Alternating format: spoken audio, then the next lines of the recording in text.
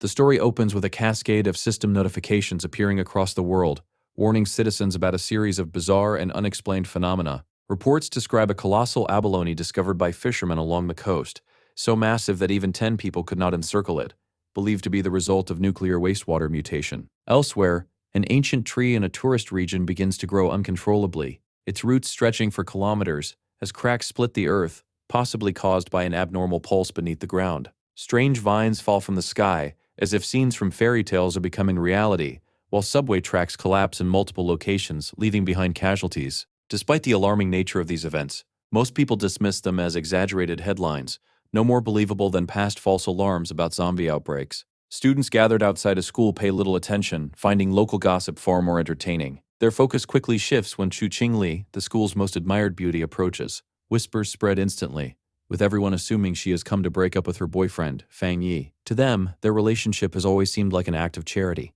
Chu Qingli has already secured admission to Qingchong University, while Fang Yi has failed to enter any respectable institution. Their futures appear worlds apart. Chu Qingli calls Fang Yi over. When he turns to face her, she speaks coldly, explaining that she has reconsidered their relationship and finds it unrealistic. She claims that youthful love inevitably fades when reality sets in, and that a future together requires compatibility as well as courage. Concluding that they are not suited for each other, she ends things with quiet disdain, convinced that nothing Fang Yi could say would change her mind. Fang Yi remains silent, and the onlookers assume he is too shocked to respond. They expect him to beg for another chance, believing he could never let go of someone like her. In their eyes, he is nothing more than a toad dreaming of a swan. However, to everyone's surprise, Fang Yi calmly agrees to the breakup. His indifference leaves Chu Qingli and the crowd stunned. Without hesitation, he turns and walks away. Panicked by his reaction, Chu Qingli calls out to him. Fang Yi stops and turns back, his gaze sharp and piercing as he asks what she wants. Irritated, she insists that no matter what he is thinking or planning, she will not return to him and wants that made absolutely clear. Fang Yi looks at her steadily and tells her not to flatter herself, casually referring to her as the so-called school beauty. His words catch her off guard, leaving her blushing in shock, while the crowd is equally stunned by his unexpected confidence. What no one realizes is that Fang Yi knows something they do not. In his eyes, the current world, its rules, its values of wealth and education, is about to collapse. He has returned from a future ravaged by disaster, reborn 1 year before everything changes. To him, Chu Qingli is no longer someone important, but merely a distant figure from a past life. Leaving the school behind, Fang Yi focuses on what truly matters. The world is on the brink of transformation. The night before, he witnessed strange cracks that revealed glimpses of the future, followed by a system notification announcing the recovery of Aura. Full activation would occur in 364 days, 11 hours, and 59 minutes, after which the world would undergo an unprecedented change. The system explained that society's rules would be rewritten and an era of cultivators would begin, where strength alone determines status. As Fang Yi tried to comprehend this, a mysterious system appeared before him. It claimed to originate from the depths of the universe, powered by advanced algorithms intertwined with cosmic secrets. Its purpose was to generate cultivation techniques based on spiritual materials he touched. At that moment, his available techniques were zero. When he reached out, his hand passed through the system interface, and suddenly a terrifying vision unfolded. A monstrous creature appeared, roaring as it devoured a corpse. The system revealed that this was the fate awaiting him as an ordinary person, and the destiny of billions on the planet. Fear gripped Fang Yi, but along with it came clarity. Memories of his past life flooded back. He had been insignificant, barely surviving as chaos consumed the world. He witnessed the fall of his nation, the suffering of countless people, and ultimately his own death at the hands of mutated beasts. He died with despair, anger, and an unfulfilled desire for revenge. Now, given a second chance, his hesitation fades. He realizes he has been brought back for a reason. Determination fills his eyes as he resolves to change his fate. Extending his hand once more, he accepts the system. It links with him successfully, unlocking a new path. Everything in existence can now serve as material for cultivation. His mission becomes clear: gather techniques, grow stronger, and prepare for the coming catastrophe. Meanwhile, society begins to react. Official announcements acknowledge an unprecedented crisis, urging humanity to adapt rather than rely on past knowledge. Most people are confused and uncertain, but Fang Yi understands exactly what is happening. When he checks his phone, he notices that the government neither confirms nor denies the anomalies, instead subtly advising citizens to prepare. He recognizes this as a deliberate strategy to maintain order while issuing a quiet warning. Recalling the collapse of other nations in his previous life, Fang Yi feels a sense of sadness. His country's calm and controlled response may be slow, but it prevents panic and preserves stability. It is a stark contrast to the chaos and violence he once witnessed elsewhere. Remembering the system's ability, Fang Yi realizes that every anomaly is an opportunity. His attention is drawn to a trending topic. Cheng University has recorded the highest UV index of the century, prompting heat warnings for incoming students. Most people dismiss it as exaggerated publicity, but Fang Yi knows better. When he looks at the sky, it is covered in clouds, and his own UV reading shows 0. The contradiction confuses him, especially since the university is only a short distance away. Yet images online show a blazing sun hanging over the campus, and students are warned to avoid the North Gate due to extreme radiation levels. As others doubt the news, Fang Yi recognizes it for what it truly is, the beginning of the world's transformation, and the first of many anomalies he must seize if he hopes to survive what is coming. Fang Yi could not help but smile. He understood that when anomalies first appeared, most people dismissed them as nothing more than publicity stunts. Only he knew the truth. A faint excitement flickered in his eyes as he realized that his first real opportunity had finally arrived.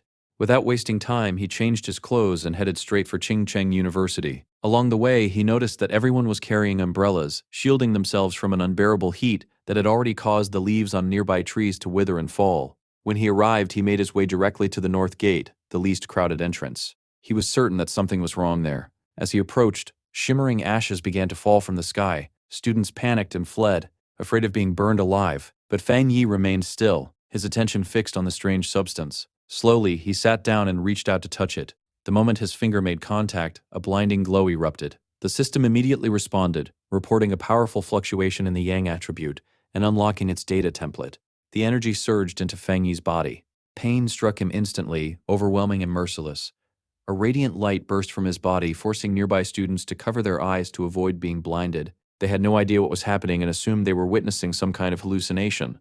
The heat intensified, burning away Fang Yi's clothes as he clenched his teeth, struggling to endure it. He grabbed his head, his mind on the verge of collapse, unsure whether the system had completed its process. It felt as though his entire body was being torn apart, as if death itself were closing in. Then at last, the system finished compiling. The agony subsided and Fang Yi successfully obtained a Yang attribute technique, the golden sun breathing technique. Sometime later, the university buzzed with activity as new students arrived to register. Among them was Chu Qingli. As she stepped into the registration area, several young men immediately approached, offering to carry her luggage and gain her favor. One after another, they tried to impress her, but she rejected them all with cold indifference, insisting she needed no help. Her gaze drifted to a nearby couple, and she sneered slightly. At that moment, however, a brilliant golden light flashed across the sky, catching everyone off guard. A voice over the loudspeaker urgently warned students to stay away from the North Gate.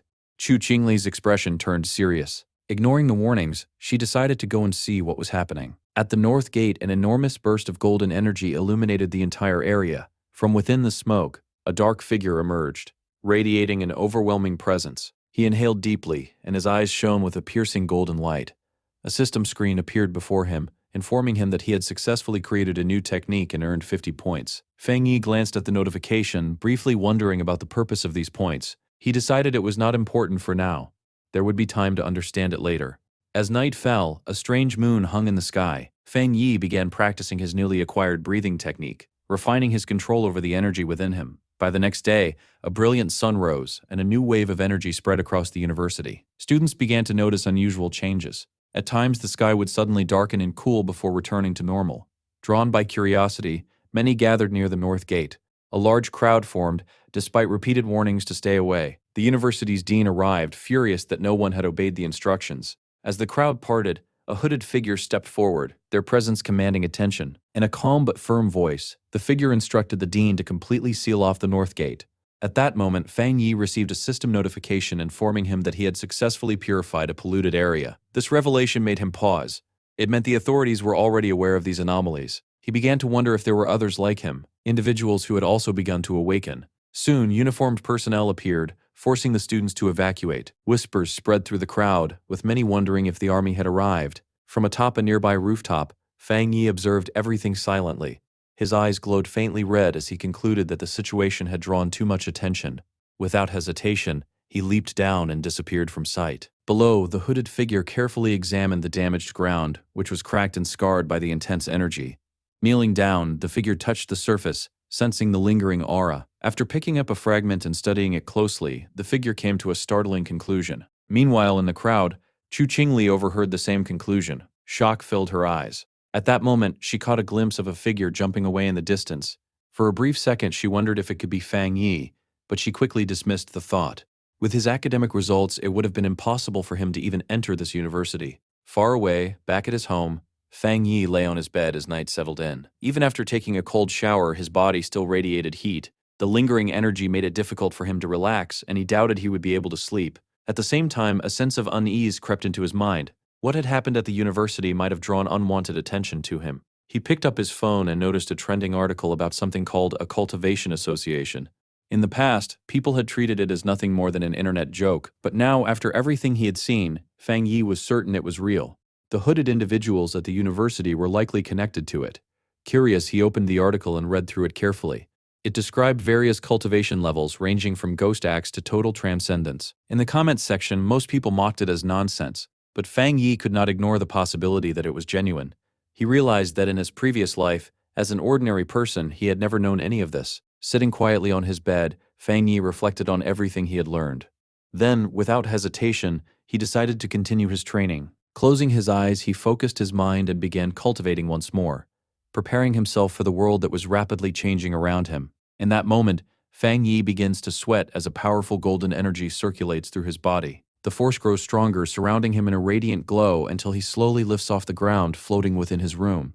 A brilliant light envelops him as he takes his first true step into cultivation, strengthening his body so it can withstand the power of heaven and earth. Gradually, he gains control over the energy and shapes it with his will, condensing it into the form of a divine axe. His eyes shine intensely, and a satisfied smile appears on his face as he feels the surge of strength within him. The system notifies him that he has reached the Doshui level and rewards him with 50 additional points. Remembering the points, Fang Yi studies the system interface more carefully. It reveals that a new path has been unlocked, explaining that these points can be used to infuse compiled data into objects. Intrigued, he considers the implications. His gaze shifts to a simple mug resting on the table. Extending his hand, golden energy gathers around his palm as the system prompts him, asking if he wishes to spend 1 point to imbue the mug with the Yang attribute. He quickly understands. This is no different from enchanting an item, granting it special properties. If applied to a weapon, it could become a personalized tool for combat. Realizing how crucial such an advantage would be in the future, Fang Yi decides to experiment. He retrieves a small sword from his shelf and prepares to test the process, thinking that if it succeeds, he will later acquire a proper weapon to face the coming monsters. Before he can proceed, a strange noise echoes from outside his apartment in the dead of night. Unbeknownst to him, a dark creature lurks outside the building. With glowing red eyes and massive claws, it stares at his apartment, baring sharp teeth in the shadows. Its form resembles a grotesque, demonic rabbit as it prepares to strike. Inside, Fang Yi remains unaware of the imminent danger. Lying on his bed, he feels restless, his body still unsettled from the effects of his new technique. His heightened senses pick up a faint scratching sound, like that of a rat. At first, he assumes it might be coming from the pipes or a neighbor's pet. However, as he focuses his hearing, he realizes something is wrong. The sound is too deliberate, too close. Alert, he rises and walks toward the door. The moment he opens it, he comes face to face with the creature. In the dim hallway, the monstrous rabbit glares at him with blood-red eyes, ready to attack. Fang Yi is momentarily startled, but recognition quickly follows. Memories from his previous life flash through his mind, filling him with both fear and clarity. At the same time, high above the city, a drone patrols the night sky, indicating that others are already aware of the threat. On a distant rooftop, a young woman with a lollipop in her mouth complains that her team has yet to capture the rabbit that consumed a rare fruit. Calm and confident, she orders continuous updates before leaping from the building to begin her pursuit. She moves through the city with incredible speed, weaving between towering structures as she senses the creature's energy. Drawing closer, her eyes glow as she locks onto her target, preparing for battle. Back in the apartment, the creature lunges at Fang Yi, slashing with its claws. This time he reacts instantly, dodging with unnatural speed. He realizes that his body has fundamentally changed, allowing him to perceive the creature's movements as if they were slowed down. Golden energy gathers in his hand as he recalls the lessons from his past life. The creature has not fully evolved yet, but the darkness of night strengthens it. If he does not stop it now, everyone in the building will be in danger. He grabs the creature mid-attack, his hand blazing with yang energy. Displaying surprising ferocity, he bites into the beast without fear, holding it firmly as his golden eyes glow with cold determination. Spinning it through the air, he quickly identifies its weakness, its tail. Seizing the opportunity, he grips the tail with all his strength and hurls the creature against a window, shattering the glass on impact. Raising his fist, now glowing with intense golden light, Fang Yi unleashes a powerful strike. A beam of radiant energy shoots forward, engulfing the creature in midair. The monster struggles, clawing at the energy as if trying to absorb it.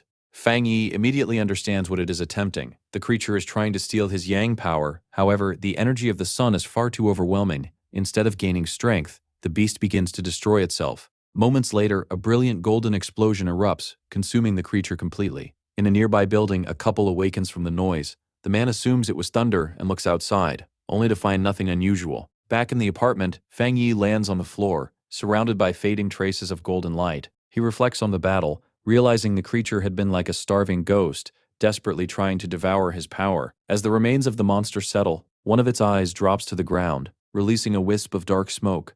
With a cold expression, Fang Yi steps forward and crushes it beneath his foot, eliminating the last trace of the beast. He understands now that such creatures are drawn to opposing energies like his yang attribute. If he had remained an ordinary person, everyone in the building would have been slaughtered. This realization strengthens his resolve. He knows he must grow stronger and master more techniques to survive what lies ahead. Meanwhile, the mysterious hunter arrives at the scene, moving gracefully through the night. As she surveys the aftermath, her eyes widen in shock. The target she had been pursuing has already been destroyed. Kneeling down, she examines the remains and attempts to recover the night attribute energy. However, the moment she touches it, a lingering golden force burns her hand, forcing her to pull back. She immediately recognizes the energy. It is the same as the one from the university incident. This is no coincidence. Activating her communicator, she reports her findings. She informs her superiors that the target was eliminated by a powerful new forerunner possessing a unique ability. The voice on the other end confirms that they have no records of such a person and insists that the association must recruit him. The silver-haired girl agrees. Carefully, she stores a small remnant of the energy in a special container. Her orders are updated. She is to abandon her other missions and focus entirely on locating this individual. Calmly, she unwraps her lollipop and places it in her mouth, acknowledging the command. However, before beginning her search, she casually remarks that she needs to get some milk tea first. As her superiors speculate about the identity of this mysterious powerhouse, she quietly agrees that meeting him will be essential. The next morning, Fang Yi awakens with the rising sun. Stretching his body, he prepares for another round of training. He understands that early mornings are ideal for cultivating yang energy. Standing calmly, he begins his breathing technique, drawing in the golden energy carried by the sunlight. As it flows into him, his eyes glow once more, brighter than before. At that moment, he steps into a new realm. The Ghost Axe realm is achieved, and with it the true power of his technique begins to unfold. A sudden surge of energy erupts within Fang Yi, catching him off guard. He immediately senses that he has grown stronger once again. Power courses through his body, and he steadies himself, focusing to bring it under control. Slowly he clenches his fist, feeling the energy gather and condense in his hand. With a calm breath, he summons his weapon. The golden axe appears, but this time it feels noticeably lighter, as if it has become an extension of his own body. Tightening his grip, he raises it high above his head, preparing to test his newfound strength. As he releases the power within him, his aura surges outward, and he breaks through into the two-star Ghost Axe realm. Golden flames ignite within his eyes, reflecting the transformation taking place. His body feels tougher, more resilient, and far more powerful than before. He understands that his rapid growth was fueled by the excess energy from his previous breakthrough. However, he also realizes that such reckless advancement could be dangerous. From this point forward, he resolves to progress steadily, strengthening his foundation step by step. Yet, power like his does not go unnoticed. Knowing he needs privacy, Fang Yi leaves and searches for a secluded place. Meanwhile, inside the association's office, a man senses a disturbance in the flow of solar energy. He narrows his eyes, wondering if the same mysterious individual has acted again. Fang Yi eventually finds a quiet riverside location. Standing alone, he opens the system interface and confirms his intention to enhance his weapon. He recalls how a previous attempt with an ordinary object had failed, unable to withstand the energy. This time, however, the blade resonates with him, forming a stable connection. The system confirms that the encoding is successful. Excitement flashes across his face as he prepares to test the weapon. The moment he swings it, an overwhelming force erupts. A massive golden beam shoots skyward, tearing through the air. As he lands, flames dance along the blade, and he feels the immense power flowing through him. The sheer intensity nearly ignites the surroundings, and the thick smoke rising into the sky makes it clear that his actions will not go unnoticed. Realizing the risk, he quickly decides to leave. Not far away, a young woman rushes toward the source of the disturbance. Annoyed that she missed the initial event, she suddenly stops in shock. The river nearby is boiling, its surface churning from the residual heat. As she surveys the damage, she cannot help but imagine the reprimand she will receive. knowing that everything has gone wrong since this unknown individual appeared. Then, a distant golden flash catches her attention. Her expression shifts to disbelief as she senses the power behind it. This should not be possible. The individual's strength has risen from 1 star to 2 stars in such a short time, and he has even created a spirit weapon, something the association barely understands. With only a few known examples in existence, suspicion creeps into her mind. How could someone achieve this alone? Still, she pushes the thought aside and begins cleaning up the aftermath. Elsewhere, Fang Yi reflects on his progress. His weapon now carries the Yang attribute, but he knows this is only the beginning. Since the system allows him to encode anything, he plans to add even more attributes in the future. Just then his phone vibrates. A message from an unknown sender appears. He realizes he has neglected caution, allowing himself to be noticed. The message invites him to join a pioneer group. He learns that official members must at least reach the Ghost Axe realm. The sender mentions a newly formed pollution zone and invites him to participate in a group hunt. Curious, Fang Yi requests the details. Soon he receives information about a target known as the Lava Dragon of the Shadow River. The area is rich in lava and yang energy, making it highly compatible with his abilities. Without hesitation, he accepts.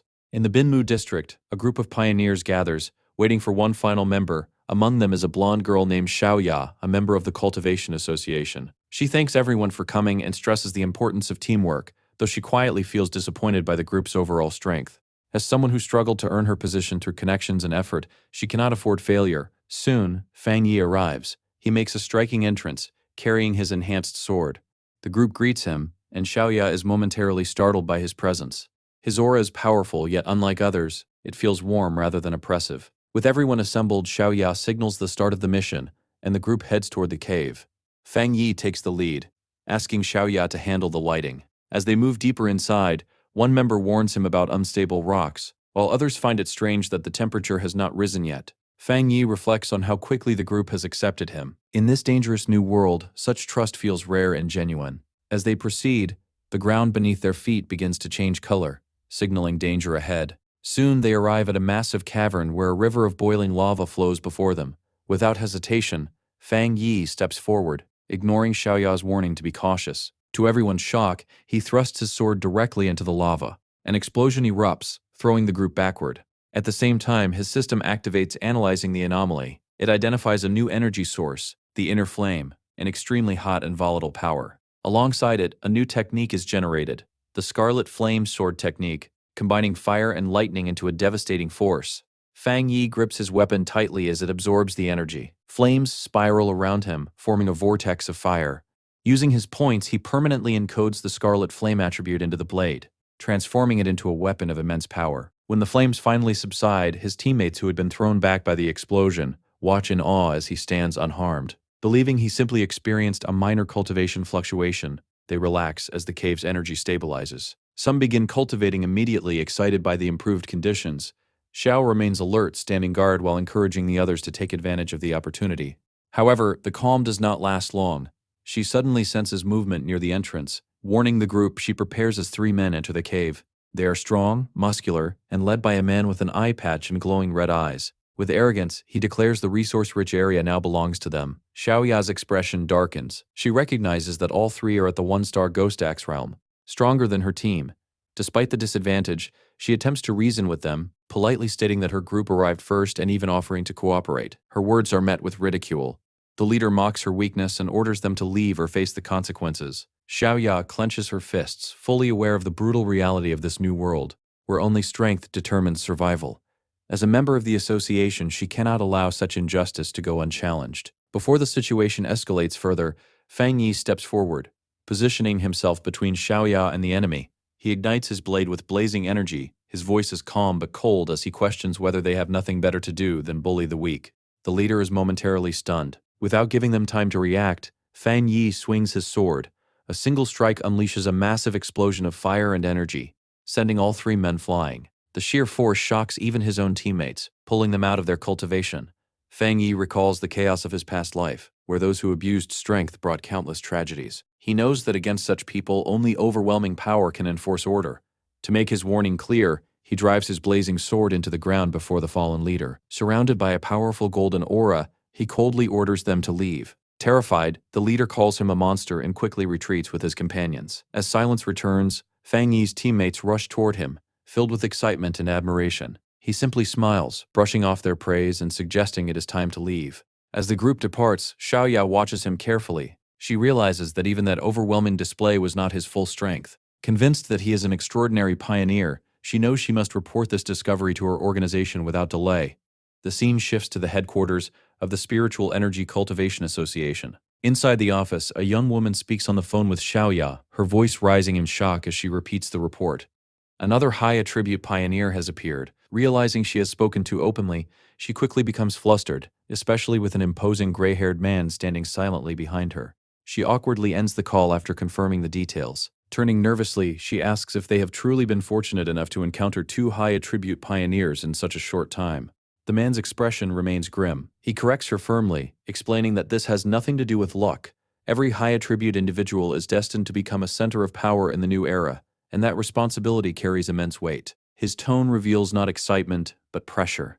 Meanwhile, under a bright sky, Fang Yi returns to the city. Attempting to remain unnoticed, he disguises himself as a cosplayer. However, his natural aura and the authenticity of his weapon only draw more attention. As he walks, he checks his phone and discovers that news of the cave incident has already spread across the internet. He quietly criticizes his own carelessness, knowing the eruption of his inner flame had been far too conspicuous. Although he trusts that his teammates would not betray him, he realizes something more urgent.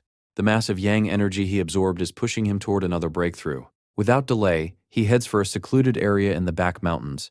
5 minutes later, deep within those mountains, a silver-haired woman named Su Qingying senses a sudden and overwhelming presence. A burst of light appears in the distance, shining like a miniature sun. She immediately recognizes the signs of someone breaking through into a higher realm.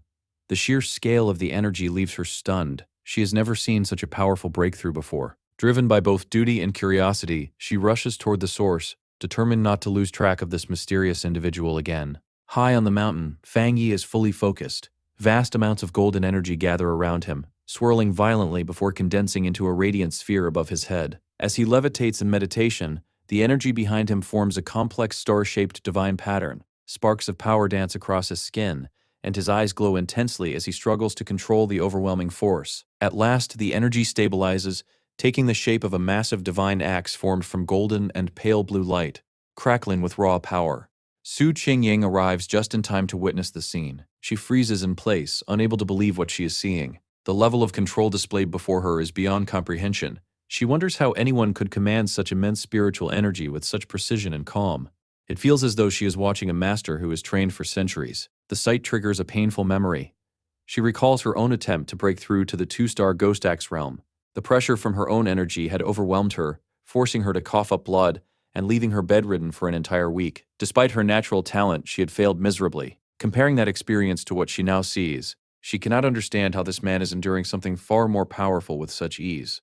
As she moves closer, her amazement deepens. The purity of the energy, the flawless control, and the refined power all surpass anything she has ever encountered. To her, this person is no longer just a prodigy. He seems like a divine being descended to the mortal world. Her thoughts are interrupted as the massive divine axe begins to move. At the peak of his power, Fang Yi's eyes blaze with golden light, and cracks of energy spread across his face.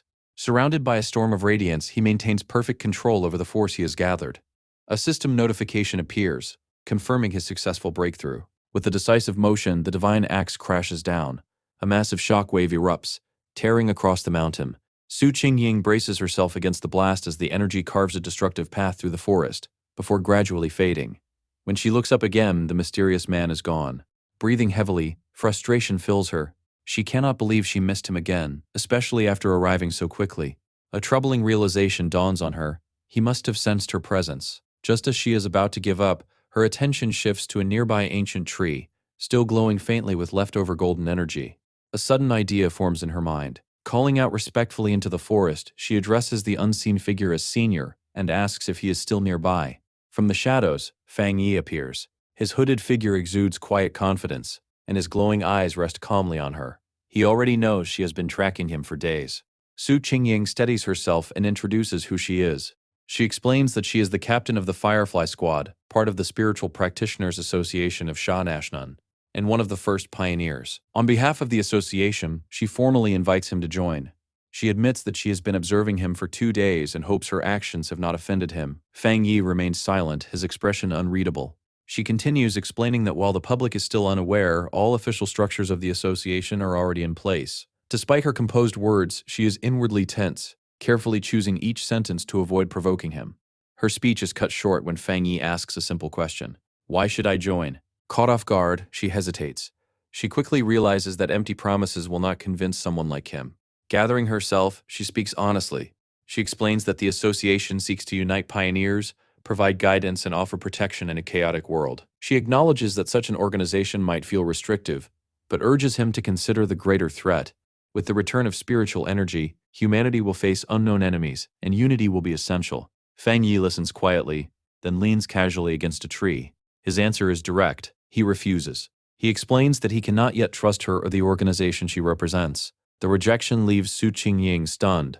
Desperate, she produces her identification, revealing her past as a well-known athlete, hoping it will earn his trust. Fang Yi considers her words and recalls her achievements, recognizing her natural ability. However, a darker memory surfaces in his mind. He remembers the collapse of his nation in his previous life, when even organized efforts like the association ultimately failed to save humanity. Though he knows he must change that future, he also understands that joining now is not the right choice. Adopting a more neutral tone, he tells her he will consider her offer. Before she can respond, he leaps into the air and disappears. Moments later, he reappears behind her, giving a single condition. She must keep his identity secret. He senses that the association is cautious when dealing with powerful individuals outside their control, and he intends to use that to his advantage. Su Qingying proposes a compromise. She suggests submitting a report that blends truth with falsehood to protect his identity while satisfying her superiors.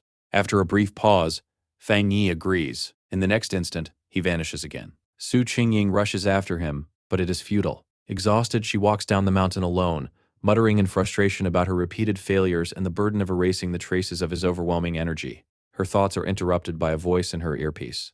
The tone is urgent. She is told to stop worrying about the elusive pioneer and focus on the mission at hand. Strange creatures have appeared again. She freezes.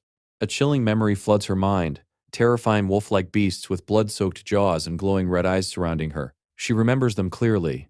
Creatures born from polluted zones created by the return of spiritual energy. These monsters are cold, vicious, and relentless. They feed on the energy of these zones, growing stronger as they devour humans. Some even disguise themselves as natural disasters, tearing apart landscapes and creating new polluted regions. If left unchecked, they will continue to spread, consuming the human world until nothing remains. And now, they have returned. A violent storm descends upon the city without warning. The night is no longer illuminated by streetlights, but by relentless flashes of lightning tearing across the sky. Rain pours in sheets, and emergency alerts flood people's phones, warning of a severe thunderstorm and urging everyone to remain indoors. Another notice announces that Yuhong Mountain has been sealed due to extreme flooding risks. From behind their windows, citizens watch in awe and unease. Some remark that they have not seen such a storm in years, while others joke nervously that perhaps some powerful being is undergoing a lightning trial. Hidden within a narrow alley, Fang Yi observes the storm in silence. His eyes glow faintly as he senses the immense concentration of lightning energy in the air. He immediately recognizes that this is no ordinary weather. The energy is too focused, too violent, converging toward a single point. His gaze sharpens as he looks beyond the city skyline and locks onto a distant mountain peak. Lightning strikes it repeatedly, as if the heavens themselves are targeting it. Without hesitation, Fang Yi leaps into the rain, moving swiftly across rooftops as he heads straight for the source. When he reaches the base of Yuhuang Mountain, his system instantly confirms the presence of a pollution zone. Looking up, he sees that the once beautiful mountain has become a grim wasteland. Skeletal remains lie scattered among twisted trees, and the air feels heavy with danger. Another system warning appears, stating that the pollution level cannot be determined. Ignoring the risk, Fang Yi steps into the storm. As he pushes deeper into the forest, massive bolts of blue lightning crash down around him, lighting up the darkness with blinding flashes. Each strike brings him closer to the center. Finally, a colossal bolt slams into the summit, illuminating the entire mountain. He has found his destination. At the same time, inside the Spiritual Practitioners Association's command center, tension fills the room. A massive screen displays a swirling vortex of blue energy above the mountain peak. Officials report that the situation is escalating rapidly, forcing them to classify the area as a contamination zone. The association leader, his expression grave, explains that the danger has reached a critical level. He has already recalled Su Qingying from another mission and demands an update. She reports that climbing the mountain is currently impossible as the unstable thunder energy is on the verge of exploding. The area is officially designated as an A-level contamination zone, but based on its rapid escalation, it could soon reach S-level status. triggering the highest emergency response. A chilling realization spreads through the room. No one present has the ability to approach the peak safely. Even Su Qingying admits she would not survive such an attempt. With no viable solution, a security officer orders the mountain to be completely sealed, with constant patrols to prevent anyone from entering. The leader agrees firmly. Until the energy subsides, no one is to approach the area. Yet, unknown to them, Fang Yi is already at the heart of the storm. Lightning crashes around him relentlessly, but he stands firm, protected by the golden aura of his breathing technique. He knows, however, that merely enduring the storm is not enough. To obtain the purest thunder energy, he must reach the very center. Memories of the future drive him forward. He knows that the monsters they face now are only the beginning. Greater horrors will come, and his current strength will not be enough. His fire-based power alone cannot carry him through what lies ahead. He must grow stronger. Seeing the storm as a rare opportunity, Fang Yi decides to use the thunder itself to refine his body. His eyes blaze with determination as he draws his flaming sword and plunges it directly into a descending bolt of lightning. The impact is immediate. Violent energy surges through him, causing unbearable pain. His body trembles as electricity courses through every fiber of his being. He realizes that this power is not passive. It resists him as if it were a form of divine punishment rejecting his intrusion. The storm rages harder, as though angered by his defiance. For a moment, Fang Yi questions how he could possibly tame such a force. Then he recalls the system's rule. To obtain power, he must make contact with its source. Golden energy erupts from his body as he activates the golden sun-breathing technique. With a roar, he pushes forward, using his blade to carve a path through the storm. The clash between golden yang energy and chaotic lightning creates massive explosions that shake the mountain. Blood spills from his mouth, but his resolve does not waver. This is a gamble where failure means death. Step by step, he advances. At last, he reaches the peak. Driving his sword into the ground, he stabilizes himself as the storm's full power converges on him. The pressure becomes overwhelming, making even breathing difficult. He realizes that the storm is no longer trying to repel him. It is trying to destroy him. As if responding to his presence, the sky gathers its energy into a single devastating attack. A massive beam of white-hot lightning descends, aimed directly at him. At that critical moment, his system activates. It detects a high-level thunder attribute and begins processing it. Far below, in the city, people watch in disbelief. Some capture the moment on their phones, unable to comprehend the scale of the lightning. Others whisper that it resembles a divine trial, with some even claiming to see a human figure within the storm. At the summit, everything explodes in blinding light. When the storm subsides, Fang Yi remains standing. The system confirms his success. He has obtained refined divine thunder power, granting him the ability to summon heavenly lightning and forge a body of immense strength. As a reward, he receives 5 riding points. Floating in the air, surrounded by crackling blue lightning and his golden aura, Fang Yi begins to understand his new power. Unlike his sun-based abilities, which lean toward defense and stability, thunder is both destructive and transformative. It can refine his body, strengthen his foundation, and serve as both weapon and shield. More than that, he senses its deeper nature. Thunder is not only destruction, but also purification and rebirth. The energy flows through him, strengthening his bones and muscles without pain. The system then offers him an upgrade, Punishment of Evil, which would grant increased critical power. He considers it carefully. Landing gently, Fang Yi begins to plan his next move. His first thought is to infuse the thunder attribute into his sword. However, he hesitates. Combining too many attributes might disrupt the balance of the weapon or even destroy it. Then, a new idea forms. Looking at his right hand, he decides to take a different approach. Instead of placing the power into an external object, he will make it part of himself. The system responds instantly, asking for confirmation. With a confident smirk, Fang Yi accepts. At once, the wild lightning surrounding him surges inward, gathering into his right hand as he claims complete control over the storm's power. By the next morning, the storm has passed. At the damaged peak of Yuhuang Mountain, the immediate danger has vanished. Below a cliff, Su Qingying stands alongside an army officer, Major Han Li, observing several covered bodies. She reports that the contamination zone's energy has mysteriously dropped from an extreme level to a mild state within just 3 hours. Though faint traces of electricity still linger in the air. The crisis has ended, but the cause remains unknown to everyone, except Fang Yi. Major Han Li listens carefully to Su Qingying's report and quickly pieces together the truth. Someone had already been there before them. Not just anyone, but a seeker, an individual who actively hunts down dangerous anomalies instead of avoiding them. Su Qingying is visibly shocked. The idea that another seeker could have entered such a deadly zone and survived seems almost impossible. She kneels to examine the ground, searching for any trace of evidence, but finds nothing. The heavy rain has washed everything away. After a moment of thought, She estimates that the mysterious individual must have left the mountain safely around 8 o'clock the previous night.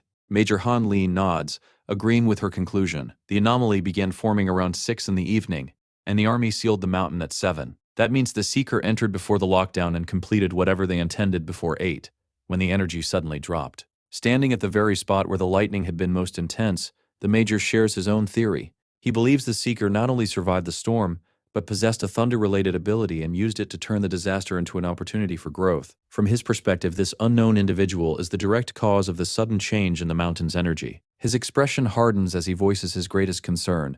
People like this are unpredictable. Without knowing their allegiance, they could become either invaluable allies or catastrophic threats. Su Qingying agrees, adding that if someone with such power turned hostile, the destruction they could cause would be unimaginable. They cannot afford to lose track of this person. Miles away, completely unaware of the attention now focused on him, Fang Yi suddenly sneezes loudly while sitting on his couch. Back on the mountain, Major Han Li makes a decisive call. He orders his troops to locate the mysterious seeker at all costs. As the command is issued, he assigns the individual a temporary codename, Tyrant. The investigation into the incident begins immediately. The army hopes that the Spiritual Practitioners Association will be able to recruit this tyrant before the situation escalates further. Until then, all details of the event will remain classified, hidden from the public under the guise of natural disaster reports. Amid the rain and lingering energy on the mountain peak, the association leader informs Major Han Li that a high-level pioneer is already attempting to make contact with the target. He then turns to Su Qingying and orders her to deliver a full report. Caught off guard, she feels a surge of panic but quickly regains her composure.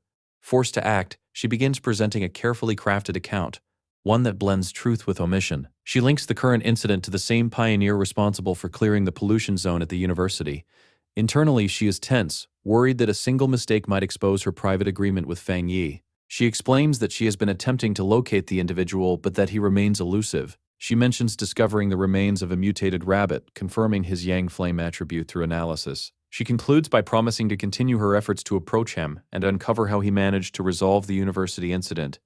As she speaks, she silently hopes her story holds together. Major Han Li listens intently, considering the implications of a pioneer possessing a Yang Flame attribute. In the end, he appears satisfied. He praises her efforts, calling her a capable young pioneer. Relieved, Su Qingying salutes sharply and responds that she is simply fulfilling her duty. With the discussion concluded, the Major explains that the official narrative will describe the incident as a natural disaster to prevent public panic. He also expresses concern about the spread of spiritual energy information online, fearing it could fall into the wrong hands. As the meeting disperses, Su Qingying quietly exhales, the tension finally easing from her shoulders.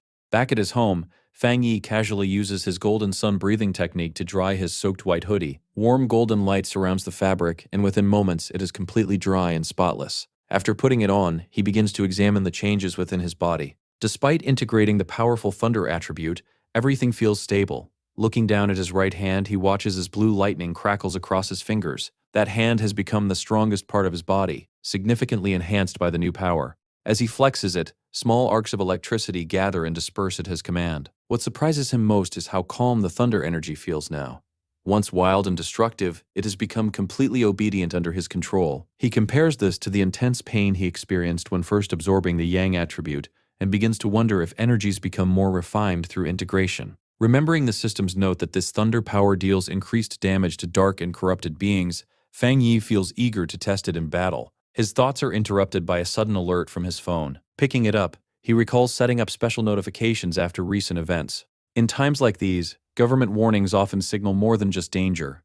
For ordinary people, they are cautionary notices. For someone like him, they represent opportunity. The alert reports a massive explosion at a chemical plant within the city, claiming it caused pollution but resulted in no casualties. The official statement urges the public to remain calm. Fang Yi narrows his eyes.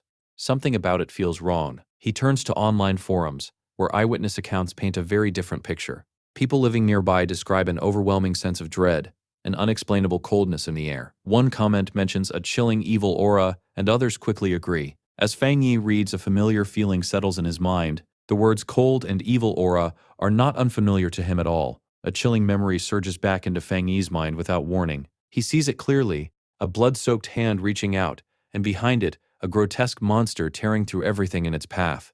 In that distant past, he had hidden in terror as a massive, multi-eyed rat-like beast rampaged through the ruins, leaving only destruction behind. The memory fades, but the fear it carries does not.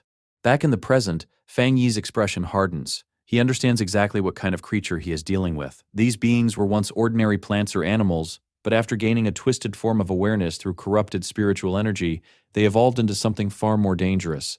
Their power became unstable, turning them into relentless hunters that thrived in darkness. And this one is far more dangerous than the mutated rabbit he had faced before. Clenching his fist, blue lightning crackles across his hand as he makes his decision. He will not wait for it to grow stronger. Tonight, he will hunt it down. Surrounded by arcs of electricity, he rises to his feet, ready to test the full extent of his newly enhanced power in real combat. Outside, the storm continues to rage. Rain drenches the empty streets as lightning flashes across the sky. In the distance, a blur of motion cuts through the darkness. Cloaked figures move swiftly across rooftops and roads, their movements precise and coordinated.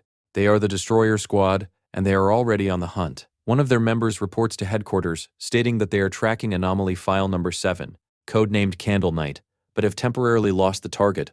The creature possesses the ability to blend seamlessly into darkness, making it extremely difficult to track. Worse still, it emits a faint sizzling sound when nearby, and has already begun feeding on humans.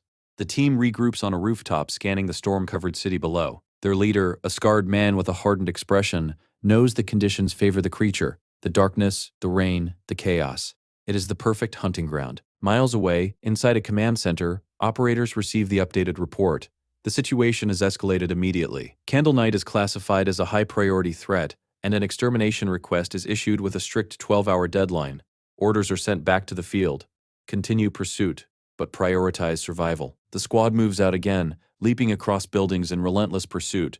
As they approach the creature's last known location, another message comes through. The area is currently under observation by agents of the Spiritual Energy Cultivation Association. A profile appears on their display. Su Qingying. Headquarters suggests requesting her assistance.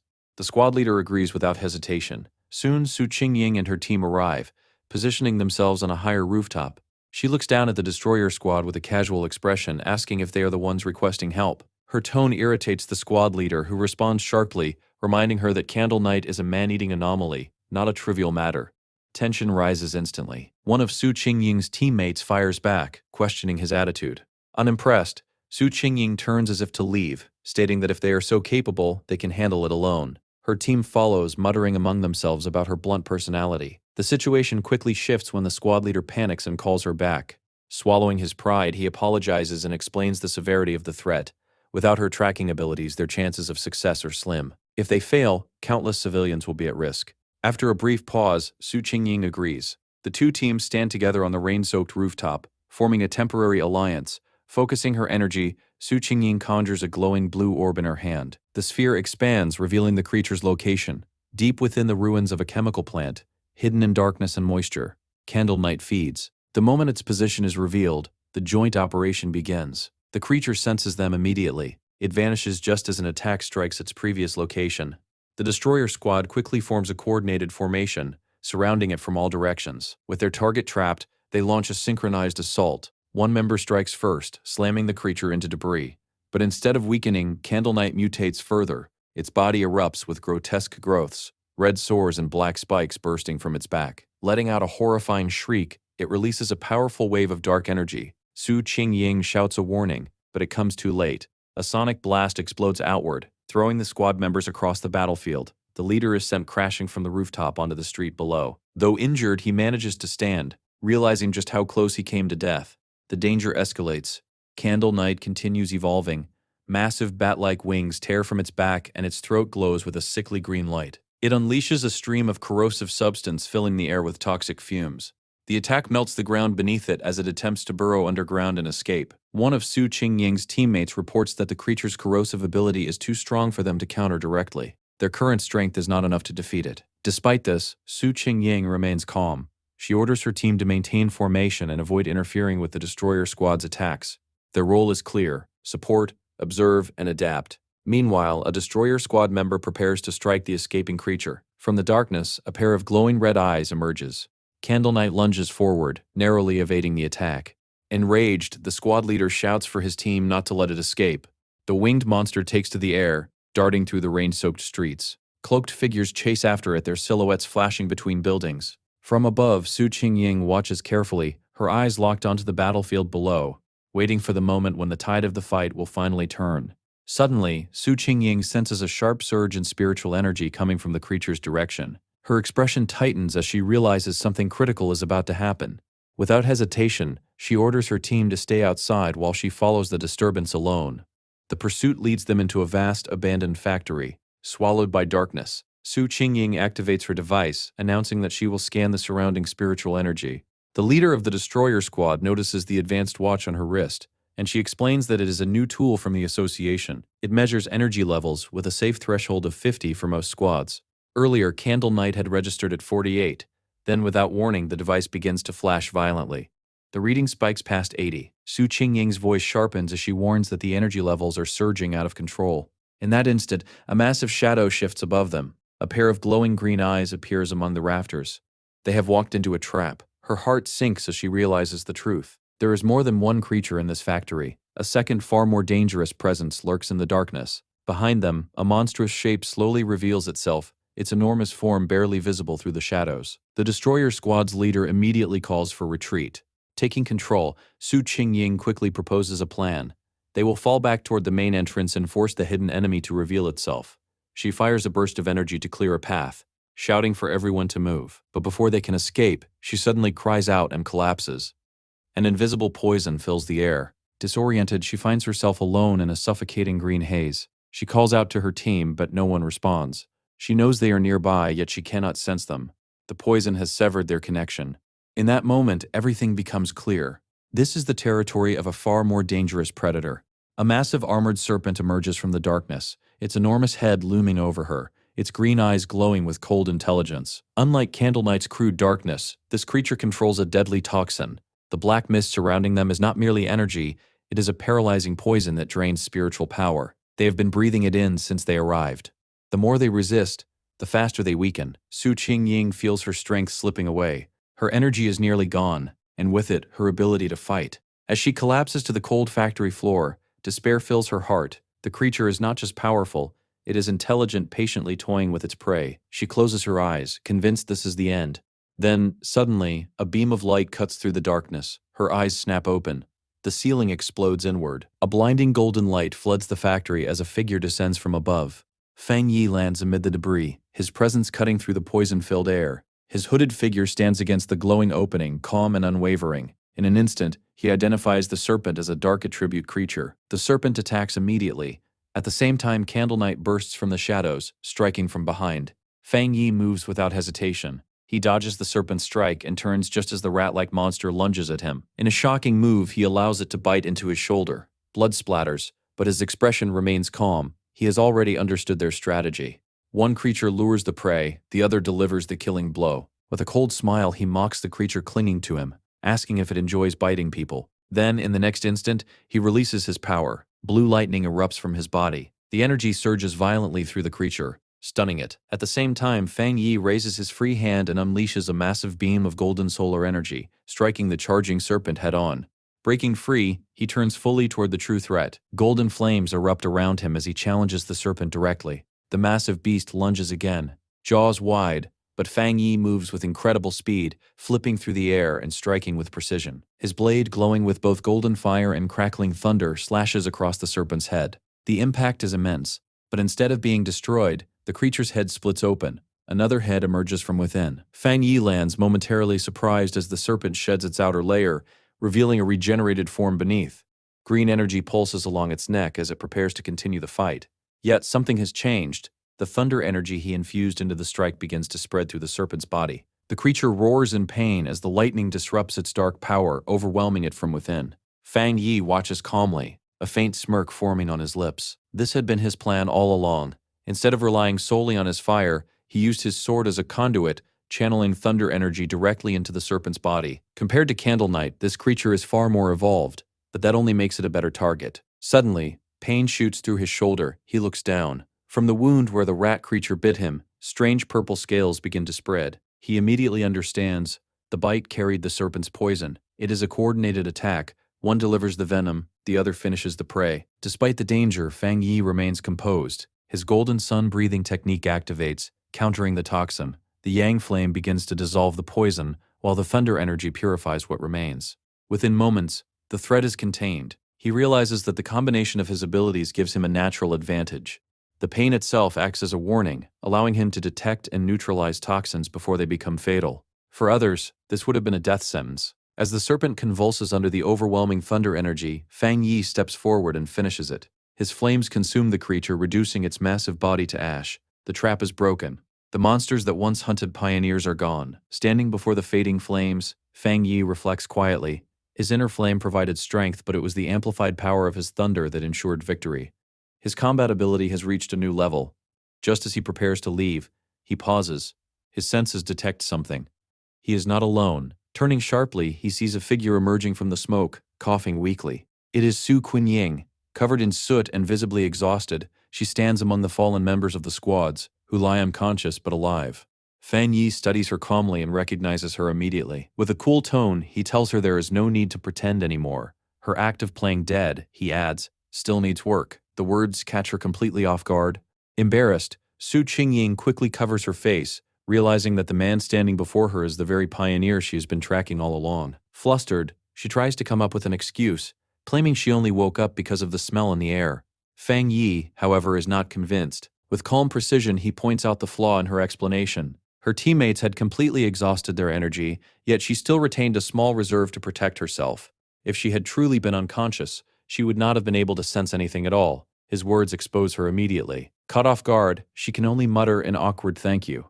Inside, she is shaken. Not only had he seen through her act effortlessly, but he had also correctly assessed her condition. She had indeed preserved a fraction of her energy as a safeguard. What she cannot comprehend is how he managed to defeat both Candle Knight and the giant serpent entirely on his own. Noticing her discomfort, Fang Yi softens his tone. He tells her there is no need to hide her face. All he asks is honesty, and that she keeps his identity a secret. Seeing that she and her team are safe, he casually remarks that it is getting late and that he will be leaving. Su Qinying tries to stop him, but he gives a vague reply, saying that explaining things now would only ruin the surprise. In the next instant, he leaps upward through the shattered ceiling and vanishes into the night. As he moves across the rooftops, Fang Yi reflects on the battle. He is relieved that Su Qinying did not attempt to absorb the dark energy from the monsters. Even recalling it now, he finds it repulsive. He briefly wonders why he himself could not absorb it, considering whether the energy had already dissipated or if his body instinctively rejected it. Deciding it is not urgent, he pushes the thought aside. Back in the ruined factory, Su Qinying stands beneath the moonlit opening, staring at the place where he disappeared. A quiet sigh escapes her. She had failed to see his face clearly, and more importantly, she knows he still does not trust her or the association. Her moment of reflection ends quickly. Regaining her composure, she returns to her role as a leader. Walking over to the unconscious captain of the destroyer squad, she gives him a few firm slaps, ordering him to wake up. The man groans and slowly regains consciousness, immediately panicking as he recalls the ambush. But his panic fades the moment he sees the scene before him. The massive, smoldering remains of the giant serpent lie nearby. Shock spreads through the squad as they try to understand what happened. The leader demands an explanation, questioning the sudden appearance of such overwhelming yang energy. Calmly, Su Qinying tells them that a powerful pioneer intervened and saved them. She carefully frames her report, suggesting that this individual is likely the same one from her previous mission, a high-level cultivator with a yang attribute. She subtly presents his arrival as a fortunate coincidence. The squad members are stunned. One of them voices what everyone is thinking. It is unbelievable that a single person could defeat both monsters. Su Qinying adds that she was unable to recruit him and that he had even managed to track her movements, making him even more mysterious. The focus soon shifts back to their task. The destroyer squad leader asks about Candle Knight's remains. As he begins using a green energy technique to collect the evidence, he explains that everything must be preserved for analysis. However, as he steps forward, he accidentally crushes a fragment on the ground. A sudden burst of blue lightning explodes from it. He recoils in pain, shocked by the unexpected discharge. The others stare in disbelief. The remains are still crackling with residual electrical energy. The discovery changes everything. Turning to Su Qinying, the squad leader questions her report. She had claimed the pioneer used a yang attribute, yet this unmistakable thunder energy suggests otherwise. Together they examine the remains more closely. The intensity of the lingering lightning confirms it is a high-tier power. A new theory forms. Perhaps there were two pioneers involved, one wielding yang flame to defeat the serpent, and another using thunder to destroy Candle Knight. Su Qinying knows the truth is far stranger. She recalls the image of Fang Yi standing alone, wielding both blazing golden fire and crackling blue lightning. The thought is almost impossible to accept, Possessing even one high-tier attribute is enough to mark someone as extraordinary. Having two is nearly unheard of. Yet the evidence lies before them. The serpent's charred remains bear the mark of Yang Flame, while Candlemite's body is saturated with thunder energy. The combined squads can only stare in stunned silence, unable to comprehend what kind of existence could wield both powers simultaneously. Soon, reinforcements from the association arrive. Su Qingying feels a quiet sense of relief knowing she had left some team members outside. If she had gone missing for too long, the response team would have assumed the worst. Her unconscious subordinates begin to wake, rushing to her side in relief when they see she is alive. The situation has shifted. What was meant to be a rescue operation has now become a full investigation. Specialists begin scanning the area, analyzing residual energy patterns and battle traces. They carefully piece together the sequence of events. Before long, one of them approaches Su Qingying and the destroyer squad leader with a conclusion. There is a 99% probability that a single individual defeated both creatures. The two leaders exchange a silent glance, both shocked and deeply concerned. Around them, murmurs spread as the others struggle to process the truth. Each of those monsters could have wiped them out, yet this unknown pioneer eliminated both with apparent ease. Recognizing the importance of this discovery, Su Qingying contacts her superior. She reports that the mysterious pioneer from the university incident and the individual now codenamed Tyrant are the same person. In his office, her superior listens quietly. After a moment of thought, he issues a new order. She is to suspend her mission immediately. The pioneer has saved lives, eliminated threats, and secured the area. These are not the actions of an enemy. He also reveals a disagreement between himself and Major Han Li. For now, to avoid provoking a powerful and unpredictable ally, all contact with the tyrant is to cease. Though she agrees, Su Qingying cannot resist adding one final observation. She recalls her earlier encounter with Fang Yi on the mountain, where she sensed an unusually strong aura. At the time, she suspected he might possess a spiritual weapon but dismissed it as unlikely. Now that possibility seems far more plausible. Her superior questions the idea, expressing doubt.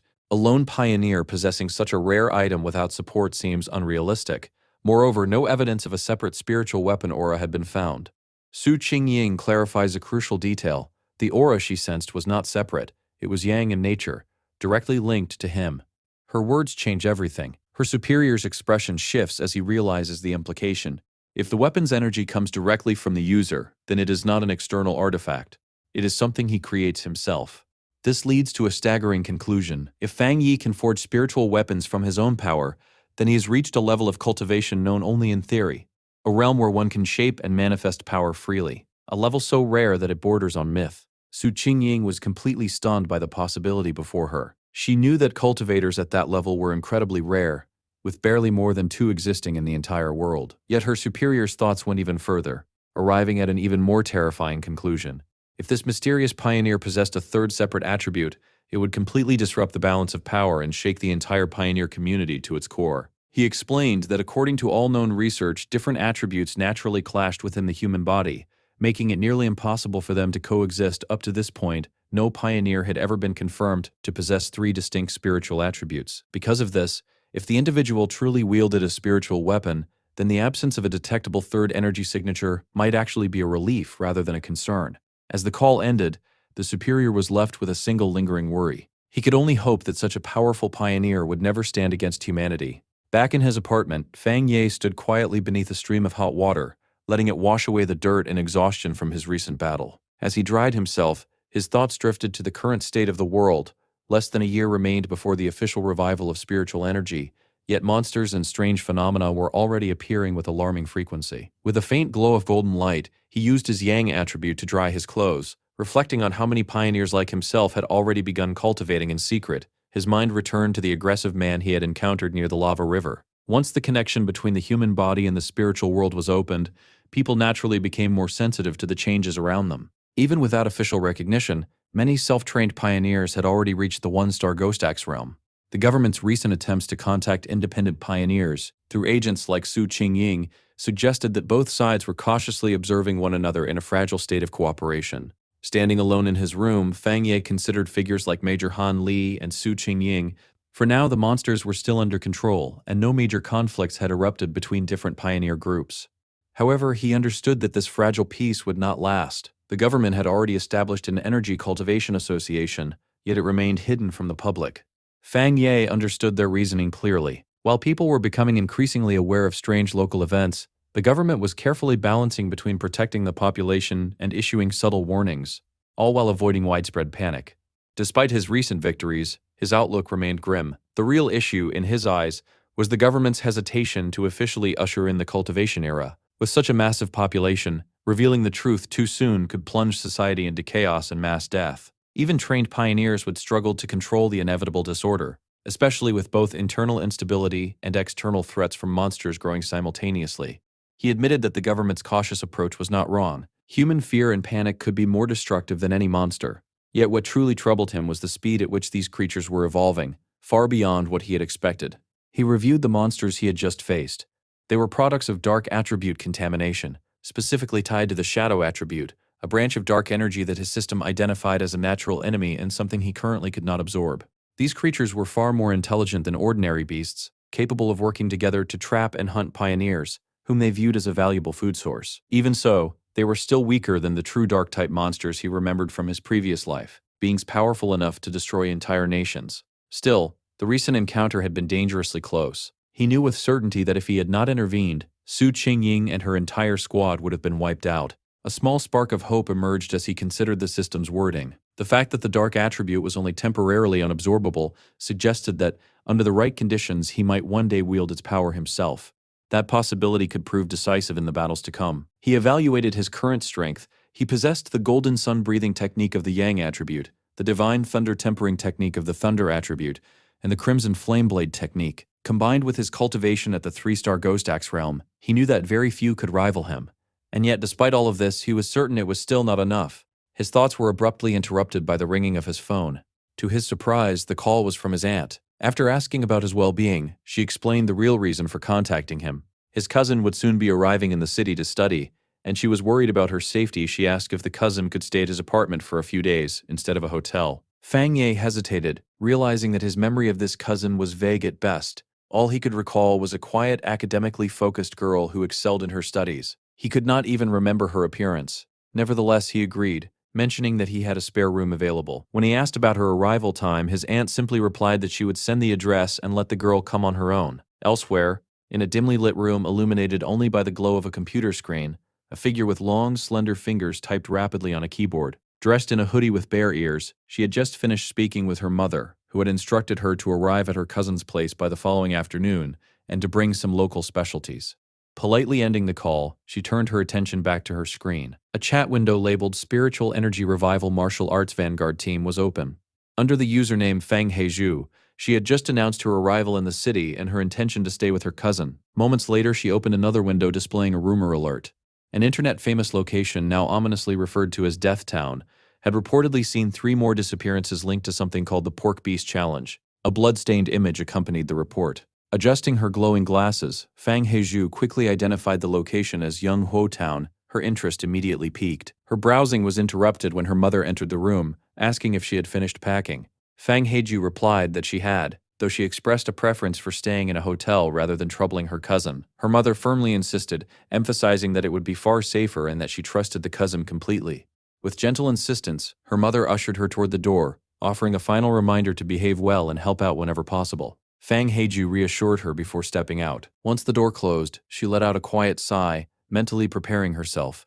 To her, this visit was simply another obstacle to overcome. Adjusting her glasses with a determined expression, she resolved that no matter what her cousin was like, he could not possibly be more troublesome than a monster. The next day, beneath a clear blue sky, a young woman with long dark hair and glasses pulled her suitcase toward an apartment building. After checking her phone to confirm the location, she looked up and quietly murmured that this must be the place. As she stood outside, preparing to meet the cousin she barely remembered, Fang Ye happened to step out of the building carrying a bag. She called out to him, asking if he was her cousin. Slightly surprised, he paused and asked if she was Lim Yi. Though he confirmed her identity, he admitted to himself that he did not recognize her at all. An awkward silence lingered between them. Later, inside the apartment, they sat on the couch exchanging polite conversation. Fang Ye asked if she had come for a summer camp, and she confirmed it. He told her to let him know if she needed anything, and she thanked him. Afterward, he handed her the key to the room across from his before retreating to his own. Watching him leave, Lin Yi felt relieved. Her cousin seemed easygoing and unlikely to interfere with her affairs. However, Fang Ye was far from unaware. From the moment she sat down, he had sensed a faint yet unusual spiritual aura emanating from her. He questioned whether his perception was mistaken or if she simply lacked the skill to conceal her energy properly. Almost immediately, he suspected that she, too, was a pioneer. The aura was subtle but unmistakable. Her story about attending a summer camp now seemed more like a convenient cover. Meanwhile, inside her room, Lin Yi confirmed his suspicions through her actions. She sent a message to her group, the martial arts vanguard team, stating that her cousin appeared harmless and would not interfere. The conversation soon shifted to recent events, particularly discussions about a powerful pioneer spotted at the lava river. Lin Yi warned her teammates to remain cautious, reminding them that many powerful individuals were still operating in secrecy. After agreeing to wait for her signal, she logged off. Deciding it was too risky to cultivate openly, she chose to lie low for the time being, concerned that her cousin might uncover her secret. 3 days passed quickly. During that time, Fang Ye discovered that living with his cousin had made cultivation increasingly difficult. His meditation sessions were frequently interrupted, sometimes at the most inconvenient moments, such as when she casually walked out of the bathroom wrapped in nothing but a towel. He also worried that the radiant golden aura produced by his breathing technique was far too conspicuous to conceal. Yet, more than anything else, the most difficult thing for him to deal with was her overwhelming kindness. That evening, the atmosphere between the two cousins remained calm on the surface, yet filled with quiet tension beneath. Lin Yi proudly placed a carefully prepared dinner in front of Fang Ye, the dishes looking both appetizing and meticulously arranged. When the meal ended, Fang Ye tried to insist on washing the dishes, but she firmly refused, saying it was the least she could do. Her flawless politeness and almost obsessive cleanliness struck him as unusual. Still, he chose not to question it openly. Instead, he decided to play along. If he allowed her to continue being overly helpful, she might eventually lower her guard. To him, this was the best way to uncover what she was truly hiding. Their quiet dinner was suddenly interrupted when her phone, resting on the table, began to vibrate.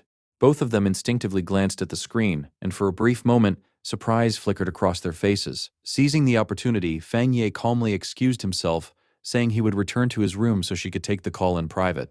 She gave a quiet acknowledgement as he left. Once alone, Lin Yi stared at the doorway for a moment, her expression thoughtful before turning her attention back to her phone. Sitting on her bed, she answered the call, her demeanor instantly becoming serious.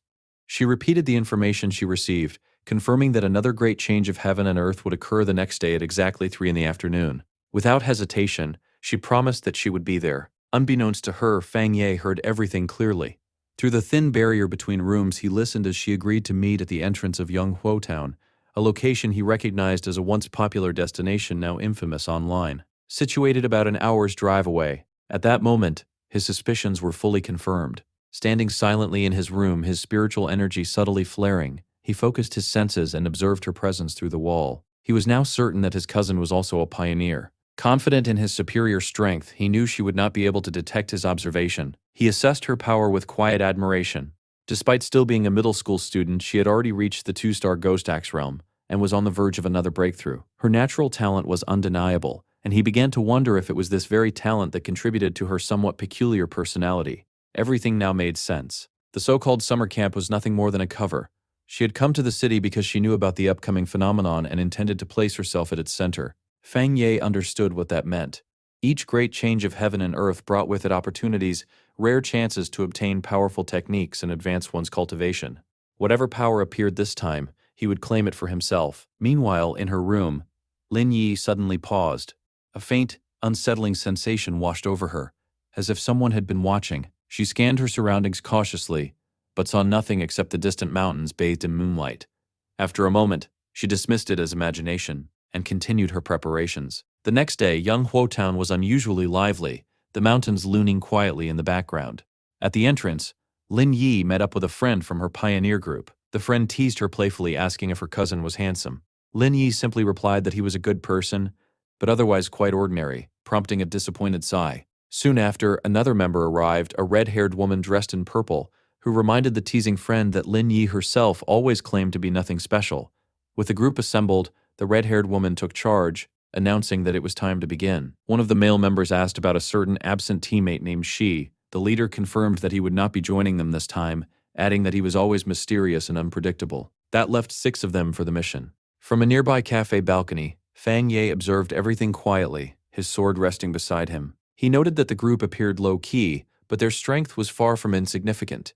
Even the weakest among them had reached the 2-star Ghost Axe realm, while one of the men had already stepped into the 3-star level. He also overheard that their team was usually stronger, with a powerful member currently missing. As he watched, his attention gradually shifted toward the mountains. His eyes narrowed, sensing that the true event was about to unfold there. High within the mountains, the great change of heaven and earth finally manifested. From the clouds descended a massive green vine, towering like a mythical beanstalk. Though such phenomena appeared randomly and were not directly destructive, they held immense significance for pioneers, offering clues about the evolving world. Deep in the mist-covered mountains, Lin Yi and her team arrived and witnessed the breathtaking sight. For a moment, they stood frozen in awe before the colossal vine. However, that awe quickly gave way to unease. One of the team members suddenly turned pale, her body trembling as she urged the others to stop. Fear gripped her tightly. She explained that seeing the vine in person filled her with an overwhelming sense of dread. The red-haired leader asked if they had seen the rumors circulating in pioneer forums. The frightened girl nodded and revealed the source of her terror. She had known pioneers from another team who had encountered a similar vine before. They had been far stronger than her, yet none of them survived. According to the story, those pioneers had approached the vine only to meet a horrific fate. Their bodies were never recovered properly. Instead, their skeletons became twisted and embedded within a dark version of the vine itself. Overcome with fear, the girl clutched her head, convinced that they would suffer the same fate. For a brief moment, reality seemed to distort around them. The mountain path vanished, replaced by a horrifying vision of a pulsating flesh-like cavern filled with writhing tendrils. It was as if they were already inside the creature, witnessing their own deaths. Then, just as suddenly, the vision faded. Back on the mountain path, the girl remained shaken. She admitted that while she had initially been prepared to risk everything for power, the moment she saw the vine, her instincts screamed that it was something far beyond them. Tears welled in her eyes as she confessed she was not ready to die. Lin Yi and the team leader exchanged understanding glances. They, too, had felt the same oppressive presence. Lin Yi described it as a strange emptiness within the vine, as if all life had been drained away, leaving behind nothing but a hollow shell. Together, they reached a chilling conclusion. The vine was feeding on life itself. Just as panic threatened to take over, Lin Yi stepped forward and grabbed her teammate's hand, her expression firm and resolute. She reminded them that this was the path of a martial pioneer, a path that demanded courage in the face of danger. Hidden on a distant cliff, Fang Ye observed everything. He could clearly sense the suffocating death energy radiating from the vine. Among all the creatures he had encountered, aside from pure dark attributes, this was the most unsettling. He analyzed it carefully. Though it resembled a plant, a symbol of life, it felt completely devoid of vitality. It was not truly alive, but something dead that imitated life, stained with the blood and remains of its victims. Back with the group, Lin Yi quickly took command. Standing on a cliff, she proposed a cautious plan. They would not approach recklessly. Instead, they would observe and sense the creature's energy from a safe distance. She climbed into a tree and began meditating, surrounding herself with a protective layer of blue spiritual energy. From afar, Fang Ye watched with approval. Their chosen position was ideal, balancing safety and effectiveness. He silently acknowledged his cousin's intelligence in determining the correct distance. As Lin Yi focused, the spiritual energy around her began to surge. Fang Ye's eyes widened slightly as he realized she was on the verge of breaking through. In a flash of blue light, she successfully advanced into the 3-star Ghost Axe realm. Her teammates stared in astonishment, amazed by her rapid growth.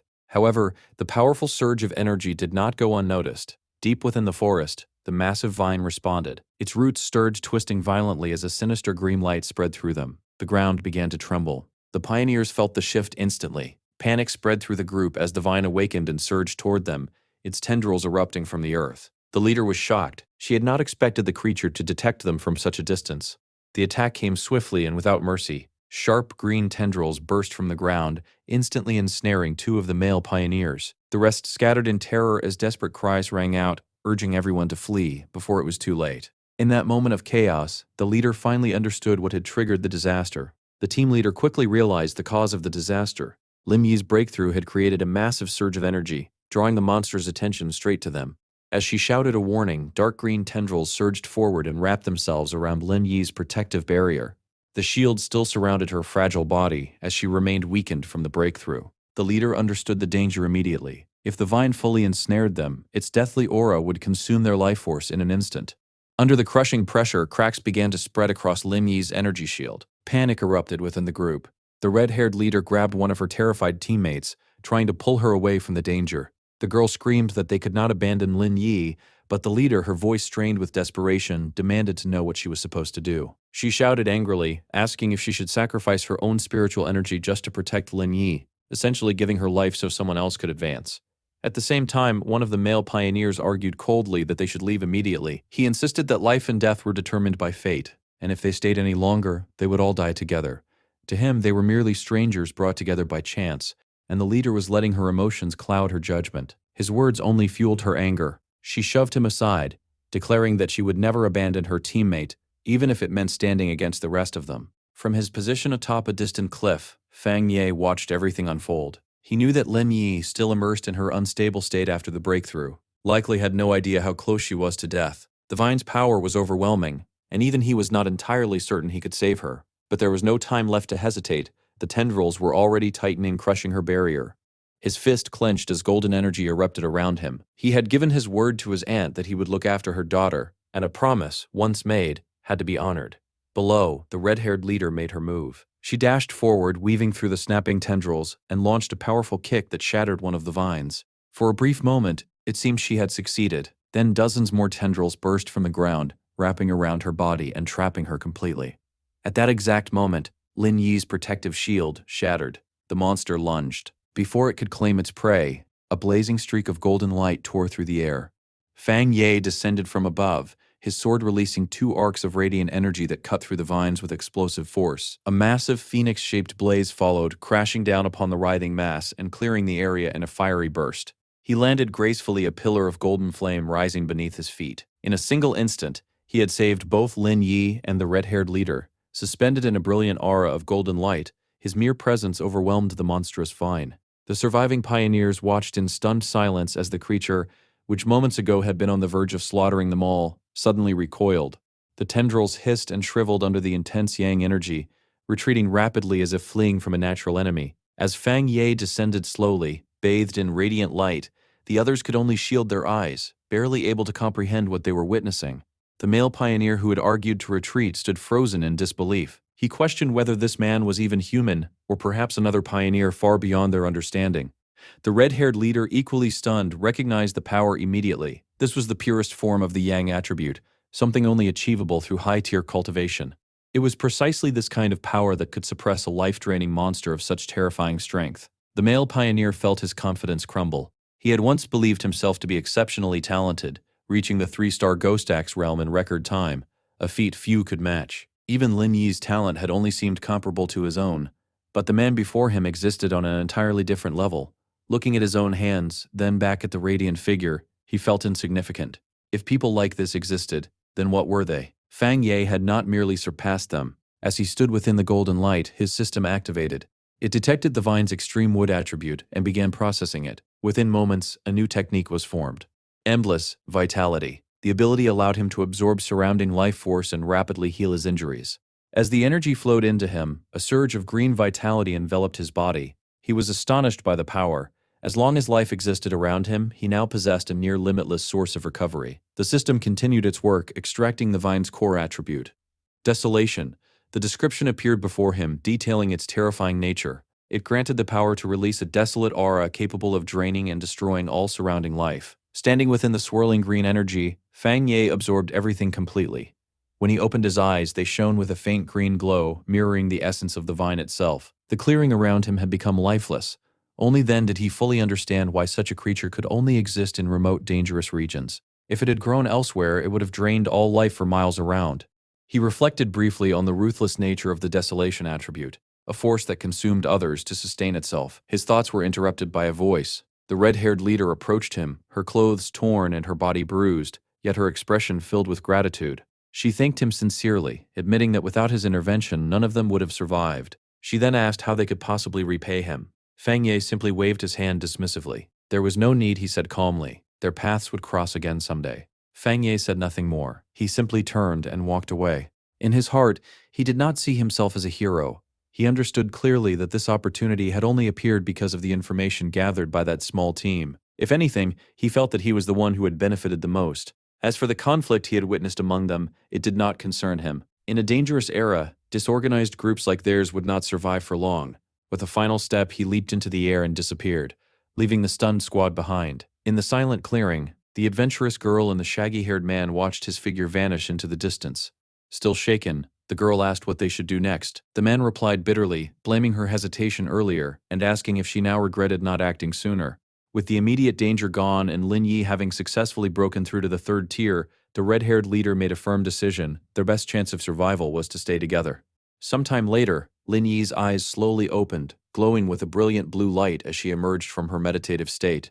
Her teammates rushed to her side, relief clear on their faces. The same male pioneer who had suggested abandoning her now spoke cautiously, saying that their fate depended on their leader's judgment. Another member, however, shifted the focus, reminding them of the mysterious stranger who had saved their lives.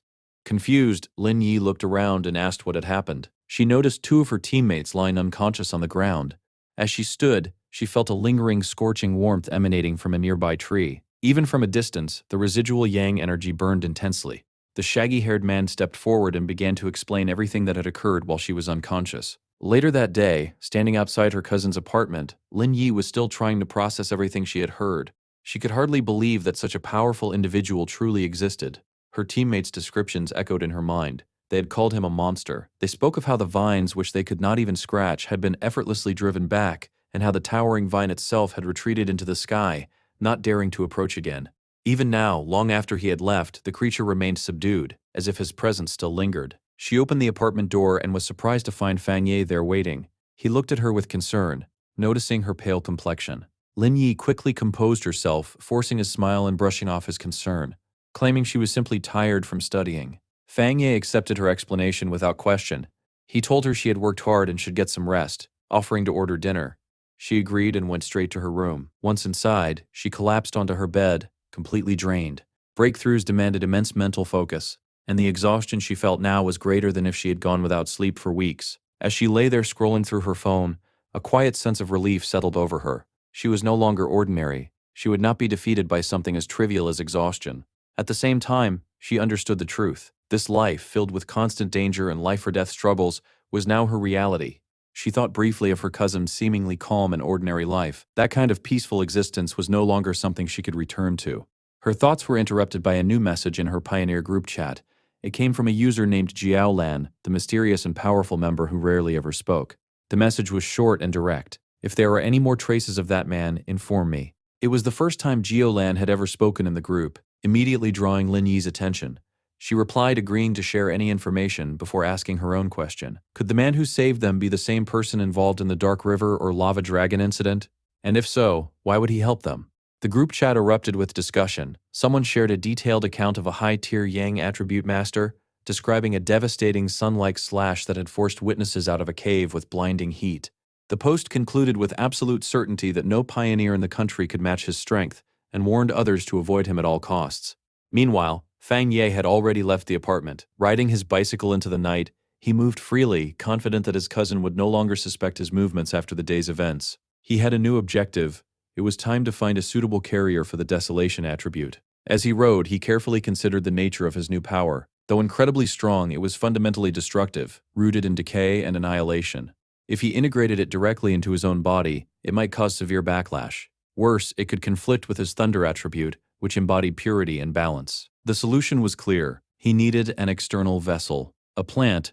Much like the vine itself, he reasoned that the original vine monster must have evolved from an ordinary plant that absorbs spiritual energy, developing the desolation attribute as a means of gathering more power. With this thought, a plan took shape in his mind. Following a quiet road under the moonlight, he arrived at a forest park and left his bicycle behind.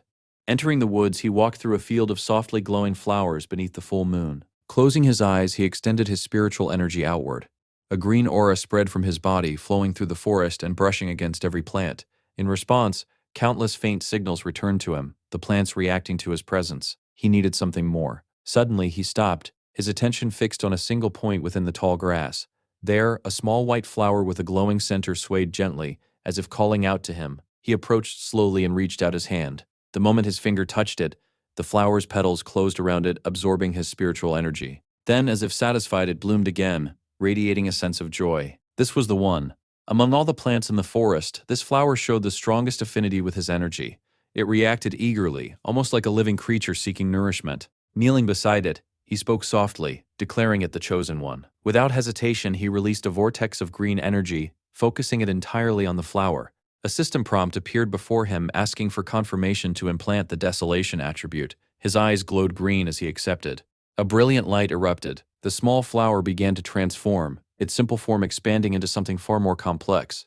Its petals spread into a lotus-like shape, its leaves thickened, and a powerful green aura radiated from its body. The transformation was complete. Almost immediately, the flower released a massive wave of desolation energy. Its roots dug deep into the ground as it began draining the surrounding life force. The effect was devastating. The vibrant forest withered in seconds. Trees died, the grass turned to dust, and life vanished from the land. Fang Ye watched in silence, astonished by the sheer destructive power. In mere moments, the entire area had been consumed, and the energy continued to spread outward. As the flower's glow began to dim and its form shrank, Fang Ye understood that he could not remain any longer. If this disturbance continued, it would inevitably draw the attention of the Spiritual Energy Association. Fang Ye bent down and pulled the glowing flower from the soil, roots and all. He already understood the risk of what he had done. This park, so close to the city center, was undoubtedly under constant surveillance by the authorities. With the ongoing revival of spiritual energy, even ordinary plants had the potential to mutate into dangerous entities, and the authorities were on high alert because of it. He had noticed the warning signs the moment he arrived. The increased number of surveillance cameras, the unnatural emptiness of the park, and the absence of visitors all pointed to tight monitoring. Yet even as he walked away with the flower in hand, something unexpected caught his attention. The plant was still alive, not only alive but thriving. Even without its roots connected to the earth, it continued to absorb spiritual energy directly from the air. Its glow remained steady, its vitality completely intact. Fang Ye studied it closely, a faint smile forming. It felt almost unreal. Just moments ago, it had been nothing more than an ordinary wildflower. Now, after receiving the desolation attribute, it had undergone a transformation that defied logic. A realization settled in his mind.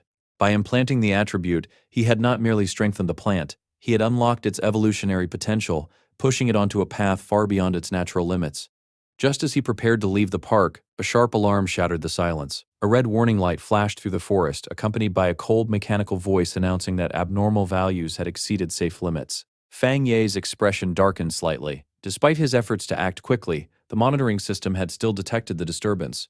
Without hesitation, he secured the flower and left immediately. Far away, inside a high-tech control room belonging to the Spiritual Energy Revival Plant Research Department, alarms blared continuously. Technicians scrambled, shouting over one another as they watched the readings spike uncontrollably. Orders were issued at once. All personnel were instructed to equip protective gear, enter the park, and seal off the area completely. Within minutes, a research team in full protective suits entered the now lifeless section of the forest. One of them checked his wrist device and froze. The reading had reached 30. His voice trembled as he spoke, noting that this level was terrifyingly high. For comparison, a previous incident at Chingchun University had only reached values between 8 and 10, while even the infamous Dark River lava dragon had peaked at 25. Another researcher added that the park's normal spiritual energy had never exceeded 10. The team surveyed their surroundings in disbelief. The air remained normal, the temperature unchanged, and the sunlight undisturbed. Yet every plant in the area had been drained of life in an instant. Determined to find the cause, the team leader ordered them to move closer to the center of the anomaly. Just as one of them stepped forward, a senior researcher with glasses sharply ordered him to stop. His tone carried unmistakable authority. No one was to touch anything. He identified the lingering energy immediately. It was the desolation attribute.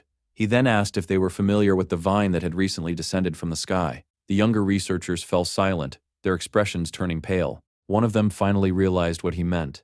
That vine had already been classified as an A-level mutation. The senior researcher confirmed it. He explained that the vine's deadly power came from its desolation attribute, a parasitic force capable of draining the life from everything around it. Anyone who came into contact with it would have their life force consumed. The researcher who had nearly stepped forward staggered back, clutching his chest, drenched in cold sweat as he realized how close he had come to death. The senior continued, explaining that any area influenced by such a plant became a dead zone. Entering it meant certain death. He recalled another case from a distant region, where an ancient mutated tree had turned an entire area into a forbidden zone, annihilating any life that approached it. Looking over the lifeless forest, his expression grew grave. The mutation of plants in this new era was becoming increasingly dangerous. The desolation attribute was considered the strongest a plant could awaken, and now, alongside the ancient tree and the celestial vine, a third instance had appeared. His explanation was cut short by the sudden arrival of military personnel. Leading them was Han Li, his presence commanding immediate attention. He had already been briefed on the situation. Without wasting time, he ordered all researchers to switch to advanced protective suits and follow him into the contaminated zone. Alongside him stood Su Qingying, her expression serious as she prepared to investigate. The team advanced into the dead zone, scanning their surroundings carefully. What they discovered only deepened the mystery. There was no clear source of the desolation energy. Even more strangely, the energy itself was fading, its level already dropping from 30 to 25 within minutes. This contradicted everything they knew. The vine, the only known source of such power, was capable of movement, yet there was no sign of it here. As they traced the residual energy, two researchers with enhanced perception abilities followed its flow back toward a single point. When they reached it, they froze. The truth became clear. The source had been removed. Someone had entered the dead zone, extracted the origin of the desolation energy, and left with it. A researcher could hardly believe it, questioning how such a thing was even possible. But Han Li understood immediately. Anyone capable of doing this was no ordinary pioneer. Su Qingying, however, had already reached a conclusion. She activated her data pad and presented her findings. Through analysis, she had identified a pattern linking this incident to another recent mutation event. On the screen appeared a single name, Fang Ye. Han Li confirmed it without hesitation. He informed her that he would send over all relevant information, stating that Fang Ye was highly likely the same pioneer she had previously encountered. With that, he stepped aside, leaving the matter to her and her organization. Standing alone in the lifeless forest, Su Qingying looked at the data, her expression growing increasingly serious. 2 hours later, back in his apartment, Fang Ye carefully placed the glowing flower into a small pot. A faint smile crossed his face. It was his first time raising a plant. He gave it a name, the obedient little white flower. He told it quietly that, with the desolation attribute, it would grow on its own and eventually become a powerful ally. Its ability to drain life force would be invaluable in battle, and its harmless appearance made it the perfect hidden weapon. As he gently brushed one of its petals, he reflected on a simple truth. In this new world, raw strength alone was not enough. Victory belonged to those who held the most hidden cards. His thoughts were interrupted by the sound of his phone vibrating. The caller ID read, Old Wang. Fang Ye's eyes narrowed slightly as he recognized the name. It was Wang Liang, his childhood friend, someone he had not seen in 3 years since the day he abruptly left to join the army. He answered the call. On the other end, Wang Liang greeted him warmly, asking if he was back in town and inviting him out for a drink at their old hangout. Fang Ye was surprised by the sudden invitation, but Wang Liang laughed it off, hinting that he had a big secret to share. What Fang Ye did not know was that this reunion was anything but coincidental. In a dimly lit room after the call ended, Wang Liang stood before a stern, heavily scarred woman in a high-ranking military uniform. Su Qingying was also present. Wang Liang confirmed that he had followed their instructions. Then, hesitating slightly, he made a request. If Fang Ye turned out not to be the person they were searching for, he asked that his friend's safety be guaranteed. The red-haired officer tapped her finger impatiently, her expression cold. She dismissed his concern without hesitation, ordering him to complete the mission and avoid unnecessary sentiment. If Fang Ye was not their target, she said, then his fate would simply be the price of Wang Liang's mistake. Later that night, in a quiet bar, Fang Ye and Wang Liang sat across from each other, raising their glasses in a casual toast. They drank and talked, catching up after 3 long years. Fang Ye observed that his friend had changed. There was a new maturity in him, shaped by his time in the military. Wang Liang spoke about his experiences, then asked about Fang Ye's life. Fang Ye answered simply, saying he had gone to college and was doing well. As he took another sip of his drink, his thoughts drifted back to memories of his past life, shadows of experiences that still lingered deep within him. In that chaotic past life, Fang Ye had never been given the chance to see Wang Liang again. All he remembered was that his old friend, as a soldier, had likely fallen in some forgotten battle, his fate buried in the endless turmoil of that era. Now, standing here in this new life, a single thought lingered in his mind. Perhaps this time he could change his friend's fate. Wang Liang suddenly shifted the topic, his expression turning serious. He asked Fang Ye if he had noticed anything strange lately, things like monsters or events straight out of movies. Fang Ye immediately became alert. He understood that it was not unusual for someone in the military to be aware of the spiritual energy revival, but such a direct question felt deliberate. It sounded less like curiosity and more like a test. Keeping his composure, he feigned confusion and asked what Wang Liang meant. With a sigh, Wang Liang leaned forward and spoke in a low, steady voice. He told Fang Ye that he was not trying to comfort him, but to warn him. In the near future, everything people valued, education, wealth, and social status, would lose its meaning. The entire structure of the world was about to collapse and be rebuilt. Fang Ye listened quietly, his expression unreadable as he stared into his glass. Inside, however, his thoughts were sharp. Ordinary soldiers were bound by strict secrecy. They could not reveal anything about the spiritual energy revival. This confirmed it. The military had already identified him as a person of interest, and Wang Liang had been sent to probe him. Seeing his silence, Wang Liang tried to reassure him. He told Fang Ye not to worry, that as long as he did not reveal anything, he would be safe. But Fang Ye understood what was really happening. Even while following orders, Wang Liang was trying to protect him. At the risk of breaking military rules, he was giving him a subtle warning about the danger ahead. Their conversation was abruptly interrupted when Wang Liang's phone began to vibrate urgently. He answered immediately, his posture straightening as a furious voice ordered him to return at once and report to a designated location within 10 minutes. Without hesitation, Wang Liang acknowledged the command. He stood up quickly, apologizing to Fang Ye and explaining that he had an urgent mission. As he turned to leave, Fang Ye dropped the act. Calmly, he asked if the mission was related to the spiritual energy revival and told him to take him along. Wang Liang froze, turning back with shock written across his face. Fang Ye stood and grabbed him by the collar, his voice steady. He told him to take him to meet his superiors. There was no need to pretend anymore. He already knew the true purpose behind their meeting. He reassured his friend, saying that regardless of what the military suspected, he trusted that Wang Liang would never harm him. What interested him more was the military itself. If the Spiritual Energy Association was already handling monsters, then what role was the army playing in this new world? After a brief hesitation, Wang Liang agreed. Together, they made their way toward a heavily guarded military installation hidden within a mountain valley, marked as Military Number 19 Spiritual Forbidden Zone. As they approached, Fang Ye immediately sensed the difference. The spiritual energy in the area was incredibly dense, far beyond normal levels. It had already surpassed what would be considered a standard pollution zone. A squad of soldiers intercepted them at the entrance. After verifying Wang Liang's identity, they allowed Fang Ye to enter, escorting him through a brightly lit corridor. Inside, they were led into a vast, cavern-like training ground. The moment Fang Ye stepped in, he saw chaos. A large group of soldiers was locked in a desperate battle against a monstrous creature. Their bodies were surrounded by crackling blue energy as they fought to contain it. The beast itself was terrifying, a spiked black entity with a single glowing red eye, radiating violent energy. It retaliated with a devastating beam of red light, tearing through the formation and leaving cries of pain in its wake. Standing above the battlefield was a commanding figure. Ji Ruoyan observed everything from a raised platform, her gaze sharp and calculating. Fang Ye immediately recognized the creature's nature. Its power was not singular, but a fusion. The monster was a hybrid of dark and flame attributes, making it both aggressive and unpredictable.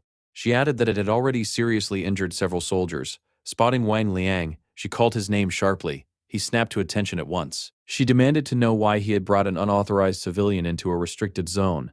But before he could respond, she cut him off. The situation was too urgent. She ordered him back into formation immediately. Then her eyes turned to Fang Ye.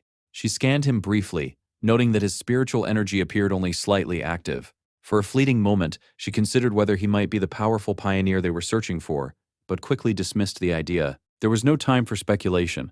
She warned him coldly that he was in a restricted area and that his life was his own responsibility. Everything he saw here was classified. Fang Ye simply nodded. With that, Ji Ruoyan took command once more. She lifted a massive energy cannon and called out to two of her soldiers. They charged forward, their bodies wrapped in blue energy, engaging the monster directly. At the same time, she fired. A powerful blast of energy struck the creature head-on, erupting into a massive explosion. For a moment it seemed effective. Then the monster roared. Its shadowy form pulsed violently as a terrifying red glow spread across its body. Its jaws widened, its aura growing even more dangerous. Instead of weakening it, the attack had accelerated its mutation. The enraged creature lashed out. One soldier shouted a warning, and another managed to block the strike, but the sheer force sent him flying across the field. Ji Ruoyan immediately adjusted her orders. She commanded her team to maintain distance and avoid reckless engagement. They needed to finish the creature before it completed its evolution. Watching from the side, Fang Ye could not help but feel impressed. The soldiers fought with precision, discipline, and complete trust in one another. Each member played a vital role, and together they created a strength far greater than any individual could achieve alone. But that thought did not last long. His expression changed as he sensed something alarming. The monster's power was increasing at an exponential rate. Without hesitation, Fang Ye shouted for them to retreat, warning that they could not defeat it in its current state. But his voice was drowned out by the chaos. The creature unleashed a massive wave of dark purple energy, sending soldiers crashing to the ground. Even then, Ji Ruoyan refused to retreat. She ordered the alert level raised, and the mutation classification upgraded. Her voice rang out with authority as she commanded that no one was to fall back. But it was already too late. The transformation was complete. The creature had become a massive demonic beast, its body engulfed in black and crimson flames, its single eye burning with pure malice. One of the soldiers shouted in terror, The creature had fully merged with the dark attribute, then its gaze shifted. The glowing red eye locked onto Wang Liang. Frozen in place, he could do nothing but stare back. In that instant, both Ji Ruoyan and Feng Ye realized the same horrifying truth. Wang Liang was about to die. As the monster completed its evolution, it surged forward in a violent burst of power. One of the soldiers was thrown back by the shockwave, crashing hard against the ground. Ji Ruoyan reacted instantly, her voice cutting through the chaos. She announced that the C-level evil dog had fully evolved and was now reclassified as a B-level threat. Their entire battle plan had to change immediately. The injured soldier coughed violently, blood spilling from his mouth as Feng Ye rushed forward to catch him. When asked if he was all right, the soldier explained through gritted teeth that he had been trying to channel spiritual energy into the monster's restraining collar. However, the creature's sudden evolution had caused the device to explode. Even as he coughed up thick dark fluid, the soldier forced a weak smile, telling Feng Ye not to worry about the officers of Restricted Area 19. Feng Ye's expression darkened. He said nothing, but anger burned quietly in his eyes. Realizing her heavy weapon was now useless, Ji Ruoyan let the energy cannon fall to the ground. She stepped forward, standing before her remaining troops with unwavering resolve. Her final order was clear. No matter the cost, even if it meant sacrificing their lives, they could not allow this B-level mutation to escape the restricted zone. But just as they prepared to make their last stand, Feng Ye stepped forward and blocked her path. She demanded to know what he was doing, but he did not answer. Instead, his body erupted with brilliant blue light. Lightning crackled around him, wild and violent, announcing his intention without words. Facing the monstrous beast, Feng Ye let out a cold, mocking remark, questioning its strength. Then he moved. In an instant, he shot forward, his arm transformed into a streak of blazing lightning aimed directly at the creature's head. The impact was catastrophic. A massive explosion of divine thunder erupted, swallowing the monster in a storm of blue energy. The shockwave alone sent nearby soldiers flying across the battlefield. One of them, barely able to steady himself, stared in disbelief. This was the same B-level creature that even Ji Ruoyan could not defeat alone. Nearby, Wang Liang stood frozen in shock. Turning to Ji Ruoyan, he asked if his friend was truly who they suspected. Her answer was firm. There was no doubt. Feng Ye was the pioneer known as the Tyrant. Amid the fading lightning, Feng Ye stood calmly before the creature. Though its body still burned with dark flames, it had clearly been wounded. He observed it briefly and concluded that the battle was not yet finished. He told Ji Ruoyan and Wang Liang to step back. For their own safety, Ji Ruoyan watched him in silence. Her squad required precise coordination and formation just to survive against a B-level threat. Yet this man was preparing to face it alone. She could not help but question what kind of power he truly possessed. What she saw was beyond anything she had encountered. His thunder attribute was not just strong, it was extreme. Even within the entire country, he already stood at the top, and if this was his current level, she could not imagine what he would become once the spiritual energy revival fully unfolded. As Feng Ye raised his hand, the air itself began to change. Ji Ruoyan looked up, her expression shifting to shock. Above him, a storm of thunder energy was forming. With a single step forward, Feng Ye unleashed it. A colossal pillar of lightning descended, engulfing the monster completely. The ground trembled as the destructive force obliterated everything within its reach. The display of power fully justified his title, Tyrant. As the light faded, Feng Ye stood still, faint arcs of electricity dancing across his body. His expression remained calm, as if the overwhelming destruction he had just unleashed meant nothing to him. One of them whispered that the sight alone made his entire body tremble. Compared to the corrosive darkness of the monster, Feng Ye's thunder was pure destruction on an entirely different level. When the dust finally settled, Feng Ye casually raised a hand and gave Wang Liang a thumbs up. The threat was gone. Wang Liang rushed forward in relief, shouting that Feng Ye had nearly scared him to death. Laughing, he punched his shoulder lightly, unable to hide his amazement at how powerful his old friend had become. Then, his tone shifted. He apologized, admitting that he had suspected Feng Ye was a pioneer, but had no choice except to follow orders. Feng Ye waved it off casually, telling him not to act so formal after 3 years apart. He understood. Their reunion was interrupted as Ji Ruoyan approached. She extended her hand respectfully, thanking Feng Ye for saving the entire base. Feng Ye accepted the gesture with a small smile, replying that it was nothing and that he had acted mainly to protect his friend. She then formally introduced herself as the Warden of Forbidden Area 019 and explained that she needed to file a report. She asked him to leave his contact information. Feng Ye agreed without hesitation. From the side, Wang Liang watched in quiet disbelief. Seeing his strict commanding officer treat his childhood friend with such respect felt almost unreal. Once the formalities were complete, Ji Ruoyan made a direct offer. She invited Feng Ye to join the army. However, she admitted honestly that her authority alone might not be enough to persuade him. In truth, She was still trying to comprehend his strength. What shocked her most was that he was at the same 3-star Ghost Axe realm as her, yet his power far exceeded its known limits. Feng Ye asked calmly if she truly believed she was not qualified to invite him. She did not deny it. The order to approach him had come from higher command. She was certain that someone more important would contact him personally in the future. Feng Ye let out a small laugh. He told her there was no need to be so formal. Placing a hand over his chest, he spoke sincerely. He respected them. Not everyone had the courage to risk their lives for others, and what he had witnessed today had genuinely moved him. For a moment, Ji Royan was silent. Then she simply thanked him. Feng Ye continued, making an offer of his own. If they ever needed help in the future, they could call on him. Just as they had always protected ordinary people, he would stand with them when necessary. But he added one condition. They were not to interfere with his cultivation or restrict his freedom. The proposal caught Ji Royan off guard, leaving her momentarily speechless. With everything settled, Feng Ye glanced at the time and said he should leave. Ji Royan nodded. There was still work to be done. The mutated creature's remains had to be handled, and the aftermath needed to be secured. She assured him that someone would arrange his transport back. And just like that, the battle ended, leaving behind only silence, scorched earth, and the growing realization that a new kind of power had truly entered the world. Standing before the soldiers, Feng Ye finally grasped the military's true role in this new era. They were not merely fighting monsters. They were stationed in these dangerous, spiritually dense zones for two critical purposes. First, to use the rich energy for their own cultivation, and second, to serve as a living barrier between ordinary society and the growing threat of supernatural creatures. They were the shield that stood in the dark so others could live in the light. After Feng Ye departed, Ji Royan turned to Wang Liang and spoke with rare seriousness. She admitted that words like impressive were no longer enough to describe his friend. What they had witnessed today was only a fraction of his true strength. To rise to such a level so quickly meant he possessed extraordinary insight. In her eyes, Feng Ye was a rare combination of talent, courage, and fortune, the exact qualities needed to stand at the peak. Encouraged by her praise, Wang Liang eagerly suggested that if she felt unqualified to recruit Feng Ye, then he, as a childhood friend, could take on the task himself.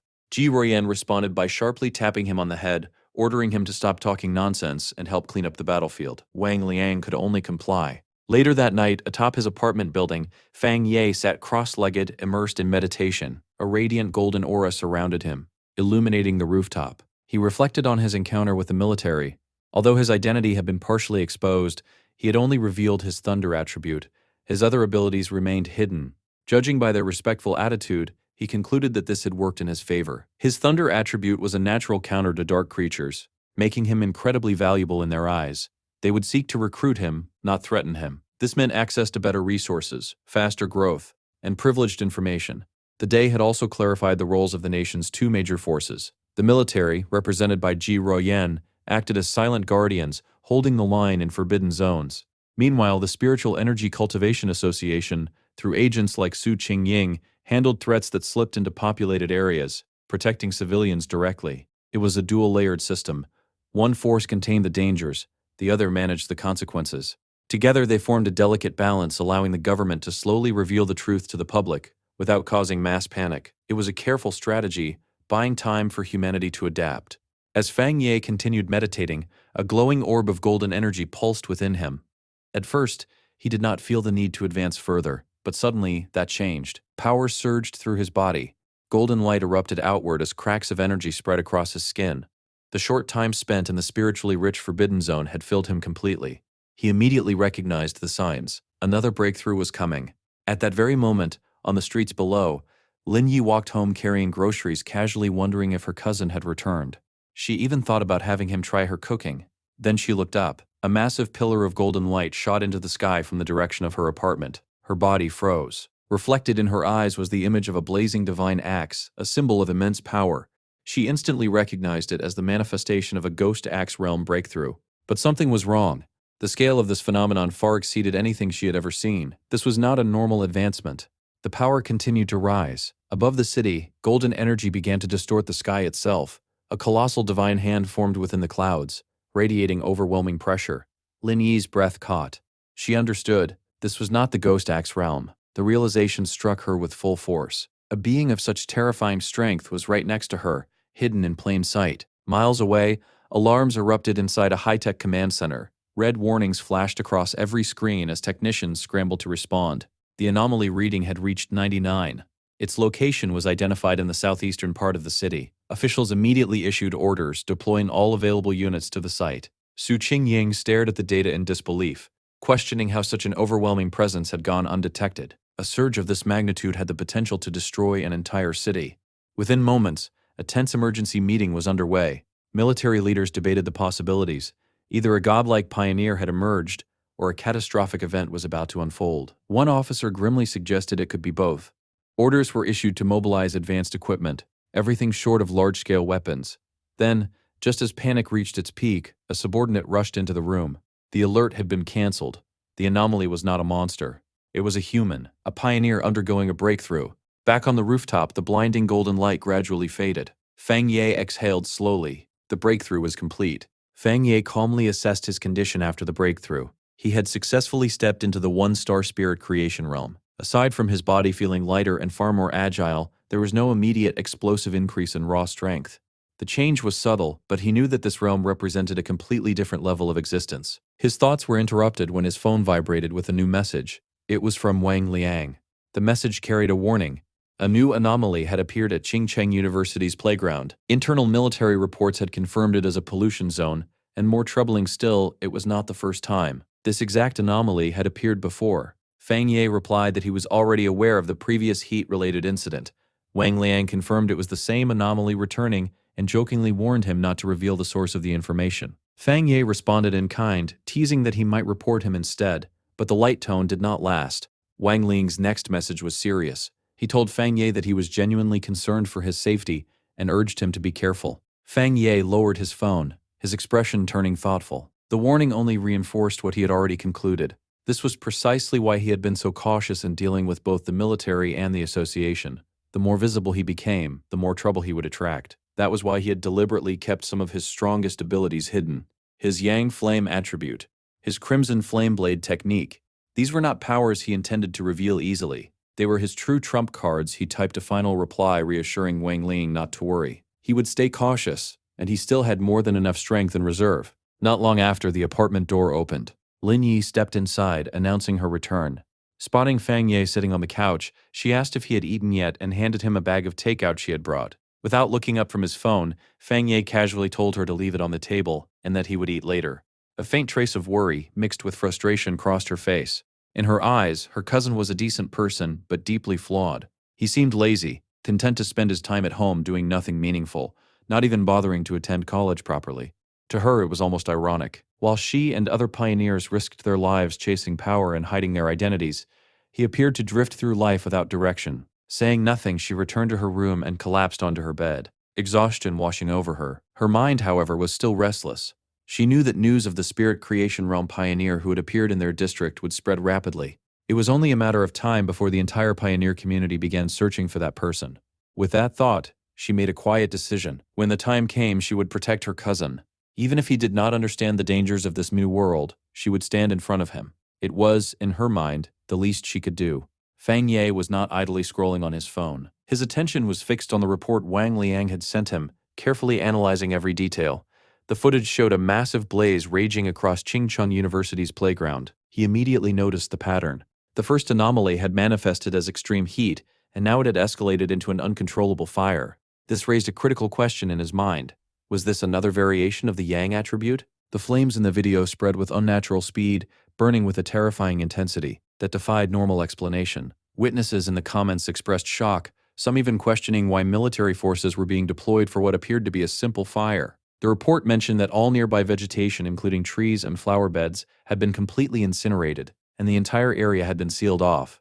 The video itself ended abruptly, but it was clear that this incident was far more dangerous than the previous anomaly. This was not just fire. It was something far more aggressive, more complete. Realizing that speculation alone would not be enough, Fang Ye decided he needed to see it for himself, and to enter a sealed military zone, there was only one person he could contact. The next day, outside Qingcheng University, a crowd of reporters had gathered at the blocked entrance. Soldiers stood in a firm line, preventing anyone from passing through. The reporters shouted questions relentlessly. They demanded answers about rumors of an inextinguishable fire and questioned why such a large-scale incident was being kept out of the public news. Amid the chaos, Fang Ye arrived alongside Ji Ruyen.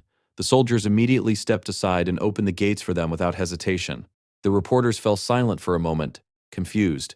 They had been completely barred from entry, yet these two walked in as if it were nothing. Inside, the destruction was undeniable. The playground had been reduced to smoldering ruins. Fang Ye looked over the scorched land and remarked on its sheer destructive power, wondering if this was the phenomenon known as skyfire. Ji Royan confirmed it. She explained that skyfire appeared without warning, could not be extinguished by conventional means, and would only fade after consuming everything in its path. The name, she said, was more than appropriate. After their initial inspection, Ji Royan informed him that she needed to meet the principal and asked him to wait. Fang Ye nodded. Left alone, he walked along the edge of the restricted zone, marked off with warning tape. Kneeling down, he touched the charred ground, analyzing it with a calm, focused mind. The soil was already cold. A faint disappointment crossed his mind.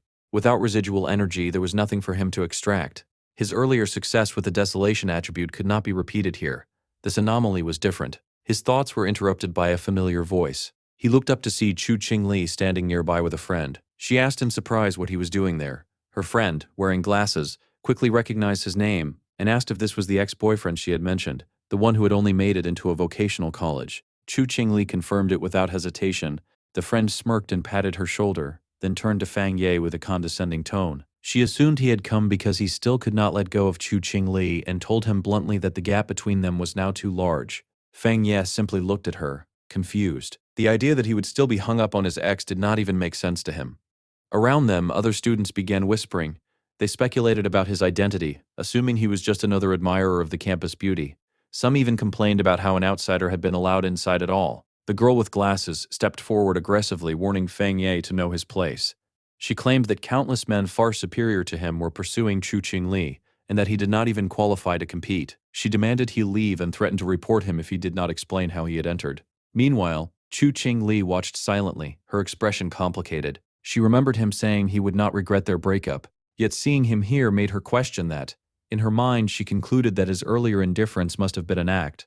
Before the situation could escalate further, Ji Royan returned. She glanced at the scene and asked Fang Ye if the girl was his friend. He answered calmly, they were merely former classmates. Nothing more. Ji Royan accepted this without question. To her, the matter was already trivial. She put on a pair of sunglasses, her already commanding presence becoming even more intimidating.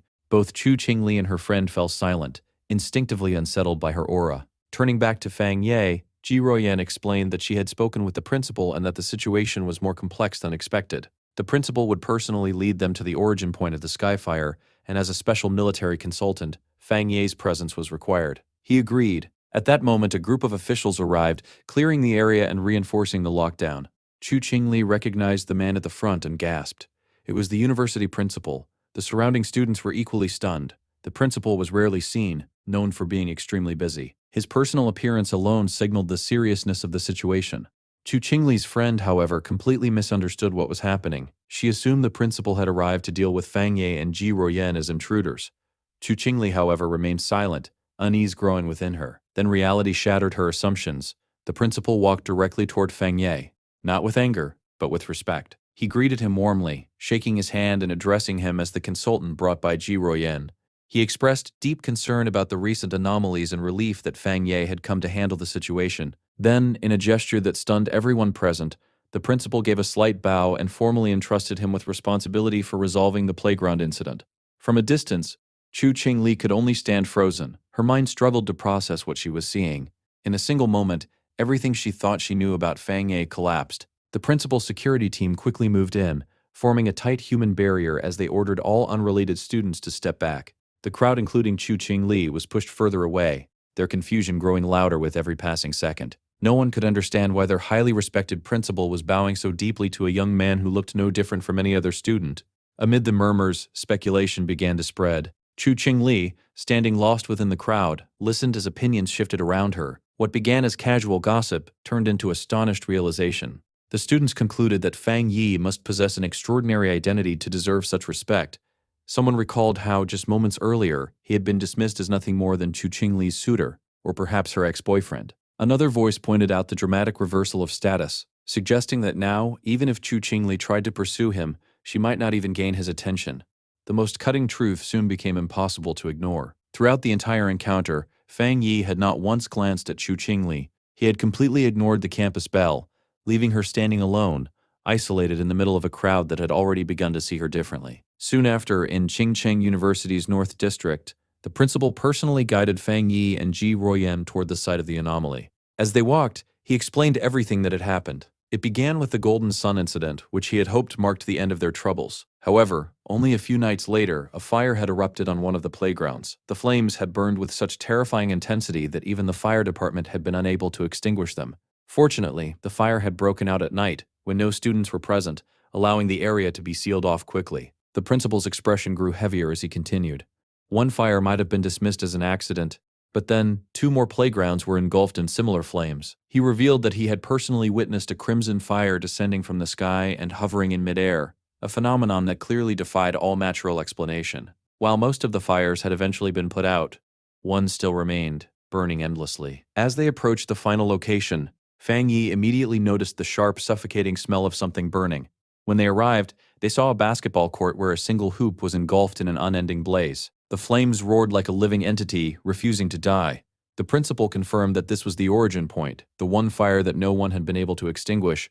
While observing the anomaly, Ji Ruoyan checked the device on her wrist. The reading displayed a value of 11. She explained that it was a basic spiritual anomaly detector, and that anything above 10 already qualified as a disaster-level threat for ordinary people, requiring a full lockdown. Suddenly, the device began to flash and emit sharp warning sounds. The number rapidly climbed, reaching 60 in an instant. Ji Ruoyan cried out in alarm, her voice filled with urgency. She warned that if the energy continued to rise, the consequences would extend beyond the university and threaten the entire city. She immediately suggested calling in an elite squad of pioneers to contain the situation. Before any further action could be taken, Fang Yi stepped forward without a word. Ignoring the warnings and the restricted signs, he leaped over the chain-link fence and walked straight into the raging fire. The flames swallowed him instantly. Ji Ruoyan and the principal stood frozen in shock. At that exact moment, the detector's reading spiked again, shooting up to 110. Ji Ruoyan's voice trembled as she declared that the anomaly had escalated to S level. The principal, now visibly panicked, asked what they could possibly do with Fang Yi trapped inside. Ji Ruoyan could only stare into the inferno, questioning his recklessness. Even the strongest soldiers from the Forbidden Zones would never dare to face such a phenomenon alone. Inside the fire, however, Fang Yi stood completely unharmed. His figure remained calm and steady, surrounded by violent flames that seemed unable to touch him. He understood that his Yang attribute, the same force that had protected him from divine thunder, was now shielding him from the sky fire as well. Yet this protection presented a problem. Because the flames could not harm him, he also could not directly interact with the source of the fire. Without touching it, he could not activate his system to create a new technique. Realizing this, Fang Yi focused his gaze on the burning basketball hoop. The flames twisted around it like a massive fiery dragon, its core pulsing with immense power. He knew that to claim this power, he would have to reach its heart. As the fiery dragon surged toward him, Fang Yi deliberately deactivated his golden sun protective aura. In that instant, the skyfire rushed in violently, engulfing his body in unbearable heat. Pain surged through him as the flames burned his flesh, but he clenched his teeth and forced himself forward. Extending his hand, he reached directly into the core of the anomaly. The gamble paid off. The moment his hand touched the source flame, his system activated. It confirmed the detection of an intense skyfire attribute, far stronger than anything he had encountered before. Despite the agony, a determined smile appeared on his face. The sheer will contained within the skyfire surpassed even the desolation attribute he had previously obtained. With unwavering resolve, he decided to absorb it, no matter the cost. The system began its calculations, rapidly compiling the data. Moments later, it completed the process and presented the result. Fang Yi had successfully obtained a new technique, the Nine-Dragon Skyfire Sealing Art, a powerful ability designed to suppress evil and seal demonic forces. As he mastered the technique, the once uncontrollable flames began to obey him. They coiled around his arm like a tamed dragon, no longer wild but entirely under his command. The system confirmed that the technique was fully unlocked and ready for use. Focusing his will, Fang Yi initiated the final step. He began extracting the essence of the skyfire itself, drawing it into his body. His eyes ignited with a burning red glow, and fiery markings spread across his face, marking the transformation taking place within him. With his hands forming a seal, he called out the name of his new technique. At once, massive crimson chains burst forth from his back, lashing into the surrounding flames. Outside the barrier, Ji Ruoyan immediately recognized the energy. It was a sealing aura, something she had only ever seen once before when a high-level military pioneer sealed a forbidden zone. Though Fang Yi's method was different, the power behind it was unmistakably the same. With a single command, Fang Yi ordered the chains to contract. They tightened with overwhelming force, pulling all the raging skyfire inward and compressing it into a single condensed sphere of blazing energy. Suspended in midair, Fang Yi held the sealed orb as the flames finally calmed. The process was complete. Slowly, the glowing sphere descended back toward the basketball hoop, its destructive power now fully contained. Fang Yi landed lightly on the ground and explained the situation. He told the principal that the skyfire had only been temporarily sealed and warned that the area must remain closed. No one was to approach or attempt repairs, as disturbing the seal could allow the fire to spread again. The principal immediately agreed, assuring him that the playground would remain restricted. He added that the university had several other playgrounds, so closing one would not be an issue. Ji Ruoyan, however, remained silent. She watched Fang Yi closely, her gaze sharp and unreadable. The principal, still impressed, laughed lightly and praised Fang Yi, offering his assistance whenever needed. Ji Ruoyan interrupted, stating that she needed to speak with Fang Yi privately. Understanding the situation, the principal excused himself and left them alone.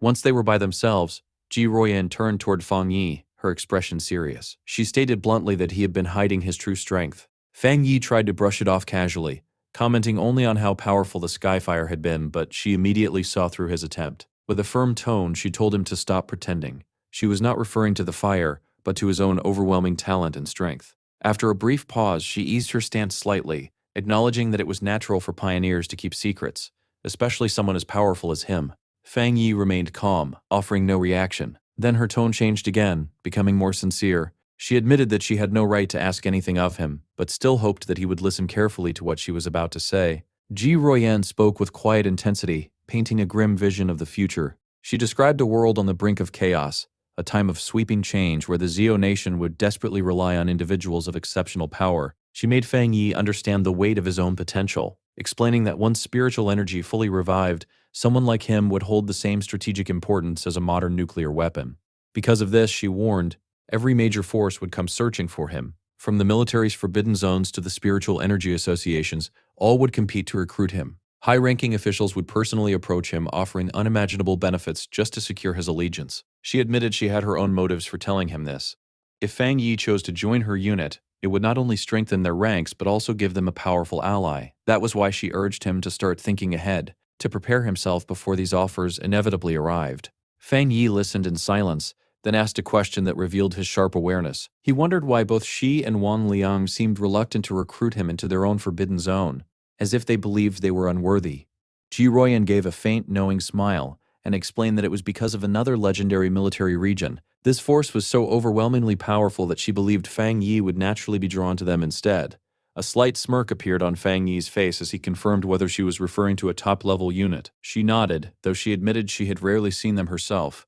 Recently, they had been extremely active, so much so that even officers from other military regions felt the pressure of their operations. Sensing the weight of the conversation, she changed the subject and suggested they head to the university cafeteria, as the principal had invited them to eat. As they walked, Fang Yi's thoughts began to race. He quietly reached his own conclusion.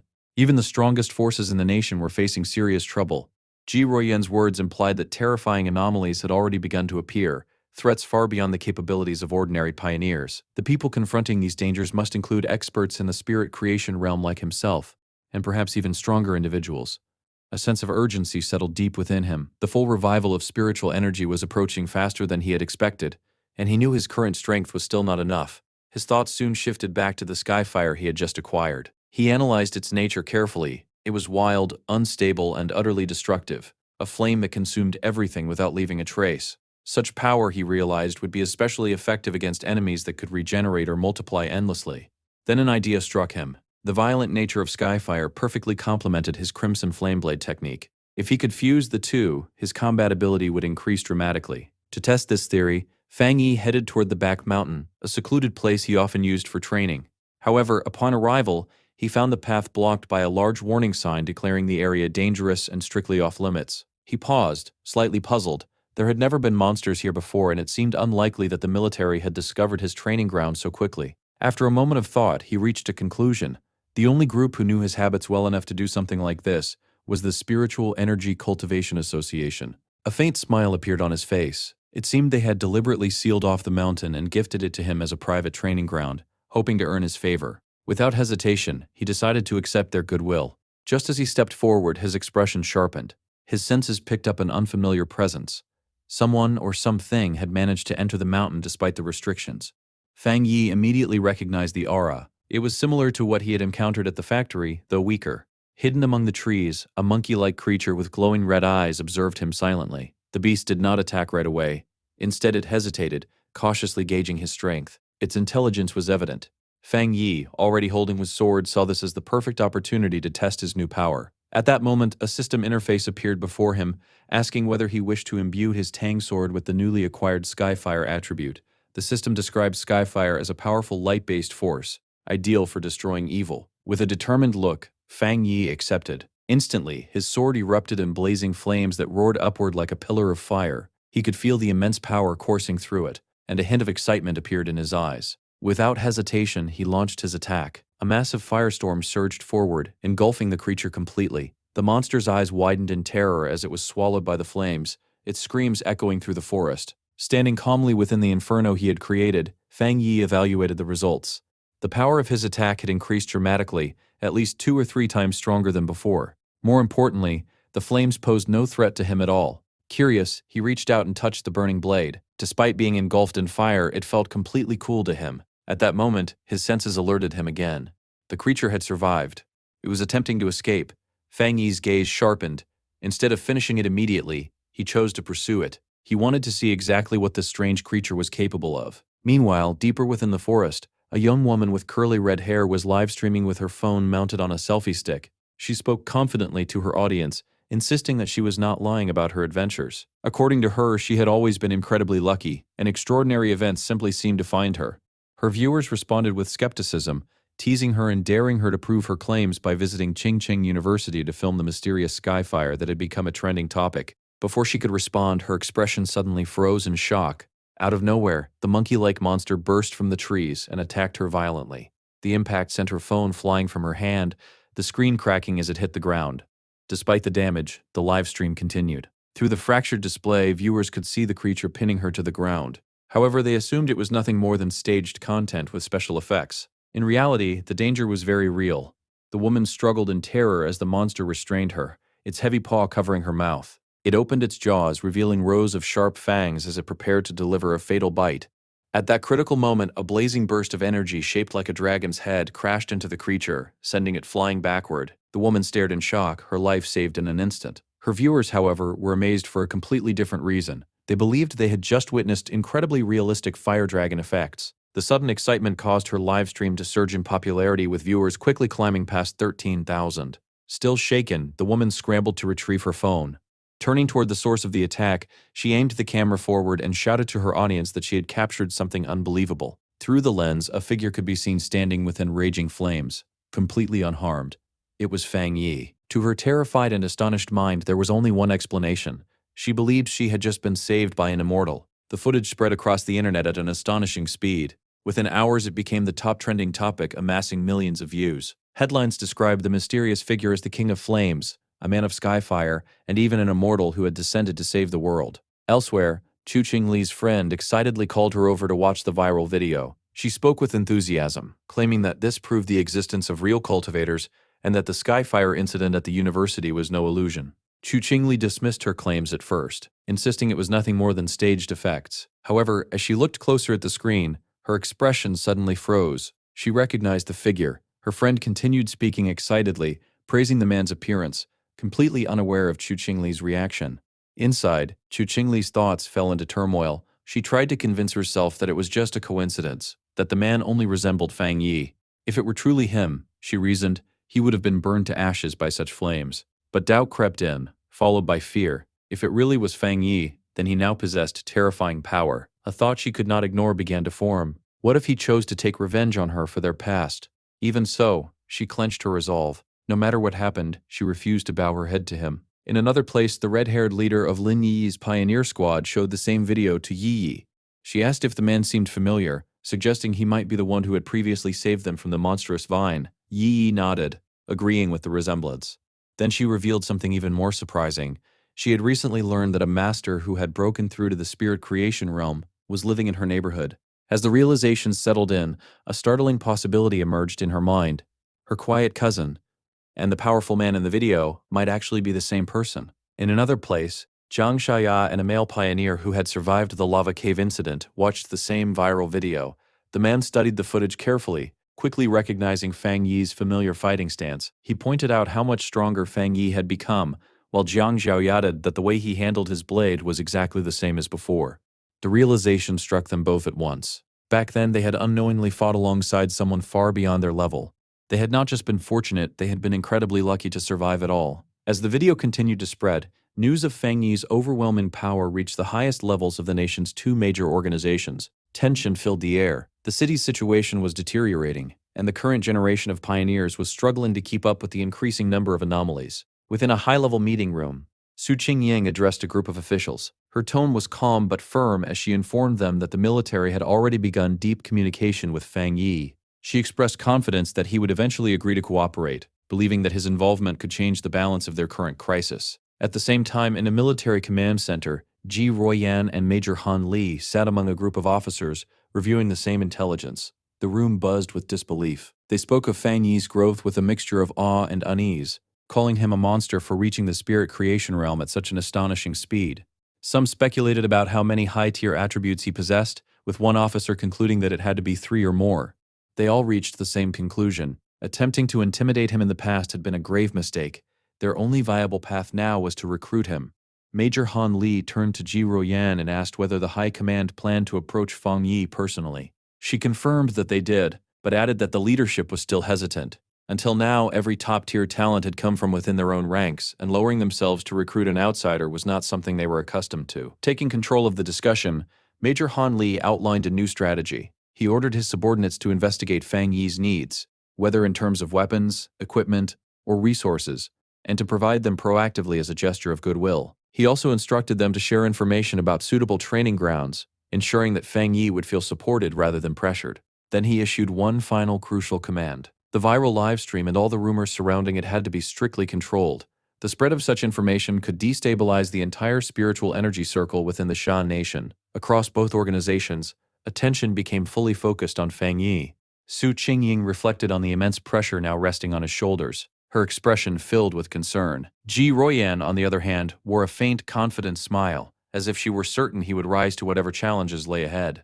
Both women, leaders in their own right, waited to see what choice he would make next. Elsewhere, in a quiet hospital room, the steady beeping of a heart monitor echoed softly. A mysterious woman with long purple hair sat beside a patient lying motionless on the bed. She addressed the figure as her teacher, her voice gentle and filled with hope. She spoke of the changing world outside, saying that the Shanyanyo had found a new light. With someone as powerful as Fang Yi appearing, she believed that the chances of her teacher waking up had increased, even if only slightly. One day later, back at his apartment, Fang Yi sat calmly at the table, eating breakfast while reflecting on everything that had happened. The battle in the back mountain had spread across the internet overnight, all because a daring live streamer had risked sneaking into a restricted area for views. Now, however, the situation had changed. The video had completely vanished from the internet, and the streamer's account had been banned. Fang Yi quickly understood what had happened. Either the military or the spiritual association had intervened to erase the evidence. As he continued eating, a sudden thought interrupted him. Something was wrong. His cousin, Lim Yi, had not returned home the previous night, nor had she sent him any messages. This was unusual, even for someone on a mission. A faint sense of unease began to grow. He immediately tried calling her, but the call failed, returning only an out-of-service message. This time his expression changed. The unease turned into certainty. Something had gone wrong. Without hesitation, Fang Yi decided he had to find her. Meanwhile, deep within a dark and mist-covered forest, Lin Yi and the red-haired leader of her pioneer squad were trapped. The environment around them was unnatural, a swirling gray space that distorted their sense of time and direction. The leader, exhausted and injured, asked how long they had been stuck there. Yi estimated it had been around 10 hours, though even she was no longer certain. The leader apologized repeatedly, blaming herself for dragging Yi into the situation. She admitted that she had believed they were only investigating a minor anomaly, not walking into a deadly trap. Yi shook her head, refusing to accept the apology. She insisted that her own weakness was the real problem and urged her leader to conserve energy and stay alert. Even as she spoke, her thoughts drifted to the overwhelming power she had witnessed before, wishing she possessed even a fraction of it now. Their conversation was abruptly cut short. From within the fog, a massive shadowy creature appeared, its form jagged and unnatural, its glowing red eyes fixed on them. Without warning, it lunged forward, its claws aimed directly at the red-haired leader. Yi reacted instantly. She pushed her companion out of harm's way and unleashed a burst of bright blue energy from her hand. The energy condensed into a sharp blade of light, slicing cleanly through the creature's head. But the danger was far from over. More figures began to emerge from the fog, twisted, zombie-like shapes that moved with unnatural stiffness. Yi Yi quickly realized the horrifying truth. These were not ordinary monsters, but the reanimated remains of those who had died in this place. As one of the creatures dissolved into black mist after being destroyed, Yi Yi explained that there was a main entity controlling everything. It was turning its victims into puppets. The red-haired leader added that their attacks were ineffective against the mist itself, and their energy was being drained with every move. They were trapped in an illusion, a domain where the real enemy remained hidden while they were slowly worn down. The situation grew even more terrifying when the sky above them split open, revealing a massive, blood-red eye staring down at them. The grotesque eye pulsed and writhed, then began to divide into smaller floating eyeballs that surrounded them from all sides. Driven by fear and desperation, the red-haired leader lashed out wildly, cutting down several of the floating eyes. Yi Yi, however, sensed something different. The creature's energy had changed. It was no longer playing with them. It was preparing to end the fight. A concentrated beam of red energy shot down from the main eye. Yi Yi raised a crystal barrier just in time, but the force shattered it instantly. In the next moment, she found herself alone. Darkness closed in from every direction, filled with dozens of glowing red eyes. The world around her collapsed into silence as shadowy tendrils wrapped around her body, pulling her deeper into the abyss. She could no longer hear her leader's voice. A wave of regret washed over her. She admitted to herself that she had been overconfident. They had underestimated the danger, and now they were paying the price. As her strength faded, her thoughts drifted to a future she would never see, a world transformed by the full revival of spiritual energy. Tears rolled down her cheeks as she accepted her fate, her hand reaching out weakly before disappearing into the darkness. Then, in an instant, everything changed. A brilliant explosion of blue light tore through the shadows, shattering the entire domain.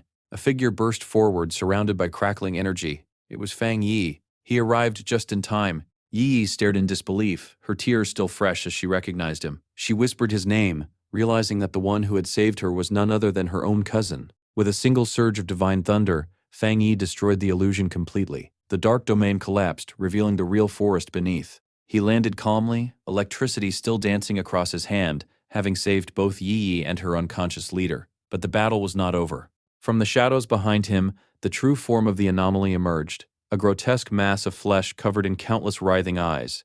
Yi Yi, snapping out of her shock, shouted a warning. Fang Yi did not even turn in panic. Instead, a confident smile appeared on his face as golden red flames ignited in his hand. He saw this as the perfect chance to test his new power. In a single motion, he unleashed his Crimson Flame Blade technique, now enhanced by the unstoppable force of Skyfire. The attack engulfed the creature entirely, burning it with a divine fire that allowed no escape. The monster let out a final, agonized scream before being completely consumed. When the flames settled, the red-haired leader slowly regained consciousness. She found herself sitting safely beside Yi Yi, surrounded by a protective ring of fire.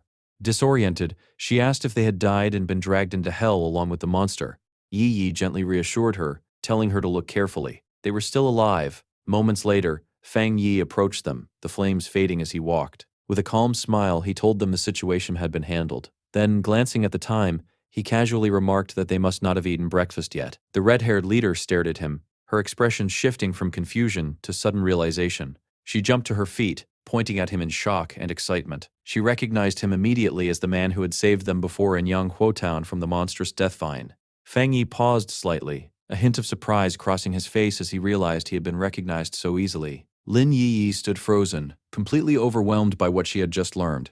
She turned to her leader in disbelief, and asked if she truly meant that the powerful fire attribute master who had once saved them from the desolation vine was actually her cousin. The red-haired leader looked just as shocked. She turned back to Yi Yi, struggling to process the connection, and questioned how such a terrifyingly strong expert could possibly be related to her. After all, Yi Yi had always described her cousin as nothing more than an ordinary, even somewhat lazy person.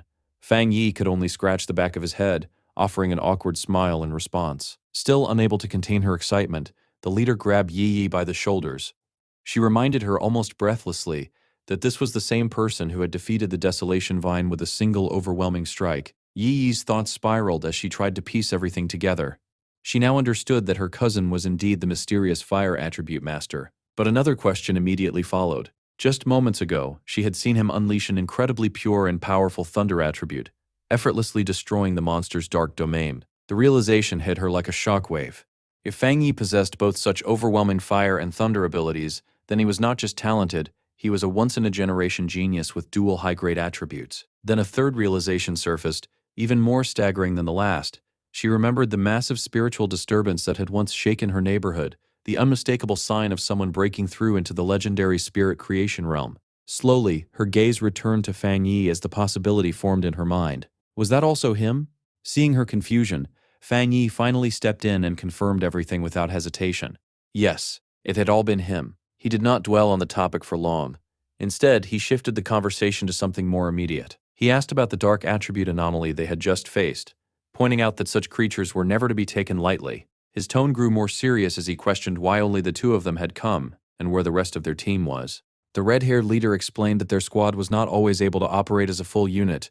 One member was sick and confined at home, while another had been assigned to a more dangerous mission elsewhere. Yi then admitted her mistake. She confessed that after her recent breakthrough, she had grown overconfident and believed she could handle the situation on her own. Fang Yi listened quietly, his expression thoughtful. He recalled the internal conflicts he had witnessed within their team before. The same leader who had once criticized her teammates was now defending them in front of an outsider.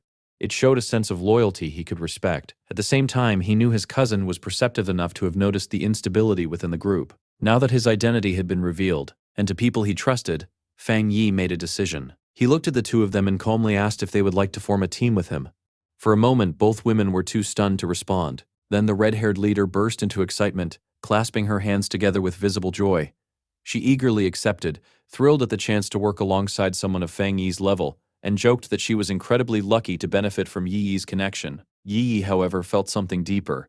As the shock faded, a quiet realization settled in her heart. Someone as powerful as Fang Yi must have known about her secret life all along, and yet he had never exposed her, never interfered, only watched over her from the shadows. On a path as dangerous and lonely as cultivation, knowing that she had a strong and reliable family member silently protecting her filled her with an overwhelming sense of warmth. A single tear slipped down her cheek. She quickly wiped it away, replacing it with a bright, cheerful smile.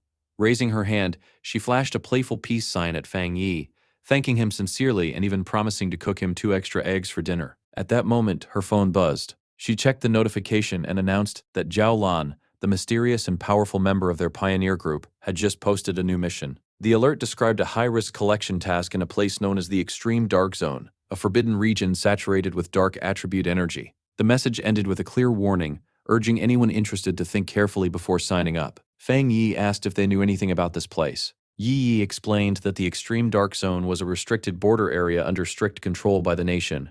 The dark attribute energy there was so overwhelming that most pioneers avoided it entirely. Many of the strange anomalies appearing in their city were believed to be caused by energy leaking from that zone. Even the government had been unable to fully explore it, as previous attempts had ended in disaster. Hearing this, Fang Yi's interest was immediately piqued. He suggested they consider taking on the mission and asked Yi Yi to contact Zhao Lan for more details. Yi Yi hesitated, explaining that it was unlikely to work. Zhao Lan was known for being extremely reserved, rarely giving more than the bare minimum information. Fang Yi thought it over carefully. For someone like Zhao Lan to issue a mission tied to such a highly restricted area, she had to either be recklessly defying authority or hold a position of significant power within the military or the spiritual association. The latter seemed far more likely. Despite her doubts, Yi Yi sent a message using her online handle, expressing interest and requesting more details. To her surprise, Zhao Lan replied almost immediately, and with far more information than usual. The mission involved collecting a rare item known as the Shizai flower. The rewards were exceptionally high, but so were the risks. Every danger within the zone was tied to the dark attribute, and she strongly advised forming a team before attempting the mission. Moments later, another message followed. This one was even more direct. Zhao Lan warned that the mission might involve an S-level anomaly and carried an extremely high death rate. She urged them to reconsider. Then, almost subtly, she added that if they had a strong and reliable teammate, it was not too late to sign up. Elsewhere, Zhao Lan herself walked down a hospital corridor, flanked by guards. Glancing at her phone, she thought quietly that she had done all she could. The rest depended on whether that person was willing to accept her challenge. Back in the park, Fang Yi read the messages and immediately understood the hidden meaning. He explained to Yi Yi that this was not just a warning, but a direct invitation. Zhao Lan was clearly aware of his identity and was deliberately testing him, daring him to step forward. A faint smirk appeared on his face. He had no doubt that this mission had been designed with him in mind. Looking ahead, he imagined the dark and desolate landscape of the Extreme Dark Zone. Instead of hesitation, he felt curiosity. He decided that he would go. Yi Yi, using her online identity, officially accepted the mission, stating that her team now consisted of 3 members. At the hospital, Zhao Lan walked through a waiting area with 2 assistants. One of them expressed concern about the small size of the team that had signed up. Zhao Lan remained calm. She stated that if Fang Yi was truly the kind of pioneer the nation could rely on, then he would come. When asked what would happen if he did not, she simply replied that it would mean their fates were never meant to align. A faint smile touched her lips as she posed a deeper question. Did they really believe that sending powerful pioneers to collect the Shizai flower was meant to sacrifice them? She revealed the truth. The mission was not about sending people to their deaths, but about ensuring the survival of many more. The Shizai flower grew from a dark, corrupted pool nourished by the bodies and souls of fallen pioneers.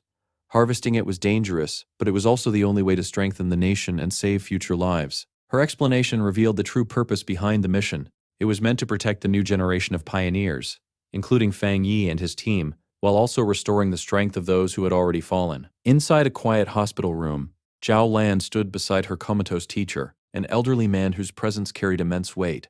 Holding his hand, she spoke softly, reaffirming her resolve. He was the only pioneer in the entire nation to have reached the legendary Jinggang realm. The Shizai flower was the only thing capable of waking him. Once revived, his power would be invaluable.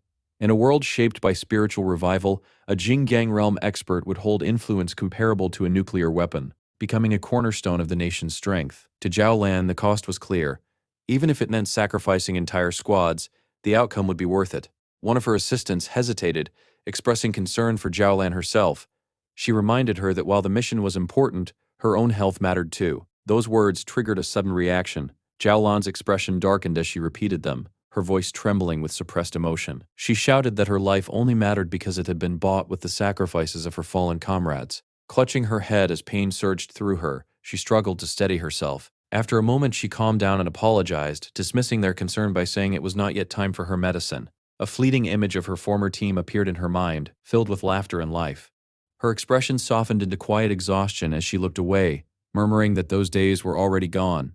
And with that, her thoughts drifted back into the painful memories of her past. In a bleak and empty landscape, a desperate voice echoed through the darkness, shouting for the sword-wielding squad to retreat immediately. The scene revealed a younger Zhao Lan kneeling helplessly among the fallen bodies of her comrades.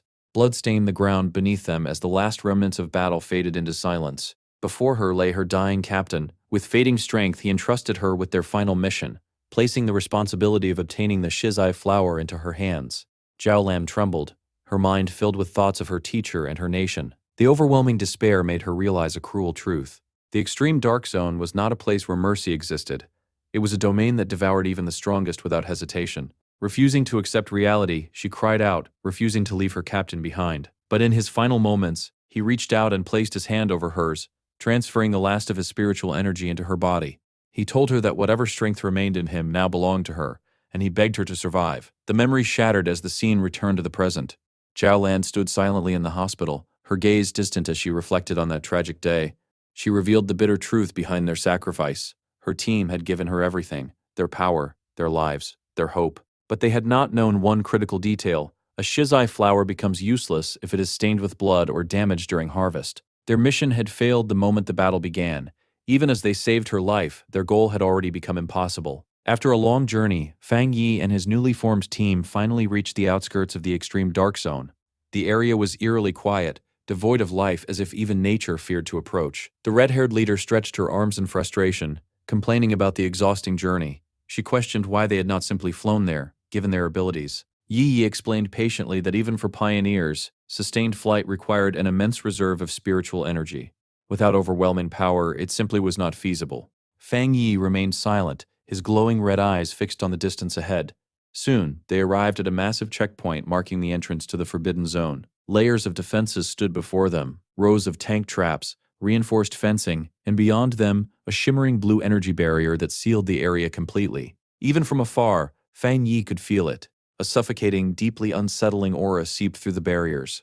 It was the oppressive presence of the dark attribute. Yi Yi and her leader visibly reacted to it, their expressions tightening. The red-haired leader admitted that the energy here was far more terrifying than any monster they had encountered before. Fang Yi calmly told them to steady themselves, then he pointed out something else. They were not alone. A large crowd of pioneers had already gathered at the checkpoint, each waiting for the mission to begin. They came from different backgrounds, carrying unique weapons and wearing distinct gear. but they all shared the same purpose.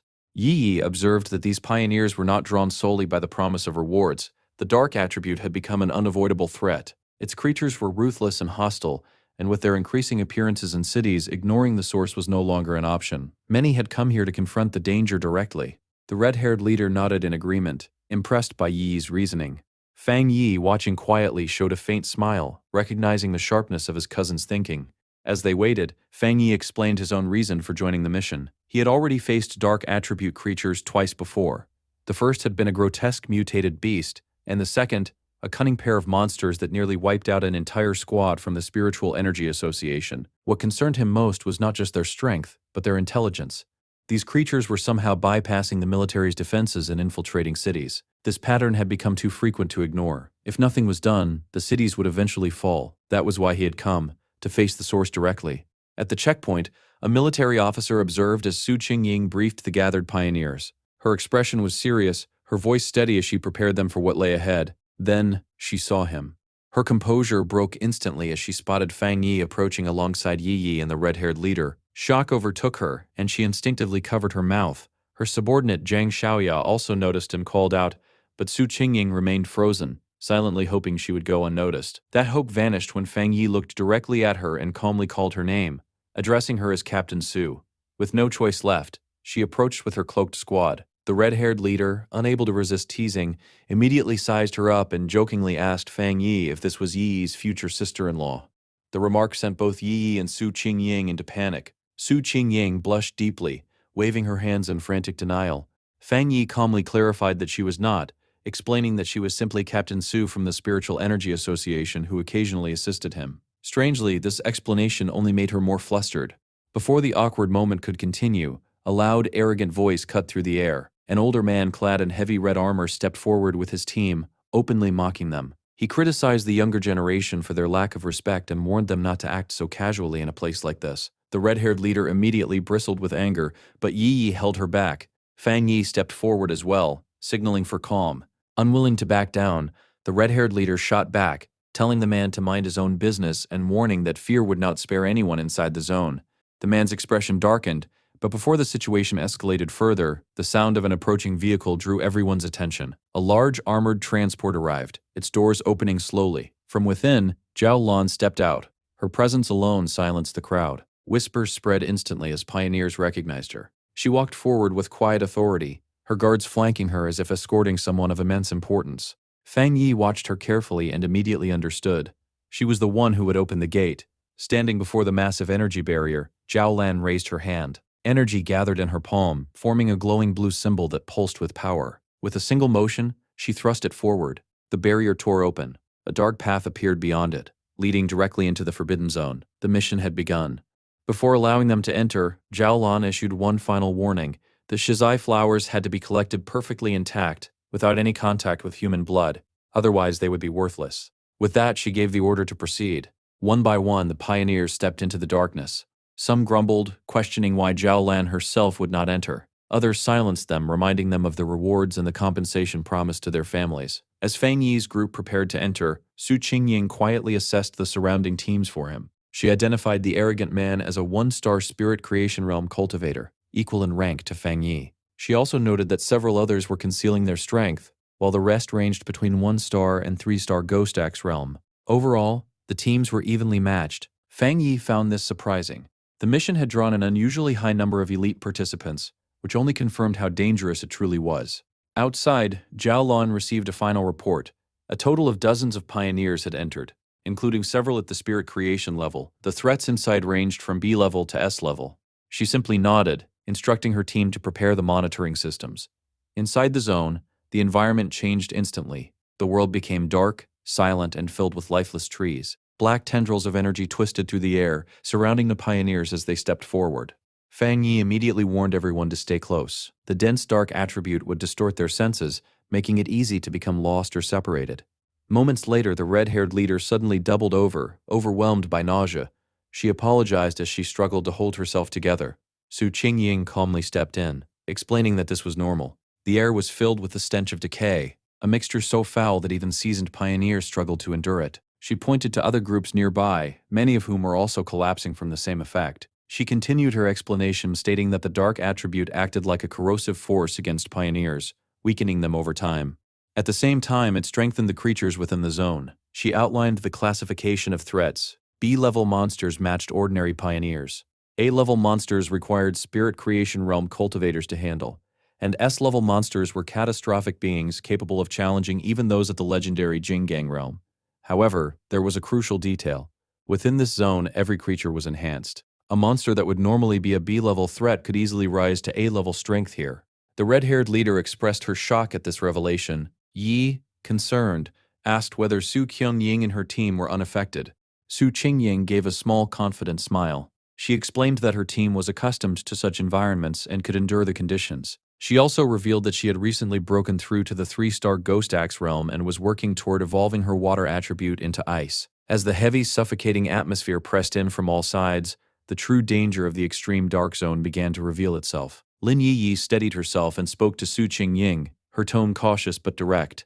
She pointed out that since they were at a similar level, she could clearly feel how oppressive the environment had become. The suppression on her spiritual energy was far worse than anything she had experienced on previous missions. Su Qingying nodded, confirming her observation. Her expression grew serious as she added a grim warning. Even high-level experts, including 1-star spirit creation military elites, had perished in this place. If they wanted to survive, they would have to remain extremely cautious at all times. As they moved deeper into the barren, lifeless landscape, Su Qingying naturally took the lead.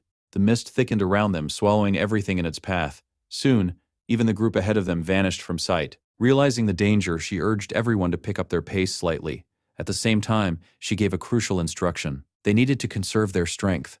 Talking should be kept to a minimum, and their spiritual energy had to remain focused. Otherwise, the dark mist would exploit even the smallest weakness. Walking silently behind her, Fang Yi began to assess his own condition. To his surprise, he did not feel the same level of discomfort as the others. The oppressive aura that weighed heavily on them seemed far less effective on him. He quickly reached a conclusion. His yang and thunder attributes were naturally resisting the influence of the dark attribute, or perhaps his recent breakthrough had elevated his spiritual strength to a point where the suppression could no longer affect him as deeply. Elsewhere within the zone, the arrogant pioneer and his team were locked in battle. With a single powerful slash of his glowing green blade, their leader decapitated a monstrous creature with ease. He laughed loudly, mocking the danger of the zone, declaring it overrated. His teammates cheered, and he boasted that they would be the ones to claim the Shizai flower, proudly announcing that they would show the younger generation what true strength looked like. Back with Fang Yi's group, Lin Yi was still struggling. Small, involuntary sounds escaped her as the nausea continued to overwhelm her. Fang Yi noticed immediately.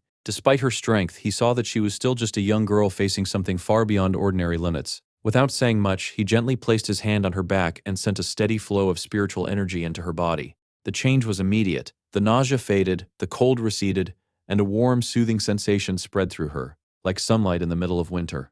Lin Yi's eyes widened in amazement as she felt the transformation. She commented on the comforting warmth, assuming it came from a rare and powerful fire attribute. She began comparing it to her own wood attribute, which absorbed energy slowly, and to Su Qingying's water attribute, which was evolving into ice. Fang Yi calmly corrected her. It was not a fire attribute, it was the yang attribute. He then casually revealed something even more shocking. He admitted that he had been responsible for both the incident at the North Gate and the fire on the playground at Qingcheng University. The red-haired leader stared at him in disbelief, asking if he was saying he possessed 3 different high-grade attributes. Fang Yi explained that the 2 fire-related incidents were not the same, emphasizing the subtle but important differences between the Yang and Skyfire attributes. Privately, he thought about his 4th power, the Desolation attribute, but chose to keep it hidden. Having a secret advantage was always wise. Outwardly, he simply gave a vague confirmation, leaving his teammates stunned. Shivering slightly from the cold, the red-haired leader hesitated before stepping closer to him. She admitted that she had not yet reached the 3-star Ghost Axe realm and could not fully sense attributes, but she knew his yang energy could help. With an awkward smile, she asked if he could warm her as well. Fang Yi agreed without hesitation. Placing a hand on her shoulder, he sent a wave of warm energy into her body. She yelped in surprise as the comforting heat spread instantly, her breath visible as she exhaled in relief. Zhang Xiaoya and another member of Su Qingying's team watched in confusion, clearly intrigued by what they were seeing. Seeing their reaction, Fang Yi kindly extended the same offer to them. After a brief pause, Su Qingying admitted that the warmth was indeed helpful, and her 2 subordinates eagerly accepted. With a few simple gestures, Fang Yi shared his yang energy with all of them, filling the group with a sense of stability and comfort that pushed back against the oppressive darkness. For a brief moment, the tension eased. Then the ground shifted. A heavy, clawed sound echoed through the mist. Fang Yi's expression sharpened instantly as he sensed the approaching threat. He warned everyone to prepare just as a massive wolf-like creature burst from the darkness, its body surrounded by a sinister purple-black aura. Su Qingying reacted immediately. She leapt forward, forming a long blade of blue energy and intercepting the attack. The creature landed heavily behind the red-haired leader, forcing Fang Yi to shout a warning. The beast roared and charged again. Su Qingying identified it as an A-level monster and stepped forward to confront it.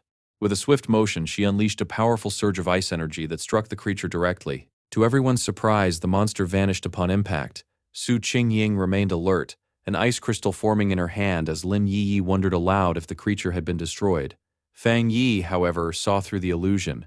His gaze cut through the mist, revealing the truth. The creature had only been a distraction. The real danger was already upon them.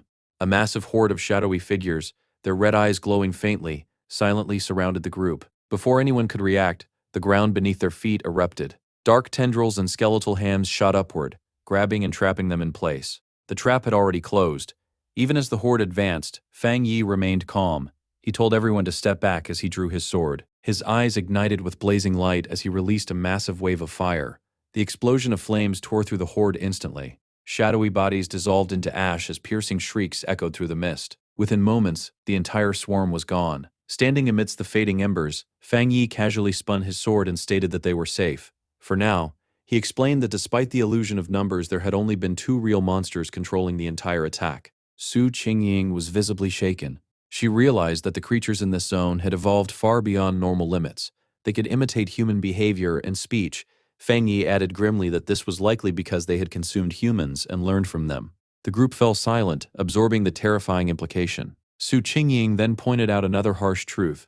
In this zone, even the weakest monsters were enhanced to the level of A-class threats. Anyone below the spirit creation realm would not stand a chance in a direct confrontation. Elsewhere, Zhao Lan observed everything from afar. She watched Fang Yi's attack with quiet amazement. He had eliminated 2 A-level phantom beasts in a single strike, something even she would have needed multiple exchanges to accomplish. Back in the zone, Lin Yi quickly regained her composure. She emphasized that sticking together was now more important than ever. The monsters could disguise themselves and strike without warning. Separation meant death. She urged the red-haired leader to stand, but the leader remained shaken, not by the monsters but by Fang Yi's overwhelming power. She admitted that his aura felt even more suffocating than the enemy's, and that even a slight touch from his flames might have been enough to kill her. Before anyone could respond, a deep, distant rumble echoed through the desolate land. Lin Yi frowned, asking if the others could hear it. It sounded like waves crashing in the distance. The ground began to tremble violently beneath their feet. Far ahead, other pioneer teams could be seen fleeing in panic. One man shouted desperately at his companion to stop fighting and run, his voice filled with terror as he screamed that the approaching force was something far beyond them. Something far worse was coming. Fang Yi, Su Qingying, and Lin Yi stood side by side, their expressions turning grim as chaos unfolded before their eyes. Ahead of them, a massive vortex of pure dark energy swept across the land like a living catastrophe. It churned violently, filled with countless twisted forms and glowing red eyes, devouring everything in its path. The very air seemed to tremble as the phenomenon advanced, swallowing terrain, monsters, and pioneers alike. This was no ordinary threat. It was the legendary Dark Tide. Caught directly in its path, the arrogant pioneer and his team faced the oncoming disaster. Even as terrified cries echoed around him, he refused to back down. With a scoff, he dismissed the danger, declaring that just because others could not handle it did not mean he would fail. With a roar, he raised his sword and summoned a massive green energy barrier, its light flaring brightly against the encroaching darkness. He proclaimed that everything within the zone belonged to him, then charged straight into the heart of the storm. For a brief moment, his confidence held. Then it shattered.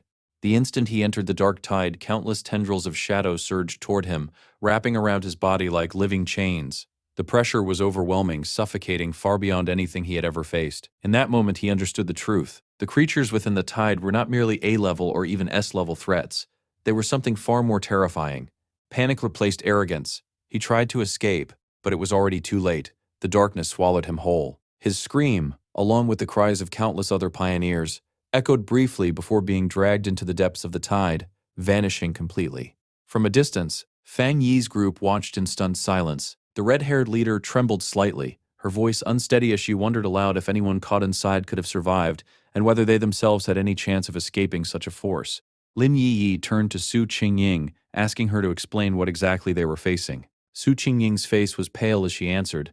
The dark tide, she explained, was the ultimate manifestation of the dark attribute. It was a moving catastrophe, a mass of pure corruption that devoured everything, even other monsters. Her voice grew heavier as she admitted something troubling. The mission had been carefully planned to avoid the day the tide would appear. Its sudden presence meant something had gone terribly wrong. That could only mean one thing. All the pioneers who had gone ahead were likely already gone. Lin Yi recalled reading about the dark tide before. Stories from pioneer forums describing it as a force capable of destroying entire cities.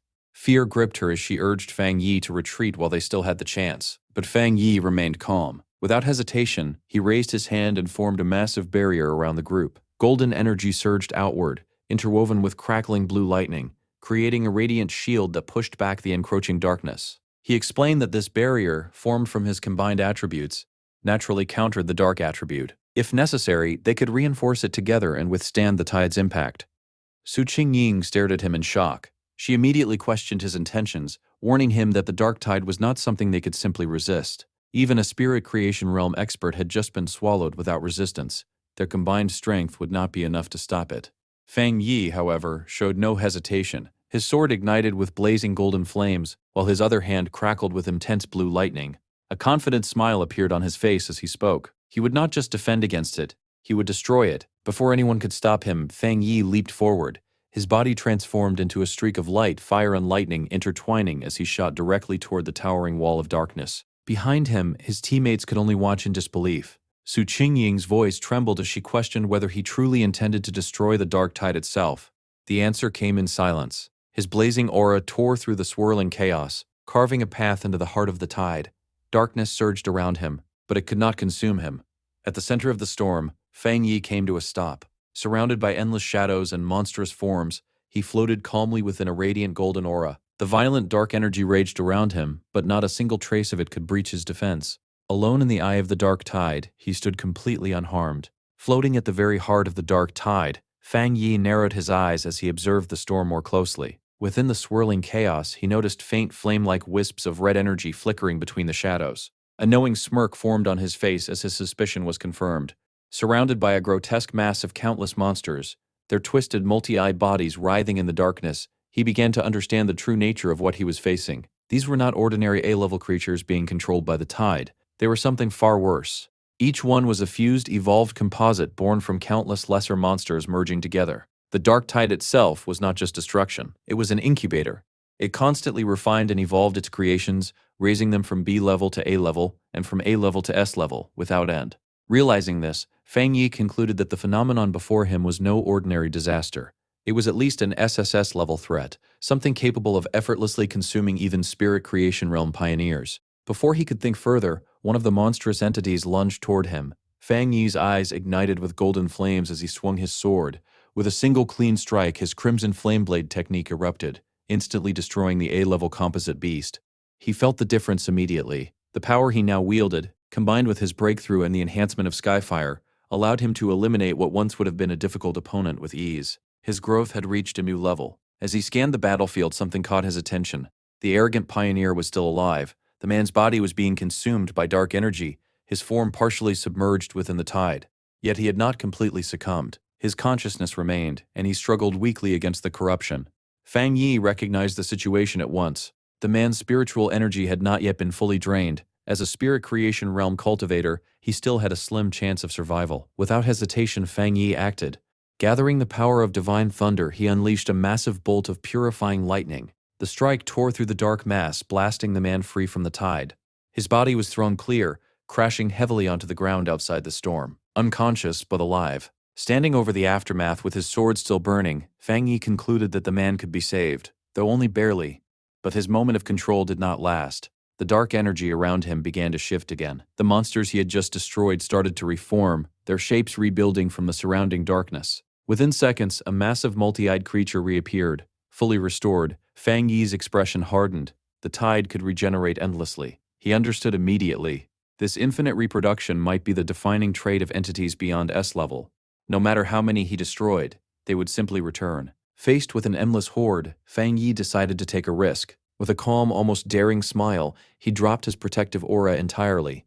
In an instant, the full force of the dark tide surged toward him, pressing against his body without restraint. At that exact moment, his system activated. It detected the presence of an extreme dark attribute and attempted to process it. Then it failed. The attribute was too complex, too unique. It could not be absorbed. Fang Yi was not surprised. Even after reaching the spirit creation realm, this power remained beyond his grasp. It confirmed what he already suspected.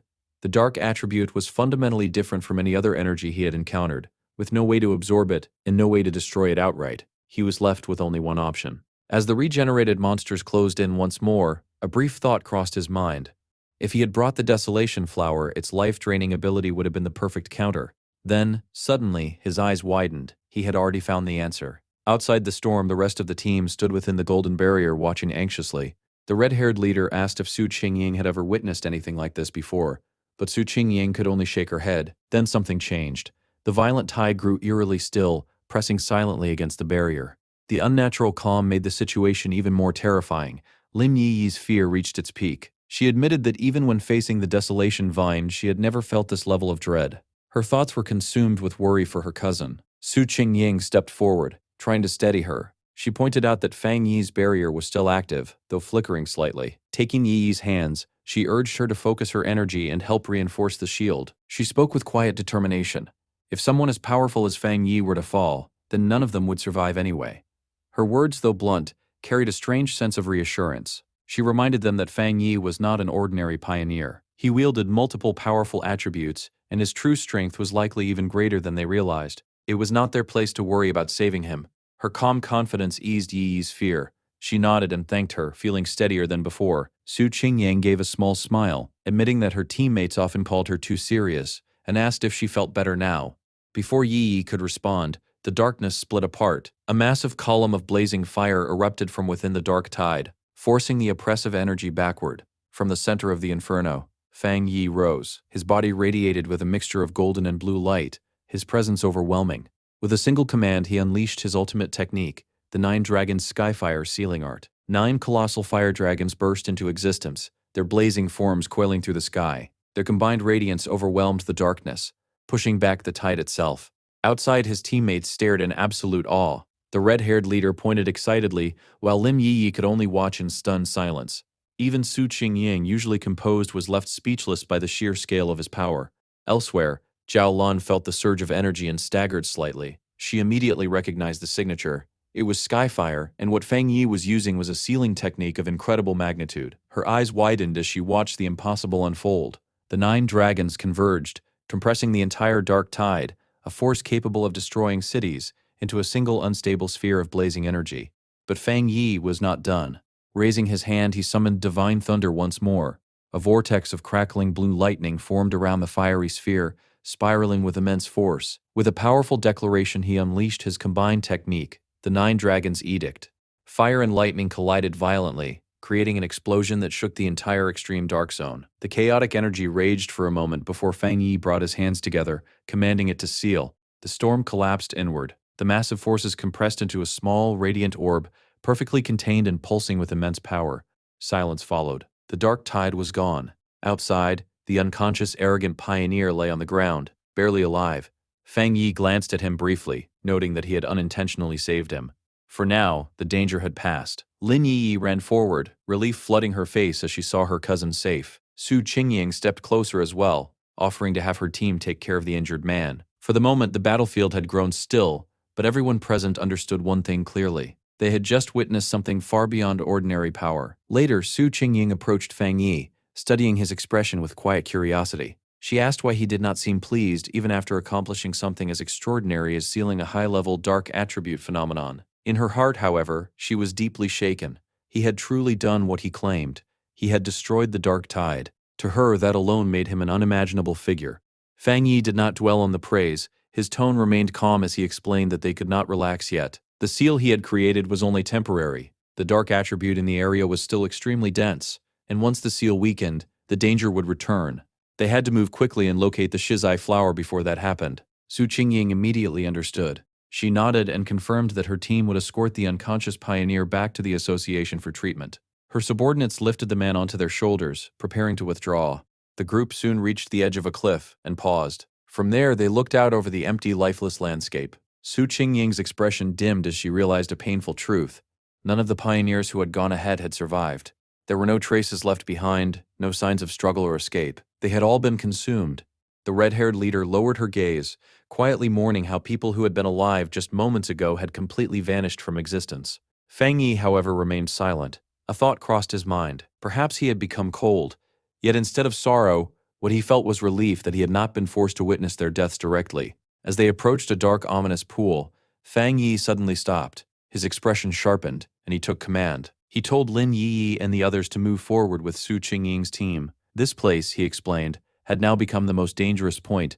It would be safer if he stayed behind to guard against whatever might emerge. Though reluctant, the group agreed and continued on. Left alone on a rocky ledge, Fang Yi stood in silence. Then a system interface appeared before him. It reported a powerful fluctuation of dark attribute energy nearby. In the next instant, the ground erupted. A vortex of purple-black energy surged upward, surrounding him completely. Massive pillars of dark energy rose into the sky, twisting violently as if responding to his presence. The system confirmed the detection and immediately began its highest-level computation. It announced that it was writing a new technique. Fang Yi was lifted into the air, his body suspended as the energy converged around him. Moments later, the process completed. His eyes snapped open, now glowing with a deep, menacing purple light. The system delivered its result. He had obtained a new power, the dark attribute technique known as the limitless dark world. This ability allowed him to create a sealed domain of dark mist, a space where all spiritual energy within would be heavily suppressed. Fang Yi quickly understood the significance. This was not just an ability, but a domain under his control. Within it, enemies would be weakened, their energy drained and their recovery slowed. Combined with his existing powers, it would make him even more formidable. In his mind, he envisioned himself standing above a sea of desperate enemies, their strength fading as his own remained absolute. With quiet confidence, he concluded that if a threat even greater than the dark tide were to appear, he would now have the means to destroy it. As the last traces of purple energy settled, Su Qingying's voice broke the silence. She stared at him in disbelief, asking if he could feel the dark mist reforming. The immense fluctuation she sensed left her shaken. Her thoughts raced. There had been no signs of a normal breakthrough, no change in heaven or earth, yet the energy surrounding him had clearly transformed. Then the truth struck her. He had not only sealed the dark tide, he had absorbed it. The idea itself felt impossible. From the earliest days of the spiritual revival, it had been widely known that the dark attribute was the most dangerous force of all, born from the negative emotions and evil of living beings. Because of this, absorbing it was strictly forbidden.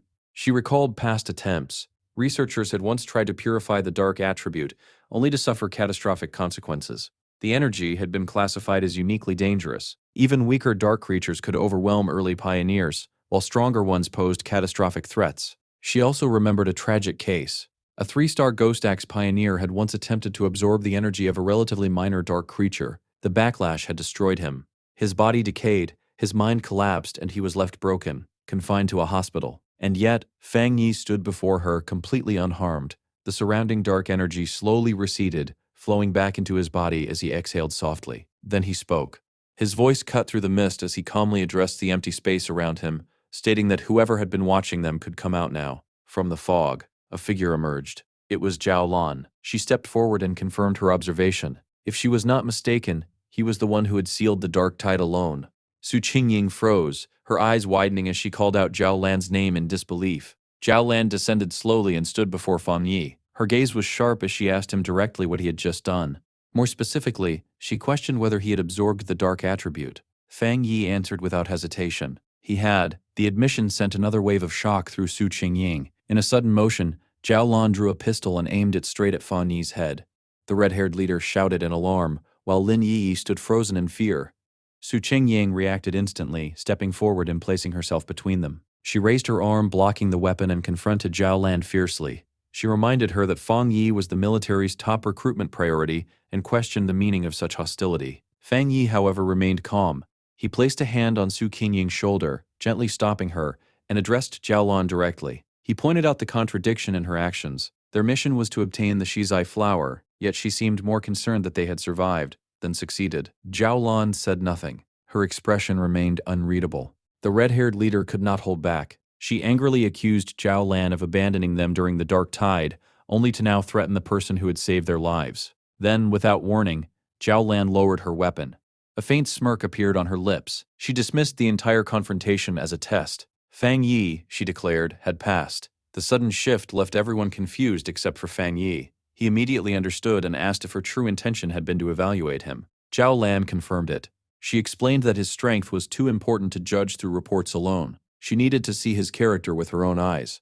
She then addressed the earlier accusations. She had not intervened because this was the reality of the new world. Pioneers lived under harsh rules where life and death could change in an instant. Survival depended on strength and judgment. Still, she added, they were fortunate. They had someone powerful and trustworthy protecting them. She pointed out something they had not noticed. Since the dark tide had been destroyed, no other monsters had dared approach. They feared Fang Yi's power. Fang Yi agreed quietly. Even the dark tide itself followed that same principle. It preyed on the weak and feared the strong. With the test concluded, Zhao Lan offered to guide them to the Shizai flower. She knew the terrain better than anyone. As they followed her, Su Qingying leaned closer to Fang Yi. She felt that something about Zhao Lan was not right. Then she revealed a crucial detail. Zhao Lan had once faced the dark tide before, and she had been the only survivor of her entire squad. Fang Yi listened and quickly understood. Her strict adherence to rules, her cold demeanor, and her willingness to test others in such a way, all stemmed from that trauma. The loss of her comrades had reshaped her completely, leaving behind a rigid, almost self-destructive mindset. Yet at the same time, something else drove her forward. A belief strong enough to keep her moving despite everything she had lost. Fang Yi allowed a faint smile to appear. He told his teammates that they should be more considerate toward her. The red-haired leader blinked in confusion and asked if Zhao Lan was injured. Fang Yi narrowed his eyes as he studied Zhao Lan more carefully. After a brief moment, he confirmed what he had already suspected. She was injured, and not lightly. He explained to the others that her spiritual barrier was severely damaged. Although her overall strength still hovered around the level of a 2-star spirit creation realm cultivator, her protective aura had dropped by at least 2 levels. In practical terms, it meant she was far more vulnerable than she appeared. A closer look made the truth undeniable. The flow of her spiritual energy was unstable, cracking and thinning in places, as if it could collapse at any moment. Even her steps were no longer steady. She stumbled slightly as she walked, betraying the extent of her internal injuries. When Zhao Lan noticed their attention, she glanced back. For a brief moment her expression softened. She quietly thanked them for their concern, but dismissed it just as quickly, insisting that her condition was not an issue. Without waiting for further discussion, she continued forward, leading the group deeper into the zone. The environment grew even more desolate. The land around them was filled with withered trees, their branches twisted like skeletal fingers reaching into the mist. Scattered across the ground were the remains of fallen creatures, along with fragments of bones that no longer resembled anything human. Zhao Lan identified the area as the chaotic burial mounds. As they moved through the eerie terrain, Fang Yi's senses sharpened. Something felt wrong. His gaze shifted slightly, and he noticed a half-buried skeleton protruding from the ground. It was unmistakably the remains of a pioneer. The silence of the place carried a heavy, suffocating weight. After some time, Zhao Lan suddenly stopped. Her voice broke the stillness as she announced that they had arrived. Ahead of them, in a small clearing, a single flower stood alone. It glowed with a soft, ethereal purple light, its petals swaying gently despite the still air. The Shizai flower. Its beauty was almost unreal, standing in stark contrast to the death that surrounded it. Zhao Lan began to walk toward it. Fang Yi did not move. Instead, his gaze remained fixed on her. Something was wrong. The air felt tense, as if the silence itself were hiding something dangerous. Then, in an instant, the ground erupted. Shadowy figures burst forth, monstrous forms with glowing red eyes emerging from beneath the earth. They surrounded the flower in a tight circle, their presence unmistakably that of guardians protecting it. The sudden appearance of the monsters did not slow Zhao Lan. If anything, it made her expression change. Her eyes grew distant, her face shadowed by an unnatural calm. There was a strange, almost obsessive look in her gaze as she continued forward. She raised her hand slightly and whispered, as if lost in a dream, that she could finally see it again. Fang Yi's expression hardened instantly. He understood at once. She was not thinking clearly. Whatever memories or emotions were tied to the Shizai flower had pushed her into a trance-like state. In her current condition, stepping forward like this would only lead to her death. Golden red flames ignited in his palm, gathering into a concentrated sphere of blazing energy. His voice rang out sharply as he called for her to wake up. Then he threw the fireball straight toward her. The blazing sphere cut through the mist, heading directly for Zhao Lan, its purpose not to harm, but to break her from the dangerous illusion that had taken hold of her mind. Snapping out of her trance at the very last second, she recognizes the incoming strike as an extremely rare and powerful Yang attribute attack. Reacting with startling speed, she raises her arm and knocks the blast aside. The collision releases a violent shockwave that ripples through the air. When the force settles, she and Fang Yi stand facing each other in tense silence, golden energy crackling around his hand. Zhao Lan, now fully conscious, is visibly shaken.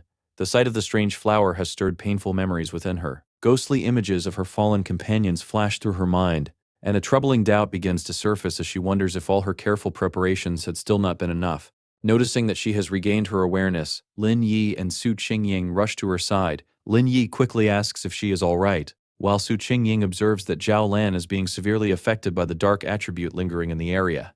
She calmly suggests that it would be safer for all of them to stay together. Fang Yi, however, ignores their concern entirely. With quiet confidence, he steps forward and declares that dealing with the Shizai flower is something he can handle alone. Without hesitation, he walks into the empty, mist-filled clearing, heading straight toward the glowing plant. Before he can reach it, the ground suddenly begins to tremble. The earth splits open, and a massive, grotesque, wolf-like creature erupts from below. Its glowing red eyes burn with hunger as it lunges forward. When it opens its mouth, it reveals a horrifying sight, a swirling storm of smaller screaming faces mixed with dark red energy, all writhing within as it lets out a monstrous roar. Fang Yi remains completely unfazed.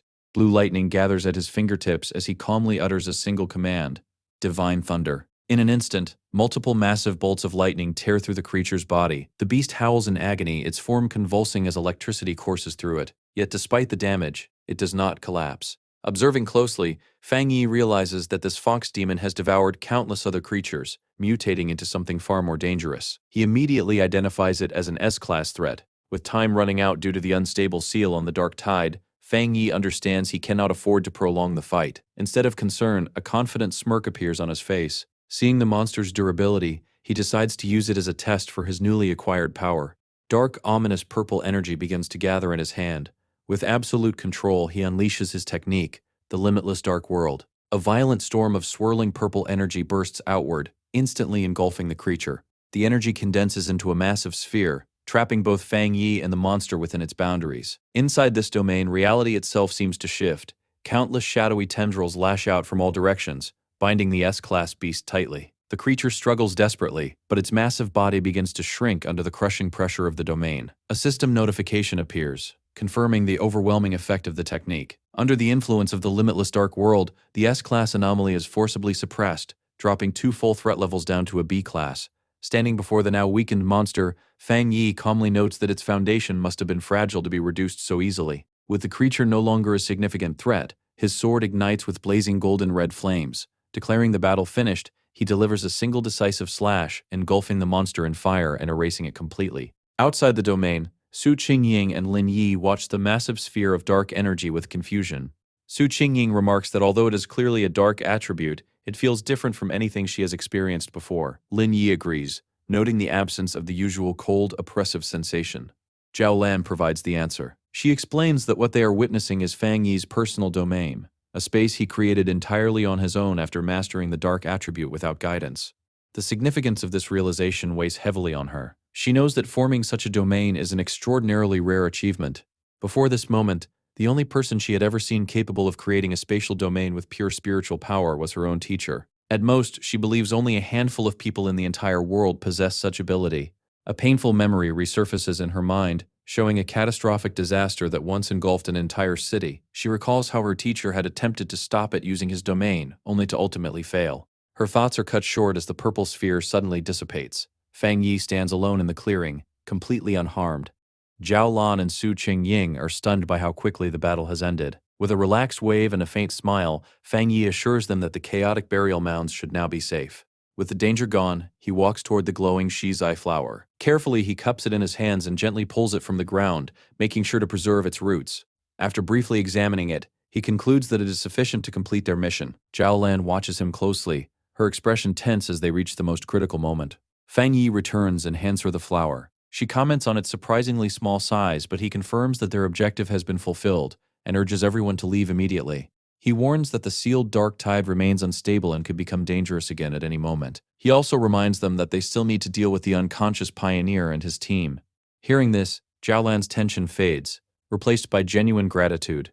Holding the glowing flower, she sincerely thanks Fang Yi, admitting that his overwhelming strength is the sole reason they succeeded. She then thanks the rest of the group and announces their departure. As the others begin to move, Zhao Lan pauses briefly and turns back. With a serious expression, she reveals the true importance of their mission. Elder Wu, the Xia Nation's only Jinghong realm pioneer, is on the verge of death, and the shizai flower is the only medicine capable of saving him. With quiet sincerity, she tells Fang Yi that he has just saved the life of the nation's greatest protector. Fang Yi listens carefully, his expression turning thoughtful as he silently repeats the name of the legendary realm to himself. When the group finally emerges from the dark portal of the extreme dark zone, they are greeted by a sky swirling with red clouds. The red-haired leader throws her fists into the air in relief, shouting that they have finally made it out alive. Lin Yi shares her relief, grateful to see daylight once again. A large crowd of waiting officials erupts into cheers as they witness the team's return. They celebrate the successful retrieval of the shizai flower, many admitting they had doubted it was even possible. As the group walks forward through the parted crowd, the red-haired leader is surprised by the sheer number of people present. Someone nearby wonders aloud who was responsible for obtaining the flower. At that moment, Lim Yi suddenly notices something ahead. Parked directly in their path is a massive armored military vehicle, surrounded by elite soldiers. The red-haired leader immediately recognizes the insignia of the Star God War Zone, the most powerful military force in the Xia Nation. Realizing Zhao Lan's true identity, she feels a wave of embarrassment for having previously spoken harshly to her. The Star God War Zone holds the highest rank among all military districts, having secured the most resource-rich forbidden zones since the spiritual energy revival began. As they approach, an official carefully transfers the shizai flower, now sealed inside a glowing blue container, to a high-ranking officer. The officer is revealed to be Major Han Li. He accepts the container with a satisfied expression. In a surprising display of respect, Major Han Li and his soldiers snap into formation and deliver a sharp salute to Fang Yi, catching him off guard. Turning to Zhao Lan, Han Li assures her that he will personally deliver the flower to the hospital without delay. She nods, stating she will follow shortly. With the mission's objective secured, the armored vehicle quickly departs. With the immediate crisis resolved, Zhao Lan faces Fang Yi once more. When he asks if she belongs to the Star God War Zone, she confirms it, and adds that news of his incredible strength has already spread throughout the entire district. With a confident tone, she tells him it is only a matter of time before he becomes widely known. Acknowledging his overwhelming power, she admits that he could single-handedly surpass even the elite units of her war zone, promising access to the finest cultivation resources available. She also assures him that rewards for both his team and Su Qingying's squad will be delivered soon. Fang Yi listens with a faint smile, clearly considering the offer. However, her expression soon turns serious as she begins to explain just how grave their situation truly is. She explains to Fang Yi that as the world undergoes rapid and unpredictable change, the nation's most pressing concern has become the growing threat of dark attribute anomalies. To emphasize her warning, she paints a grim picture of entire cities being swallowed by vast, ominous clouds of purple and black energy. The number of such anomalies, she says, is increasing at an alarming rate. According to her, these dark zones spread like a malignant tumor, slowly expanding their influence and carrying the potential to trigger catastrophic disasters at any moment. Because of this ever-present danger, strict measures have been enforced, forbidden zones have been established, and powerful organizations like the Spiritual Energy Association have been tasked with guarding them at all costs. She makes it clear, however, that she is not revealing this information to pressure him into joining her faction. Instead, she believes that someone of his strength and caliber has earned the right to understand the true state of the world. Recognizing her sincerity, Fang Yi gives a faint smile and assures her that he understands. He promises that if he encounters such anomalies in the future, he will not stand idly by. His words carry quiet confidence, and he tells her she can rest easy knowing that. Hearing this, the tension in Zhao Lan's expression finally fades. Her stern demeanor softens into a genuine smile of relief. She formally introduces herself and offers him a small dark token. When Fang Yi accepts it, he sees that it is a black tablet engraved with a dragon emblem and the words representing the Star God War Zone. Zhao Lan explains that this token grants him unrestricted access to forbidden zones for cultivation, and that the gates of the Star God War Zone will always remain open to him. She then makes one final request. She asks if he would be willing to meet Elder Wu. Fang Yi seeks confirmation, asking if she is referring to the Jinghong Realm Pioneer. She nods and reveals that Elder Wu is her teacher. Though she frames it as a personal wish rather than an obligation, she admits that she hopes he will come not only to meet her master but also because she wishes to be his friend. Fang Yi accepts both the token and her invitation, slipping it into his pocket. He agrees to accompany her, remarking that it is always good to have more allies. Then, as if to seal their newfound friendship, he raises his hand, blue lightning crackling along his fingers, and tells her he has something to offer in return. Zhao Lam looks at him in confusion, but before she can ask further, Fang Yi explains that he believes he can purge the remaining dark attribute poison from her body. Without waiting for hesitation, he releases a surge of controlled lightning that envelops her completely. The sudden burst of energy shocks her, but as it courses through her body, she realizes something unexpected. Instead of harm, the thunder attribute begins to heal. The cold, lingering pain within her is replaced by a warm numbness, and she can feel the corruption dissolving from within. Old wounds begin to mend, and the oppressive residue of dark energy is completely eradicated. The sensation is so profound that it feels as though she is being reborn.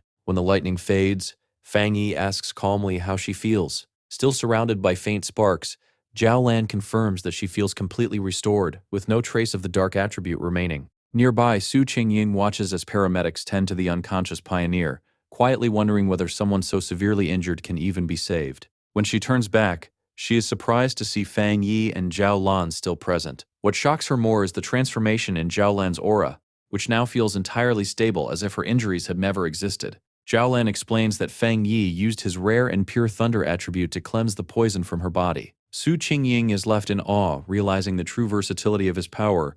It is not only capable of destruction, but also of saving lives. Pointing at him in amazement, she struggles to contain her excitement. Fang Yi, slightly puzzled, simply asks what she is staring at. In that moment, an idea sparks in her mind. She hurriedly calls over the paramedics and proposes a collaboration. If Fang Yi's spiritual power could be combined with their advanced medical technology, they might be able to save many more pioneers suffering from dark attribute corruption. To show her sincerity, she bows deeply and asks him to demonstrate his power once more. Fang Yi remains silent for a moment, considering her request, before agreeing. He releases a controlled burst of blue lightning from his hand, asking if that is sufficient. One of the paramedics, observing closely, confirms with excitement that the energy is effective. Such a high-level thunder attribute, he explains, is capable of directly countering dark attribute corruption. Zhao Lan adds that Fang Yi's earlier treatment worked by sending the energy directly into her body to eliminate the corruption at its source. Su Qingying suggests a simple method, proposing that all they would need is for Fang Yi and the patient to maintain physical contact. However, the paramedic quickly clarifies that the process is not so simple. Not every cultivator, even those in the spirit creation realm, can withstand such pure energy. He explains that while Zhao Lan's condition had been serious, it was still minor compared to the unconscious pioneer's state. To save him, it would require at least 10 times more spiritual energy. Even then, achieving a full recovery would be unlikely. Simply preserving his life would already be a remarkable success. Fang Yi agrees to proceed and asks how to transfer his energy. The paramedics guide him toward the ambulance and instruct him to place his hand into a specialized device designed to channel spiritual power. Without hesitation, he complies. From a distance, Lin Yi watches everything unfold. She reflects on how she never realized Zhao Lan was such a high-ranking member of the Star God War Zone.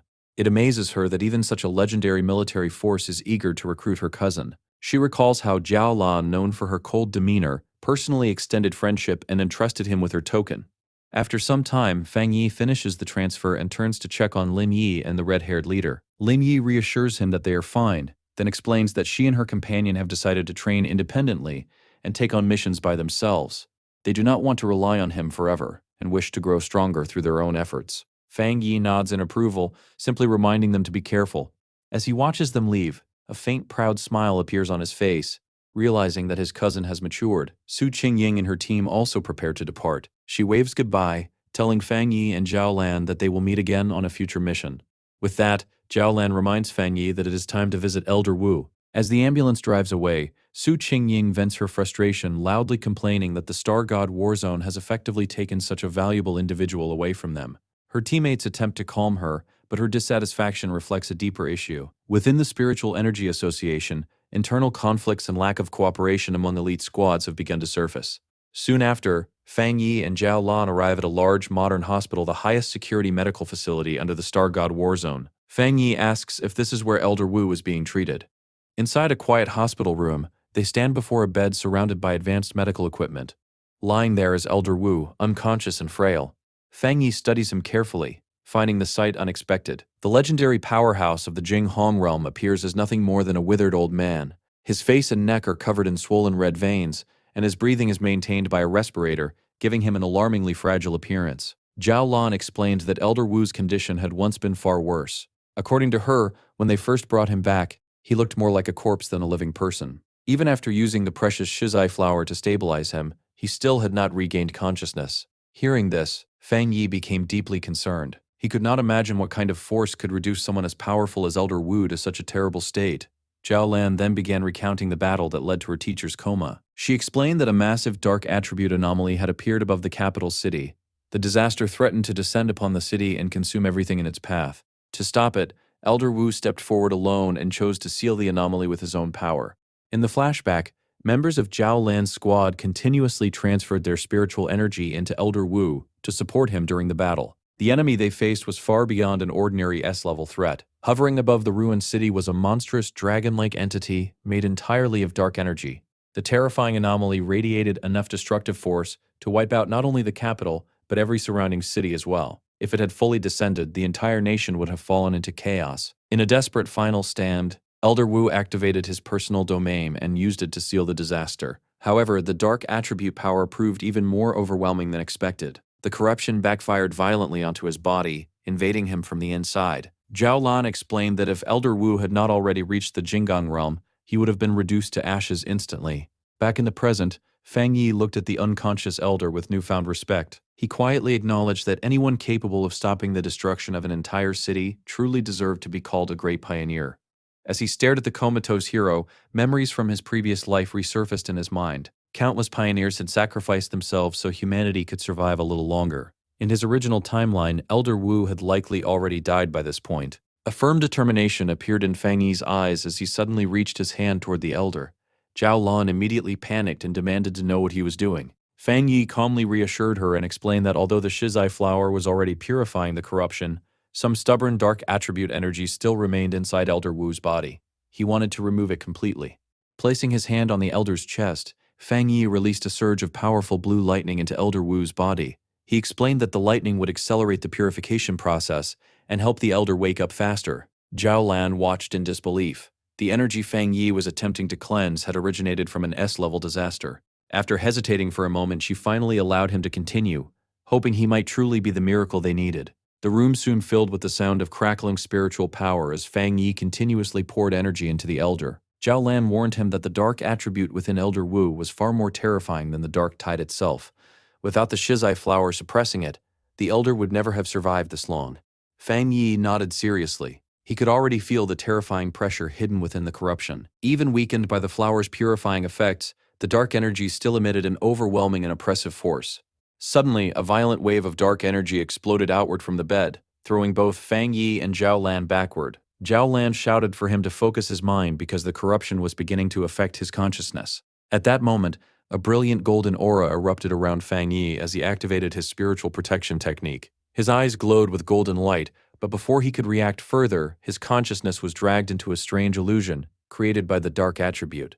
He found himself standing alone in the middle of a ruined city beneath a sky dominated by a massive crimson eye. The terrifying eye stared down at him from above the destroyed streets and demanded to know who he was. Fang Yi immediately realized that touching the dark attribute remnant inside Elder Wu had pulled his spirit into the anomaly's lingering mental world. Completely unafraid, Fang Yi calmly replied that his identity was unimportant because he had only come to destroy it. Blue lightning gathered around his hand as he judged that the anomaly was not as powerful as it appeared. The giant eye responded instantly by launching massive red spikes toward him. Fang Yi was briefly caught off guard, but he quickly activated his golden sun-breathing technique. Golden light flashed in his eyes as he swiftly dodged the deadly rain of spikes falling from the sky. The anomaly then released terrifying strands of red and black lightning. Fang Yi immediately noticed that this strange energy was comparable to the divine thunder he once absorbed on Yuhuang Mountain. Soon after, the anomaly revealed its true form. The massive eye split apart into an enormous swarm of insect-like creatures, made entirely from dark attribute energy, all revolving around a central crimson core. Fang Yi realized that every single creature possessed strength comparable to the monsters from the dark tide. Worse still, there were tens of millions of them. The entire swarm descended upon him like a living vortex of destruction. Faced with the overwhelming threat, Fang Yi summoned his flaming sword. With fierce determination, he declared that the only option left was complete annihilation. He charged directly into the swarm and unleashed a gigantic fiery slash that carved a blazing path through the darkness. His attack successfully split the central eye in half. After observing the enemy carefully, Fang Yi identified it as an S-level collective anomaly. However, he guessed that its current strength had already been heavily weakened, either because this was merely an illusion or because the Shizai flower had already purified much of its power inside Elder Wu's body. The divided swarm crashed into the ruined city below and exploded violently upon impact.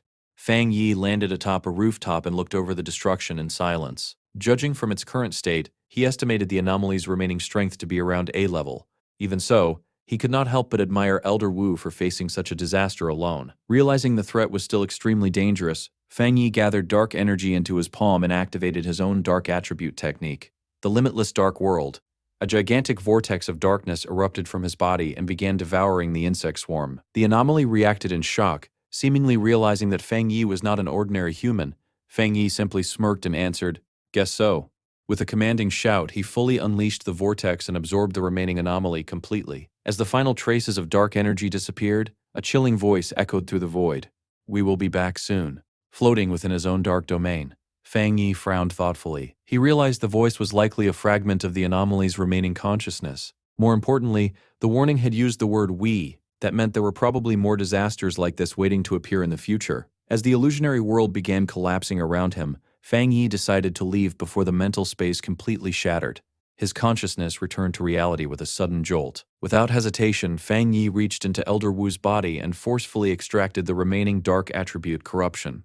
A mass of dark purple energy wrapped in blue lightning was pulled directly from the Elder's chest. To contain it, Fang Yi immediately activated the 9-Dragon Skyfire sealing art. Flaming red chains wrapped around the dark energy and trapped it inside a sealed sphere. Holding the orb in his hand, Fang Yi explained to the shocked Zhao Lan that this was the final remnant left behind by the city-destroying anomaly. Although the orb still contained tremendous power, its influence had already been greatly weakened by the Shizai flower and Elder Wu's seal. Fang Yi sincerely praised Elder Wu, saying that he truly deserved the title of the nation's #1 pioneer. Using his own body to suppress such terrifying dark power was something almost no one else could survive. Zhao Lan looked at her teacher and noticed that the red veins covering his face had disappeared. His breathing had also become calm and stable. Overcome with relief, she told Fang Yi that he had saved Elder Wu's life. However, Fang Yi humbly shook his head. He explained that without the Shizai flower weakening the corruption first, he would never have been able to remove the dark attribute so easily. Zhao Lan agreed, saying that the flower had preserved the Elder's life while Fang Yi's power had finally given him a chance to fully recover. With one final burst of energy, Fang Yi crushed the sealed orb in his hand and reduced the remaining corruption to dust. Afterward, he revealed something important to Zhao Lan. During the illusion, the anomaly had warned him that it would return someday. Fang Yi concluded that they needed to prepare themselves because they could not continue relying on an old man who had barely survived such a disaster. Zhao Lan admitted that she had already heard similar rumors before. She explained that both the military and the association constantly monitored changes in spiritual energy around the world. According to their data, there was a frightening possibility that the Shan'an might not even survive the first year after the full spiritual energy revival. Although most people dismissed the rumor as nonsense, Fang Yi remained silent for a moment.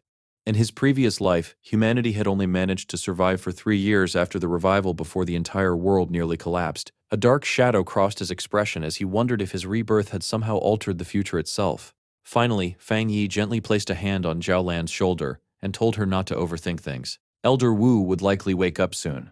Then, with a serious look in his eyes, he made her a solemn promise. If the disaster truly returned, he would stand beside them and fight. Deep inside, Fang Yi knew the final battle against the great disaster was inevitable, but this time he swore he would change everything. Later that night, Fang Yi returned to his apartment and sat cross-legged on his couch while meditating. Dark attribute energy swirled quietly around him as he reflected on his recent battles.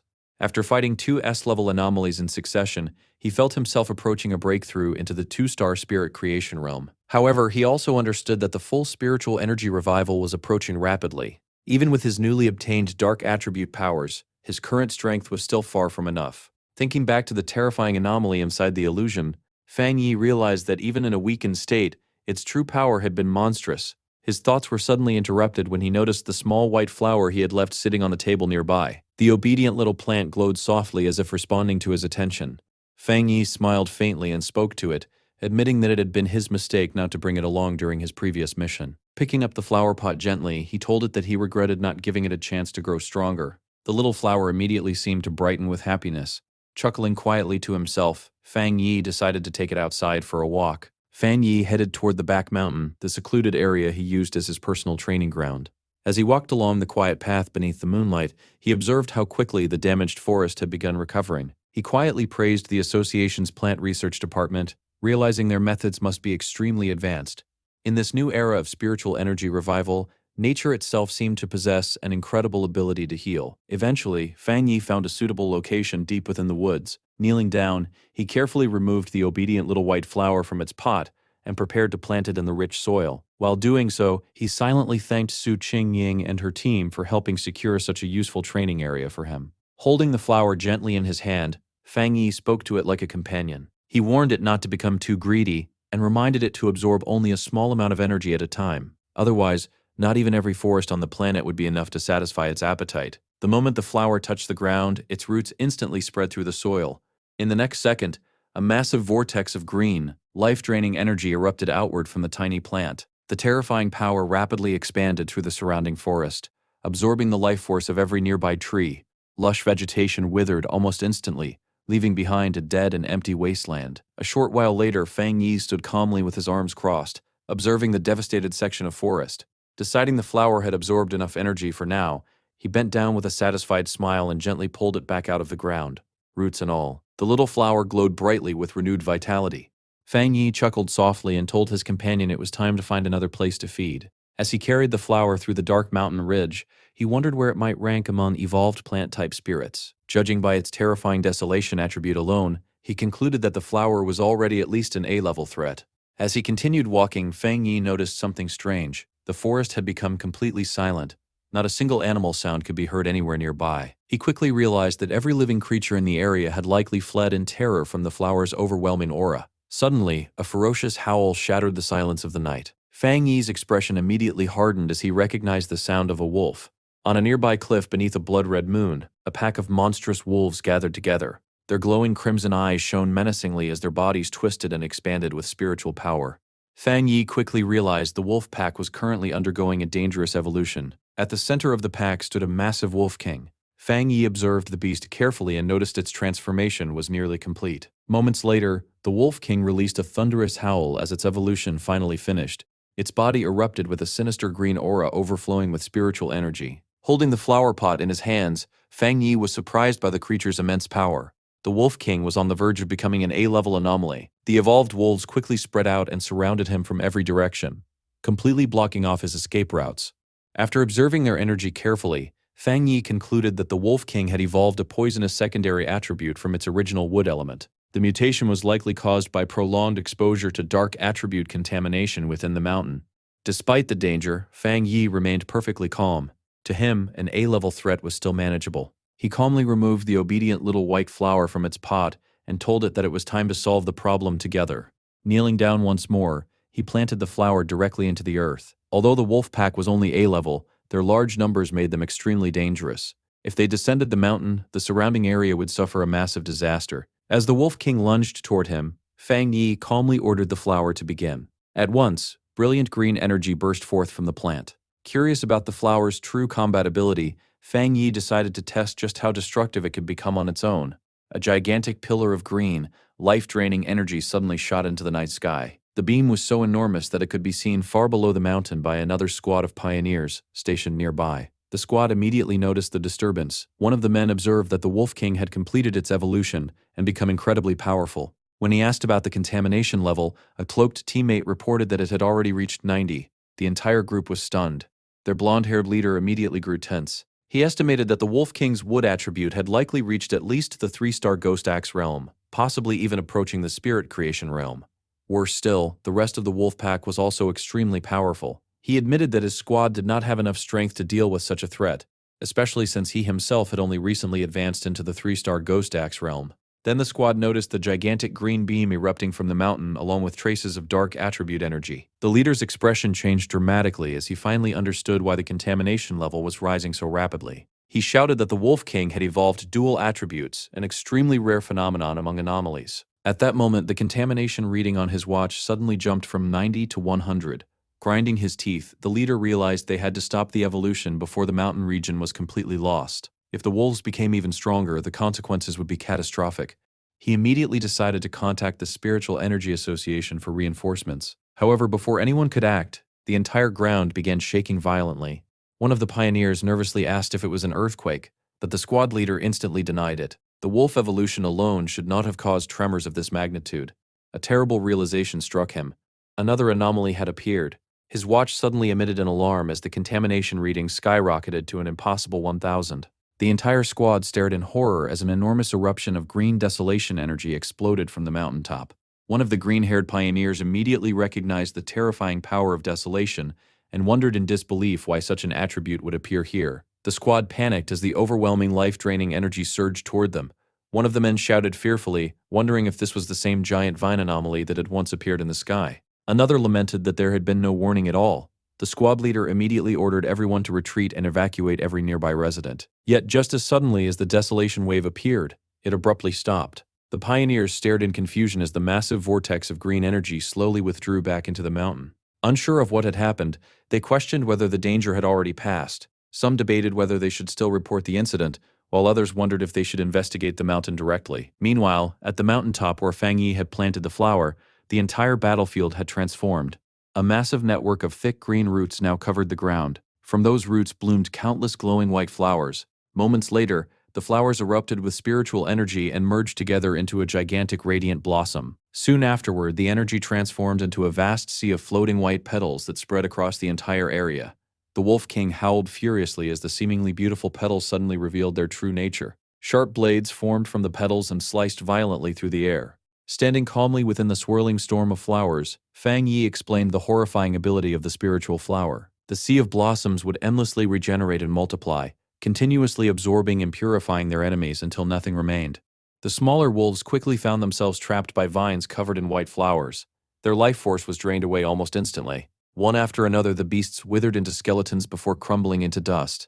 As the flower absorbed the vitality of the entire pack, its white petals slowly transformed into a deep crimson color. In a final desperate attack, the Wolf King gathered all its remaining energy and unleashed a massive green blast from its mouth. However, the giant red flower effortlessly formed a protective barrier and completely absorbed the attack. Hidden among the sea of crimson petals and twisting vines, Fang Yi calmly informed the beast that its resistance was meaningless. The flower's desolation attribute had already rooted itself deep within the mountain. The entire mountain now served as both the source and target of its endless cycle of absorption. The Wolf King, now far more intelligent after evolving, seemed to understand its hopeless situation. Even so, it refused to surrender. Realizing the central red flower was the core of the entire attack, the beast gathered its remaining strength and charged directly toward it. Feng Yi watched with a faint smile and mockingly asked his little flower what it planned to do now that its weakness had been exposed. In response, the central crimson flower suddenly expanded to an enormous size. The gigantic blossom lunged forward and swallowed the Wolf King whole within its massive petals. The beast released agonized howls as the desolation attribute rapidly drained away its life force. Green spiritual energy poured from the Wolf King's body as the enormous red flower devoured it completely. Watching carefully, Fang Yi's expression gradually became serious. He realized the flower was willingly allowing the Wolf King's dark attribute energy to flow into itself. Moments later, the Wolf King disappeared entirely within the pulsating crimson petals of the monstrous flower. Fang Yi stared at the massive crimson flower in amazement, genuinely shocked by the terrifying potential of the desolation attribute.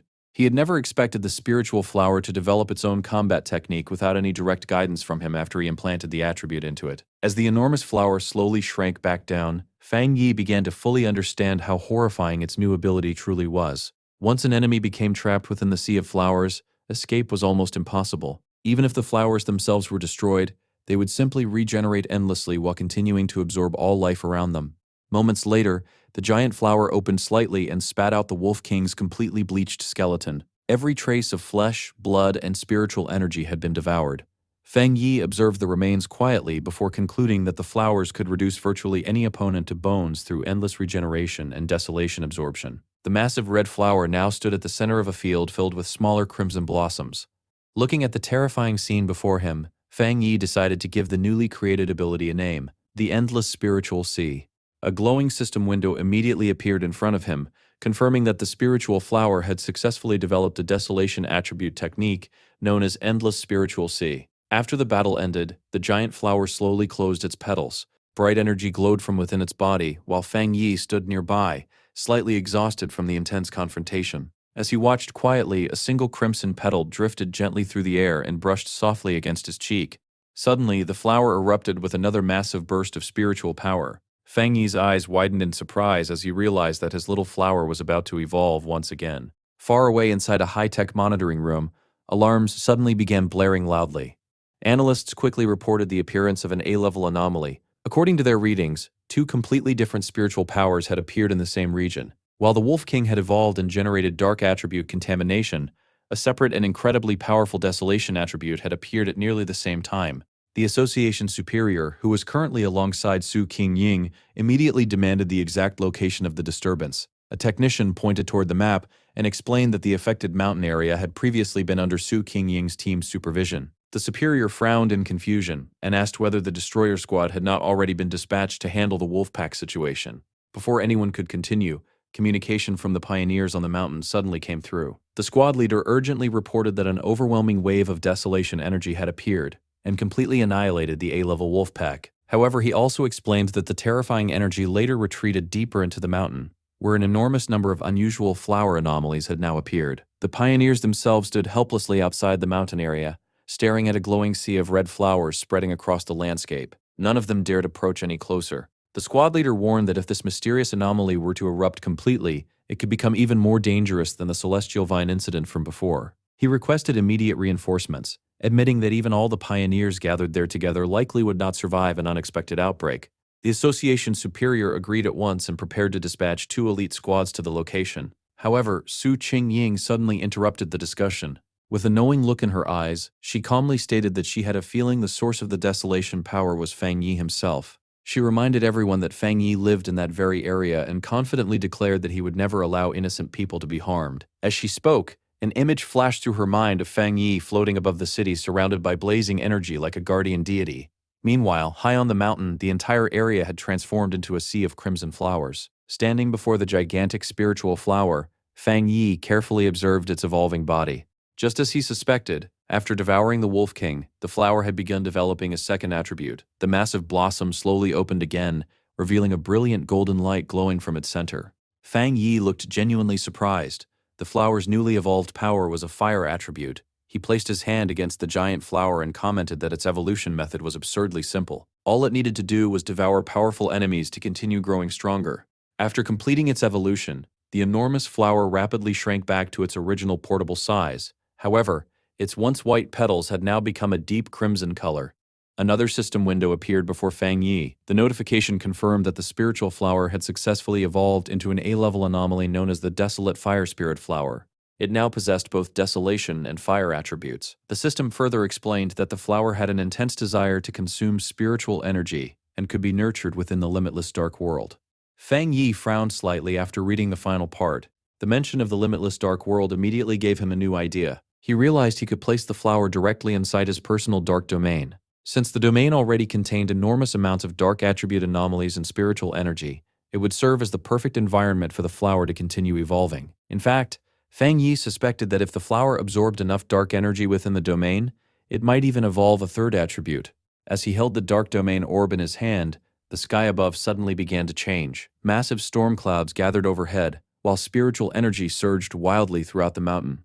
Fang Yi's eyes glowed with golden light as he realized another breakthrough was approaching. He was about to advance into the 2-star spirit creation realm. Fang Yi immediately sat down and began cultivating. Moments later, an enormous pillar of golden divine energy descended from the heavens and surrounded his body completely. As he meditated, he could feel his control over spiritual energy becoming smoother and more refined. The energy of the world itself seemed to merge naturally with his body, as though the two had become one.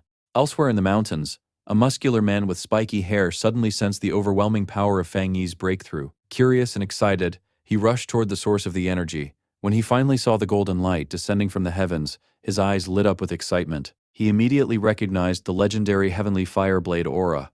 Watching footage of Fang Yi's earlier battle while flames burned around his own body, the man grinned fiercely and declared that he would defeat this new fire attribute pioneer to prove he was the strongest. Back at the cultivation site, Fang Yi suddenly sensed another presence nearby. Without opening his eyes, he calmly asked who was hiding there. The mysterious figure responded instantly by launching a massive fireball directly toward him, while demanding to know if Fang Yi was truly a fire attribute pioneer. Fang Yi remained completely unfazed. Dark energy gathered around him and formed a swirling vortex that effortlessly absorbed the incoming fire attack. A faint smile appeared on his face as he realized the hidden observer had finally revealed himself. Fang Yi recalled that he had sensed this person's spiritual energy for quite some time already. The newcomer had not even bothered concealing his presence properly. Based on the aura alone, Fang Yi immediately identified him as a wild pioneer, an independent cultivator unaffiliated with any organization who enjoyed challenging powerful opponents. He had also recently broken through into the spirit creation realm. The muscular man finally stepped out fully, flames swirling violently around his body. Landing before Fang Yi, he remarked that Fang Yi was surprisingly interesting and admitted he could feel tremendous spiritual pressure coming from him. He then aggressively demanded to know how Fang Yi had hidden from his previous fire attack. Fang Yi remained silent and simply observed the newcomer calmly. The man grinned confidently before properly introducing himself. His name was Jiang Liu, and he arrogantly declared that Fang Yi would remember that name very soon. Without wasting another second, Jiang Liu charged forward with his entire body wrapped in roaring flames. In response, Fang Yi calmly raised 2 fingers toward the sky and quietly spoke 2 words. Divine thunder. A gigantic bolt of brilliant blue lightning instantly descended from the heavens. Jiang Liu's eyes widened in complete shock as the divine thunder struck him head-on before he could even react. The devastating lightning blast exploded across his body with terrifying force. Smoke poured from his mouth as he coughed painfully and staggered backward. Blue electricity crackled violently across his scorched body while he struggled to stand. Completely stunned, Jiang Liu could not understand what had just happened. Fang Yi was supposed to be a fire attribute pioneer, so why was he using thunder power? Still trembling from the electric shock, Jiang Liu could barely keep himself upright. Meanwhile, Fang Yi calmly walked forward and stood over him. Jiang Liu collapsed onto his hands and knees, unable to move at all. Without hesitation, Fang Yi grabbed him by the hair and brutally smashed his face into the rocky ground, shattering the stone beneath him. Blue lightning continued crackling around Fang Yi's body as he mockingly asked Jiang Liu to repeat his name because he had not heard it clearly the first time. Jiang Liu could only stare silently in disbelief with his face pressed against the broken earth. His mind filled with confusion and humiliation. He had only recently broken through into the 1-star spirit creation realm and had always considered himself an unmatched genius. He could not understand how he had been defeated so easily before even using his strongest technique. Memories flashed through his mind of countless people praising his rare fire attribute and acknowledging him as a future powerhouse. He had genuinely believed everyone would eventually bow before him. A faint scoff escaped Fang Yi's lips. He released another surge of electricity through Jiang Liu's body, causing the young pioneer to scream in agony. Jiang Liu's thoughts became increasingly chaotic. He still could not understand how Fang Yi possessed thunder abilities, when he was clearly supposed to be a fire user. Fang Yi looked down at him coldly, one eye glowing with blue energy. Disappointment appeared on his face as he admitted that he had expected far more from someone so arrogant. With a calm but mocking tone, he criticized the younger generation for their excessive confidence. Pinned helplessly beneath the crushing electrical force, Jiang Liu finally began to realize the true difference between them. Although Fang Yi had only broken through into the 2-star spirit creation realm, the spiritual pressure radiating from him felt vastly more terrifying than his own. The difference did not feel like 1 or 2 minor stages. It felt like a gap of 3 entire realms. At that moment, a final horrifying thought entered Jiang Liu's mind. He truly believed he was about to die there. Terrified and trembling on the ground, Jiang Liu desperately begged Fang Yi not to kill him. Fang Yi looked down at him coldly for a moment before finally releasing him. In a calm but icy tone, he warned Jiang Liu that a pioneer's power should never be used carelessly against others. If he had so much free time to challenge random people, then he should spend it clearing anomalies instead. After giving him one final dismissive glance, Fang Yi turned around and walked away. Jiang Liu remained kneeling on the shattered ground, staring blankly at Fang Yi's back as he disappeared into the darkness. His mind raced with confusion and disbelief. He could not understand the terrifying gap between them. Was Fang Yi truly an unparalleled genius, or was he himself simply too weak? Later that night, Jiang Liu returned to a luxurious apartment looking completely defeated.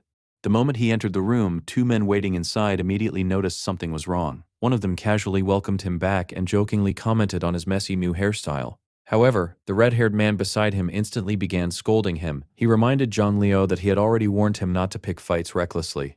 The red-haired man continued lecturing him, saying his aggressive personality would eventually get him killed, especially now that the spiritual energy revival had not fully begun yet. Acting arrogantly before the world truly changed would only bring disaster upon himself. To both men's surprise, Jiang Liu did not explode in anger as usual. Instead, he silently collapsed onto the sofa with the expression of someone whose soul had completely left his body. Confused by his behavior, one of the men asked what had happened. He could hardly believe this was the same Jiang Liu who normally lived for Babel. The red-haired man frowned and reminded Jiang Liu that he had gone out specifically to challenge the Heavenly Fireblade user. After remaining silent for several moments, Jiang Liu finally spoke in a defeated voice. It was over instantly. With tears suddenly streaming down his face, Jiang Liu broke down completely and admitted that he was the one who had been instantly defeated.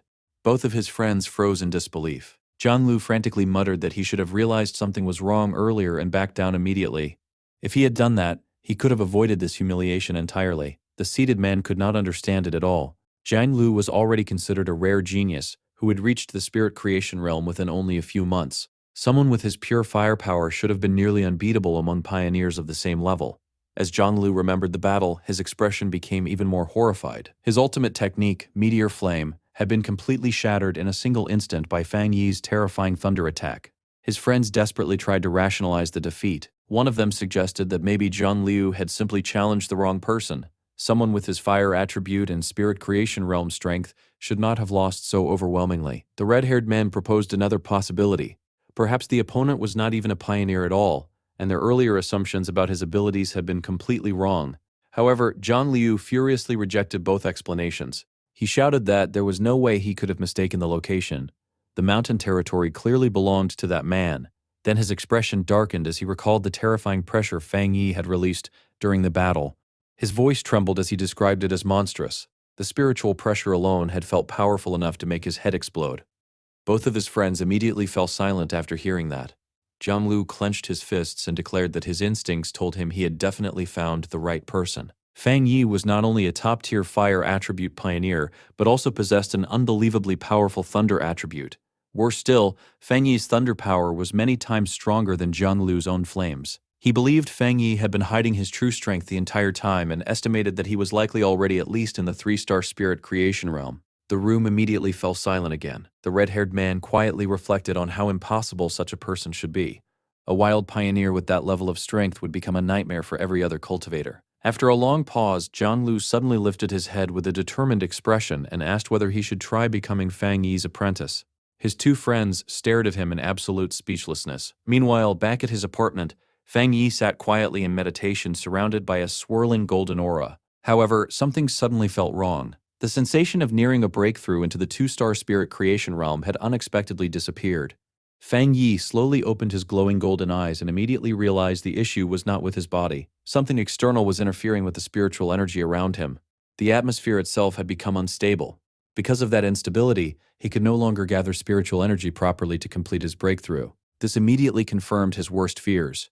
Recalling the government's secret monitoring projects and the rumors surrounding an approaching catastrophe, Fang Yi began wondering whether something truly disastrous was about to happen. Walking toward the window, he looked out across the city and saw a gigantic electrical storm gathering overhead. The moment he saw it, he understood. The full spiritual energy revival had begun earlier than expected, and it was happening directly in his city.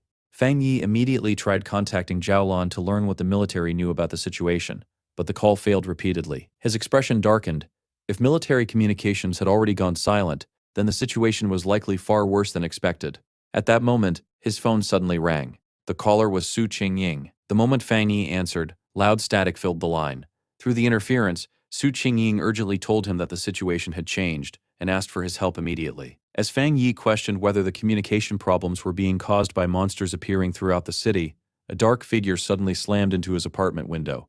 The glass cracked violently. Through the static, Su Qingying confirmed that the situation was huge and revealed that she was currently inside the city herself. Before Fang Yi could respond, the monstrous bat-like creature wrapped in dark energy shattered the window completely and lunged straight toward him. Fang Yi did not even bother standing immediately. Looking at the charging creature with complete indifference, he calmly remarked that it was seriously overestimating its own strength. In the next instant, blue electrical energy gathered into his hand and formed a blade of pure lightning. Fang Yi leaped upward and hurled the blade directly through the creature's body. The bat anomaly exploded into pieces in a flash of blue light. The loud crash immediately drew Lim Yi out of her room. She rushed forward while shouting a warning about a strange bat monster that had appeared nearby. However, the moment she arrived, she froze in shock. The apartment window had been completely destroyed, and Fang Yi stood calmly amidst lingering blue lightning, as if nothing had happened. Lin Yi nervously asked what was going on. Looking out at the storm-filled city through the shattered window, Fang Yi explained that while monsters normally appeared randomly, it was deeply concerning that anomalies were now directly attacking homes within the city itself. Even worse, this was clearly not an isolated incident. Though he claimed the situation was still manageable for now, his eyes remained fixed on the enormous storm gathering overhead. Fang Yi quietly admitted that this could be the beginning of a major disaster. What troubled him most was the strange behavior of the anomalies. Normally, creatures around the 2-star Ghost Axe realm would remain hidden and avoid attention. They would never openly attack a powerful pioneer's home in the middle of the city. Realizing that a massive battle was approaching, Fang Yi immediately instructed Lin Yi to contact every pioneer she knew and gather them all at the apartment. She agreed without hesitation. Fang Yi then stepped onto the ledge beside the broken window and turned toward his cousin. Since her own breakthrough was approaching soon, he told her he was entrusting the safety of their home to her. He ordered her to guard the apartment while he handled the situation outside. Elsewhere in the city, Su Qingying and her squad stood atop a rooftop while violent storms interfered with their communications equipment. One of her teammates, Jiang Xiaoya, wondered whether their devices had simply malfunctioned. However, Su Qingying grimly replied that if a true disaster had begun, they would likely have to fight alone. The entire team stared upward at a massive vortex swirling through the clouds, while Su Qingying silently hoped it was nothing more than a false alarm. Acting as captain, she quickly began contacting patrol units and ordering all pioneers to remain on maximum alert. But before she could finish giving commands, her entire squad suddenly froze in horror. Above them, countless bat-like anomalies began pouring out of the giant vortex.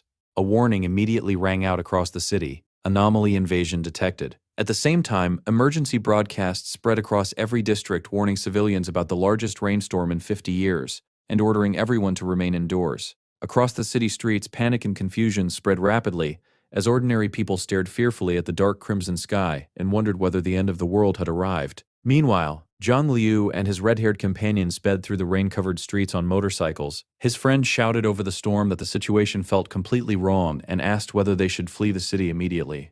Zhang Liu remained silent with a grim expression. Suddenly, a dark bat-like monster wrapped in crimson energy dove toward them from the sky. Zhang Liu reacted instantly in anger and declared that the creature was seeking death. A powerful fireball formed in his hand before he blasted the anomaly directly. His companion wondered aloud why the creature would attack them at all, since anomalies usually avoided pioneers as powerful as Zhang Liu. Then both men froze in shock. The monster emerged from the flames completely unharmed. Zhang Liu's expression immediately changed from anger to panic. It was not that the creature had resisted the attack, it had regenerated instantly. For the first time, Zhang Liu truly understood how terrifying the monsters flooding the city had become. Without hesitation, he declared that they needed to return home immediately. The scene then shifted back several hours earlier to the Spiritual Energy Association headquarters.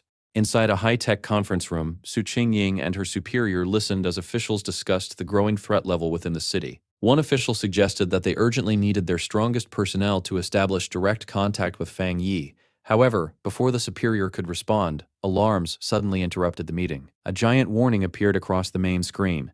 An A-level anomaly was predicted to arrive in the city center within 24 hours. While large numbers of bat-like anomalies had already begun gathering in the suburbs, the association's superior immediately questioned whether the prediction was accurate. Su Qingying's expression instantly turned serious as she declared they needed to deploy a team immediately and volunteered to go personally. Back in the present, the leader of the destroyer squad looked upward in horror as a gigantic version of the bat anomaly descended from the storm clouds above him. Frantically shouting into his communicator, he corrected the previous report.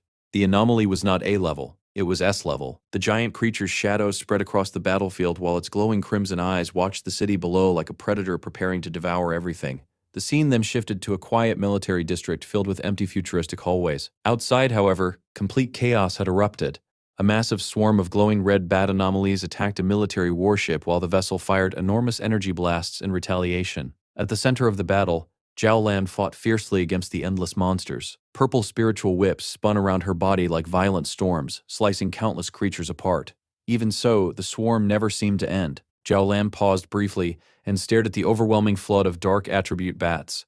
Her unique abilities allowed her to shape and strengthen spiritual power far beyond normal pioneers, but even she could feel the pressure building. The monsters seemed determined to prevent the military forces from accomplishing something important. At that moment, a blond young man crackling with yellow lightning landed beside her and praised her combat ability. Then, his expression darkened as he explained their current situation.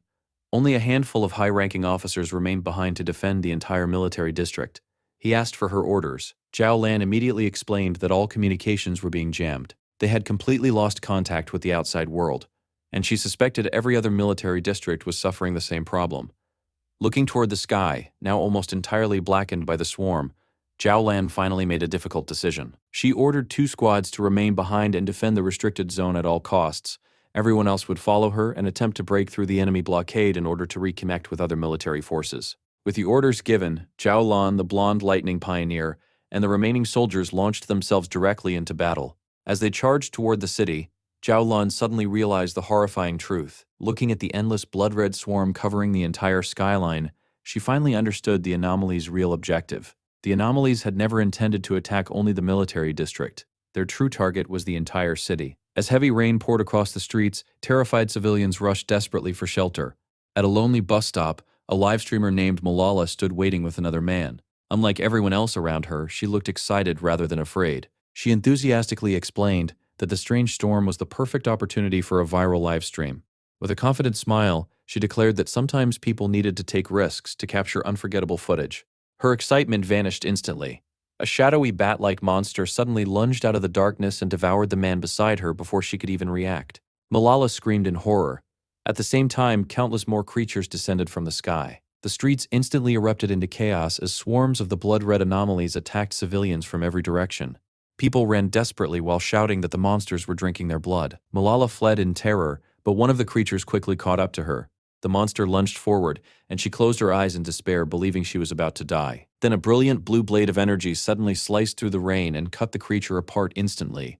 A figure surrounded by crackling blue lightning landed gracefully behind her. It was Su Qingying. Standing alongside two cloaked members of her squad, Su Qingying offered a hand to the terrified girl and calmly assured her that her teammates would escort her home safely. As the two pioneers helped the trembling Malala away, one of them warned Su Qingying that the number of sea-level bat anomalies was increasing rapidly. Worse still, the creatures seemed to be evolving continuously. Su Qingying's expression immediately turned furious. If the anomalies truly evolved by feeding on humans, then they needed to evacuate civilians immediately before the situation spiraled completely out of control. She gave her final instructions to the team, ordering them to regroup at the current location later since it had become the area with the highest concentration of anomalies. Her teammates nodded before leading Malala away, leaving Su Qingying alone atop the rooftop facing the endless crimson swarm. Elsewhere above the city, Fang Yi landed atop another rooftop and came face to face with the gigantic multi-eyed version of the bat anomaly. Looking down at the endless swarm spreading throughout the city, Fang Yi was surprised to discover that the entire group had already evolved. Their overall power was now approaching the 3-star Ghost Axe realm.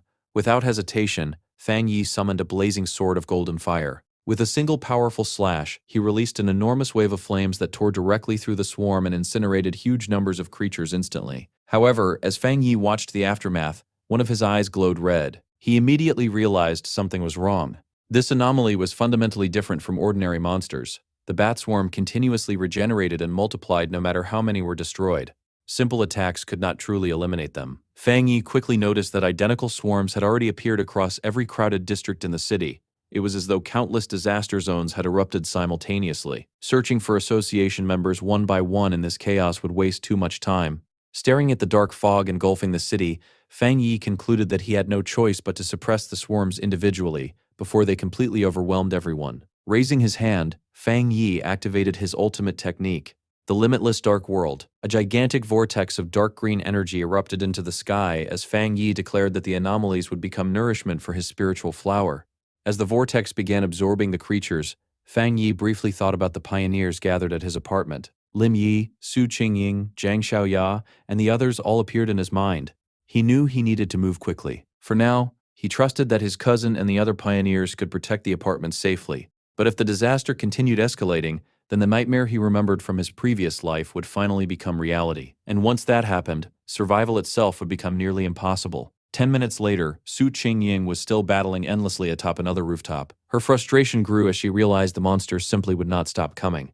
No matter how many creatures she destroyed, the swarm instantly replaced them. Her spiritual power was recovering far too slowly. At this rate, she would soon run out of energy entirely. For a brief moment, she thought about her two teammates escorting Malala and silently hoped they had reached safety.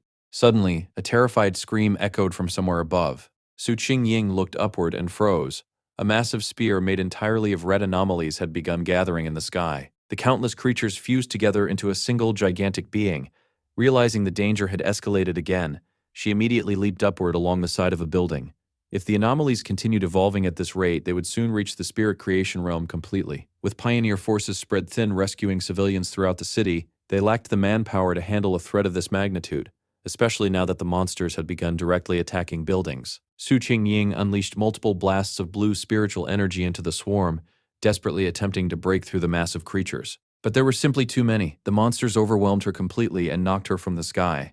As she fell through the rain, Su Qingying suddenly understood the terrifying truth. Looking at the enormous vortex of dark energy and lightning swirling overhead, she realized the swarm's real purpose. An anomaly king was being born. Across the city, destruction spread rapidly beneath the endless rainstorm. The massive swarms of shadowy bat creatures overwhelmed everything in their path. The situation had grown so catastrophic that even the military and the Spiritual Energy Association appeared powerless to stop the city's collapse. Pioneer squads fought desperately in every district. Reports flooded in describing teams being wiped out or sacrificing themselves to hold back the monsters. Meanwhile, Su Qingying continued fighting alone while her protective barrier barely held against the endless assault. At the same time, a new emergency alert officially classified the S-level anomaly as an anomaly king. Inside the Association Command Center, the atmosphere became grim. Officials received non-stop casualty reports while the regeneration speed and sheer numbers of the creatures overwhelmed every defensive line. Worse still, it was already too late to request reinforcements from other regions. A subordinate urgently reported that the city had become completely surrounded by a massive black fog barrier. No rescue was possible anymore. They had become an isolated city. Facing what could be the city's final hours, the association superior stood beside his remaining men and declared that as pioneers, they would stand and fall together with the city. He swore that the monsters would only pass over their corpses. Then, with grim determination, he issued a final command. If the city failed to contain the disaster, headquarters must immediately launch a destruction strike to prevent the dark attribute contamination from spreading beyond the region. Elsewhere, Su Qingying's battle reached its breaking point. Her protective barrier finally began cracking beneath the relentless attacks. She could feel her spiritual power nearly depleted. Gathering every last ounce of energy she had left, she unleashed one final massive blast toward the swirling anomaly vortex overhead. But the attack was effortlessly deflected. The evolved creature emerged more clearly from within the swarm and released a horrifying shriek. The moment Su Qingying sensed its aura, her expression changed to shock. The creature had already reached the level of a 3-star spirit creation realm. In the next instant, the monster attacked again and completely shattered her protective barrier. Defeated and exhausted, Su Qingying fell helplessly through the rain, while the gigantic creature descended toward her. Realizing death was approaching, she gathered her remaining strength for one final desperate attack.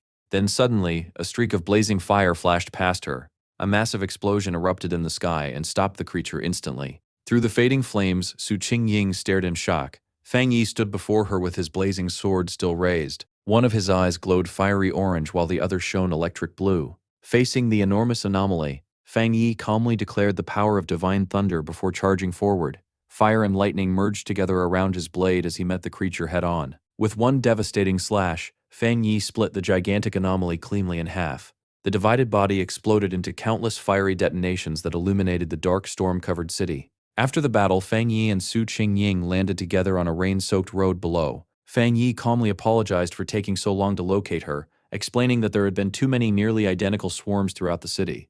Still weakened from battle, Su Qingying quickly warned him that the creatures could regenerate even after being destroyed. As she spoke, the scattered remains of the anomaly slowly began reforming overhead.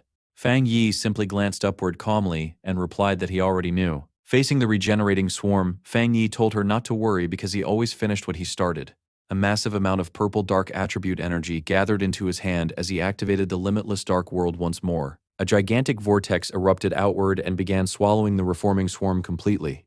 Watching the incredible display, Su Qingying suddenly felt hope return for the first time since the disaster began. She realized she had almost forgotten that the city still possessed a peerless pioneer like Fang Yi. The enormous purple vortex spread across the street and absorbed every remaining bat anomaly into its center. Then, with a simple command, Fang Yi compressed the entire swarm into a single stable orb of dark energy. Only after fully sealing the creatures did he finally turn toward Su Qingying and ask whether she was injured badly. Su Qingying thanked him sincerely for saving her life and explained that she still carried recovery medicine with her. However, Fang Yi's expression remained serious as he noticed the dark contamination spreading through her wounds. Without hesitation, he placed a hand on her shoulder. Blue lightning instantly surged across her body, causing Su Qingying to gasp in surprise. Fang Yi calmly explained that he had purified the dark attribute energy from her system and instructed her to properly bandage the wound afterward. Su Qingying looked at him in amazement. The pain from her injuries had already lessened significantly, and her wounds were healing far faster than even the association's most advanced medicine could achieve. Meanwhile, inside the association's command center, one of the operators suddenly shouted in excitement after noticing that the number of monster groups seemed to be decreasing. However, a superior officer immediately corrected him with a grim expression. He explained that every rescue pioneer team had already been attacked and had completely lost contact. The monsters outside the city were not decreasing at all. Instead, the swarms inside the city were gathering together for one reason only. The Anomaly King was about to appear. The man quietly thought about how much he wanted to see his parents again, but he already understood that such a wish was now impossible. Accepting reality, he decided that all he could do was carry out his final duty. At the same time, Fang Yi and Su Qingying stood beneath the massive green vortex hanging over the city. Staring at the terrifying phenomenon in the sky, Fang Yi asked her if the association had any confirmed information about what they were facing. Su Qingyang revealed that the creature forming inside the vortex was a Super S-class anomaly. Its goal was to devour the entire city, and its power level was comparable to the monster that once forced the Star God Warzone to seal an entire region. With a serious expression, she explained that disasters of this scale were known as cataclysms. The endless monster swarms surrounding the city were merely a warning sign of the true horror yet to come. She continued by explaining that a terrifying spirit was currently being born within the swarm itself. If the birth succeeded, the entire city would be wiped out. Su Qingying then shared the association's research regarding dark attribute anomalies. Normally, monsters of the same species devoured each other to evolve, but dark attribute anomalies were completely different. Once one of them fully evolved into an anomaly king, it gained the terrifying ability to force every other anomaly of the same type into absolute obedience. Looking at Fang Yi with worry in her eyes, she admitted that although his strength was extraordinary, he still had not reached the legendary Jinggang realm. She reminded him that even the nation's strongest pioneer had been left bedridden after sealing a similar disaster. Desperately, she pleaded with him to escape while he still could, break through the monster blockade, and inform the military to abandon the city entirely. Before she could continue, Fang Yi gently tapped her on the head and jokingly asked whether she had forgotten everything she learned in school. However, the smile on his face quickly disappeared as his expression turned firm. He calmly declared that this city was his home, and he was willing to pay any price necessary to protect it. Su Qingying was left speechless by his determination. Without saying another word, Fang Yi leaped onto a nearby rooftop and faced the gigantic green vortex, directly. Golden flames erupted around his body as he stared at the growing anomaly king within the storm. He grimly realized that the entire city was being used as a sacrifice for the king's birth. Activating his golden sun power, Fang Yi then turned toward Su Qingying and asked to borrow her wrist device. He explained that he needed it to detect anomalies and communicate with the association. She silently handed it over. Holding the device in one hand and his blazing sword in the other, Fang Yi declared that he would personally fly into the storm and destroy the anomaly king before it could fully emerge. High above the city, the monstrous creature continued to rise from the swirling vortex. Back in the association's command center, the tense silence was suddenly broken when an operator shouted that they had reconnected with a lost pioneer signal. The signal belonged to Captain Su. Everyone was shocked when they saw her tracker moving at unbelievable speed directly toward the center of the storm, the most dangerous location in the entire city. The operators immediately yelled at her to retreat, fully aware that charging into the storm alone was basically suicide. An official grabbed the communicator and desperately ordered her to stop immediately and wait for military reinforcements from headquarters. On the rooftop, Fang Yi held Su Qingying's wrist device as static crackled through the communicator. After finally figuring out how the device worked, he calmly asked whether anyone could hear him. The official on the other side was stunned. He immediately demanded to know Fang Yi's identity and ask where Su Qingying was. Fang Yi completely ignored the questions and instead took control of the conversation. He calmly informed the command center that everyone there needed to cooperate with him because he was about to destroy the Anomaly King at the center of the storm. As he flew toward the gigantic vortex, Fang Yi continued speaking through the communicator. He warned them that if they truly wanted to save the city, then they had no choice but to assist him. He ordered them to use every communication system, satellite, and piece of information available to support his mission. After several seconds of stunned silence, the leading official finally made a decision. He immediately ordered the entire command center to stop all current operations and establish full communication support for the unknown pioneer. Satellite radar teams were instructed to provide constant updates, and a dedicated operator was assigned as Fang Yi's direct contact. The operator quickly began reporting the battlefield situation. Satellite images showed countless anomalies surrounding the king like a massive dark typhoon. However, the northern route appeared slightly less crowded, while the southeast offered the safest approach through the swarms. While the information continued to pour in, Fang Yi pushed deeper into the storm. Suddenly, the operator shouted a warning. Two powerful anomalies had detected Fang Yi's presence. One was ranked A-class, while the other was an S-class anomaly. Both possessed strength equivalent to the two-star spirit creation realm. The operator desperately urged Fang Yi to retreat immediately. The official silently stared at the monitors, already realizing that retreat was no longer possible. At that exact moment, a violent shockwave slammed into the command center, throwing staff members into chaos as panic spread throughout the room. Meanwhile, high in the sky, Fang Yi casually swung his flaming sword and instantly sliced one of the giant bat-like anomalies clean in half. His fiery eyes glowed intensely as he calmly asked through the communicator, "And then?" Inside the command center, the operators froze in disbelief. The lead official stared at the monitors in shock after noticing that the anomaly's energy signal had completely vanished. He realized that the unknown pioneer had just killed an S-class dark attribute anomaly in a single strike. One of the subordinates excitedly declared that the mysterious fighter had to be the legendary pioneer known as the Tyrant. The entire command center erupted into cheers after realizing they might actually survive. Meanwhile, Fang Yi calmly analyzed the situation. After enhancing his sword with his flames, he discovered that his fire attribute could now suppress the dark attribute and greatly slow the anomaly's regeneration. However, when the creature he had just destroyed began reforming from dark energy, he immediately understood the problem. His current strength was still not enough to completely erase their regeneration ability. Fang Yi concluded that if he had reached the next realm earlier, one attack would have been enough to permanently destroy the creature. Realizing he needed another strategy, he gathered both fire and thunder energy into his body and decided that overwhelming speed was the only answer. He unleashed countless rapid slashes, repeatedly shredding the regenerating monster into pieces. Even so, the endless number of creatures surrounding him continued to become a major problem. Suddenly, a strange green orb of swirling energy appeared in the sky. The nearby dark creatures immediately stopped attacking and began flying toward it. On the ground below, a group of cloaked pioneers watched the scene in confusion. One of them wondered why the bat-like creatures had suddenly retreated. The association superior accompanying them immediately realized the truth. He grimly explained that there was only one reason the swarms would abandon the battle. The Anomaly King was calling them back. Its arrival was now extremely close.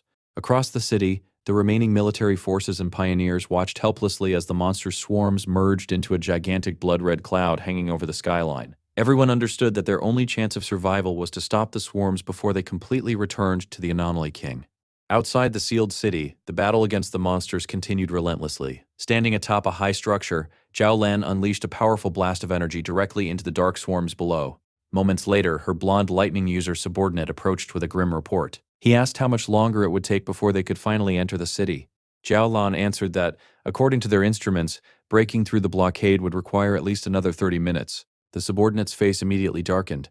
He knew that by then the Anomaly King would have completely hatched and the city would already be doomed. Zhao Lan stared at the enormous blood-red swarm surrounding the city and explained that they had no other choice.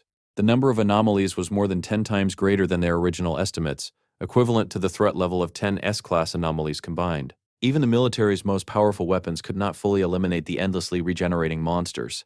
She worried that if the city fell, nearby cities would eventually be consumed by the spreading dark attribute as well. Zhao Lan then asked whether there were still not enough forces available to break through the blockade. Her subordinate bitterly replied that they were hopelessly outnumbered. He angrily complained that some pioneers were still standing far away and refusing to help, failing to realize that the disaster would eventually reach them too. Suddenly, Zhao Lan's expression changed as she noticed something in the sky. Her subordinate quickly asked what she had seen. Both of them looked upward as the bat-like swarms inside the city suddenly began gathering together and flying toward the center of the vortex where the Anomaly King was being born. Then, in the middle of the storm, an enormous golden light suddenly erupted. The subordinate immediately recognized the energy signature and asked in disbelief whether the blazing flame belonged to Fang Yi. Turning toward Zhao Lan, he called her name in confusion. However, Zhao Lan simply smiled confidently and replied that it was nothing. Then she immediately raised her voice and ordered all forces to increase their firepower and advance without worrying about supplies. She boldly declared that the Star God War Zone would never abandon one of its cities. As the military forces launched a full assault, a lone fiery figure rose directly into the center of the storm like a beacon of hope against the endless darkness.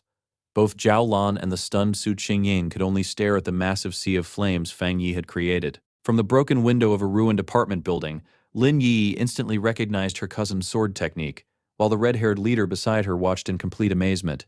High above the city, the remaining bat-like swarms charged toward Fang Yi in a desperate attempt to stop him. Completely unfazed by their overwhelming numbers, Fang Yi calmly noted that all of them had finally gathered together. With a determined smile, he declared that this was exactly what he wanted. He then swung his enormous blazing sword. A colossal fire explosion erupted across the sky, carving a massive path through the endless sea of dark creatures. As flames burned intensely within his eyes, Fang Yi suddenly felt a familiar sensation returning. It was the feeling of standing on the verge of another breakthrough, something he had lost earlier due to the lack of spiritual energy. Now, however, he had finally found the perfect conditions to advance again. Smiling confidently, Fang Yi decided to accelerate the process. Raising one hand into the sky, he summoned a massive vortex of purple energy and unleashed his limitless dark world. The terrifying power spread open like a gigantic dark eye across the heavens, while Fang Yi himself stood at its center like a blazing star. Extending his hand forward, he called forth his spiritual flower. A glowing red orb appeared in front of him as cracks rapidly spread across its surface. Moments later, the massive, desolate fire spirit flower burst out from within, releasing violent waves of dark energy. The enormous flower immediately attacked the surrounding swarms, draining their life force as Fang Yi commanded it to devour the anomalies and help him complete his breakthrough.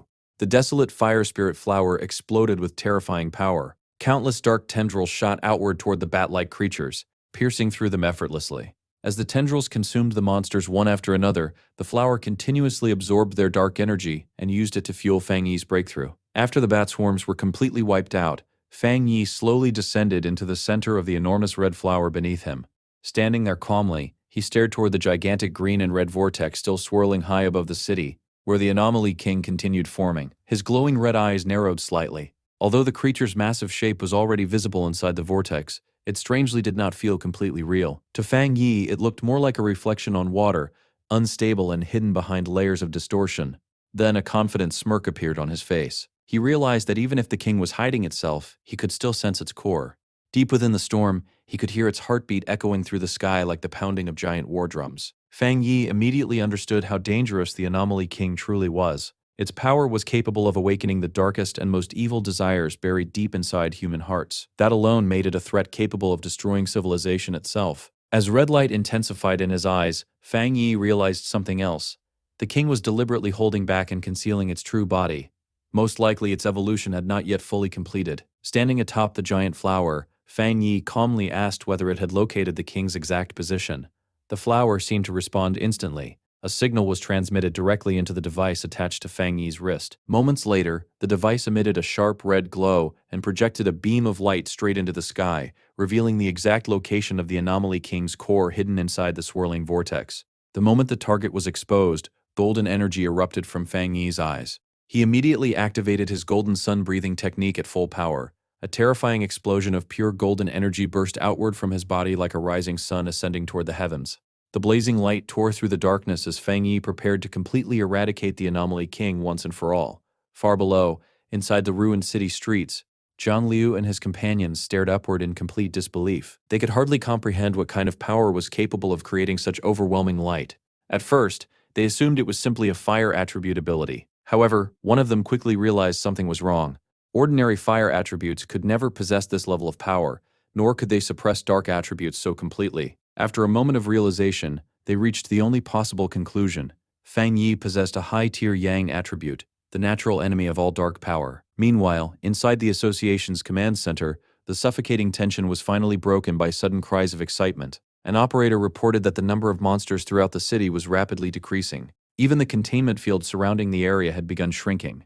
The officials stared at the monitors in disbelief, unable to understand how the hopeless situation had suddenly turned around so quickly. Outside the isolated city, a military convoy was suddenly forced to stop moving. One of the subordinates quickly informed Xiaolan that every swarm blocking their path had abruptly started retreating toward the city, as if responding to a new command. From the distance, Xiaolan silently watched the massive golden light illuminating the sky above the city. She immediately realized that Fang Yi must have found the Anomaly King's core and launched an attack against it. Her blonde subordinate joined her and confirmed that the overwhelming energy belonged to the tyrant.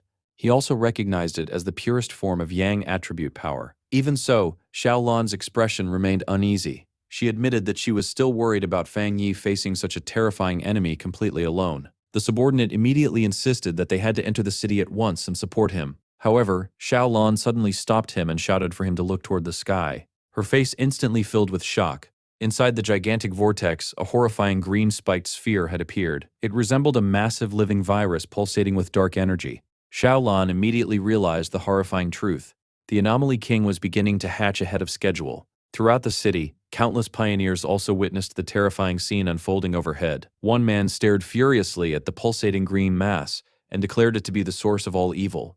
Filled with grief and rage over their fallen comrades, the surviving pioneers swore to destroy every last monster no matter the cost. Elsewhere, inside a heavily damaged building, Lin Yi, the red-haired leader, and another pioneer watched the disaster unfolding through the broken walls. Lin Yi refused to sit still and wait for death. She declared that they had to do something to help her cousin. After all, everyone already understood that the birth of the Anomaly King required the entire city to be sacrificed. At another location, Su Qingying desperately used her abilities to heal wounded pioneers, revealing that battles were still taking place all across the city. Meanwhile, Lin Yi suddenly remembered the enormous flower Fang Yi had summoned earlier, the same flower that had devoured the bat swarms. As she thought about it more carefully, she realized the flower's power was incredibly similar to the desolation attribute used by the ghost vine they had encountered before. Then it finally hit her. Fang Yi also possessed the desolation attribute.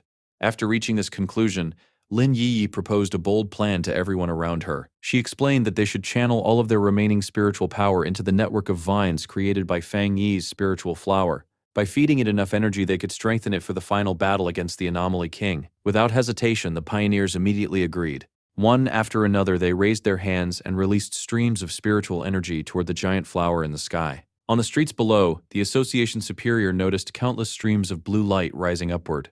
At first, he assumed the pioneers were trying to directly attack the Anomaly King. However, he quickly realized such attacks would never reach the target from that distance. Then he finally understood. They were sending their power into Fang Yi's summoned flower. Inspired by their courage, the Superior declared that he would contribute as well. Blue spiritual energy exploded from his body and shot toward the sky. Across the entire city, the remaining pioneers followed his example. Their spiritual power merged together into a massive wave of energy that surged toward Fang Yi's fallow hope. While healing another injured pioneer, Su Qingying suddenly sensed the enormous shift in spiritual energy. When she looked upward, she saw Fang Yi's spiritual flower glowing brilliantly with the combined strength of every surviving pioneer in the city. Realizing this was humanity's final stand, she gathered the last of her own remaining power and added it to the flow of energy. The flower instantly became even stronger. Moments later, the Anomaly King released a painful scream as the empowered attack struck directly into its core. At the same time, Fang Yi appeared before it and delivered a swift, decisive slash that tore through its body. After the violent clash, Fang Yi floated silently in the air while wiping blood from the corner of his mouth. Suddenly, the communicator at his side crackled to life. An urgent voice warned him that every remaining bat swarm outside the city was now charging directly toward his location. The numbers were terrifying. Tens of thousands of B-class, A-class, and even S-class anomalies were rushing toward him in an endless tide of red and black darkness. Fang Yi remained completely calm. Looking up at the giant green cocoon pulsing above him, he coldly declared that no matter how many servants the Anomaly King sent, he would destroy every single one of them. Then he mocked the creature directly, asking whether it was trying to hatch early because it was afraid of him. The taunt worked instantly. A monstrous green claw suddenly tore through the cocoon from within as the Anomaly King finally began emerging into the world. Fang Yi watched carefully as his true enemy revealed itself. Golden flames covered his hand while his expression turned completely serious. The fully formed Anomaly King soon appeared, a horrifying beast wrapped in dark green shadows with a single terrifying green eye staring down at the city. It released a deafening scream that shook the heavens themselves. The final battle had begun. Dark green energy spiraled around the Anomaly King like a giant vortex, while a glowing green orb pulsed at the center of its body. The sheer pressure released by the creature instantly shook the entire city. Buildings cracked apart, the streets split open, and violent earthquakes spread through the ruins as terrified pioneers fled in panic. Many of them cried out in despair after realizing that the Anomaly King possessed enough power to destroy the city simply by existing. Outside the city, Xiaolan and her subordinate watched with grim expressions, knowing that all hope now rested on Fang Yi alone. Deep inside the ruined streets, Su Qingying also stared toward the sky with a mixture of fear and hope as she silently prayed for his victory. Inside the apartment building, Lin Yi clenched her fists tightly, sharing the exact same desperate wish.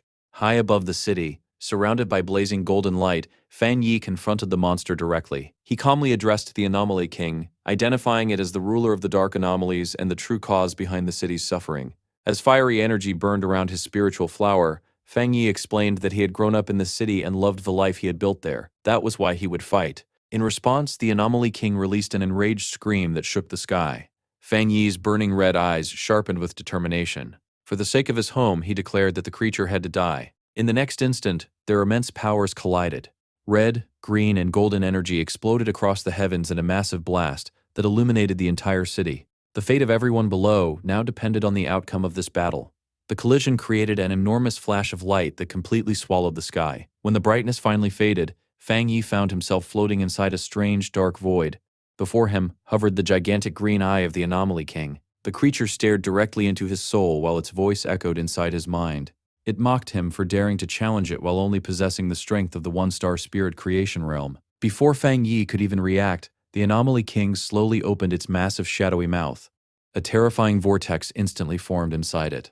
Fang Yi immediately sensed the danger, but before he could react, an overwhelming force dragged him toward the Anomaly King's massive mouth. No matter how hard he resisted, he could not stop himself from being swallowed whole. As he was pulled inside, Fang Yi quickly realized that this creature was completely different from every anomaly he had faced before. Even after taking the full force of his strongest attack, the Anomaly King still possessed enough strength to devour him alive. Moments later, Fang Yi crashed into the monster's disgusting interior. The inside of the creature looked like a horrifying cave made of pink flesh, covered in thick layers of slimy purple digestive fluid. The air itself carried a suffocating amount of dark attribute energy.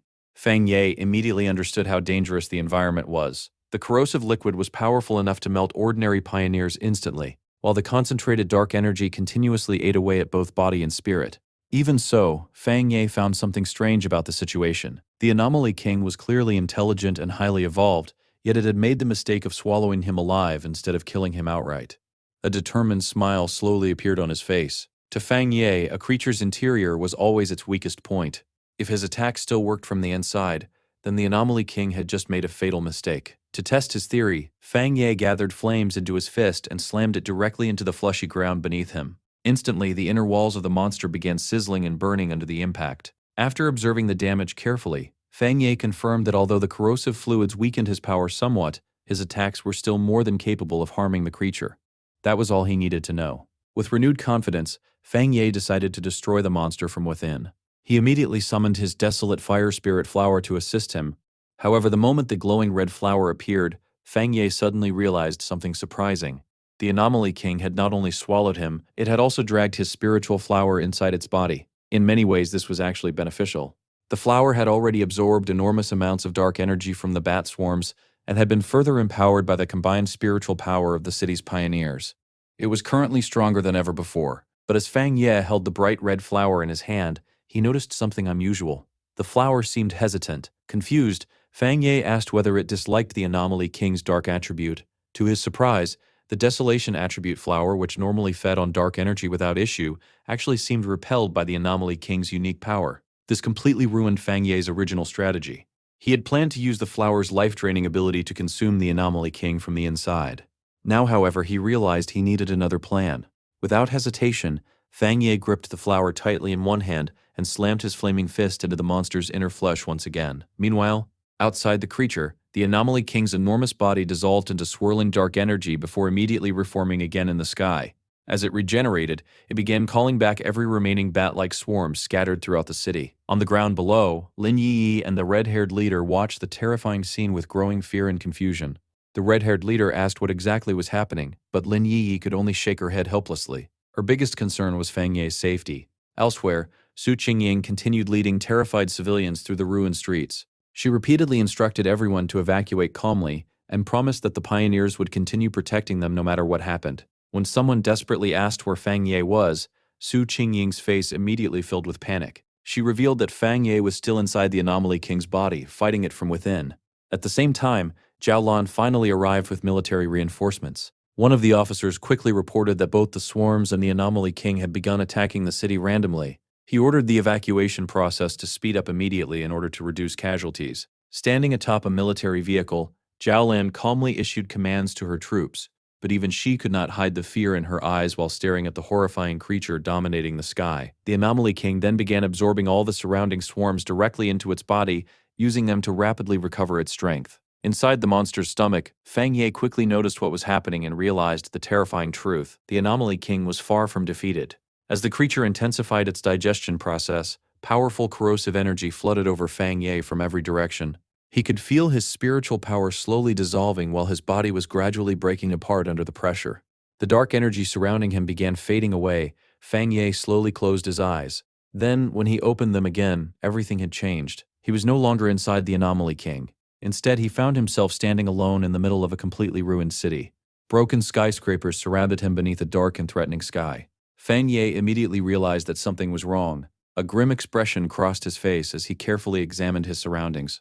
Suddenly, a gigantic shadowy beast with glowing red eyes emerged from the darkness behind him.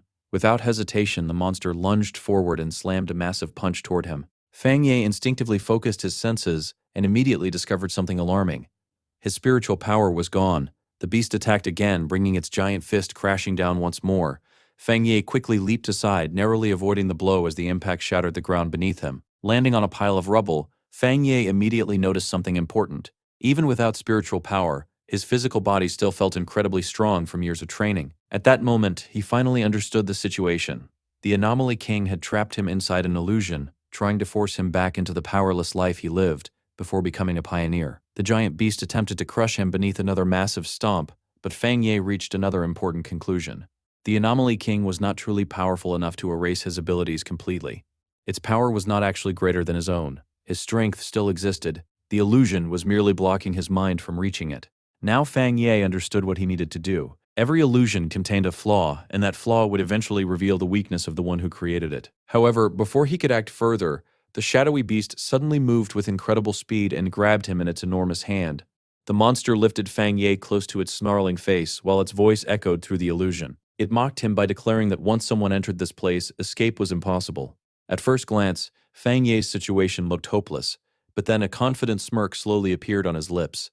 He had finally found the key to breaking the illusion. The Anomaly King's fake form slowly merged with the monstrous beast itself, revealing a twisted smile. The creature opened its gigantic jaws and coldly declared that everything was over. According to the Anomaly King, the destruction of humanity was unavoidable, and humans existed only as food for its evolution. Then, in order to completely break Fang Ye's spirit, the illusion showed him horrifying visions of his defeated companions. Jiaolan, Su Qingying, and countless others appeared lifeless before him. The Anomaly King proudly claimed this was humanity's inevitable fate. For a few moments, Fang Ye remained silent as though he had accepted defeat. Then he slowly looked upward with a small smile on his face. Calmly, he asked the creature whether that was truly what it believed. In the next instant, Fang Ye released his true power. A massive explosion of brilliant golden energy erupted from his body and instantly flooded the entire illusion. The Anomaly King froze in shock. Fang Ye coldly declared that the creature was nothing more than a puppet. He explained that the Anomaly King fundamentally misunderstood the reason for his existence. Around Fang Ye, countless golden silhouettes of people suddenly appeared. They represented the lives, memories, and bonds he wanted to protect. Fang Ye revealed that he had been reborn for one purpose alone, to protect his home and everyone precious to him.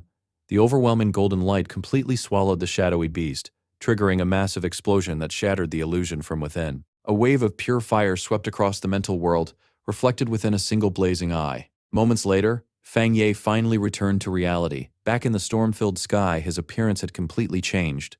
His hair now blazed like living fire, while blue lightning crackled violently across his body. Calling upon his system, Fang Ye prepared for the final battle. Golden energy erupted around him and formed into a gigantic hand-shaped aura in the sky. At that moment, a system window appeared before him. It confirmed that he had successfully met all the conditions required for a breakthrough, and asked whether he wished to advance into the two-star spirit creation realm. With overwhelming power surging through his body, Fang Ye accepted immediately. His breakthrough began instantly. Golden energy exploded outward as Fang Ye declared himself the king of anomalies before charging directly toward the Anomaly King in a blinding burst of power. At that moment, Fang Ye realized something important. Thanks to the Anomaly King, he had finally reached an entirely new understanding of his power. Channeling his immense power, Fang Yi unleashes a devastating slash that shakes the battlefield. In his transformed state, his hair burns like golden flames while blue lightning crackles around his body. With absolute confidence, he declares that his rebirth exists to change the fate of the world, and that he is the chosen avenger destined to destroy evil. Back in the real world, the Anomaly King laughs mockingly at Fang Yi, ridiculing him for being nothing more than a two-star cultivator. Fang Yi remains completely calm. Without hesitation, he launches himself forward and prepares for the creature's next strike. The massive shadowy monster attacks with overwhelming force, but Fang Yi swiftly dodges the blow with incredible agility. Towering above him and covering the sky with darkness, the Anomaly King warns him that escape is impossible and that he will soon become its prey. However, the monster suddenly becomes confused. Something inside its body begins to feel wrong.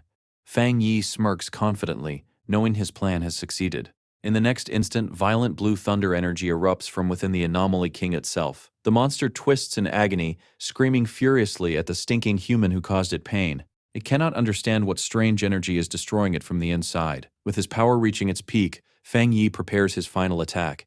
Declaring that he will seal the monster forever, he activates his ultimate technique, the Nine-Dragon Skyfire, to purge all evil. From the blazing flames surrounding him, 9 gigantic fire dragons emerge and charge directly toward the Anomaly King's core.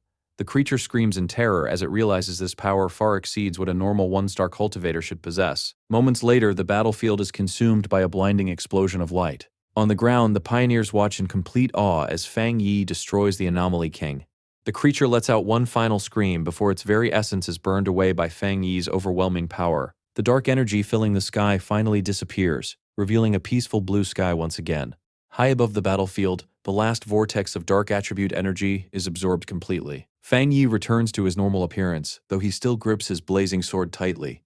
With glowing red eyes and a calm, serious expression, he creates his limitless dark world, a massive vortex that absorbs all the leftover chaotic energy from the battle. Across the ruined streets, surviving pioneers and soldiers stare upward in disbelief. Some wonder if the nightmare is truly over, while others confirm that the battle has finally ended. Standing atop a military vehicle, Zhou Lan is greeted with thunderous cheers from the survivors. Everyone celebrates the fact that the city has been saved and that they are still alive. As dawn rises over the ruined city, Zhou Lan's blonde subordinate asks if she plans to search for Fang Yi. Looking toward the sunrise with a gentle smile, Zhou Lan explains that they now have their own responsibilities. Their duty is to restore the city and help people return to normal life. Throughout the city, survivors cry, embrace one another, and celebrate under the morning light. Far away, the staff of the Spiritual Energy Association also celebrate with relief. They feel as though they have awakened from a terrible dream. Standing near a window, they reflect on how Fang Yi's appearance saved the entire city from destruction and spared them from everlasting shame. Elsewhere, Su Qingying and the Association Superior observe injured pioneers being carried away by paramedics.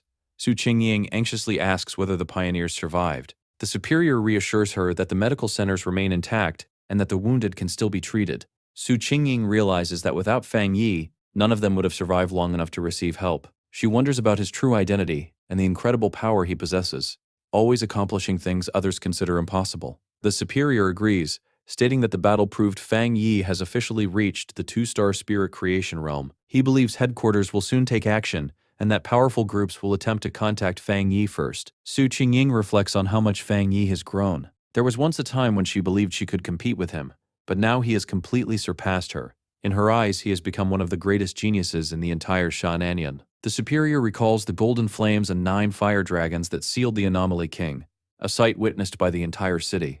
Knowing the event will spark countless discussions, he decides they must act quickly. When Su Qingying asks what he means, he proposes a new title for Fang Yi, the Sealer. He believes no title could better represent the hero who sealed away the disaster threatening the city. Meanwhile, Lin Yi and the red-haired leader rush through the ruined streets while Yi desperately calls out for her cousin. Panic fills her voice as she wonders where Fang Yi could be, while the red-haired leader tries to calm her down. Suddenly, Yi notices someone standing in the distance. Tears fill her eyes with relief as she joyfully calls out Fang Yi's name. Standing calmly among the rubble with his sword in hand, Fang Yi asks why they came looking for him. Yi runs toward him immediately and anxiously asks whether he is hurt after the battle. She explains that she knew he would need support, but Fang Yi remains silent for a moment, clearly exhausted from the fight. Finally, he quietly tells her he is fine and praises her efforts. Leaning on both Yi and the red-haired leader for support, Fang Yi secretly admits to himself that the battle consumed all the power from his recent breakthrough. He even feels slightly embarrassed that everyone is worrying about him so much. Lin Yi suddenly realizes something shocking. She asks in disbelief whether Fang Yi truly advanced into the 2-star spirit creation realm. Both she and the red-haired leader are stunned by his terrifying rate of growth and unbelievable talent.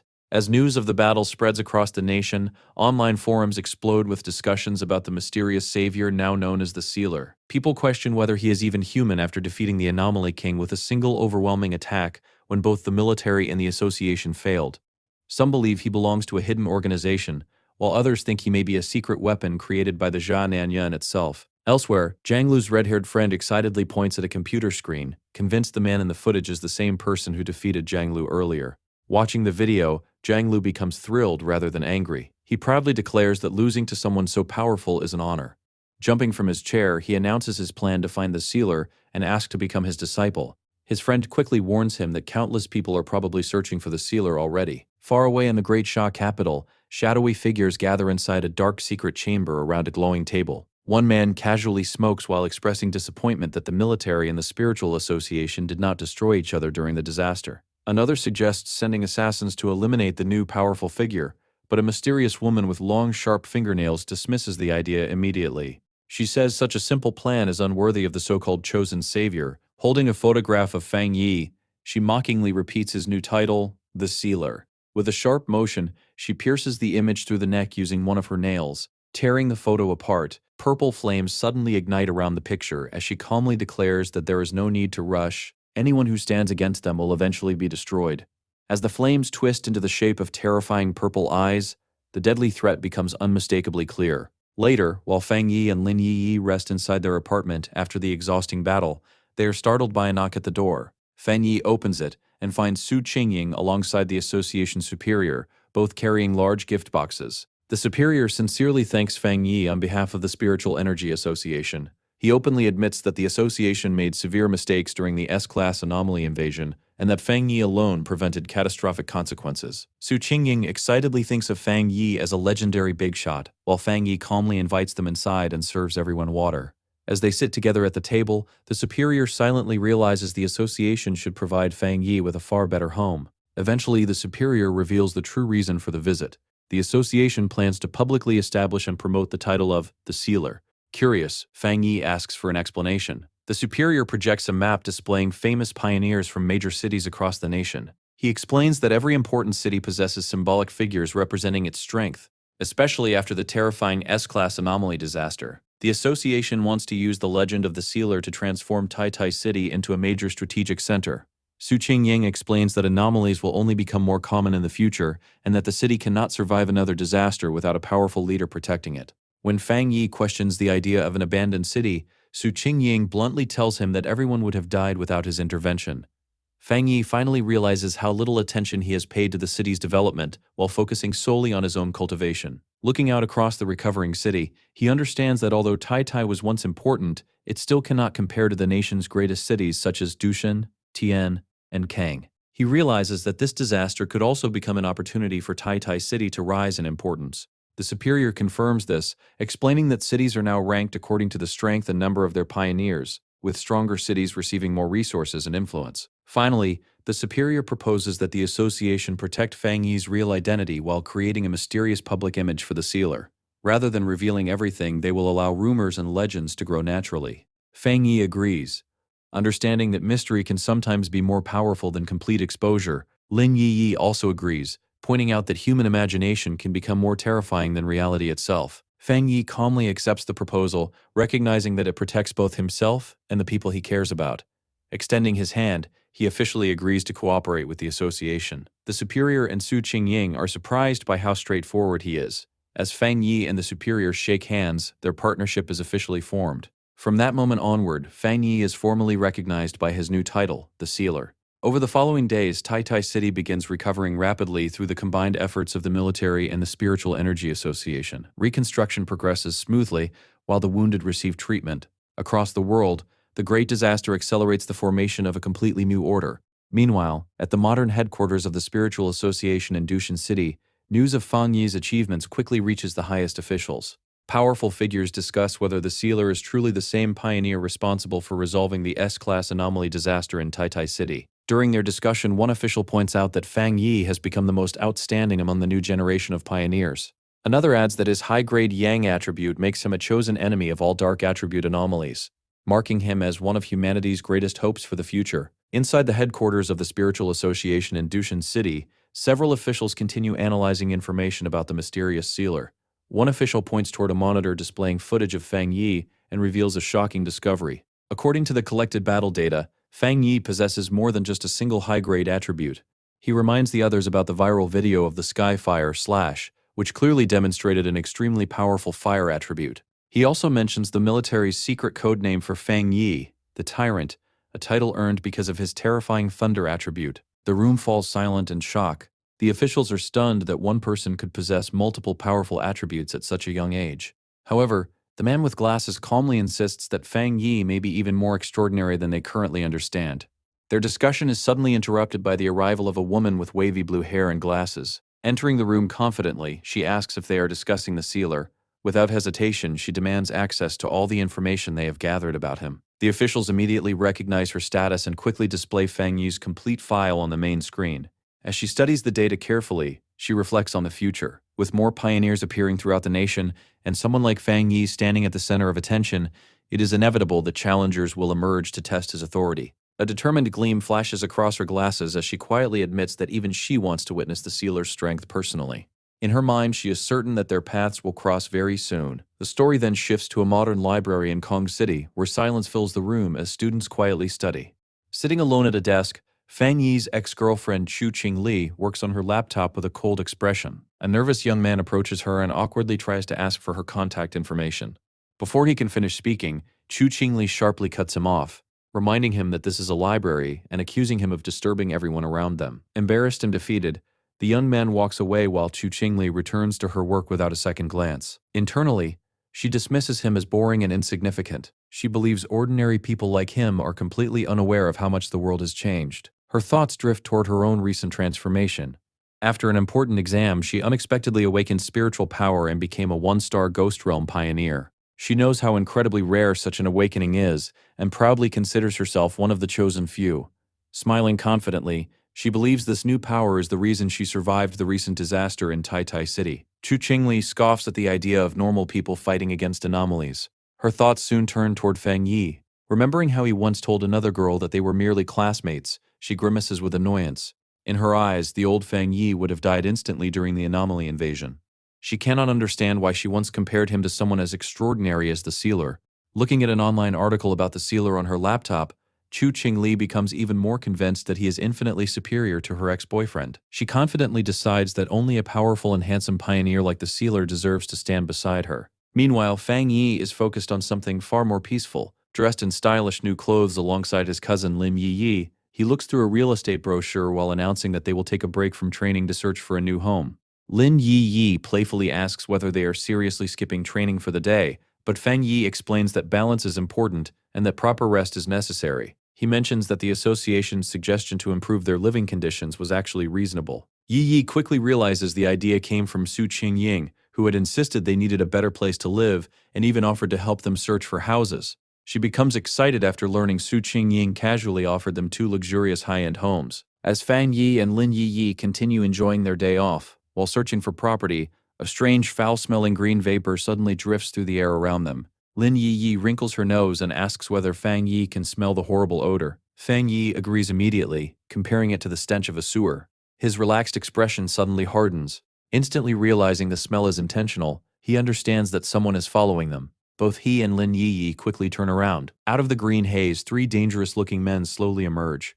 Their leader is a massive bald man carrying a heavy metal pipe over his shoulder. With a mocking grin, he identifies Fang Yi as the famous sealer and laughs at the fact that Fang Yi only noticed them after already walking into their trap. The bald leader dismisses Fang Yi as nothing more than an overhyped pretty boy with no real strength. Beside him, another thug releases even more of the strange green gas into the air. A third insults Tai Tai City itself, claiming the city must be full of trash if someone as young as Fang Yi became their captain. The men aggressively demand that Fang Yi hand over all the benefits and rewards he received from the city. Before they can advance further, Lin Yi leaps into action and fires a powerful blast of blue spiritual energy toward them. The attacker wielding a giant axe easily jumps over her attack and channels spiritual power into his massive weapon. Swinging the glowing axe downward with enormous force, he attacks Lin Yi directly. She immediately creates a protective barrier, grunting as she absorbs the impact. At the same time, the bald leader swings his metal pipe toward Fang Yi. Lin Yi quickly warns her cousin that these men also possess spiritual power and are not ordinary criminals. However, Fang Yi casually catches the incoming weapon with his bare hand. The bald man freezes in complete disbelief. His powerful strike has been stopped effortlessly. Fang Yi stares at him with absolute contempt before flames suddenly erupt across his hand. Calmly mocking the attackers, Fang Yi asks what kind of stinking fish and rotten shrimp would dare attempt to rob him in the middle of the street. Without hesitation, he punches the bald leader directly in the face with a flaming fist.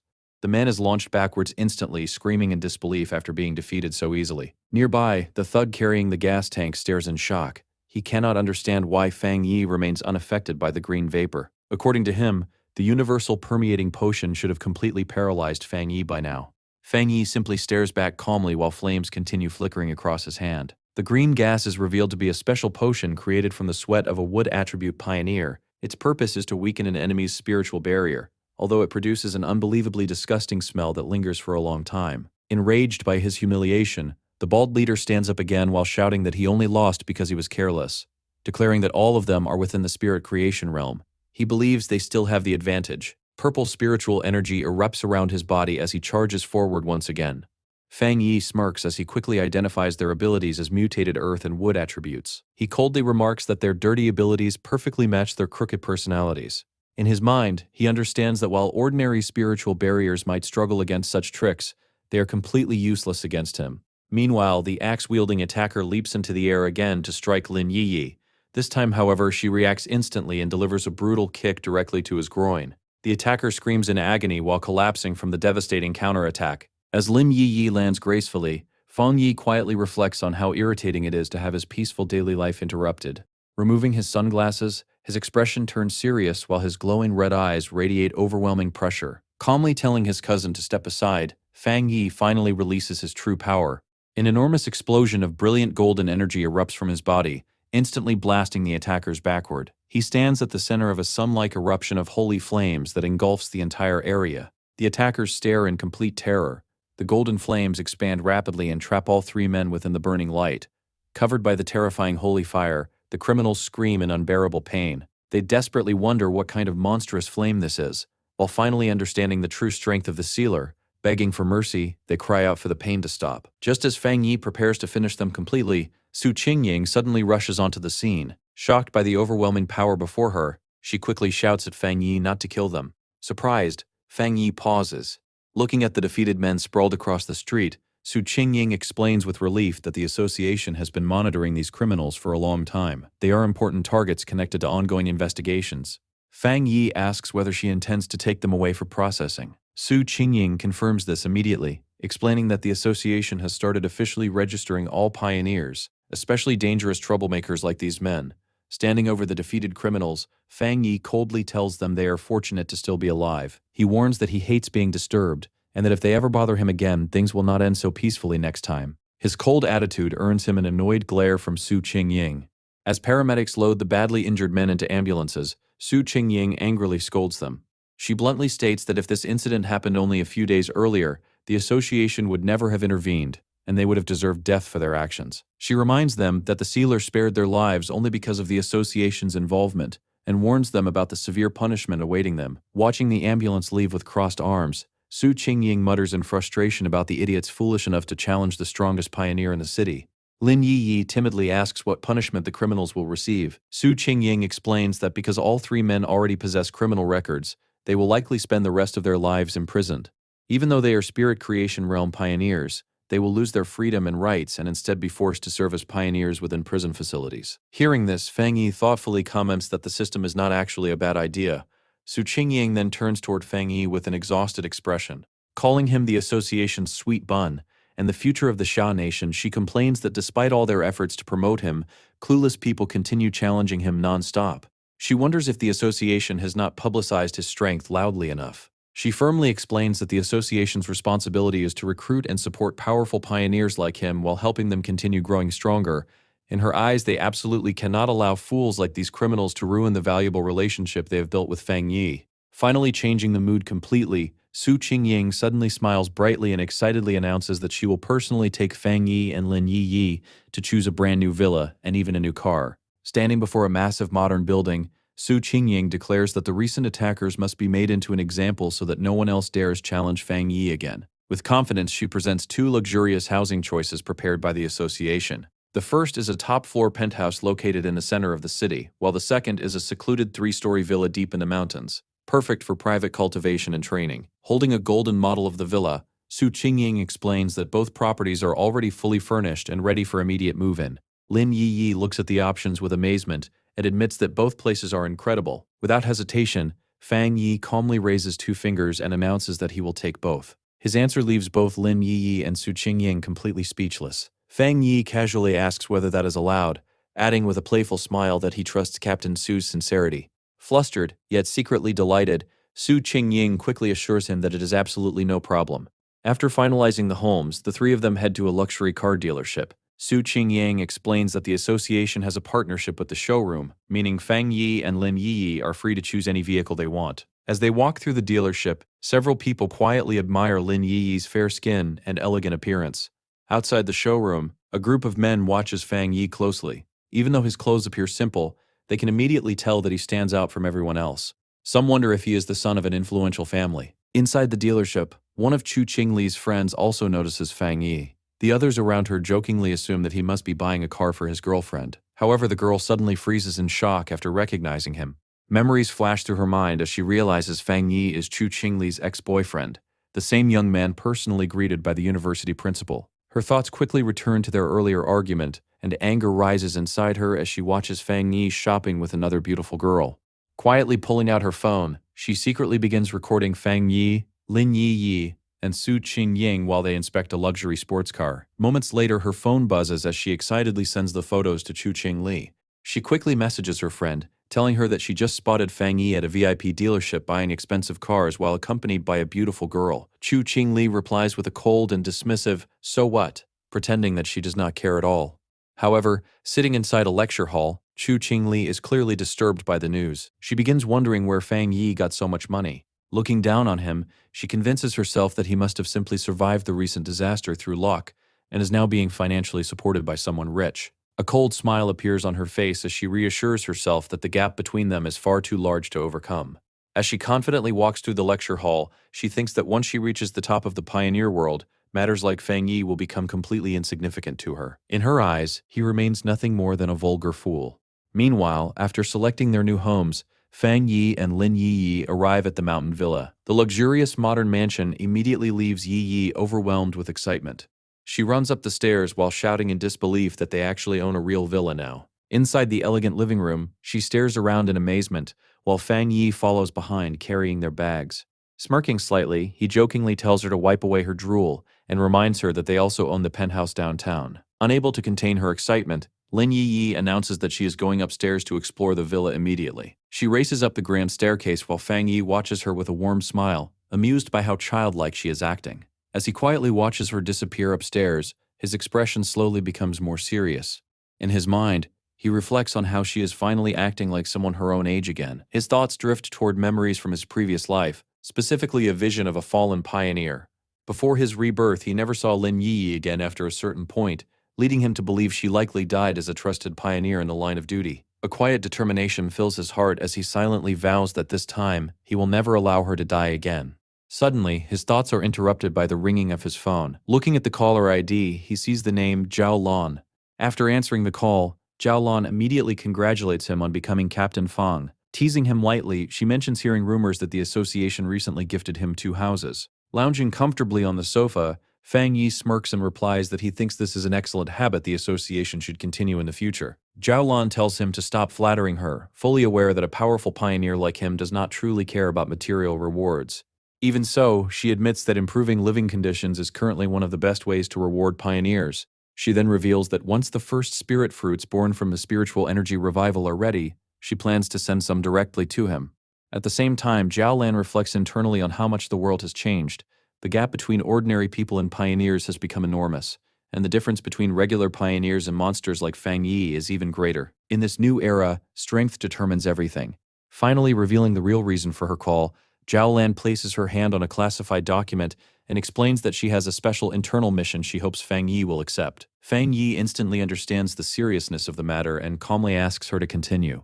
Zhao Lan asks whether he knows about the Tianbao building in Kang City. Fang Yi immediately recalls that it is the largest shopping mall in the entire city. Zhao Lan confirms this before explaining that the building recently suffered a major monster invasion that caused heavy casualties and widespread panic among citizens. Worse still, the situation has continued escalating.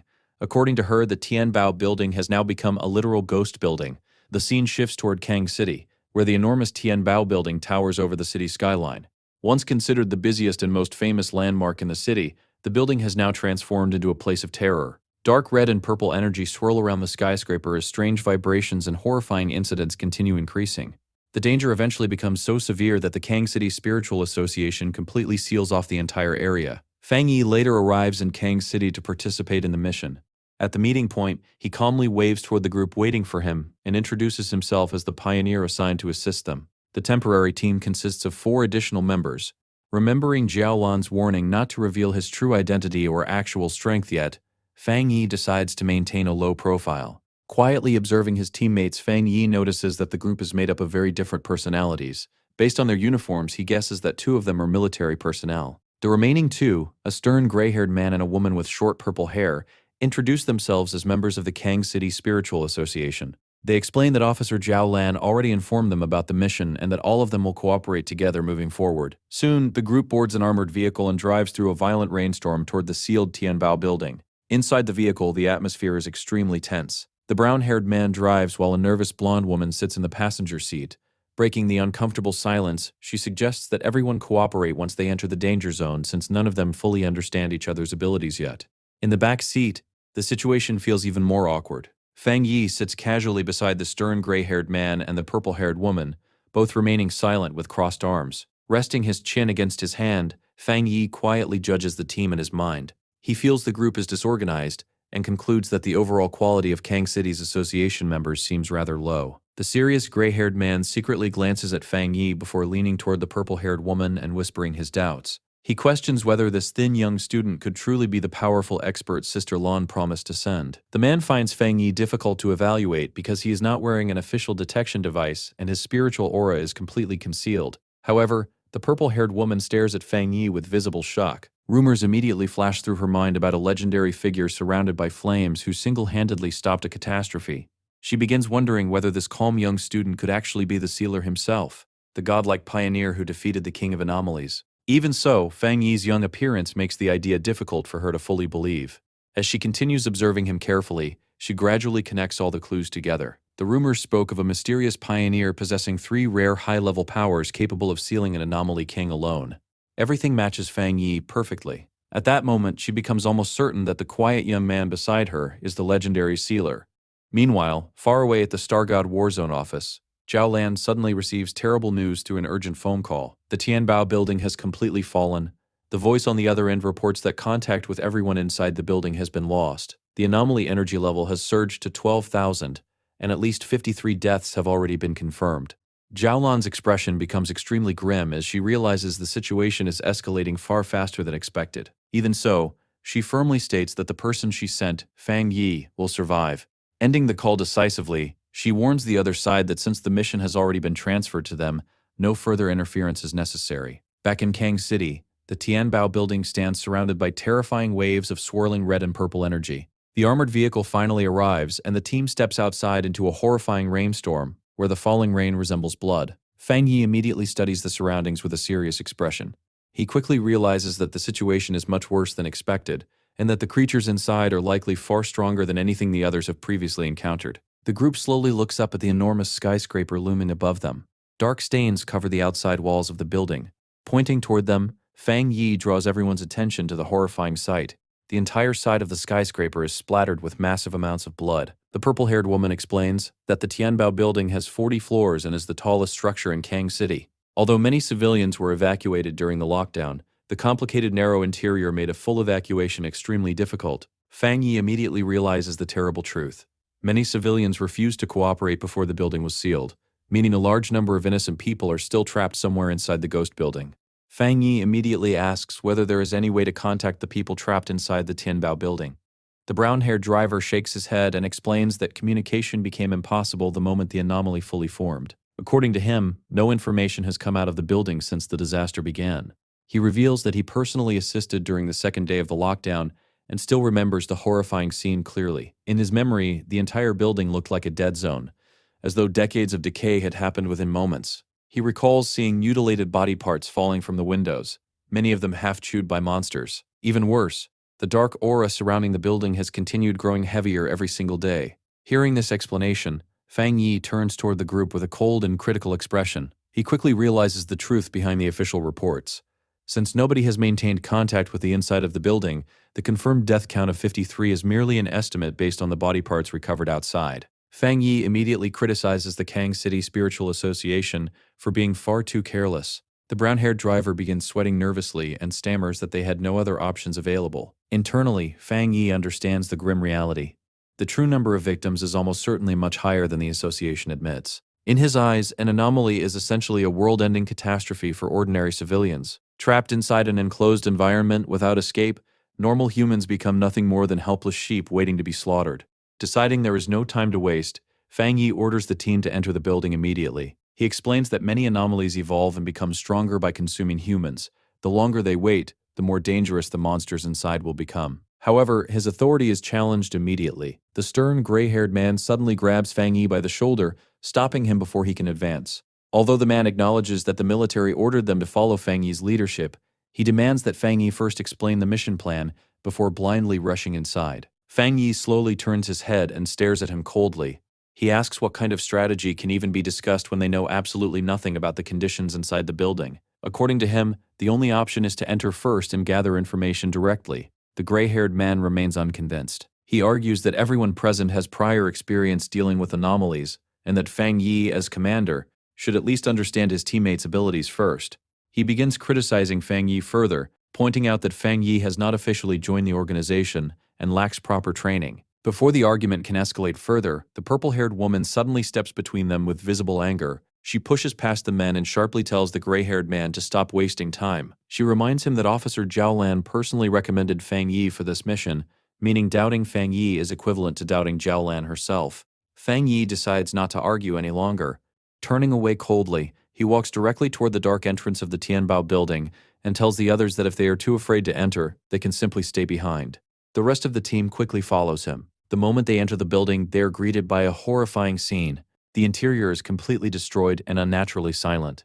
Crushed cars, shattered walls, and piles of trash fill the area. However, the blonde girl immediately notices something disturbing. Despite the destruction, there is absolutely no sound anywhere inside the building. Suddenly, a dark shadow drops from the ceiling above them. The gray-haired man senses movement and instinctively looks upward in confusion. Before he can react, a terrifying monster with glowing green eyes lunges down from the darkness while screaming violently. Fang Yi reacts instantly. In a burst of flames, his sword appears in his hand. Without hesitation, he swings the blazing weapon and releases a massive wave of fire toward the descending creature. The monster never even has a chance to fight back. Within a single flash of light and flaming sword energy, the creature is sliced into pieces instantly. Fang Yi lands calmly with his flaming sword resting at his side, while the destroyed monster collapses behind him. The gray-haired man and the purple-haired woman stare in complete shock. The battle ended before they could even properly react. The purple-haired woman focuses on the enormous flaming blade in Fang Yi's hand and wonders where such a terrifying weapon came from. Ignoring their amazement, Fang Yi crouches beside the remains of the creature and begins inspecting the corpse carefully. Picking up a piece of flesh, he analyzes its structure before concluding that the creature resembles a twisted fusion between a bird and a gecko. His expression darkens as he realizes the monster's mutation level is extremely advanced. Based on its condition, he concludes that the creature has already devoured a large number of humans. The purple-haired woman suddenly recognizes the anomaly and feels her heart sink. Looking closely at the corpse, she identifies it as an A+ grade anomaly. The entire team becomes terrified. A monster that would normally require an elite pioneer squad to defeat was killed instantly by Fang Yi with a single attack. As the smoke clears, the purple-haired woman realizes that Fang Yi's strength has already surpassed the level of an ordinary one-star spirit creation realm pioneer. Beside her, the gray-haired man quietly breaks into a nervous sweat after realizing Fang Yi could have killed him just as effortlessly earlier. The brown-haired man finally admits the truth. Embarrassed, he says he never imagined the legendary sealer would actually be someone so young. In his imagination, the sealer was supposed to be an older master who constantly carried a sword. Fang Yi calmly turns his back toward the group while flames continue burning across his weapon. He casually explains that after his breakthrough, he fused his spiritual power with his sword, creating a spirit weapon that he can summon and reshape at will. Even while saying this, Fang Yi humbly suggests that he is probably not the only person capable of such a technique. At this point, the team's earlier doubt has completely vanished. In its place remains only trust and fear. The purple-haired woman admits she feels much safer now that Fang Yi is with them as they continue deeper into the darkness. To illuminate the path ahead, Fang Yi creates a floating sphere of fire in his hand and carries it like a torch while leading the group through a narrow hallway. Eventually, they arrive at a staircase completely drenched in blood. Looking at the horrifying amount of blood coating the walls and floors, Fang Yi quickly realizes the official reports were nowhere near accurate. Based on the sheer volume alone, he estimates that at least 500 people have died inside the building, not merely 53. Suddenly, Fang Yi's eyes narrow sharply as his glowing red pupils detect something unusual nearby. The group eventually enters a supermarket section of the building. The brown-haired association member and the purple-haired woman nervously observe their surroundings. Blood and garbage cover the area completely, yet there are no bodies anywhere in sight. The purple-haired woman wonders aloud whether the monsters devoured the victims so completely that nothing remained. At that exact moment, a terrifying shadow creature with glowing green eyes prepares to attack from the darkness behind them. Fang Yi senses the danger immediately and shouts for everyone to watch their backs. The purple-haired woman turns around just in time to see the monster leaping toward them. She screams in terror. Fang Yi reacts instantly once again. Throwing his flaming sword with incredible speed, he sends the weapon flying directly past his teammates. The blade pierces the airborne creature and decapitates it instantly in an explosion of black blood and fire. The burning corpse crashes onto the ground while the brown-haired association member stammers in horror after realizing another monster had been hiding only a few feet away from them. Standing calmly amid the flames, Fang Yi asks his teammates whether they truly failed to sense anything strange nearby. The enormous difference between their awareness and his own becomes painfully obvious. As Fang Yi examines the burning remains, he begins analyzing the situation more carefully. He points out to the gray-haired man that although the two monsters they killed were strong, they were nowhere near powerful enough to eliminate an entire rescue team. A troubling thought suddenly strikes him. Fang Yi quietly suggests that the place they are currently standing in may not actually be the real Tianbao building at all. The team freezes in confusion. The gray-haired man and the blonde girl immediately ask him what he means. Fang Yi explains his reasoning calmly. Although the entire area is soaked in blood, something important is missing. There is no smell of rotting corpses anywhere nearby. Instead, the only scent filling the building comes from dark attribute energy and monster contamination. The purple-haired woman agrees with his observation. She admits that the place feels unnaturally empty, almost as though no living being has ever truly existed there. Fang Yi concludes that the entire building may simply be an artificial copy created by a powerful dark attribute anomaly. Extending his hand, Fang Yi releases a massive surge of purple energy. As dark power gathers around him, he states that if his theory is correct, this place has already been transformed into an empty shell. A gigantic sphere of black energy forms around him as he activates his limitless dark world technique. The team stares in shock after witnessing Fang Yi use dark attribute abilities himself. At that moment, a system notification appears before Fang Yi. The system confirms that it has detected a related dark attribute known as the Inner Dark World and asks whether he wishes to access further information. The system explains that the Inner Dark World is a special dimensional nest created by splitting dark attribute energy and replacing the original space entirely.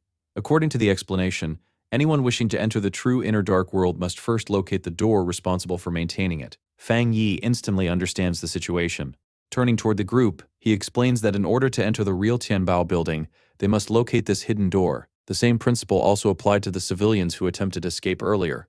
Because the victims were influenced by the dark attribute, they suffered intense hallucinations. Fang Yi realizes they likely mistook ordinary windows for exits leading to safety. Controlling the swirling dark energy around him, Fang Yi grimly concludes that this is why the people attempting escape ended up throwing themselves from the building to their deaths. The purple-haired woman is horrified after realizing the victims were manipulated by illusions until the very end. She asks Fang Yi whether their next objective is now to search for the hidden door. However, before Fang Yi can respond properly, the situation suddenly becomes far worse. His system immediately issues an urgent warning. The hostile Inner Dark World has sensed his presence and fully manifested. Fang Yi's expression changes instantly as a massive explosion of purple energy crashes down upon the team from above. The overwhelming pressure instantly crushes the brown-haired association member and the blonde girl to the ground. Both scream in agony while clutching their heads as their spiritual defenses begin collapsing. Fang Yi's eyes blaze with terrifying power, one glowing red while the other shines gold. Without hesitation, he instantly creates a massive golden barrier around the team. A dome of radiant light expands outward and blocks the deadly dark energy completely. Inside the protective barrier, the blonde girl and the brown-haired man gasped desperately for air after the pressure finally disappears. Looking upward at Fang Yi in awe, they realize something terrifying. While they were nearly killed simply by the dark energy's presence, Fang Yi himself remains completely unharmed. At that moment, both of them silently understand the truth. Without the sealer protecting them, they would already be dead. Fang Yi suddenly narrows his eyes and focuses on a specific point in the empty air. Flames erupt violently across his sword as he announces that he has finally found it. Activating a technique called Fire Dragon, he pulls back his blazing blade and swings it toward the invisible target with overwhelming force, shouting that the true entrance is right there. The impact shatters the surrounding space like broken glass. The gray-haired man and the purple-haired woman stare in disbelief as the hallway itself begins cracking apart before their eyes. Fang Yi calmly steps forward onto the newly revealed ground with a dark and serious expression. The destroyed illusion reveals a terrifying gateway hidden behind reality itself. Dark green mist and swirling shadows pour from the massive entrance like living smoke. It is the true gateway into the Inner Dark World, Without hesitation, Fang Yi takes the lead. Holding his flaming sword like a torch, he orders the team to stay close behind him as they step deeper into the real Tianbao building. The environment immediately changes. Fang Yi maintains a glowing golden barrier around the team, while disgusting red fleshy veins pulse across the walls like living organs. The deeper they walk, the more oppressive the atmosphere becomes. Suddenly, the blonde girl covers her mouth in disgust and says she smells something horrible. Fang Yi looks forward grimly before quietly identifying the odor. It is the smell of corpses and blood from their own kind. Moments later, the group discovers the horrifying source. The floor ahead is completely covered with the bodies of missing pioneers from earlier rescue teams. The corpses are scattered everywhere, proving that those sent inside before them were trapped and slaughtered within this twisted dimension. Before the team can even process the scene, the ceiling above suddenly erupts with movement. A massive swarm of shadowy bat-like creatures descends from the darkness and surrounds the group completely. Looking upward, the team sees an enormous vortex of monsters circling above them like a living storm. Then, from within the swarm, a gigantic demon-like creature with glowing red eyes dives straight toward them. The gray-haired man and the brown-haired association member shout in shock after recognizing another A-plus grade anomaly appearing so quickly. Fang Yi reacts instantly. His flaming sword appears in his hand once more before he hurls it directly at the descending creature. The blazing blade pierces straight through the monster's chest in a violent explosion of fire. The anomaly screams in pain as Fang Yi rushes forward immediately to finish it. Driving his sword into the ground, Fang Yi grips the hilt tightly and unleashes an unbelievably fast series of slashes. Waves of holy fire explode outward in every direction, tearing through both the swarm and the giant monster simultaneously. Fang Yi lands gracefully as a massive eruption of flames engulfs the surrounding enemies. The blonde girl and the purple-haired woman shield their faces from the overwhelming heat while staring in shock. The dark creatures melt instantly the moment they touch Fang Yi's flames. At that moment, the team realizes something unbelievable. Since the mission began, they have barely needed to fight at all. Fang Yi calmly walks through the burning destruction with his sword glowing like molten lava. Eventually, he stops near the bodies of the fallen pioneers and slowly reaches his hand toward them. Using his flames carefully, Fang Yi cremates the corpses of the victims, giving them a proper burial instead of allowing them to remain abandoned in the darkness. The brown-haired association member and the blonde girl watch silently in awe, quietly admitting that Fang Yi truly deserves the title of the sealer. Once the cremation is complete, Fang Yi turns toward the team and finally gives clear instructions. Since they are already inside the building, he tells them they should contribute properly. He orders the group to search the lower floors for survivors while he personally handles the monsters on the upper levels. This time nobody questions him. Even the gray-haired man and the purple-haired woman now follow Fang Yi's commands without hesitation. Their earlier doubt has completely transformed into respect. Fang Yi then begins clearing the Tianbao building floor by floor. On the 10th floor, he battles a massive swarm of flying shadow creatures. Swinging his flaming sword continuously, he keeps the monsters at bay while analyzing them calmly. He quickly determines that the creatures have evolved to at least the 1-star spirit creation realm level.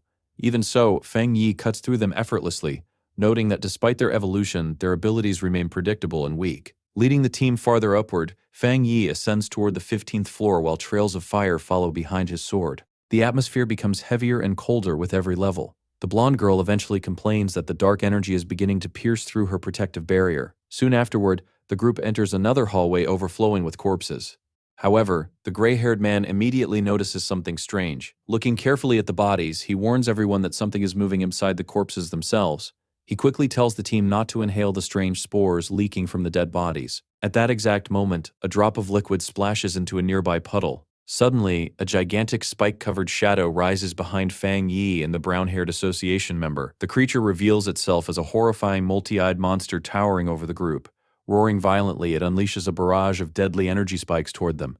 Instead of showing fear, Fang Yi smiles. Finally, he remarks, "Things are becoming interesting." Spinning his sword rapidly, Fang Yi creates a blazing shield of fire that deflects every incoming attack. The monster charges directly toward him afterward, attempting close combat. However, Fang Yi immediately realizes what the creature is trying to do. It is deliberately stalling for time in order to continue evolving further. Without giving it the chance, Fang Yi throws his flaming sword forward with overwhelming force.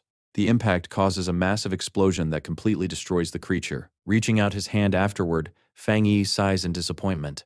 He admits he overestimated the monster and expected at least a 3-star spirit creation realm opponent. Just then, the gray-haired man suddenly turns toward a nearby sound while remaining on full alert. Fang Yi calmly asks who is hiding there. A frightened young man slowly peeks out from behind a hidden door and nervously asks whether they are pioneers sent to rescue them. The team quickly discovers 5 survivors hiding inside what appears to be a luxury brand storage room. The survivors huddle together in darkness, clearly traumatized and terrified after days trapped inside the nightmare. Fang Yi immediately realizes they hid there in order to survive the attacks. Seeing their fear, Fang Yi softens his expression slightly and smiles reassuringly. He calmly tells them that everything is fine now and that they have come to rescue them.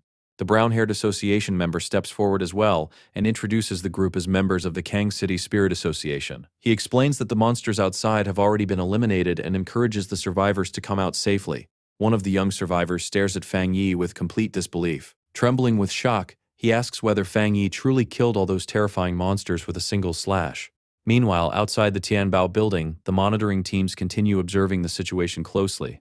The skyscraper remains wrapped in ominous red energy, but the atmosphere outside has changed dramatically. For the first time since the disaster began, hope starts returning. The analysts track Fang Yi's spiritual energy as it rapidly moves upward through the building. They continuously detect the fire signature of his spirit weapon appearing floor after floor. Suddenly, one analyst shouts in shock. The latest reading shows Fang Yi has already reached the 40th floor. The entire monitoring team freezes in disbelief. According to the official records, the sealer cleared the entire Tianbao building from the bottom floor to the top in only 9 minutes and 56 seconds. The analysts immediately realize that this achievement will shock the entire pioneer world of Kang City. However, their celebration is interrupted instantly when a red emergency alarm begins blaring throughout the command center. The monitors reveal terrifying new readings. The mission is not over yet. An S-class monster eruption has appeared at the highest level of the building. Back at the top floor, Fang Yi stands silently among the rubble while staring upward with a serious expression. He immediately understands that he has finally located the true core of the disaster.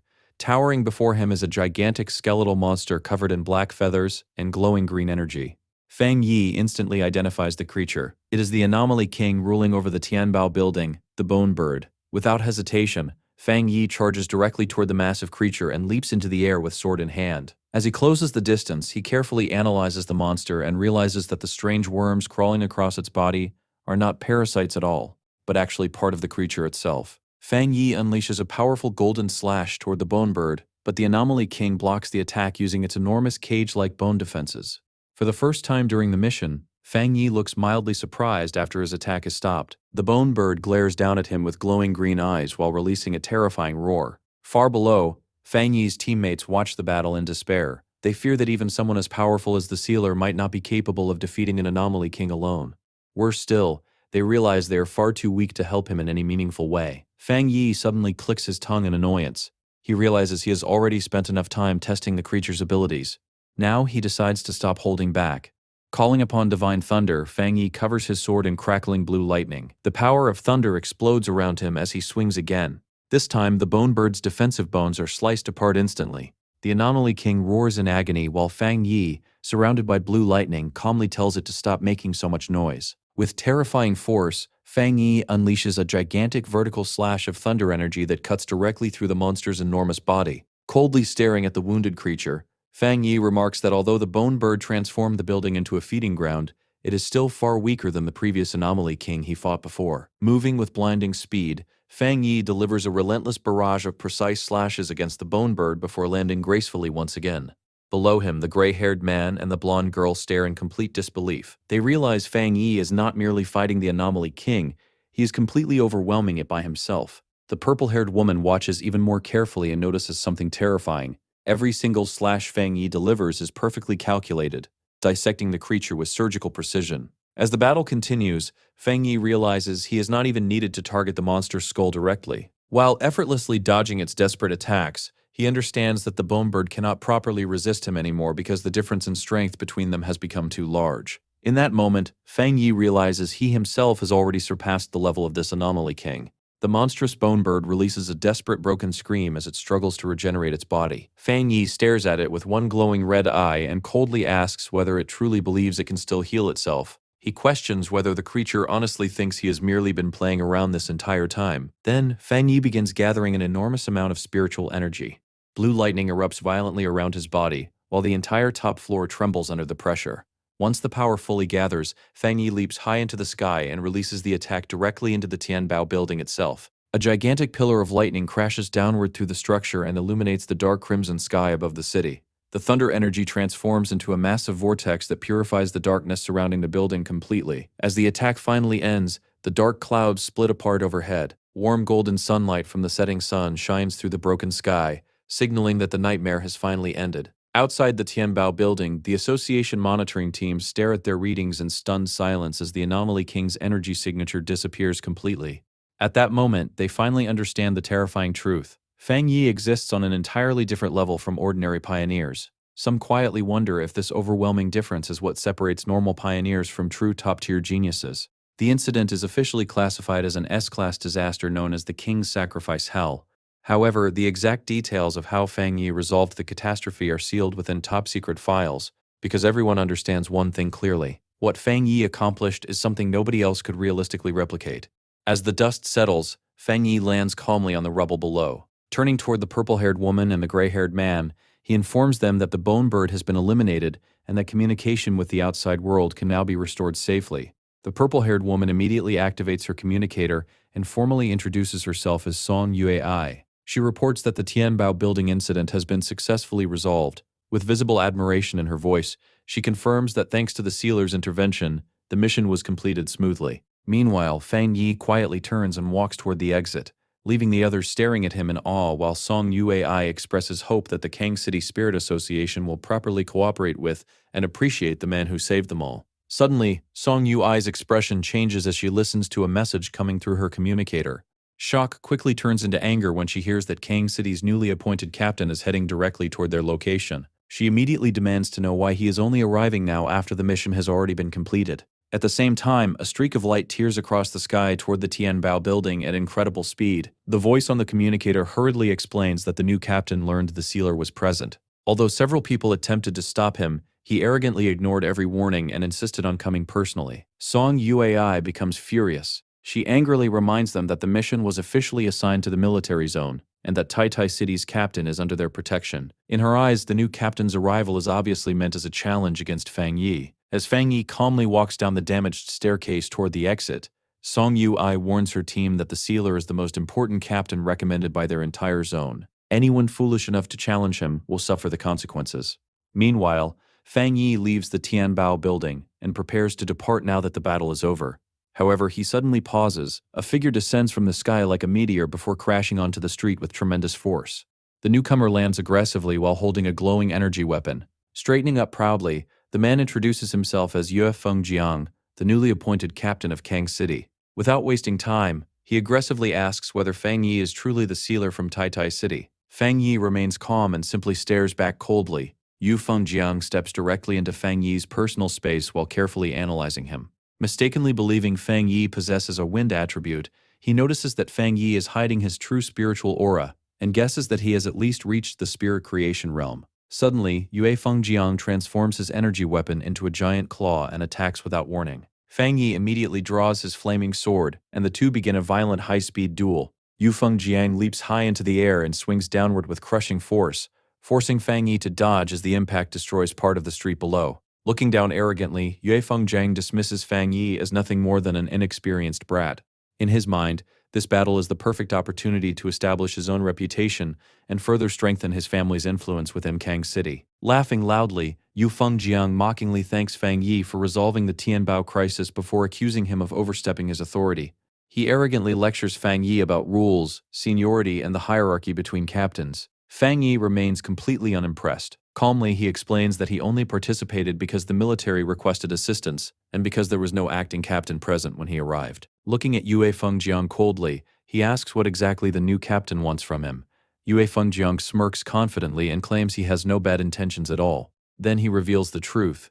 Dark energy begins gathering around Yue Fengjiang's hands as purple and white spiritual power swirls violently around his body. With a threatening grin, he warns Fang Yi that if he refuses to hand over the weapon, he will never leave Kang City alive. Fang Yi simply smiles. To him, the demand is so ridiculous that it is almost amusing. Meanwhile, Yue Fengjiang stares at Fang Yi with an increasingly twisted and excited expression. Finally deciding he has wasted enough time talking, Fang Yi releases his true aura. The moment he unsheathes his sword, golden flames explode around him.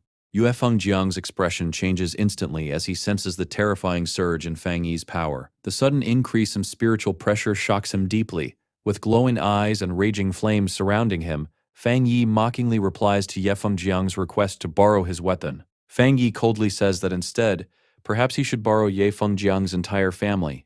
The meaning behind the threat is crystal clear. He intends to beat him brutally. Without hesitation, Fang Yi begins the battle properly by unleashing a massive slash of golden fire. Yu Fengjiang barely dodges the attack with incredible speed. Instead of fear, excitement fills his face as he laughs and declares that the fight is finally becoming interesting. Nearby, Song Yui notices an alarm that the violent clash has disrupted their communication signals again. Realizing the danger, she urgently tells her teammates they must leave immediately to evacuate the survivors and inform the military and association leadership. Surrounded by blazing flames, Fang Yi calmly warns them to leave within 10 minutes. His tone strongly suggests that if they remain nearby, they may witness the death of a city captain. The brown-haired association member tries to say something, but Song Yui instantly covers his mouth and drags him away while shouting that she understands perfectly. As the group retreats, Song Yui angrily complains that Ye Fengjiang started causing problems immediately after becoming captain. Her teammates quietly agree that perhaps the arrogant newcomer deserves a harsh lesson from the sealer. Once the others are gone, Fang Yi raises his hand and unleashes a devastating bolt of thunder toward Ye Fengjiang. Although Ye Fengjiang manages to block the lightning using his weapon, the force behind the attack is overwhelming. Instead of retreating, Ye Fengjiang loudly challenges Fan Yi. He arrogantly demands that Fan Yi stop holding back and use 100% of his power if he truly wants to kill him. Fang Yi responds immediately. A brutal strike crashes into Yue Fengjiang and sends violent shockwaves tearing through the surrounding city. A gigantic explosion erupts behind the captain, destroying nearby buildings instantly. Forced backward by the impact, Yue Fengjiang struggles to regain his balance. For the first time since arriving, sweat begins running down his face. Looking at Fang Yi standing within the raging flames, Yue Fengjiang realizes something terrifying. Fang Yi's Yang attribute power is unbelievably explosive and oppressive. For the first time in the battle, genuine fear appears inside Yue Fengjiang's heart. Standing calmly amid the inferno with glowing red eyes, Fang Yi smirks at the captain's earlier demand about using full power. He coldly replies that if he truly used 100% of his strength, Yue Fengjiang probably would not survive, even 10 minutes. However, Yue Fengjiang suddenly bursts into manic laughter. Instead of acknowledging Fang Yi's personal strength, he convinces himself that all the terrifying power comes solely from Fang Yi's weapon. In his mind, the flaming sword must be some classified secret weapon developed by the Spirit Association. Fang Yi remains silent while staring at him with complete disappointment. Inside Yue Fengjiang's imagination, he pictures Fang Yi's sword stored inside a secure containment chamber like a priceless military prototype. His jealousy rapidly grows stronger. He cannot accept the idea that such a powerful weapon was entrusted to someone so young. Grabbing his chest excitedly, Yue Fengjiang decides that coming to Kang City was worthwhile after all, because he discovered a treasure worth stealing. Consumed by greed, he tears off his shirt as purple energy erupts across his body. Arrogantly, he mocks Fang Yi for being nothing more than a two-star cultivator. He demands the sword again and openly threatens to kill Fang Yi to take it by force. In his mind, Fang Yi still has not demonstrated enough power to truly impress him. Meanwhile, far away at the Tai Tai Spirit Association headquarters, the atmosphere becomes extremely tense. The association superior slams both hands onto the table in fury after learning that Kang City's new captain has started a battle against Fang Yi. Beside him, Su Qingying looks visibly worried while the superior sweats from stress after realizing how serious the political consequences could become. She reminds him that the sealer was personally invited by the Star God Warzone, meaning this conflict now involves extremely sensitive military authority. The situation becomes even worse when the superior receives another report from his assistant. Confused, he asks the assistant to repeat the absurd message again. The assistant explains that after contacting Kang City, the officials there arrogantly responded that if the battle is not stopped within 10 minutes, the consequences could become irreversible. Even worse, Kang City officials genuinely believe Fang Yi is the one in danger. Because Kang City ranks as the third strongest city, they are fully convinced their own captain cannot possibly lose. The Tai Tai officials are instantly outraged. The superior slams his fist onto the table once again and calls the Kang City leadership complete fools. He realizes they completely underestimate Fang Yi because they never personally experienced the horror of the King's Sacrifice Hell incident. The assistant adds that Yue Fengjiang recently advanced into the 3-star rank and comes from a massive influential family with endless resources and support. However, the superior merely scoffs. Looking out the window seriously, he explains that Fang Yi possesses multiple top-tier attributes and that his true combat ability far exceeds what his official rank suggests. In his eyes, Kang City's leaders do not understand the true meaning behind the title, Sealer. Grimly, he predicts that Yue Fengjiang will not merely lose this battle. He may actually die. Back on the battlefield, Fang Yi suddenly launches forward and delivers a devastating punch directly into Yue Fengjiang's face. Blood and shattered teeth explode into the air as Fang Yi completely breaks through the arrogant captain's defenses. The battle escalates into the skies above Kang City. As they clash repeatedly, Yue Fengjiang becomes increasingly horrified. His attacks seem completely ineffective against Fang Yi's endless flames. Even worse, every time his spiritual power touches Fang Yi's fire, it disappears as though sinking into an endless ocean. Fang Yi's relentless attacks overwhelm him continuously. Then, without warning, Fang Yi suddenly appears directly beside Yue Fengjiang's face. Coldly whispering that they have arrived, Fang Yi forces him to turn around. Yue Fengjiang's eyes widen in shock after realizing they are now directly above the Kang City Spirit Association headquarters. Fang Yi looms over him with terrifying pressure and calmly explains that out of respect for the city and the military, he is giving him one final opportunity to stop. Before Yue Fengjiang can answer, Fang Yi delivers a brutal kick that sends him crashing downward. But Fang Yi does not stop there. Raising his flaming sword, he unleashes a massive barrage of fire slashes toward the association building itself. Fang Yi openly declares that he suspects certain people may still be hiding inside, so he has decided to make his presence impossible to ignore. Caught inside the fiery bombardment, Yue Fengjiang screams in pain and disbelief. The resulting explosion lights up the entire city skyline. On the streets below, civilians stare upward in confusion as the temperature across the city suddenly begins rising dramatically. A man wearing glasses points toward the sky in panic while shouting that two people are fighting above the city. High overhead, Fang Yi hovers amid golden flames while Yue Fengjiang stands opposite him surrounded by violent dark purple energy. Watching the battle, one civilian suddenly recognizes Fang Yi's golden fire from the news reports surrounding the sealer. Filled with excitement and fear, he loudly tells everyone nearby that the rumors about spiritual energy revival are actually real. Fang Yi stares coldly at Yue Fengjiang from high above the city. Calmly checking the time, he tells the arrogant captain that only 5 minutes remain. He then throws Yue Fengjiang's own words back at him, mockingly asking whether he still wants to witness 100% of his power. Badly injured and consumed by rage, Yue Fengjiang can only growl in frustration.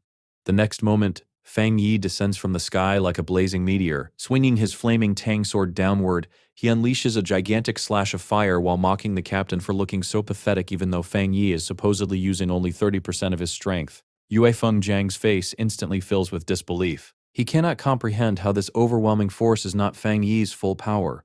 In his mind, it should be impossible for a mere 2-star cultivator to possess such terrifying strength. For the first time, genuine terror completely takes over him. The gigantic beam of fire crashes directly into Yue Fengjiang and blasts him violently across the sky. Meanwhile, far away inside the Spirit Association headquarters in Shen City, alarms begin sounding throughout the Situation Room. Operators hurriedly report a massive energy spike somewhere within the nation. The central map quickly zooms toward Kang City, where enormous energy readings are erupting around the Spirit Association headquarters. The superior with glasses immediately notices something strange. The energy signature does not belong to the dark attribute, meaning this is not another monster invasion. Confused and furious, he demands an explanation. Before anyone can answer, a subordinate rushes into the room with shocking news. The newly appointed Kang City captain, known as Godblade, is currently fighting the sealer from Tai Tai City. The report explains that after Fang Yi saved the city, Yue Fengjiang attempted to steal his spirit weapon.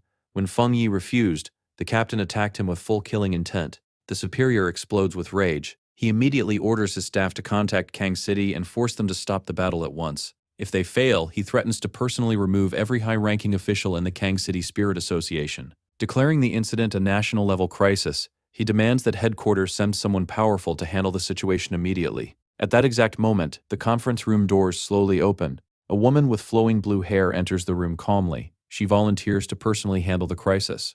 She is one of the headquarters' elite forerunners, Gu Yuru, known by the codename Sea Mystic. Elsewhere in Kang City, ordinary civilians begin witnessing the terrifying battle overhead. A young girl standing near a window excitedly points toward the sky and tells her mother she sees a shooting star. The reflection of the battle shines brightly in her eyes. Her mother immediately realizes the danger.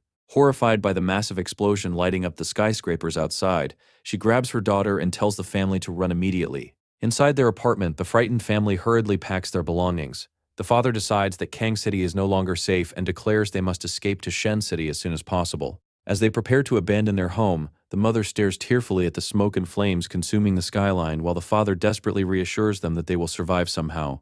Moments earlier in the sky above the city, Yue Fengjiang screams in agony while trapped inside a sea of flames. Forcing himself through the fire, he bursts outward shirtless, burned, and heavily injured. Despite his condition, he continues threatening Fang Yi, screaming that his powerful Yu family will never forgive this humiliation. Fang Yi simply floats silently in the sky while ignoring the threats completely. Yue Fengjiang continues raging, shouting that the Kang City Spirit Association will never allow Fang Yi to leave alive after this. Inside the massive glass headquarters of the Kang City Spirit Association, the officials watch the battle in absolute panic. Seeing the overwhelming power of Fang Yi's attacks, they realize Yue Fengjiang cannot survive much longer. Terrified, they desperately shout for someone to save their captain. Several officials point angrily at Fang Yi and demand that the Tai captain stop his attacks immediately. Fang Yi looks down at them silently with cold annoyance. The officials continue shouting that Yu Fengjiang is Kang City's official captain and that attacking him directly is equivalent to challenging the entire Kang City Spirit Association itself. One official slams his fist against the glass wall and furiously declares that they refuse to tolerate such behavior. Fang Yi's glowing red eyes narrow coldly. He is completely unimpressed by the association's arrogance, especially when they are clearly facing a superior force. A massive storm of golden flames suddenly gathers around him. Mocking the officials openly, Fang Yi suggests that they likely ignored the situation earlier because they believed their own captain was stronger than him. Alternatively, perhaps they simply did not care enough to interfere. Deciding they deserve a lesson, Fang Yi suddenly unleashes a gigantic slash of holy fire directly toward the association building itself. The officials inside immediately panic. Holy flames crash through the glass windows and erupt throughout the office floors, forcing the terrified staff to flee for their lives. In that moment, Fang Yi proves clearly that their threats mean absolutely nothing to him. Turning his back on the burning building with visible disgust, Fang Yi calmly mocks Yue Fengjiang again. He asks whether the arrogant captain truly believed he could steal Fang Yi's sword with such pathetic skill. At this stage of the battle, Yue Fengjiang is completely exhausted. Floating high above the city, bloodied and barely breathing, he struggles desperately to remain standing while Fang Yi calmly prepares the final attack. Fang Yi challenges Yue Fengjiang to see whether he can survive one final strike. Then Fang Yi throws his flaming tang sword downward like a falling meteor. Instead of retreating, Yue Fengjiang suddenly smiles greedily and rushes directly toward the weapon. Mocking the uselessness of the local association, he screams that only he deserves such an incredible treasure. His face twists into madness as he declares the sword belongs solely to him. Watching him calmly with one glowing red eye, Fang Yi silently reflects on pioneers like Yue Fengjiang. In Fang Yi's eyes, people who use their powers to rob and murder for greed are no different from common criminals. He believes people like this are one of the main reasons humanity continues falling toward destruction. With cold determination, Fang Yi decides to end the matter permanently. The moment Yue Fengjiang grabs the sword, a gigantic explosion erupts. Standing calmly within the inferno, Fang Yi reveals the truth about his weapon. His tang sword is not an ordinary spirit weapon. It is a unique weapon personally created by Fang Yi himself, and it recognizes only one master. The resulting explosion is so violent that the officials inside the Kang City Spirit Association headquarters begin screaming and fleeing for their lives as sections of the building collapse around them. Watching the flames spread, the association leaders become increasingly horrified. According to the official information they received, Fang Yi should only be a 2-star spirit creation realm cultivator, while Yu Fengjiang is already 1 full realm higher. None of them can understand how the battle became so one-sided. The leader of the Kang City Association, Wang Zhong, trembles in fear as he realizes their intelligence was completely wrong. Yue Fengjiang was considered the city's greatest genius, the only confirmed 3-star spirit creation realm pioneer in Kang City. With enormous resources from his powerful family and a reputation placing him among the nation's top 5 captains, he was expected to dominate almost anyone his age. Yet even with all that prestige and power, he stood no chance against Fang Yi. As the dust settles, Fang Yi lands softly atop the rubble with his burning sword resting in his hand. Standing silently amid the destruction, Fang Yi gives off an overwhelming presence. At that moment, it becomes painfully obvious to everyone watching that Fang Yi has already surpassed the ordinary level of a city captain. He now possesses enough power to potentially destroy an entire city by himself. Wang Zhong collapses to the ground in terror. Staring at the devastation around him, he begins wondering whether Fang Yi truly intends to bury the entire Kang City Spirit Association alongside their defeated captain. Unable to bear the pressure any longer, Wang Zhong desperately begs Fang Yi for mercy. Trembling among the ruins beside his terrified subordinates, he screams that the entire incident was their fault. Suddenly, the sound of approaching helicopters interrupts the tension. Inside one of the aircraft, the pilot reports to his superior that an extremely pure and overwhelming yang attribute energy source has been detected ahead. However, he also notices that the flames surrounding the Spirit Association headquarters appear to be weakening. Standing at the open doorway of the helicopter, Gu Yuru gathers an enormous amount of blue water energy into her hands while quietly wondering whether the fire is finally dying down. Fearing she may have arrived too late, massive streams of blue water energy rain down across the city, extinguishing the remaining flames throughout the area. As she studies the destruction below, even Gu Yuru admits Fang Yi's strength is unbelievable. In her eyes, the fact that one man nearly destroyed the third largest city in the nation alone is proof that his power already rivals that of a national-level pioneer. However, as her water suppresses the flames, Gu Yuru suddenly realizes something even more shocking. Her reign only succeeds because Fang Yi intentionally withdrew his power. If Fang Yi truly wanted to continue fighting seriously, her water attribute would never have been enough to extinguish his flames. In other words, Fang Yi consciously chose mercy.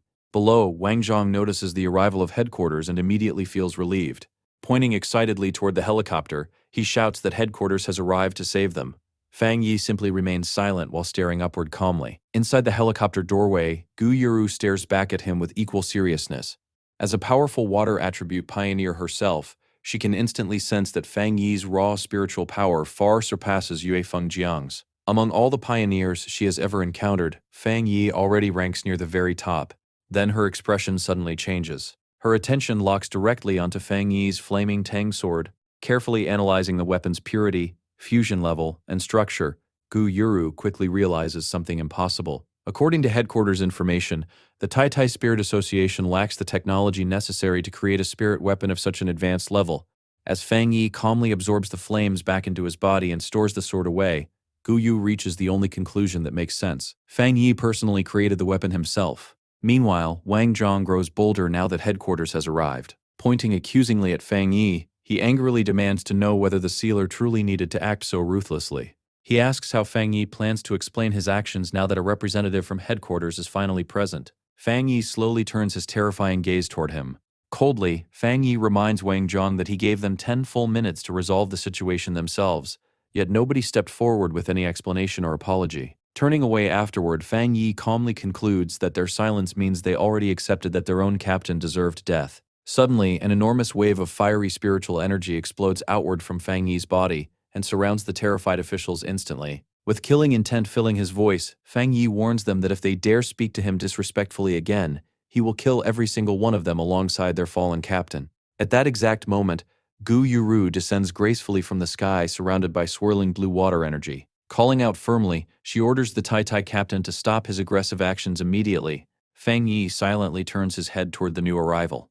Meanwhile, Wang Zhong becomes overjoyed. In his mind, Fang Yi has finally encountered someone powerful enough to hold him accountable. Wang Zhong believes that regardless of how strong the sealer may be, no captain can simply attack another city's captain and escape punishment. In his eyes, if Fang Yi is not punished now, then every captain across the nation will live in danger from this moment onward. Gu Yuru landed calmly before the ruined battlefield and immediately introduced herself. Her expression was stern as she questioned how the Spirit Association could possibly manage the different regional branches if such chaos was allowed to happen. Hearing her words, Wang Zhong instantly assumed she had come to support him. A wicked smile spread across his face as he eagerly waited for her to punish Fang Yi for destroying the Kang City headquarters. To everyone's shock, Gu Yuru did not attack Fang Yi at all. Instead, she stepped forward respectfully and admitted that the incident was entirely a failure on the part of the Spirit Association. Bowing her head, she sincerely apologized and promised that headquarters would provide Fang Yi with a proper explanation for everything that had happened. Fang Yi's cold expression softened slightly into a faint smile, and he calmly accepted her apology with a quiet hum. Wang Zhong was left completely frozen in place, his face twisted into pure disbelief as he realized headquarters had chosen Fang Yi over him. His body trembled while he watched Gu Yuru bow respectfully before the man known as the Sealer. At that moment, he finally understood headquarters' attitude. They had no intention of provoking Fang Yi further. Instead, they planned to support and reward him to avoid future conflict. Fear gripped Wang Zhong's heart. His captain Yue Fengjiang had been burned alive, yet headquarters was not blaming Fang Yi at all. To them, the captain's death was not even the main issue. Fang Yi himself remained perfectly calm. In his mind, the opinion of the local association meant nothing. Yu Fengjiang had tried to kill him out of greed for his weapon, despite Fang Yi saving Kang City. In Fang Yi's eyes, the captain had deserved his fate. Gu Yuru then turned toward the frightened officials nearby. Her expression became icy as she demanded to know why none of them had stopped the battle. She called them arrogant fools before asking who was in charge of the Kang City Spirit Association. Wang Zhong nervously raised his hand while forcing out a weak smile. Gu Yuru coldly announced their punishment. She ordered them to calm public opinion within 3 days and create a believable explanation to hide the truth about the battle. Then her voice became even colder as she revealed headquarters' final decision. Every official in the Kang City Spirit Association would be removed from their positions after 3 days, and headquarters would send an entirely new team to take control of the city. The officials were stunned speechless. Gu Yuru gave them one final warning. If they failed to handle the situation properly, they would suffer the full consequences from headquarters. Watching from a distance, Fang Yi was genuinely surprised. Even he had not expected the Spirit Association to fire the entire Kang City branch simply to satisfy him. Gu Yuru returned to him and calmly explained that headquarters needed to make its position absolutely clear. Anyone who challenged the sealer again would end up exactly like Yue Fengjiang and the Kang City Spirit Association. She politely asked Fang Yi if he was satisfied with the outcome, and promised that such a situation would never happen again. Fang Yi looked relaxed as he replied that anyone challenging him was effectively challenging headquarters itself. He admitted he did not care about the officials, but he was more interested in how the government planned to control public opinion regarding supernatural events. Gu Yuru immediately understood his concern. She explained that the truth about spiritual energy recovery was becoming harder to hide. Supernatural incidents and anomaly disasters were appearing more frequently, and many people had already begun to suspect the truth. However, the government still could not reveal everything publicly because the timing was not right. According to her, if the truth were exposed now, the entire world would descend into chaos overnight. Society's order would collapse before humanity was prepared to handle the changes. She pointed out that if Fang Yi had not saved Tai Tai City earlier, the consequences for the entire world could have been catastrophic. Hearing this, Fang Yi began reflecting on everything that had happened recently. He realized the era of spiritual energy recovery had likely begun in full the moment the Anomaly King was destroyed. Without sacrifices from powerful figures like Elder Wu, humanity would have been even less prepared for this new age. At last, Fang Yi understood the government's strategy. Small-scale chaos among pioneers was far better than worldwide panic among ordinary people. Powerful individuals such as Ji Ruoyan, Zhao Lan, and Su Qingying existed to quietly protect society while normal citizens continued living peacefully. As Fang Yi looked over the ruins of Kang City, he finally understood why the Z Nation controlled information so strictly. By limiting knowledge about anomalies and spiritual energy, they prevented weaker pioneers from causing unnecessary trouble while also stopping mass panic from spreading. Ordinary people needed time to slowly adapt to the new reality. Still, Fang Yi knew the entire system depended on the cooperation of powerful pioneers like himself. A faint smirk appeared on his face as he realized the situation was becoming increasingly urgent. Just as Fang Yi prepared to leave, Gu Yuru respectfully informed him that a special aircraft was already prepared to take him back to Tai Tai City. However, before he departed, she asked for one personal request. Adjusting her glasses with a gentle smile, Gu Yuru openly admitted her admiration for him. She confessed that she envied Tai Tai City for possessing a genius so young, yet powerful enough to destroy an entire city while still maintaining control over himself. Fang Yi looked at her with mild curiosity and told her she did not need to act so politely. Gu Yuru then extended her hand warmly and asked if, not as sea mystic but simply as Gu Yuru, she could become friends with him. Fang Yi was genuinely surprised by the humility and sincerity in her request. Far away at the Star God Warzone headquarters, Zhao Lan listened as her blonde subordinate reported the details of the Kang City incident. Furious, she slammed her hand against the desk and called the Kang City Spirit Association complete fools. Looking at the city ranking charts, she noted that Kang City, once ranked third, was rapidly losing its status. If things continued this way, the city would soon fall out of the rankings entirely. She immediately concluded that headquarters needed to take direct control of Kang City. Her subordinate commented that the Spirit Association headquarters had acted wisely, especially Sea Mystic, who appeared to be trying to recruit Fang Yi onto their side. Zhao Lan agreed instantly. She declared that the reward offered to the sealer must surpass whatever the Spirit Association planned to give him. Without hesitation, she doubled the original reward promised for Fang Yi's help during the Kang City crisis. The blonde subordinate then suggested another reward he believed suited Fang Yi perfectly. He placed a folder labeled Top Secret Restricted Area onto the desk. Zhao Lan fell silent as she realized what he meant. She remarked that if she did not know he admired Fang Yi, she would think he was deliberately trying to make things difficult for him. However, the subordinate calmly argued that danger and opportunity always existed together. In his opinion, only Fang Yi was worthy of entering that restricted training zone. He also revealed that another genius from their war zone was already training there. He warned that threats far more terrifying than the King's Sacrifice Hell would soon appear, and Fang Yi needed to grow stronger as quickly as possible to face the future. Zhao Lan finally agreed and began reviewing the classified documents. She even wondered if their restricted zone might actually be too simple for someone like Fang Yi. Suddenly, a staff member burst into the room shouting for Sister Lan. The shocking news immediately stunned both Zhao Lan and her subordinate. Elder Wu had awakened and wanted to speak with her. Several hours later, sunlight shined peacefully over Fang Yi's luxurious villa in Tai City. Sitting casually on his couch, Fang Yi checked his phone and noticed a bank notification showing a transfer of 10 million yuan, most likely the reward Zhao Lan promised him. Lim Yi walked into the room and welcomed her cousin home. She admitted she had seen everything about the Kang City incident spreading across the online forums. Although Fang Yi calmly reassured her, Lin Yi remained anxious because countless rumors claimed he had brutally killed Kang City's captain, Godblade. Fang Yi simply flicked her forehead and told her the rumors were exaggerated. He ordered her to stop wasting time reading forums and focus on her training instead. After standing up, Fang Yi casually announced that he planned to train and attempt another breakthrough. Lin Yi stared at him in complete disbelief. He had only recently advanced, yet he was already aiming for the 3-star spirit creation realm. Fang Yi merely laughed and admitted that success was not guaranteed. Once alone upstairs, Lin Yi clasped her hands nervously. She could sense that her cousin was carrying a heavy burden inside his heart. Meanwhile, upstairs in his room, Fang Yi sat cross-legged on his bed while dark energy swirled around him. In his hand floated a golden sphere containing the purest dark attribute energy taken from the Bone Bird, the anomaly king he had defeated. Fang Yi decided to merge this power into his limitless dark world. As the fusion process began, the spirit of the Bone Bird appeared before him. A system window emerged asking if he wished to embed the dark attribute. Fang Yi accepted immediately. Golden light exploded around his body as the fusion completed successfully. The system confirmed that his limitless dark world had evolved. From now on, any enemy trapped inside his dark domain would be attacked by the Bone Bird and the countless anomalies stored within the realm itself. Floating in meditation, Fang Yi looked inward and saw the countless monster spirits he had absorbed over time. Suddenly he realized they were no longer simple remnants. Like the anomaly king itself, he could now command them directly. With this realization, Fang Yi unleashed his full power. A gigantic multi-armed golden avatar made of blazing fire rose into the sky above Tai City, towering over the darkness like a divine being. At that moment, the system detected that Fang Yi had fulfilled the conditions for another breakthrough. A notification appeared asking whether he wished to advance into the 3-star spirit creation realm. The overwhelming energy from his cultivation spread across the entire city.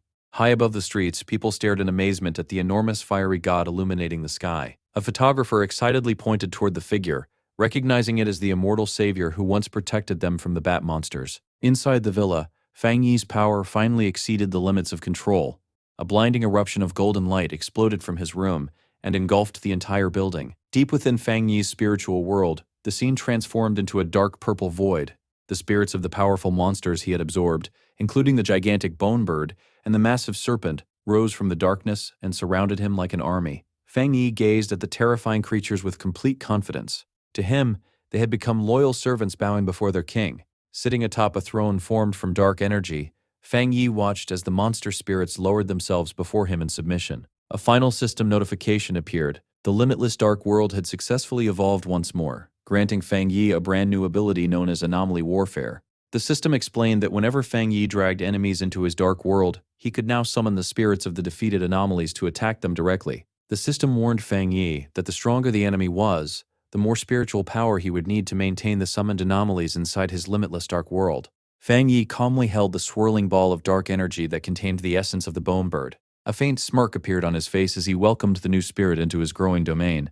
He praised the Bone Bird's spirit for being exceptionally pure and admitted that it would greatly increase his own strength. Looking over the countless monster spirits surrounding him, Fang Yi casually told them to work hard for him, promising that he would treat them well in return. As he observed his terrifying new army, Fang Yi quickly realized the greatest limitation of his new ability. If he wanted to fully unleash the power of anomaly warfare, he would need a far larger reserve of spiritual energy. Back in the real world, the power building around him finally reached its peak. A massive pillar of golden light exploded upward from Tai City, piercing through the clouds and illuminating the entire sky. The dazzling beam instantly signaled Fang Yi's successful breakthrough to everyone watching below. Inside his room, Fang Yi floated in midair while a radiant golden aura surrounded his body. The system confirmed that he had officially advanced into the 3-star spirit creation realm. The moment the breakthrough stabilized, Fang Yi immediately noticed the difference. Every ability inside his body felt perfectly connected, as if his powers had finally become one with him completely. His spiritual energy flowed smoothly and purely without any instability. Slowly, Fang Yi opened his eyes, and a sharp crimson glow flashed within them. He quickly realized the biggest change of all. The strange discomfort and corruption he previously felt while using the dark attribute had completely disappeared. For the first time, he could wield its power naturally without resistance. Stepping down from his bed, Fang Yi's feet still shimmered with traces of golden energy. Standing calmly inside the ruined room, he summoned flames into his hand, and quietly decided that the rest of his new abilities could only be understood through real combat. Meanwhile, at the headquarters of the Star God Warzone, Elder Wu stood beside a massive window overlooking the city, while speaking with Zhao Lan.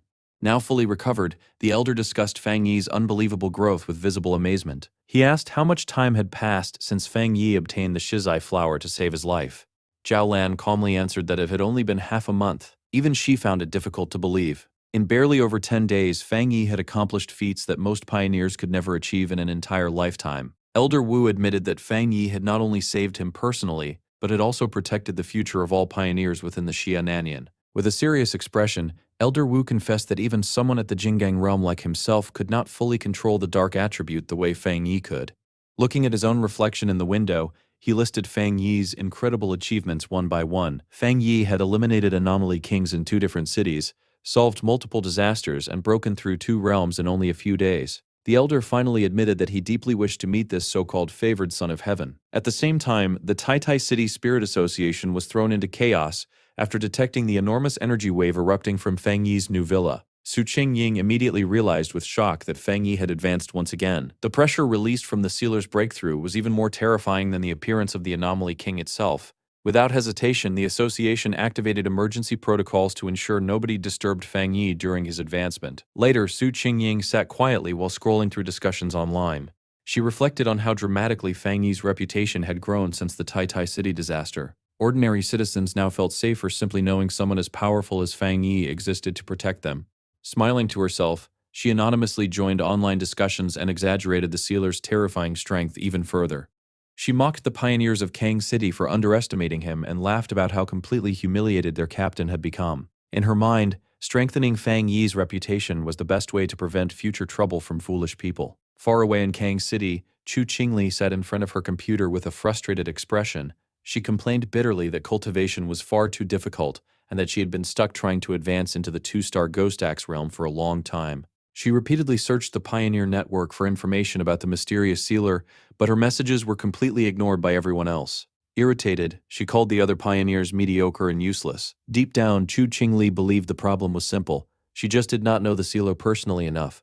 Confident in her own beauty, she even imagined meeting him face to face someday. However, she also worried that if she delayed too long, someone else might seize the opportunity first. With determination burning in her eyes, Chu Qingli stood up and decided she would travel to Tai City immediately to pursue her future and any opportunities connected to Fang Yi. Back at Fang Yi's villa, the sunlight shined peacefully over the modern home as Lin Yi asked her cousin whether his advancement had finally finished. The two sat together at a large table while eating a meal. Curious, Lin Yi asked whether he felt any major changes after reaching the 3-star spirit creation realm.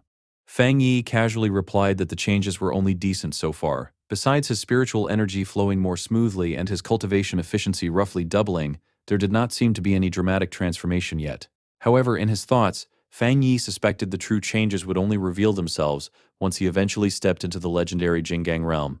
Lin Yi then showed him a message she had received on her phone. Zhao Lan had invited her to the Tianhai forest because New World anomalies had reportedly appeared there. Fang Yi calmly revealed that he had received the same invitation. He guessed the Star God Warzone was trying to compensate him for the trouble caused in Kang City. Since both of them were invited, he decided they should travel there together. Lin Yi immediately cheered happily at the idea. Sometime later, the two arrived at Tianhai Forest, a massive woodland located along the border of the Star God Warzone's territory. Warning signs surrounded the area, strictly forbidding entry. Originally, the forest had been completely normal, but over the last 5 years it had expanded wildly due to the rising spiritual energy in the world. The intense energy density caused both plants and animals to mutate rapidly. Although the forest had become an excellent place for pioneers to train, it was also filled with terrifying unknown dangers. Because of this, the military kept the area under strict control. Inside the forest, Fang Yi and Lin Yi were greeted by a familiar purple-haired woman from the Kang City mission. Smiling warmly, she welcomed the captain of Tai City and asked whether he still remembered her. She explained that she was currently stationed in the forest and had been ordered by Officer Zhao Lan to brief them on the situation. According to her, A strange new anomaly had appeared shortly before their arrival. A mutated flame had emerged deep inside the forest. Unlike the dark attribute, this fire possessed an eerie, gloomy nature and could not be extinguished no matter what methods were used. Fang Yi immediately guessed that it was some kind of unknown fire attribute. The woman confirmed his suspicion and offered to accompany them for safety. However, Fang Yi instead turned toward Lim Yi and asked for her opinion, suggesting that they probably did not need a guide.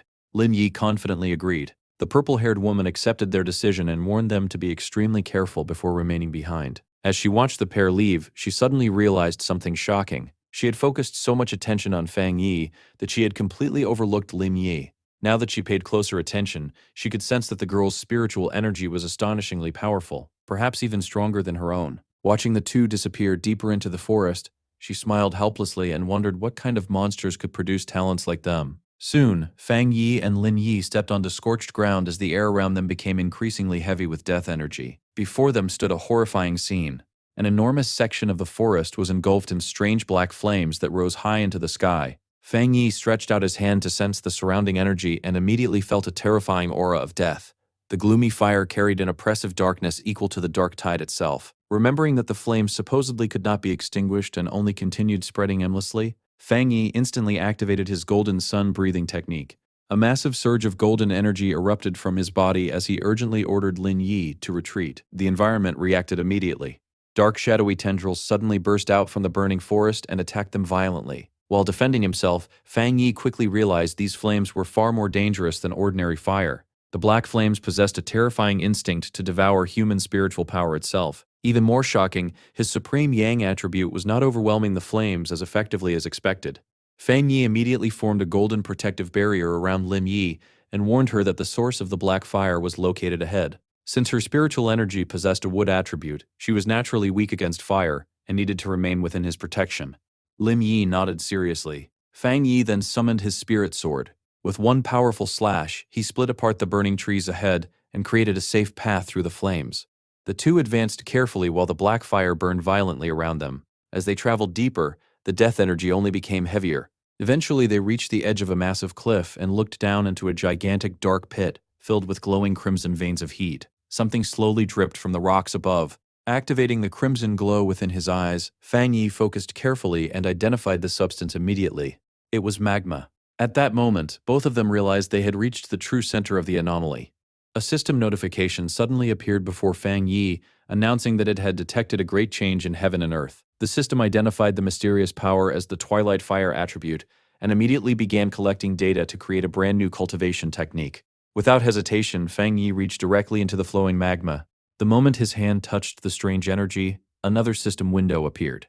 He had obtained the Twilight God domain. The system explained that this special power could absorb surrounding attribute energies and use them to strengthen Fang Yi's primary yang attribute. Floating within a sphere of burning energy, Fang Yi wondered whether this ability resembled the fire attribute of his desolation flower. The system clarified that the Twilight God domain was specifically designed to enhance and empower his supreme yang abilities even further. A terrifying red aura suddenly exploded around Fang Yi, taking the shape of a demonic face that radiated pure death. At the same moment, the system issued a warning, informing him that he had unlocked a new ability called Death Brand. The system emphasized that the skill was both special and extremely dangerous. Fang Yi frowned in confusion as the system continued its explanation. The ability granted what it described as infinite death. If Fang Yi were ever killed, the Death Brand would automatically attach itself to the killer, trapping them in an endless cycle of suffering. Yellow spring flames would burn them forever, death collapse would slowly destroy their body, and a terrifying hellscape filled with evil spirits would drag them toward their grave again and again.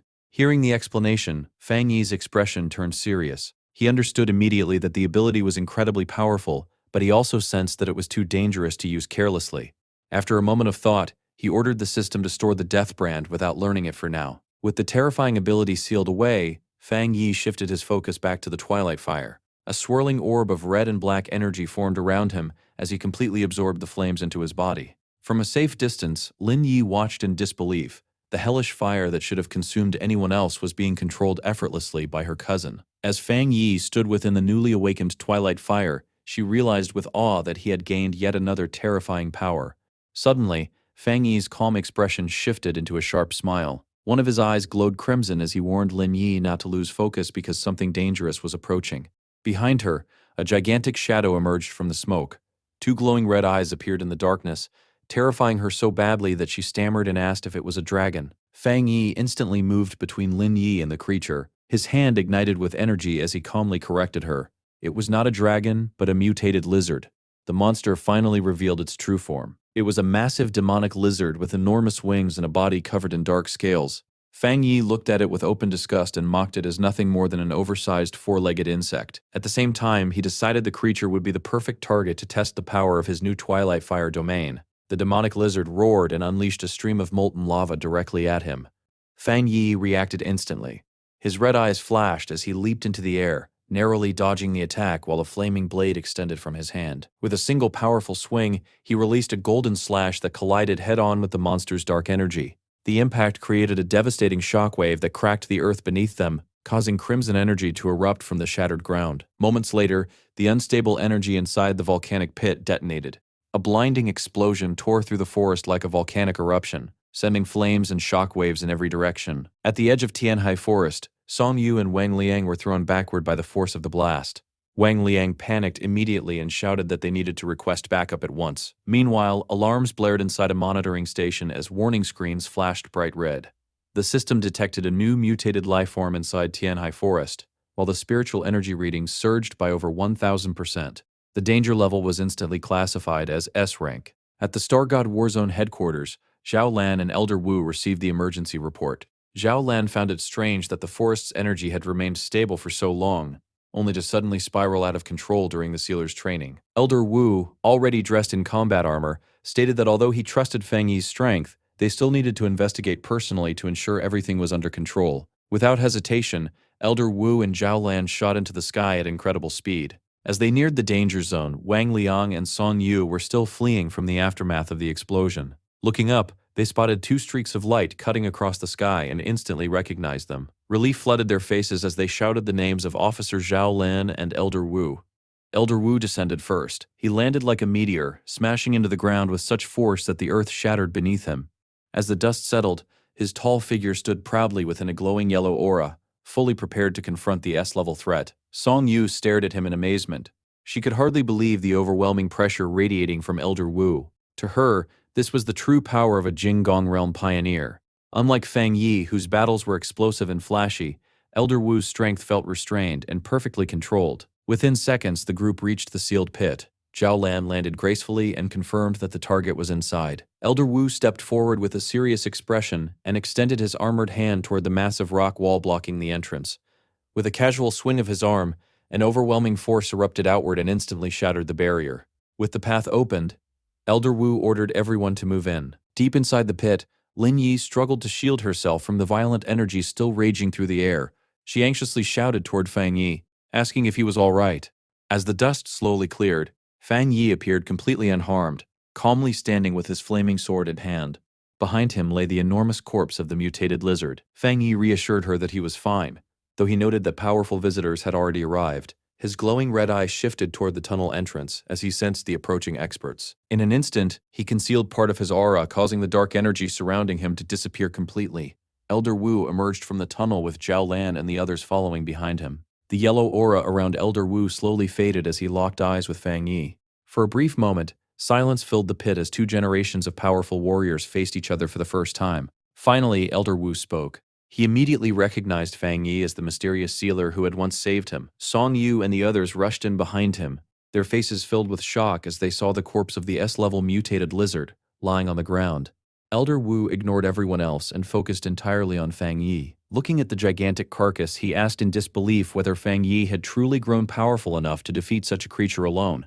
After analyzing the corpse, Elder Wu quickly realized the terrifying truth. The mutated lizard had been on the verge of a perfect evolution. If it had fully transformed into a dragon, its power would have reached the legendary Jinggong realm. What shocked him even more was the fact that Fang Yi appeared to have killed the monster in a single slash. Then Elder Wu sensed the Twilight Fire aura lingering around Fang Yi's body.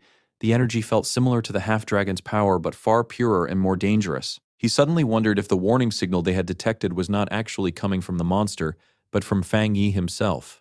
Zhao Lan stepped forward and stared at the dead beast in disbelief. She asked Fang Yi if he had resolved another disaster by himself without waiting for reinforcements.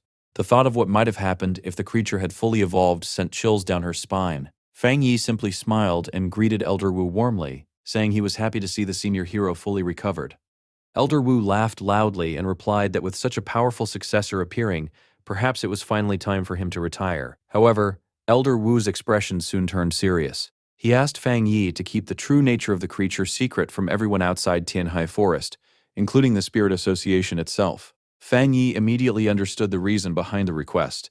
As he thought about it further, Fang Yi realized Tianhai Forest was far more dangerous than it appeared. It was not merely a training ground, but a hotspot for spiritual mutations, where terrifying beings could emerge at any moment. He even suspected that the dangers hidden there might surpass the dark anomalies of the extreme dark zone. While walking away, Fang Yi analyzed the nature of his newly awakened twilight fire. He realized the power centered heavily around devouring, a characteristic that reminded him of the legendary beast Tao Ti. This led him to suspect that Tianhai Forest might once have been connected to such a creature. Elder Wu extended his hand toward Fang Yi and thanked him sincerely, remarking that Fang Yi already understood why secrecy was necessary. He then reminded everyone that there was no need to spread panic among ordinary people by revealing the existence of high-level anomalies. Fang Yi agreed. At that moment, a powerful gust of wind suddenly swept through the forest. Fang Yi's expression sharpened instantly as he detected a unique aura carried within the wind itself. The energy washed over the entire group. Lin Yi closed her eyes and smiled, saying the aura felt refreshing and comfortable. Zhao Lan, however, reacted very differently. Her eyes widened in shock as she recognized the overwhelming spiritual pressure. High above the forest, a figure was flying rapidly through the bamboo trees. Zhao Lan stared upward in disbelief and questioned whether that monster, a title reserved for absolute geniuses, had already broken through into the Jinggang realm. The mysterious figure suddenly stopped moving. A handsome young man with long blue hair and piercing blue eyes revealed himself among the swaying bamboo leaves, a confident smirk resting on his face. Descending gracefully from the sky, Bai Su, the wood tribute pioneer and ace of the Star God Warzone, stepped lightly onto a single falling leaf as if gravity itself did not affect him. The pioneers below immediately looked up in excitement. Sensing his immense aura, they speculated that Bai Su had already reached the legendary Jinggang realm and believed their Warzone had finally gained a supreme expert. Fang Yi, however, observed him carefully with his glowing red eye. Unlike the others, he quickly realized that Bai Su's spiritual power was not exactly what it appeared to be. Bai Su landed calmly before the group and informed Elder Wu and Zhao Lan that he had completed his training. His glowing blue eyes then shifted toward Fang Yi. After a brief pause, he asked, one simple question. Who is this stranger? Elder Wu introduced the newcomer as Bai Su, the ace of the Star God Warzone. He explained that Bai Su had been in seclusion for a long time, focusing entirely on breaking through to the next realm. Bai Su greeted the group calmly but quickly corrected their assumptions. Although everyone believed he had entered the legendary Jinggang realm, he admitted he had only reached the half-step stage and had not fully broken through yet. Fang Yi smiled confidently and introduced himself as the captain of Tai Tai City and the mysterious sealer. As Fang Yi observed Bai Su more closely, he noticed something unusual about the man's spiritual power. Unlike the violent or oppressive energy most pioneers emitted, Bai Su's green aura felt calm, pure, and strangely comforting. Fang Yi immediately realized their strengths were actually very close. That alone confirmed how terrifyingly difficult it was to truly step into the Jinggang realm. Bai Su, however, looked somewhat skeptical after hearing Fang Yi's title. Before he could question him further, Elder Wu stepped in with a stern expression. He reminded Bai Su that Fang Yi was the one who had saved his life and resolved the Tai Tai City disaster. Elder Wu emphasized that Fang Yi was now one of their most important allies and ordered Bai Su to show proper respect. Hearing this, Bai Su was genuinely shocked. He had no idea so much had happened while he was isolated in training. Elder Wu then explained the situation to Fang Yi. Bai Su was a rare prodigy who had awakened his powers extremely early and had been supported with the best resources the nation could offer. His cultivation speed was comparable to Fang Yi's own astonishing growth. Because of this, Bai Su had spent most of his time in isolation and knew very little about the outside world. The elder's tone gradually turned serious as he began explaining the cruel reality of the new era. Human cultivation, he said, fundamentally went against the natural order. As a result, humans evolved far more slowly than the monsters and anomalies they fought. Although many pioneers existed across the world, true top-level powerhouses were incredibly rare. At present, only 5 people on the entire planet had successfully reached the peak 3-star spirit creation realm, known as the Jinggang realm. Fang Yi listened silently as Elder Wu admitted that hidden talents like Fang Yi might still exist somewhere, but the barrier separating pioneers from the next level was unimaginably difficult to overcome. Elder Wu described the Jinggang realm as a massive cliff that most cultivators could never climb. Many pioneers died during their attempts to break through.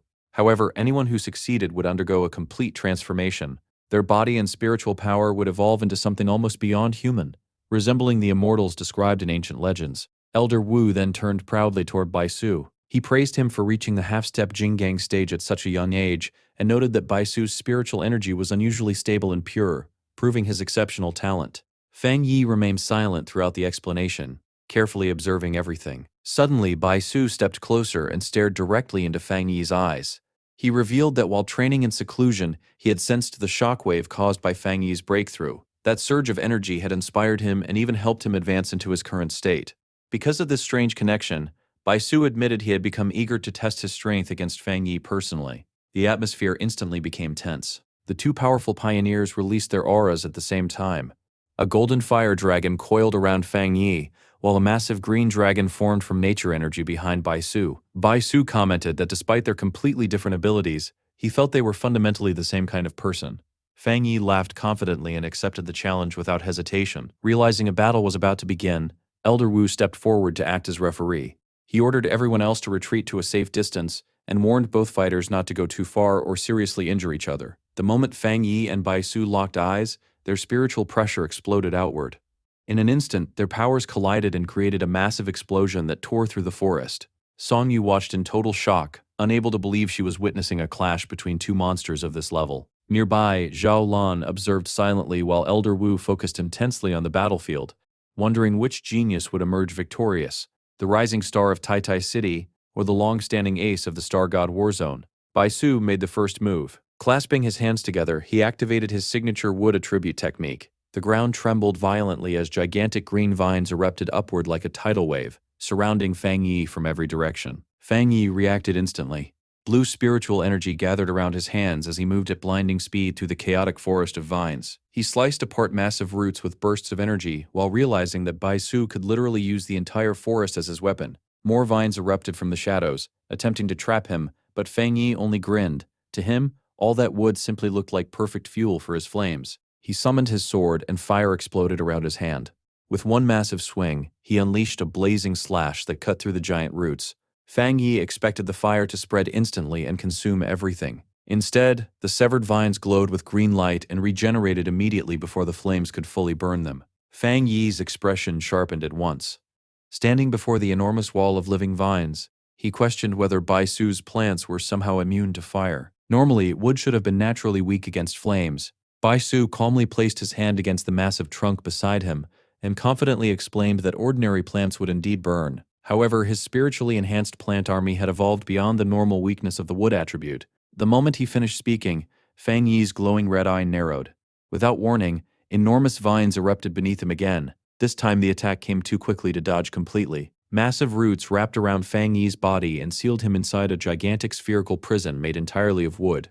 Outside the cage, Baisu stood calmly with complete confidence. He casually asked Fang Yi how he liked the technique and remarked that if they had truly been enemies, escaping such a prison would have been impossible. Inside the dark wooden sphere, Fang Yi remained perfectly calm. His glowing red eye carefully analyzed the structure surrounding him. As he touched the inner wall, his hand began glowing with energy. He quickly realized the wood energy inside the prison was incredibly pure, but there was also something else hidden within it. A poisonous corrosive force immediately spread across his skin. Outside, Baisu warned him not to touch the wood for too long. He explained that the giant tree naturally contained deadly toxins, and after being infused with his spiritual energy, the poison had become even more dangerous. Instead of panicking, Fang Yi smiled. Golden flames ignited in his eyes as he challenged Baisu's confidence. Rather than avoiding the poison, Fang Yi deliberately decided to test just how powerful it really was. Suddenly, brilliant golden light burst from the cracks of the wooden prison. Baisu's confident expression instantly disappeared. A terrifying surge of heat exploded outward as an enormous pillar of golden fire erupted into the sky, completely shattering the wooden sphere. Flames illuminated the entire night sky while scorching heat swept through the battlefield. Baisu stared in disbelief, sweat running down his face. His spiritually enhanced plants were supposed to be immune to ordinary fire. Watching them burn so easily shattered everything he believed about his own ability. At that moment, Baisu finally realized Fang Yi's flames were something far beyond normal spiritual fire. Before Baisu could recover from the shock, Fang Yi attacked from above. His flaming sword descended toward Baisu, while Fang Yi calmly remarked that his opponent had become distracted. Baisu barely reacted in time. His eyes widened as he vanished in a burst of green energy and narrowly avoided the slash. After landing, Baisu's expression turned heavy with disbelief. He could not understand how Fang Yi, who was supposedly still only at the 3-star spirit creation realm, possessed abilities equal to or even greater than his own. Fang Yi landed heavily amid the burning landscape, surrounded by blazing flames. As Baisu looked around at the destroyed forest, he suddenly understood Fang Yi's true strategy. Fang Yi had intentionally burned the battlefield so Baisu could no longer draw endless power from the surrounding forest. Standing among the flames, Baisu accused Fang Yi of deliberately destroying the environment to eliminate his advantage. Fang Yi openly admitted it with a dangerous smile. Since Baisu was so powerful, Fang Yi explained, he had no choice but to think ahead. If the forest remained intact, Baisu would have endless energy at his disposal, making him almost impossible to defeat. Baisu lowered his head as his body trembled with frustration. As a celebrated genius fighting on his own territory, being cornered like this deeply wounded his pride. However, the frustration in his eyes soon transformed into madness and determination. He refused to accept defeat. Laughing wildly, Baisu declared that as a half-step Jin Gang cultivator, he could never lose. He then challenged Fang Yi to survive his next attack. Slamming both hands into the ground, Baisu unleashed his power recklessly. Massive jagged roots exploded from the earth, violently tearing apart the battlefield. Fang Yi's expression immediately became serious. Nearby, Elder Wu and Zhao Lan panicked when they saw what Baisu was attempting. They shouted at him to stop, warning that recreating the forest with his own body as the source would completely drain his spiritual energy and potentially kill him.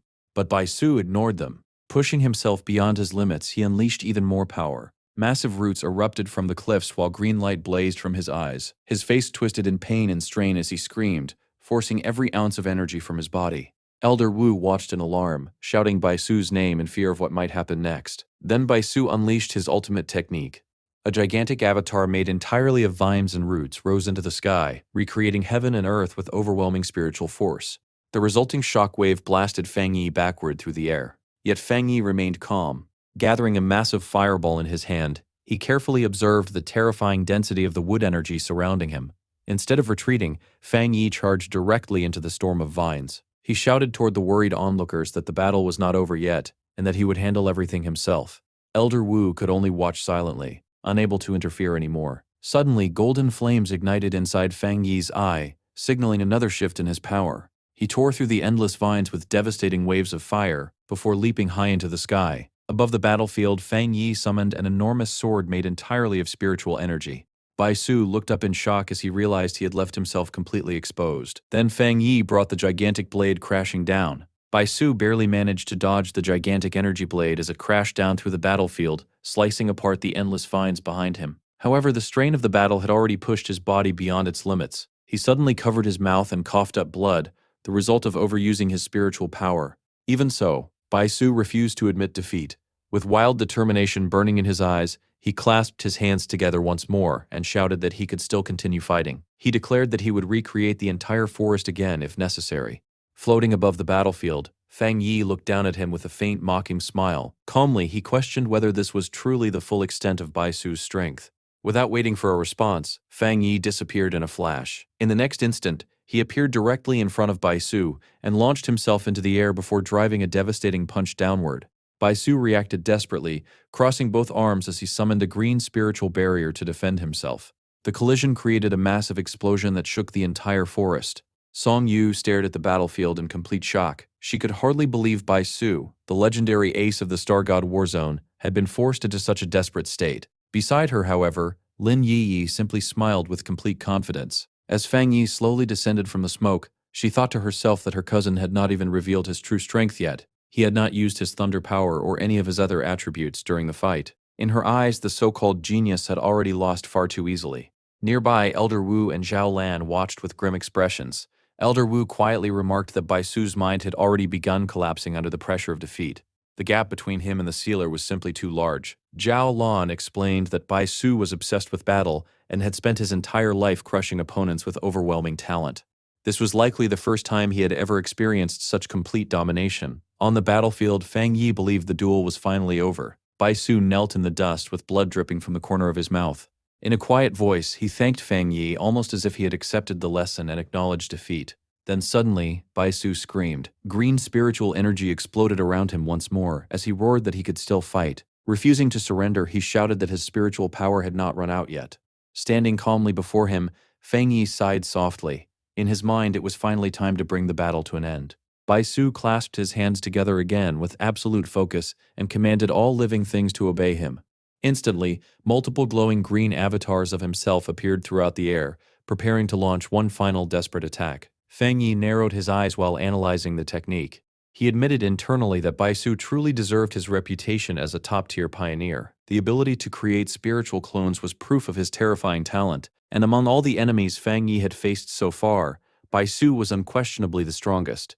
The battle had already consumed a significant amount of Fang Yi's own energy. However, Fang Yi still stood his ground calmly. As the green clones rushed toward him from every direction, Fang Yi unleashed a storm of blazing fire slashes at incredible speed. The incoming avatars were instantly cut apart and burned away before they could even reach him. The flames rapidly expanded into a massive inferno that swallowed the battlefield and destroyed every illusion. Bai Su's expression shifted into confusion as he suddenly lost sight of Fang Yi entirely. Then he realized it too late. Fang Yi was already standing beside him. A terrifying vortex of golden flames erupted around Bai Su, trapping him completely. His body froze in shock as overwhelming pressure crushed down on him.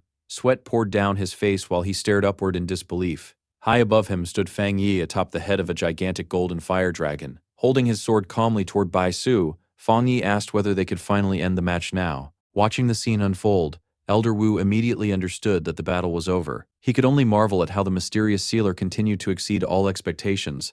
Zhao Lan shook her head in disbelief as well. Although she had expected Bai Su to lose eventually, she never imagined the defeat would be this overwhelming. Behind them, Lin Yi merely smiled confidently and said she had known this outcome from the beginning. Song Yu and Wang Liang also admitted the result was not truly surprising. After all, Fang Yi was the man who had already resolved two massive anomaly disasters entirely on his own. The duel finally came to an end as Fang Yi landed gracefully on the scorched battlefield.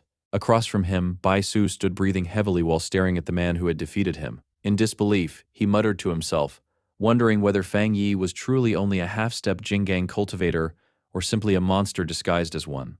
A bitter expression crossed Bai Su's face as he admitted that compared to Fang Yi, his own strength amounted to nothing. Completely humbled, Bai Su clasped his hands respectfully and bowed toward Fang Yi. He sincerely thanked the sealer for the lesson he had learned during the battle. However, moments later, Bai Su suddenly apologized and explained that he had urgent matters to attend to. Before anyone could stop him, his body transformed into a streak of green light and shot into the sky. Zhao Lan immediately shouted after him, but Bai Su's voice echoed back from the distance, declaring that he was returning to seclusion in order to continue training. Zhao Lan turned toward Elder Wu in frustration and complained that the Star God War Zone still needed Bai Su. Elder Wu, however, simply watched the disappearing light calmly. He understood Bai Su's feelings better than anyone. This was the first time the proud genius had ever suffered such crushing frustration, so Elder Wu believed it was better to let him leave and calm himself through training. Soon afterward, Elder Wu shifted his attention toward Fang Yi, who was quietly extinguishing the flames around his hand. The elder approached him seriously before making an unexpected offer. He asked Fang Yi whether he would consider officially joining the Star God War Zone while still maintaining his role as captain of Tai Tai City. Then Elder Wu revealed his true intention. He wanted Fang Yi to become his successor. Fang Yi was visibly stunned by the sudden proposal. Elder Wu continued explaining that the Star God War Zone possessed the second greatest resources in the entire Xian nation. He then spoke about Shen City, the nation's largest and most powerful city, where the strongest pioneers in the country gathered at the very center of authority. If Fang Yi agreed to join them, Elder Wu promised that he would eventually be introduced to that highest circle of power. However, Fang Yi politely refused. His glowing red eyes remained calm as he thanked Elder Wu sincerely, but explained that he had no plans to belong to any particular organization. Technically, he was not even a true member of the Spirit Association. The only reason he accepted the title of captain was to protect his hometown. He firmly stated that he did not wish to become tied down by any faction. Song Yu and Wang Liang were both stunned after hearing this. Neither of them could believe someone would refuse such a prestigious opportunity. Elder Wu, however, accepted the answer calmly. He understood that true powerhouses rarely liked restrictions or chains. Instead of continuing to persuade Fang Yi, Elder Wu proposed a friendship instead. Even if Fang Yi did not officially join the Star God War Zone, they could still support one another whenever necessary. Fang Yi then announced that he and Zhao Lan planned to remain inside Tianhai Forest to continue training. At that moment, dark storm clouds began gathering across the sky. Elder Wu looked upward thoughtfully and noted that Tianhai Forest was overflowing with elemental energy. Their earlier battle had disturbed the balance of nature so greatly that a powerful thunderstorm was beginning to form. Then he suddenly remembered something important. During the entire duel against Bai Su, Fang Yi had never once used his thunder abilities. Laughing loudly, Elder Wu praised Fang Yi's monstrous potential even further. He immediately ordered everyone else to leave the area so nobody would interrupt Fang Yi's upcoming training. As he watched Fang Yi standing beneath the storm, Elder Wu thought to himself that as long as Fang Yi remained a pioneer of the Shan nation, he would be one of the nation's greatest blessings. Fang Yi smiled faintly after realizing Elder Wu had already understood his intentions. Leaping into the air, Fang Yi reflected on how strength granted true freedom. Because of his overwhelming power, even the Star God Warzone would not dare force him into submission. Blue lightning suddenly flashed within his eyes. High above Tianhai Forest, Fang Yi welcomed the raging storm directly. Activating his divine thunder technique, he surrounded himself with a gigantic web of crackling electricity and began his cultivation. On the ground below, Bai Su, who had not completely left the area yet, stared upward in disbelief while creating a protective barrier around himself. In his mind, Fang Yi's actions were pure madness. A person with such an overwhelming fire attribute should never attempt to cultivate equally powerful thunder energy. Two extreme elemental forces should naturally clash and destroy the user from within. Even pioneers born with multiple attributes always specialized in one dominant power, while using the others only as support. Yet Fang Yi was trying to perfectly balance two extreme attributes at once. Watching lightning completely engulf Fang Yi's body, Bai Su wondered if the sealer simply did not understand this basic principle. Then a massive bolt of lightning descended from the heavens and struck Fang Yi directly. Instead of being injured, Fang Yi smiled confidently. Blue electrical energy illuminated his glowing eyes as he absorbed the lightning into his body. From a safe distance away, Song Yu panicked and shouted at Elder Wu and Zhao Lan, demanding to know why they were not stopping him. She warned them that the thunder energy was far too violent for any living being to endure. To her surprise, neither Elder Wu nor Zhao Lan looked worried at all. Zhao Lan finally revealed the shocking truth to everyone present. Fang Yi was not in danger because he himself possessed a top-level thunder attribute. The legendary pioneer known as the Tyrant and the mysterious Sealer were actually the same person. Song Yue and Wang Liang froze in shock after hearing this revelation. While possessing dual attributes was not impossible, Fang Yi's level of mastery was completely monstrous. Zhao Lan smiled faintly and admitted she had reacted the same way when she first learned the truth.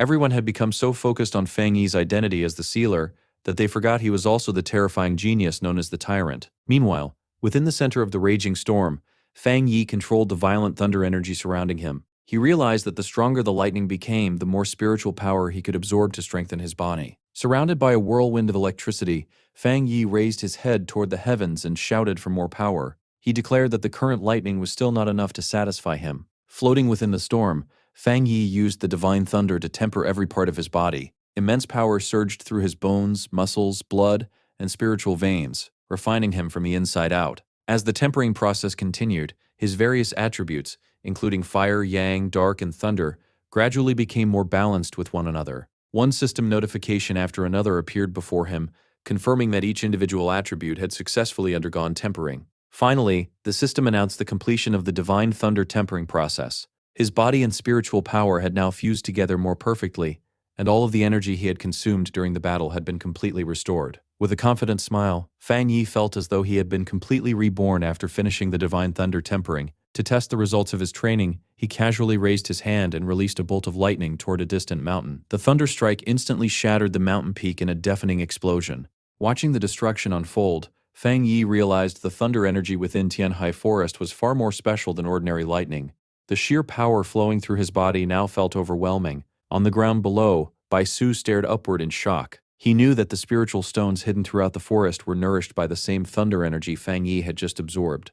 Yet Fang Yi had casually destroyed an entire mountain peak with a single attack. More terrifyingly, Bai Su could sense that Fang Yi had not even used a third of his true power. In Bai Su's mind, no ordinary pioneer could possibly unleash such destruction from that distance.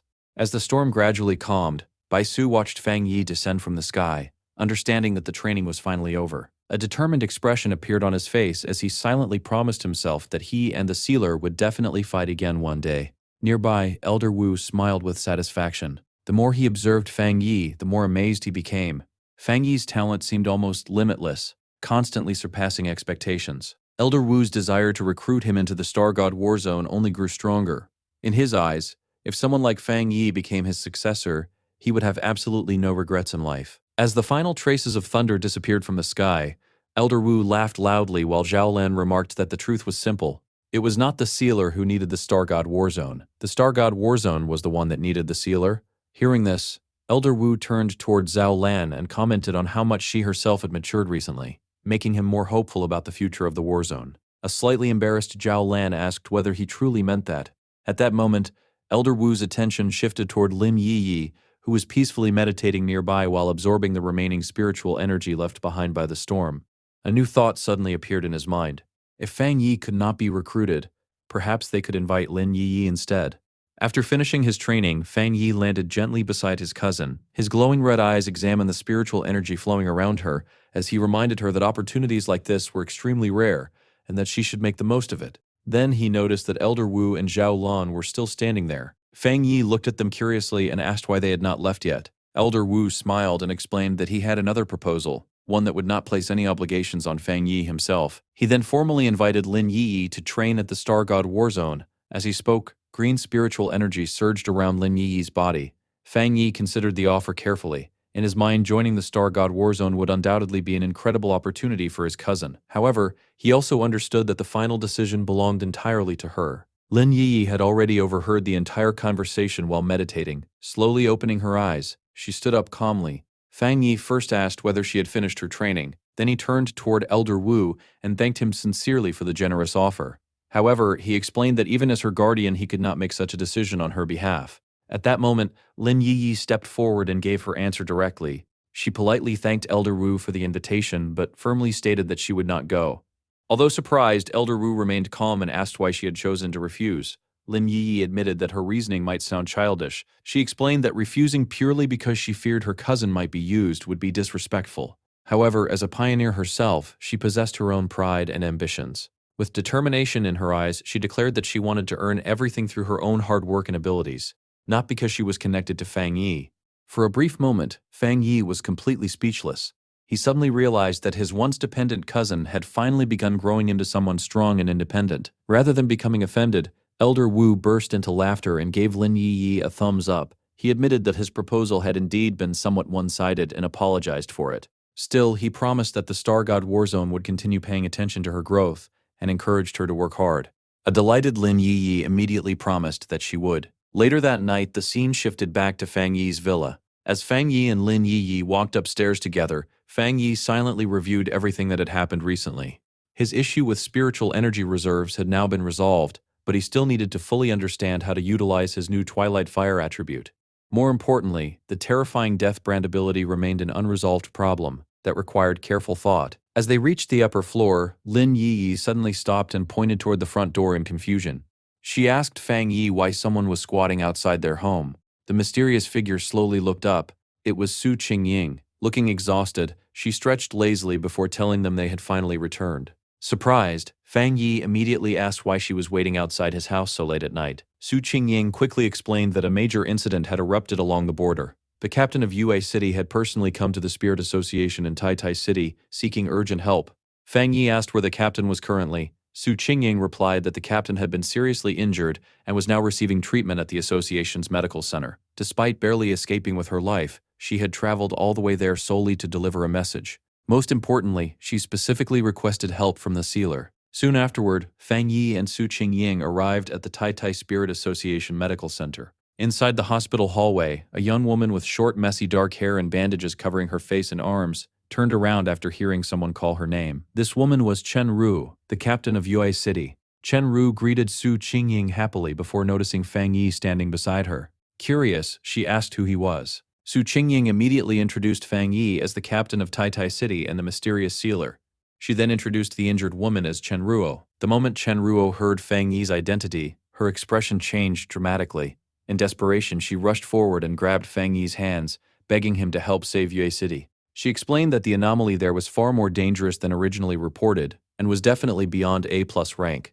After hearing about Fang Yi's achievements, she believed he was the only person capable of handling such a disaster. Fang Yi remained calm and silent while carefully observing her condition.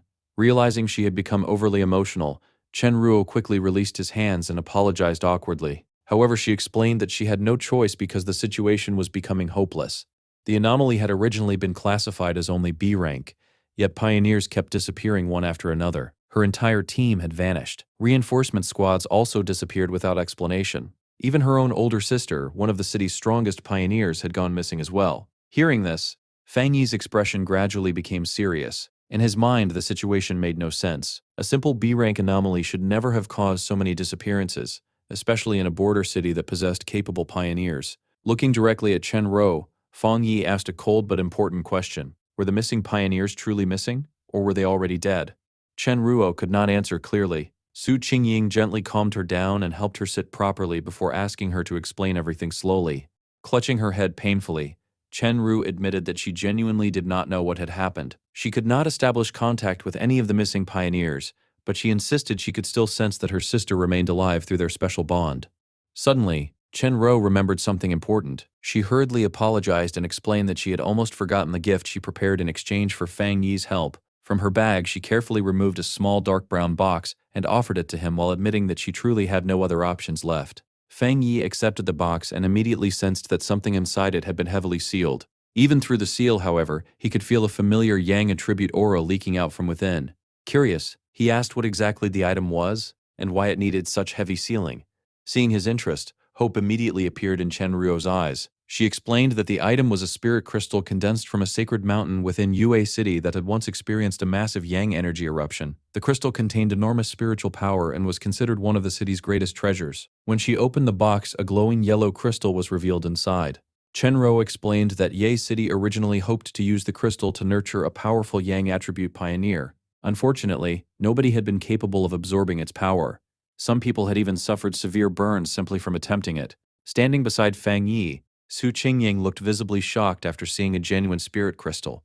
She quickly explained that spirit crystals were extremely rare and valuable treasures because pioneers without special attributes could absorb them to awaken entirely new powers. Fang Yi smiled confidently. Closing his hand around the crystal, he instantly absorbed the glowing golden energy into his body. Then he looked toward Chen Rou and calmly declared that they had a deal. He immediately asked whether they should depart for Yue City right away. Chen Rou stared at him in shock for a moment before quickly nodding with visible relief. Later, the group traveled through winding mountain roads toward Yue City while heavy rain poured outside. Inside the vehicle, Fang Yi asked Chen Rou to explain the anomaly in greater detail. Chen Rou revealed that the disaster began when strange tombstones suddenly started appearing throughout the mountains surrounding the city. Villagers who approached them claimed they could hear strange noises coming from inside the graves. At first, pioneers investigated the tombstones but discovered no unusual energy or abnormalities. Because of this, they sealed off the area as a precaution. However, that same night, skeletal arms suddenly erupted from one of the tombstones and dragged a villager directly into the grave. As Chen Ruo finished explaining, the vehicle slowly came to a stop beneath the pouring rain. The group had arrived at a remote village now completely surrounded by endless gray tombstones, stretching across the landscape. Chen Rou quietly informed Fang Yi that this was the source of the anomaly and asked for his opinion. Fang Yi carefully observed the eerie graveyard-like scene but immediately sensed something strange. Despite the overwhelming number of tombstones, he could not detect any strong abnormal aura. As the group walked deeper into the grave field, faint purple energy slowly began glowing around the tombstones. Chen Ruo explained that more graves had continued appearing throughout Yue City at random locations. At unpredictable times, skeletal arms would emerge from the graves and drag people away without warning. Looking around in horror, Chen Ru realized the number of tombstones had increased dramatically in less than a single day. She then urged Fang Yi and Su Qingying to follow her toward the remaining survivors. Meanwhile, Fang Yi silently analyzed the situation. The anomaly's energy concentration was unbelievably low, almost as if it were intentionally hiding itself. He began wondering whether the anomaly's purpose was to lower people's guard or if something even more sinister was happening behind the scenes. After thinking carefully, Fang Yi reached a disturbing conclusion. The disappearances did not feel like random attacks at all. They felt more like part of a ritual. Fang Yi slowly placed his hand against one of the tombstones and immediately came to a disturbing realization. Calmly, he explained that anomalies were capable of performing sacrifices just like humans. In some cases, weaker anomalies would gather lives and spiritual energy in order to revive or summon a far more powerful existence. He recalled the bat-like anomalies from Tai Tai City, which slaughtered countless residents in an attempt to awaken their anomaly king. The moment Chen Ruo heard this comparison, her face turned pale with horror. In a trembling voice, she asked whether the disaster in Ui City was also some kind of sacrificial ritual. Panic immediately filled her expression as she explained that many of the mountain villagers were deeply traditional people who refused to evacuate no matter how dangerous the situation became. Even worse, They were planning to hold a large ceremonial ritual the following day. Before anyone could react further, Chen Ruo suddenly shouted that it was happening again. A skeletal purple hand burst violently out of the ground directly in front of Fang Yi. Fang Yi calmly sidestepped the attack with ease. After sensing the creature's aura, he noted that its strength was indeed only around B rank, just as the reports claimed. Summoning his flaming sword instantly, Fang Yi cut the skeletal arm cleanly in half. However, the moment the arm fell apart, another skeletal hand erupted from beneath the ground and grabbed onto his glowing blade. Fang Yi's eyes narrowed sharply. The hand belonged to a far larger creature. A monstrous skeleton with multiple twisted limbs burst out from the earth while emitting eerie purple energy. At the same time, countless other skeletal monsters began erupting from the surrounding graves, rapidly surrounding Su Qingying and Chen Ruo. Chen Ruo stared in disbelief and shouted that something was wrong. Normally, undead creatures should have feared Fang Yi's powerful Yang attribute, yet these monsters showed absolutely no hesitation. Within moments, an enormous horde of glowing purple skeletons flooded the battlefield. Instead of panicking, however, Fang Yi revealed a faint smile. In his mind, the situation was beginning to confirm his suspicions. Whatever was happening here was far more interesting than a simple anomaly outbreak. As chaos spread everywhere, Chen Ro raised her flute and began fighting desperately. Green spiritual energy burst outward from her music, slicing apart the incoming skeletons one after another. While fighting, she explained that the skeletons themselves were not especially powerful. The true problem was that they felt no pain and attacked endlessly without fear. Looking around at the overwhelming numbers, despair slowly began appearing in her eyes. The skeletons seemed endless, and for the first time she wondered whether even the legendary sealer might be powerless against this disaster. Nearby, Su Qingying kicked several skeletons away and shouted at her not to lose hope. Then suddenly everything changed. A massive wave of hellish crimson flames erupted across the battlefield. The fire instantly engulfed the surrounding skeletons and burned them into ashes. Su Qingying stared at the flames in shock, unable to recognize this strange new power. At the center of the battlefield, Fang Yi slowly rose into the sky above a gigantic sphere of red energy. The ground below transformed into a sea of burning twilight fire that instantly consumed the skeletal horde. At the same moment, a system notification appeared before Fang Yi. The system detected a special death attribute hidden within the anomaly energy. It then informed him that his twilight fire domain was automatically absorbing and converting that death energy into fuel to strengthen his own yang attribute. Moments later, another notification confirmed the enhancement had been completed successfully. Below him, Su Qingying and Chen Ru watched in shock as a massive fiery explosion wiped out the remaining skeletons completely. Chen Ru stared at Fang Yi with newfound admiration. She admitted that the sealer's reputation was absolutely deserved. For the first time since the disaster began, she felt that Yue City might actually survive. Embarrassed by her earlier doubts, she apologized sincerely and offered to take Fang Yi and Su Qingying to meet the remaining members of her team. Soon afterward, Chen Ruo led them to a temporary camp serving as the current base of operations for the Yue City Spirit Association. As they arrived, several exhausted pioneers immediately greeted Chen Ruo by calling her captain. She introduced Fang Yi and Su Qingying as reinforcements sent from Tai Tai City, proudly revealing that the legendary sealer himself had come personally. Her three teammates, Chen Feng, Chen Sheng, and Chen Shi, immediately stared at Fang Yi in disbelief. None of them could believe that someone so young was supposedly the famous pioneer who had solved major disasters entirely on his own. One of them argued that age did not matter because the situation in Yue City was completely different from anything that happened elsewhere. The atmosphere soon became tense. Chen Feng suddenly lost his temper and angrily scolded Chen Ro for returning with outsiders just to die alongside them.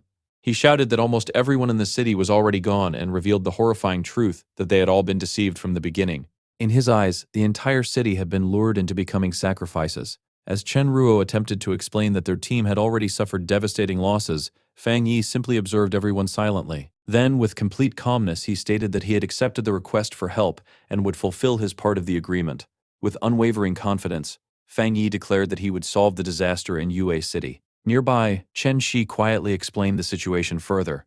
Because Yue City was isolated and deeply tied to ancient traditions, the local people relied heavily on worship and rituals whenever they faced disasters beyond human understanding. Later, standing atop a nearby cliff, Fang Yi looked down at the village below. Purple mist drifted through the area while countless tombstones surrounded the settlement from every direction. Fang Yi wondered whether the villagers were preparing some kind of massive ritual to pray for blessings from their gods. The more he thought about their traditions and customs, the more suspicious everything became. In his mind, those old ceremonies seemed directly connected to the strange anomaly itself. Suddenly, a cold wind swept through the forest. Chen Feng and Chen Shi both stiffened nervously, In the clearing below, a massive crowd of villagers had gathered around a huge bonfire for the ritual ceremony. The moment Chenru saw the scene, panic appeared on her face. She realized the ceremony was about to begin, and if the tomb anomaly erupted during the gathering, it would become an unimaginable disaster. Fang Yi, however, looked intrigued rather than worried. With a confident smirk, he casually asked who wanted to watch the event more closely, before calmly walking toward the crowd. The group eventually arrived at Yuan Square in Yue City. A giant bonfire burned brightly at the center while desperate villagers knelt around it crying out to the heavens. Some begged their gods to save their families. One man even offered his own life if it meant his children could survive. Everywhere around them, frightened villagers bowed desperately toward the sky, praying for mercy. Then suddenly the bonfire went out. The stone platform beneath it shattered apart as enormous cracks spread across the square. Moments later, skeletal hands clawed their way out from behind the surrounding tombstones. Panic exploded instantly. Someone screamed that the monsters from the tombs had appeared again. Within the swirling purple mist, terrifying skeletons with glowing red eyes slowly emerged and stared directly at the horrified villagers. An old man trembled as he insisted it must simply be a test from their god. While everyone else scattered in terror, a mother desperately held her crying daughter, while the child tearfully asked whether their god would still come save them. The situation became even worse when a charging skeleton suddenly tackled the mother and separated her from her child. The little girl fell onto the ground and cried helplessly for her mother. Then an even larger ghostly skeleton emerged silently from the mist behind her. Its enormous skeletal hand slowly reached toward the terrified child. Before the creature could touch her, a flash of golden light instantly erased it from existence. Immediately afterward, a massive wave of holy flames swept across the entire square. Skeletons burned into ashes one after another as the battlefield transformed into a blazing inferno. The surviving villagers froze in shock. Then, instead of fear, overwhelming awe appeared on their faces. Others raised their hands toward the sky with tears of joy, believing the gods had finally answered their prayers. Amid the raging flames, Fang Yi slowly descended onto the shattered stone platform. Bathed in golden fire, he looked at the stunned crowd and calmly told them that there was no longer any need to pray. Then, with a cold and serious expression, he revealed a harsh truth. There were no gods in this world, and no god was coming to save them. For a brief moment, silence filled the square. The villagers knelt motionlessly while processing his words. Then they completely misunderstood him. Instead of despairing, they began crying tears of joy while shouting that a god had personally appeared before them and defeated the disaster with heavenly fire. Now convinced Fang Yi himself was a divine being, the villagers begged him to save them from the monsters haunting Yue City. Watching the scene unfold, Fang Yi could only sigh helplessly at the misunderstanding. Standing amidst the endless flames, Fang Yi slowly extended one hand while his eyes glowed brightly. He activated the Twilight Fire domain once more. A gigantic swirling red sphere immediately formed high in the sky. Like a massive vacuum, it began absorbing all of the surrounding death energy along with the shattered remains of the skeletons. The villagers and Chen Ruo's team stared upward in complete shock at the terrifying sight. Then Fang Yi finally clarified his identity properly. He calmly informed everyone that he was not a god, but a pioneer captain from Tai Tai City known as the Sealer. Even after hearing his explanation, the villagers remained stunned by the overwhelming power before them. Nearby, Chen Feng stared at the massive crimson sphere in disbelief and questioned what exactly Fang Yi was doing. Clearly frustrated, Chen Ro reminded her teammates that she had already warned them the Sealer was far beyond an ordinary pioneer. She explained once again that Fang Yi was the man who single-handedly resolved the disasters in both Tai Tai City and Kang City, earning the respect of even the nation's highest authorities. After absorbing the immediate wave of death energy, Fang Yi shot into the sky like a blazing golden comet and rushed toward the center of Yue City. The main village remained buried beneath thick purple mist while countless skeletons continued roaming through the streets. At the same time, a system notification appeared before him. The Twilight Fire domain had successfully absorbed a massive amount of death attribute energy, causing Fang Yi's Yang attribute to grow even stronger. Looking down at the endless skeletal horde below, Fang Yi prepared to unleash his newly enhanced power. He summoned his blazing sword once again, but this time the flames surrounding it burned brighter than ever before. Raising the weapon high, Fang Yi swung it downward with overwhelming force and declared that he would completely free Yue City from the disaster. A gigantic wave of fire exploded outward. Unlike before, the flames now carried traces of eerie purple energy mixed into the golden blaze, the result of the absorbed death attribute.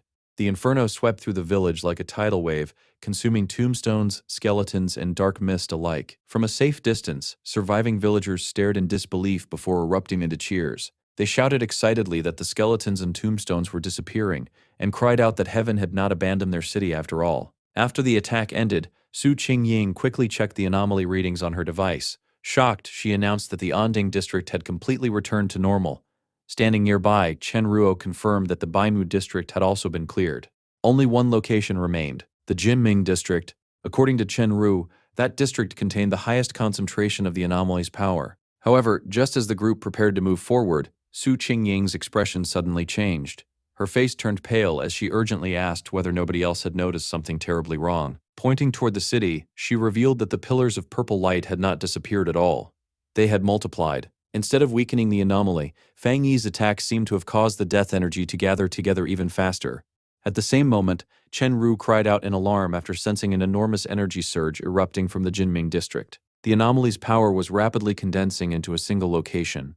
Then, before everyone's eyes, the terrifying truth revealed itself. A massive vortex of dark green and purple energy began twisting violently above the city. The swirling mist slowly formed into an enormous skeletal figure. An anomaly king had appeared. The gigantic creature emerged from the darkness with hollow eye sockets glowing a sinister green. Its enormous body towered over the entire village like a god of death. Floating in the sky, Fang Yi stared calmly at the monstrous being without showing fear. At that moment, two new system windows appeared before him. The first announced that the system was analyzing an unknown energy source. Moments later, the second identified the strange power. Death attribute. The gigantic anomaly king glared down at Fang Yi, while black and green energy pulsed around its skeletal body. Its overwhelming size made the entire village look insignificant beneath it. Even Fang Yi could sense that this creature was fundamentally different from every anomaly he had fought before. From the ground below, Chen Ru and Su Qingying watched the scene in horror. Chen Ru stammered in disbelief, admitting that the creature's energy felt even more terrifying than the S-class disaster Fang Yi had faced in Tai Tai City. The group quickly realized that the Anomaly King itself was the true source behind all the pillars of death energy. Suddenly, Su Qingying shouted a warning. The Anomaly King was attacking. The monster unleashed its power instantly, sending countless shadowy black tendrils surging across the sky like a tidal wave. The moment the dark energy touched him, Fang Yi's expression changed sharply.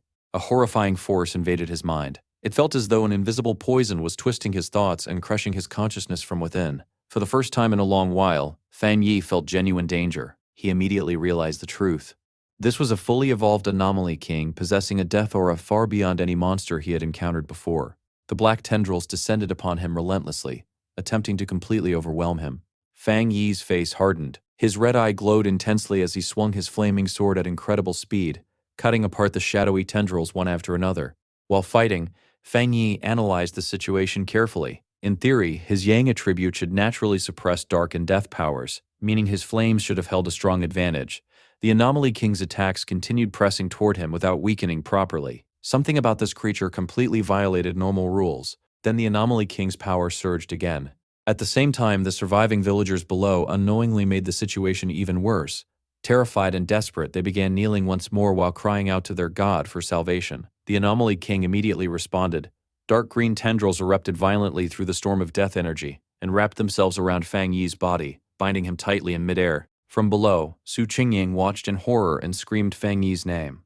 Moments later, Fang Yi's flaming sword slipped from his grasp and shattered against the ground. Far away in Tai Tai City, Lin Yi suddenly froze.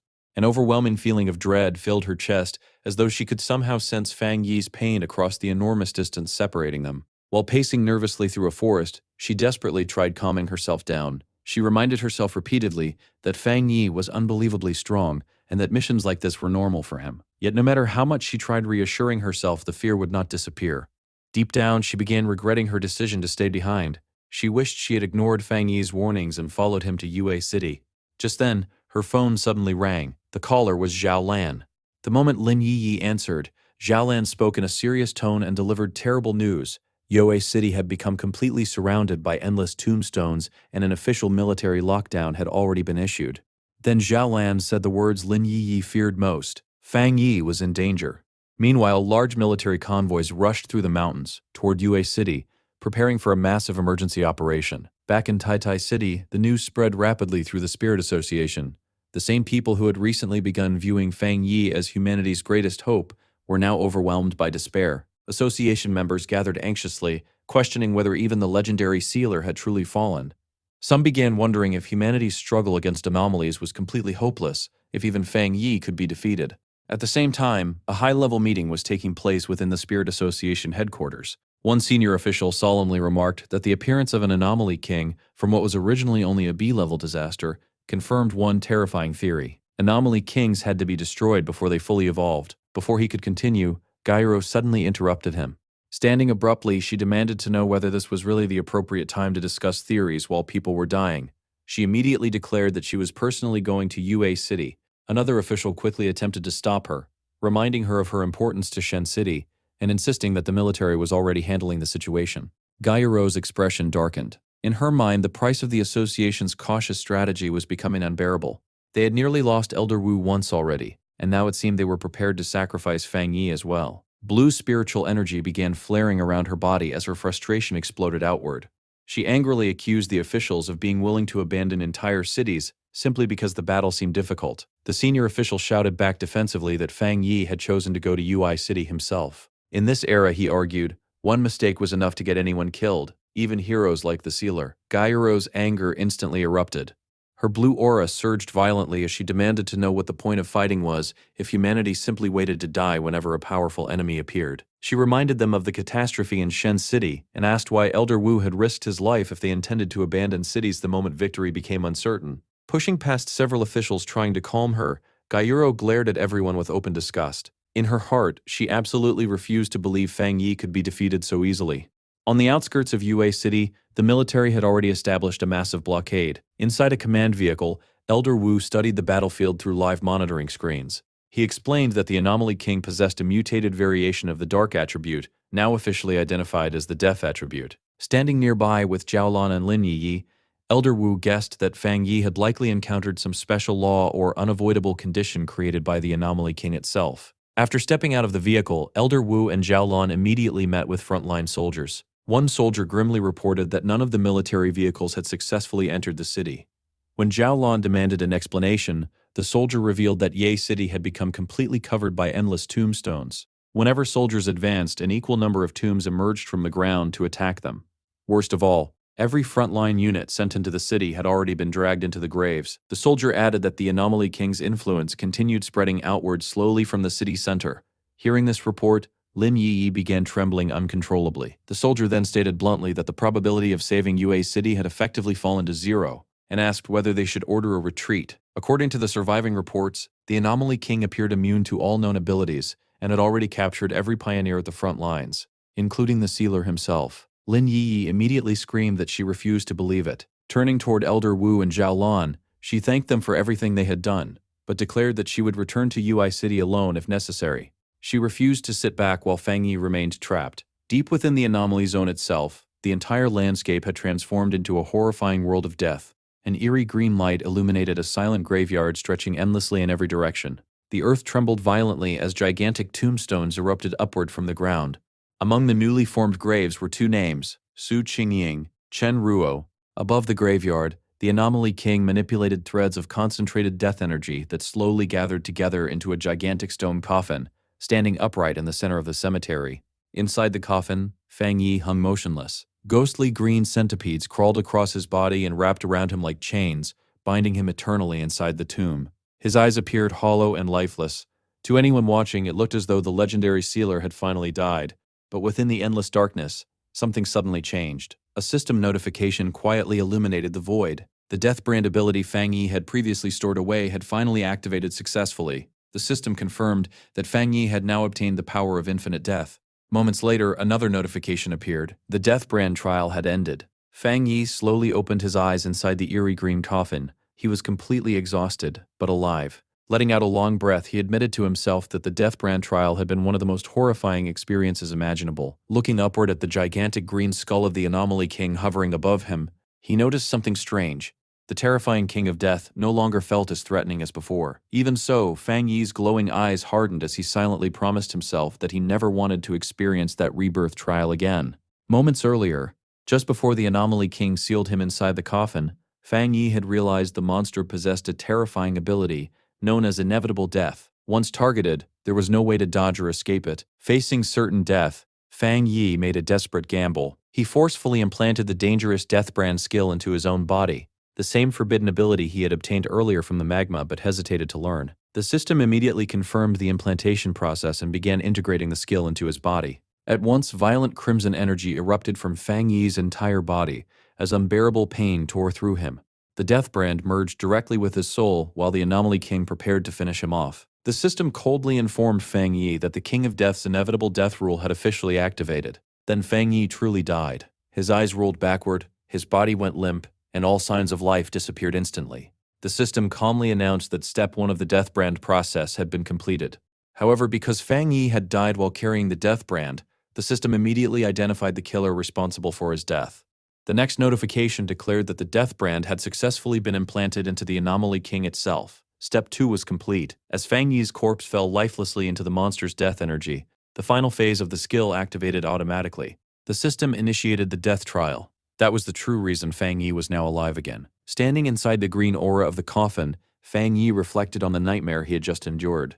According to the system, the death trial consisted of 3 separate trials meant to test the holder's worthiness to wield the death brand. The first trial was the fire attribute technique known as Mystery Yellow Spring. Fang Yi was endlessly burned alive by hellish flames over and over again. The second trial was the poison attribute technique called Death Collapse. His body continuously rotted apart and reformed in an eternal cycle of destruction. The third and final trial was the earth attribute technique known as Hell Evil Scene. In that nightmare, the gates of hell opened before him while countless evil spirits attempted to drag him into an endless burial. Remembering the pain, Fang Yi's expression darkened. The suffering had been so overwhelming that reality itself became impossible to distinguish. It felt like an infinite cycle of death, without escape. Yet somehow, through sheer willpower, Fang Yi endured all 3 trials. As a result, he had now completely mastered the death brand. Slowly, his eyes opened once more. Sharp crimson light glowed within them as Fang Yi decided that the real battle was finally about to begin. Looking upward, he immediately realized something important. The Anomaly King's inevitable death rule no longer worked properly against him. Blue lightning surged violently around Fang Yi's hand, creating a disturbance powerful enough for the Anomaly King itself to notice. Above the battlefield, the giant skeleton looked downward in confusion after sensing the sudden rise of power from inside the coffin. Then a massive explosion of blue lightning erupted. The stone prison shattered apart instantly. Fang Yi broke free from the coffin and crashed heavily onto the ground below. The Anomaly King stared silently through the green mist, unable to understand how its prisoner had escaped after being killed. Fang Yi slowly emerged from the smoke and rubble while covering his face and breathing heavily. The resurrection process had drained him tremendously, but despite everything, he was alive. For the first time, the Anomaly King felt genuine shock. The human it had personally killed had returned to life. At the same moment, the system revealed that the King of Death had already sensed Fang Yi's resurrection. The gigantic monster immediately gathered its power again and launched another attack without giving Fang Yi even a second to recover. Massive green energy blasts rained down from the sky like meteors. The explosions engulfed the battlefield completely. However, once the dust cleared, Fang Yi was revealed crouching calmly on the ground without a single injury. A grin slowly spread across his face. He realized the Anomaly King's attacks no longer worked against him. The system confirmed it immediately. Fang Yi had successfully resisted the inevitable death rule. Now standing tall beneath the storm of death energy, Fang Yi's cape flowed behind him while the Anomaly King stared downward in growing confusion and fear. One of Fang Yi's eyes glowed crimson. Blood dripped from the corner of his mouth, yet his smile carried absolute confidence. At that moment, the Anomaly King instinctively sensed overwhelming danger. The hunter had become the hunted. Meanwhile, outside Yue City, the mountains surrounding the barrier were now covered in glowing green tombstones radiating thick death energy. Elder Wu, Lin Yi, and Zhao Lan stood atop a cliff while observing the disaster zone below. Feeling the terrifying death aura spreading across the area, Lin Yi called out anxiously for her cousin. Nearby, Zhao Lan finally decided they could not continue waiting any longer. Purple flames ignited around her hands as she prepared to attack the tombstone barrier directly and force a path into the city. But before she could move, a gigantic wave of blue water energy suddenly crashed across the battlefield and stopped her. A woman descended from the sky surrounded by swirling water currents. It was Gyuro. Announcing that she had come to help personally, Gyuro landed beside them. Zhao Lan immediately recognized her as the sea mystic from headquarters. Without hesitation, Gyuro proposed combining her power with Zhao Lan's flames to break through the barrier together. The two women unleashed a massive combined attack of blue water and purple fire against the endless tombstones.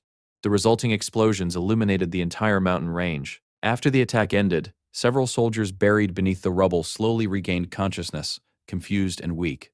But the anomaly reacted instantly. The ground shook violently as enormous green tombstones erupted upward like spikes, trapping Gyuro, Zhao Lan, and Lin Yi within a massive circle of graves. Zhao clicked her tongue in frustration and warned everyone to stay alert. According to her, the anomaly could drag living people directly into the tombstones themselves. Moments later, skeletal hands burst from the ground and walls, while hordes of skeletons leaped down from above to attack the group.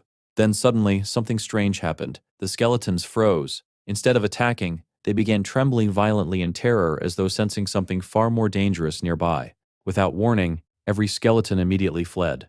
They desperately crawled back underground or hid inside the tombstones themselves. Gyuro and Lin Yi stared in confusion, unable to understand why the monsters had suddenly retreated. As the group cautiously moved through the now silent battlefield, they wondered what could possibly frighten the Anomaly King enough to force such a massive retreat. Then, heavy footsteps echoed nearby. Elder Wu appeared carrying two unconscious soldiers over his shoulders. After setting them down safely, he calmly explained that the retreat might actually be good news. According to him, the Anomaly King had withdrawn much of its power inward. That meant the people trapped inside the tombs still had a chance to survive. Looking over the battlefield filled with unconscious but living soldiers, Elder Wu reached an important conclusion. The sealer was definitely still alive. In fact, Fang Yi must have caused so much chaos inside the anomaly itself that the King of Death had no choice but to pull back its energy for defense. Deep within the anomaly zone, smoke slowly drifted away from the battlefield. Fang Yi stood calmly at the center, completely unharmed. At that moment, the system updated a new status. Death count 2. The system explained that because the King of Death had used its power to kill Fang Yi, it had become trapped within the Death Brand's endless cycle of death. As punishment, the monster's power had already been weakened by 10%. Fang Yi silently analyzed the situation. Normally, anyone targeted by the King of Death's inevitable death rule would perish without exception. That absolute certainty was what made the Anomaly King so terrifying. But now, Fang Yi had reversed the rule itself. The inevitable death curse now belonged to the monster instead. High above, the Anomaly King stared downward in complete disbelief, unable to understand why Fang Yi continued resurrecting. Panicking, the creature unleashed another barrage of green energy beams directly from its ribcage. The attacks slammed into Fang Yi without mercy.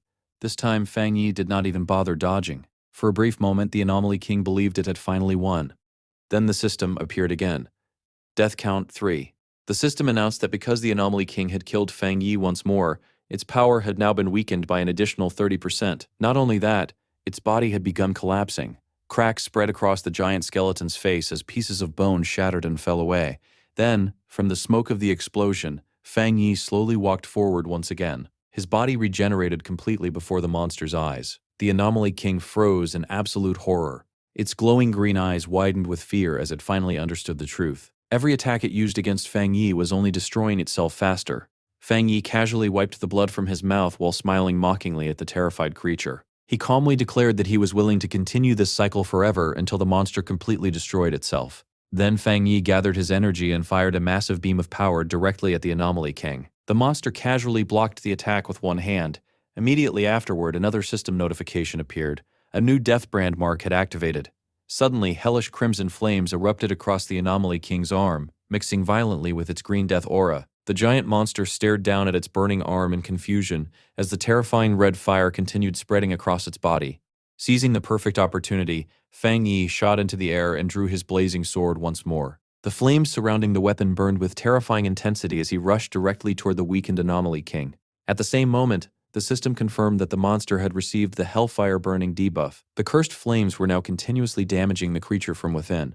The Anomaly King glared downward with furious green eyes, enraged that the human it had already killed several times was now pushing it back instead. Without hesitation, Fang Yi swung his sword with full force and unleashed a devastating heavenly fire slash. The gigantic monster blocked the attack with one massive skeletal hand. The collision created a violent explosion of fire and death energy that shook the entire battlefield. Immediately afterward, the system updated once more. Death count 4. Because the Anomaly King had continued attacking Fang Yi while trapped in the Death Brand cycle, its overall power had now been weakened by 45%. As the raging energy storm spread across the battlefield, another system notification appeared. The second phase of the Death Brand had activated. Death collapse mark. The effect began instantly. Cracks spread across Fang Yi's body like shattered glass as the power of the death cycle consumed him once again. His skin split apart while destructive energy tore through him endlessly. Despite its own weakening state, the Anomaly King refused to surrender. With a furious roar, it grabbed Fang Yi tightly in one enormous skeletal hand and lifted him toward its face. The creature attempted to intimidate the human, who simply refused to stay dead. Yet Fang Yi showed no fear whatsoever. Blood ran down the cuts across his face, but he only smiled calmly and mockingly before telling the monster to look at its own body instead. Confused by Fang Yi's confidence, the Anomaly King hesitated. Then suddenly, hellish crimson flames exploded around Fang Yi's body. Instead of harming him, the flames spread directly onto the monster's skeletal hand. The Anomaly King watched in horror as its own bones began turning into ash. At once, the system updated again. Death count 5. The Anomaly King's power had now been weakened by 60%. Another notification followed immediately. Hell Evil Scene Mark activated. The final phase of the Death Brand accelerated the destruction of the monster's body. The Anomaly King roared furiously, but no matter how much power it unleashed, it could no longer stop its own collapse.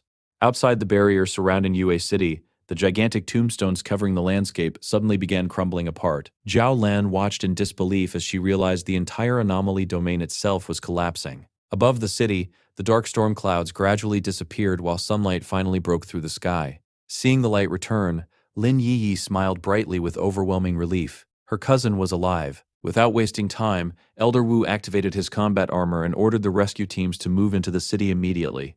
Their mission was now to evacuate survivors and recover the injured. With the situation finally turning around, Elder Wu, Zhao Lan, Gai Yuro, and Lin Yi flew directly into the ruined city.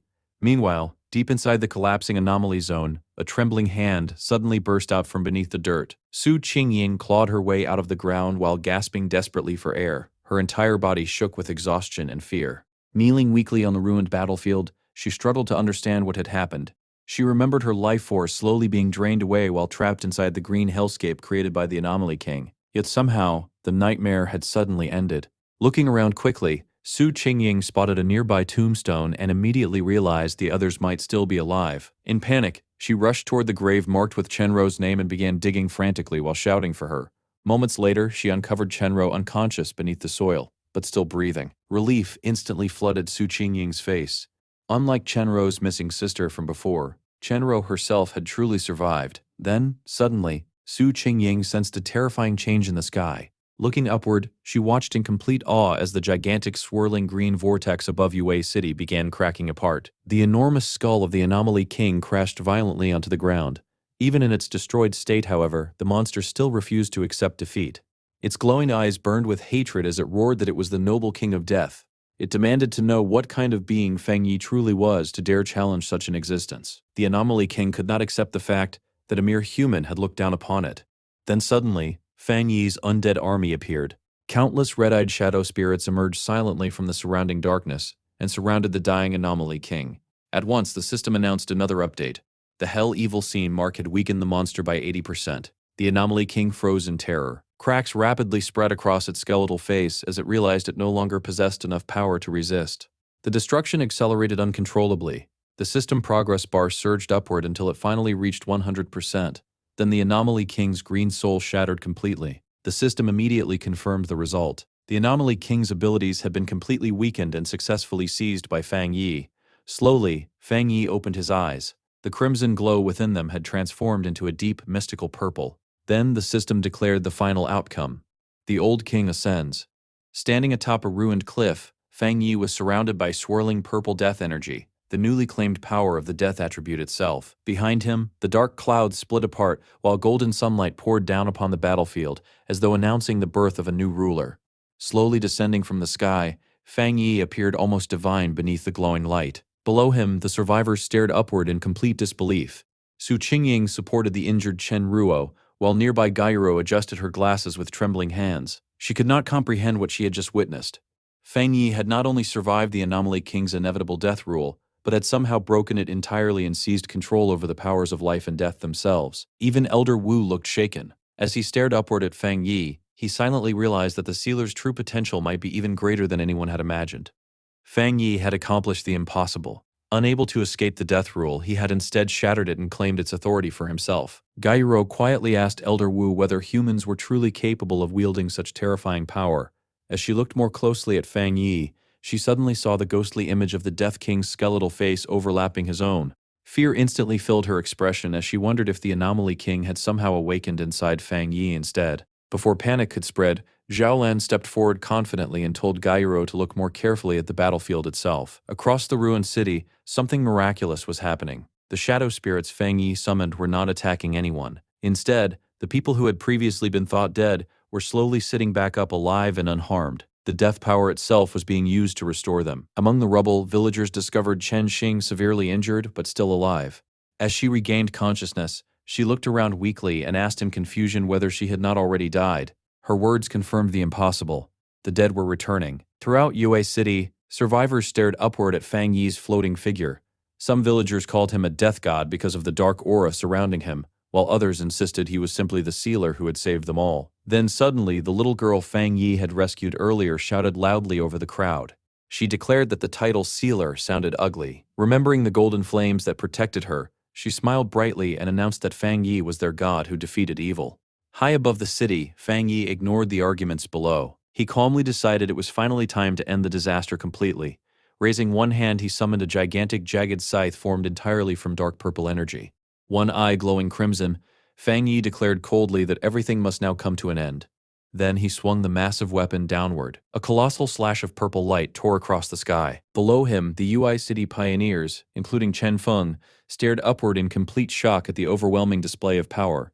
Fang Yi's attack ripped apart the dark energy barrier surrounding the city. The slash then tore directly through the countless ghostly spirits lingering in the air, shredding and absorbing them with terrifying force. Within the chaotic storm of red and black energy, Fang Yi commanded the spirits to return to where they belonged. Immediately afterward, he shifted his spiritual power once more and activated his Yang attribute.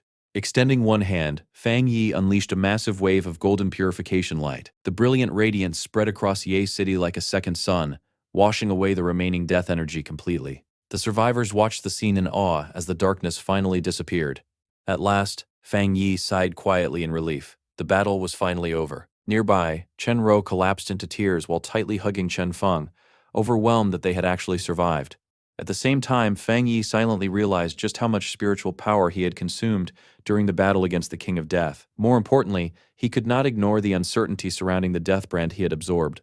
He had won, but the true consequences of wielding such power remained unknown. Slowly descending from the sky, Fang Yi landed gently among the ruined battlefield. Before he could react, Lin Yi suddenly rushed toward him and tackled him into a fierce embrace, while screaming his name in relief. Completely caught off guard, Fang Yi looked confused for a moment before softly patting her head to comfort her. Lin Yi tearfully admitted that she had truly believed he was dead. Fang Yi simply smiled calmly and assured her that everything had turned out fine in the end. Then his sharp gaze noticed someone nearby. Turning his head, Fang Yi saw Su Qingying standing quietly with a warm smile as she thanked him sincerely. Still slightly confused, Fang Yi followed her gaze toward the survivors. There, Chen Ruo sat on the ground crying with relief, while hugging her rescued teammate tightly. Watching the scene, Fang Yi smiled warmly and asked whether Chen Ruo's sister had also survived. In his mind, amidst so much tragedy and death, saving even one family felt like a rare blessing. However, the atmosphere among the leaders remained far heavier. Elder Wu soon received the final damage report. The scene around them was grim. Rows of body bags and coffins lined the ruined streets. According to the report, nearly half of Yue City's population had been lost, most of them ordinary civilians. Out of the 1,500 pioneers who joined the rescue effort, 50 had died, 30 remained missing, and more than 1,000 were injured. Elder Wu lowered his head solemnly while discussing reconstruction efforts and compensation for the victims' families. Standing nearby, Gai Yuro added that Shen City would also provide support to rebuild the devastated city. Zhao Lan looked downward silently, guilt visible on her face. She asked Elder Wu whether it was finally time to reveal the truth about spiritual energy recovery to the public. Keeping everything secret while so many people died made her feel powerless and ashamed. Elder Wu looked at her kindly but firmly. He explained that such a decision was far beyond their authority alone. He also reminded Zhao Lan that ordinary people were not as fragile as she believed. Many had already started discovering the truth themselves and were preparing for the dangerous future ahead. Placing a reassuring hand on her shoulder, Elder Wu gently told her that she did not need to carry the weight of the entire world by herself. Nearby, Gaiyuro smiled faintly and admitted that she originally came only to meet the legendary sealer personally. Now, however, she realized her help was no longer truly necessary. Together, the leaders looked toward Fang Yi. Surrounded by cheering pioneers and grateful survivors, the sealer had unknowingly become one of the most important figures in the entire nation. The survivors of Ui City gathered around Fang Yi and shouted his name with overwhelming excitement. Some called him the sealer, while others openly praised him as a god who had descended to save them from destruction. Their voices echoed across the ruined city as they thanked him for rescuing them from the King of Death. However, the impact of the battle reached far beyond Yue City itself. Elder Wu understood immediately that the public revelation of Xia Nachen's pioneer defeating an anomaly king would shake the entire world. Intelligence agencies and spies from countless countries immediately began scrambling for information, desperate to uncover the truth behind the sealer's abilities. Yet despite all their efforts, they still knew almost nothing about Fang Yi himself. Elder Wu realized the world would soon believe that Xia Nechen had successfully discovered a way to counter the anomaly king's inevitable death rule through Fang Yi. Since no other country had achieved anything similar, this alone would become an enormous strategic advantage. Fear alone would force rival nations to think twice before provoking Xia Nanyan. Fang Yi's victory had unintentionally strengthened his country's global position. After the battlefield stabilized, Elder Wu gathered the rescue teams and ordered them to immediately return with all recorded battle data for further study. Then he gave a serious speech, reminding everyone that the road ahead would only grow more dangerous. They could not rely entirely on the sealer forever. Zhao Lan and Gai Yuro both smiled after hearing their teacher's words. Gai Yuro joked that retirement was clearly impossible for any of them now, and confidently declared that the Shen City team would handle whatever disaster came next. Sometime later, the scene shifted back to Fang Yi's villa in Tai City. For the first time in days, Fang Yi finally relaxed inside a large bathtub while casually scrolling through his phone. At the same time, he reflected on everything that happened in Yue City.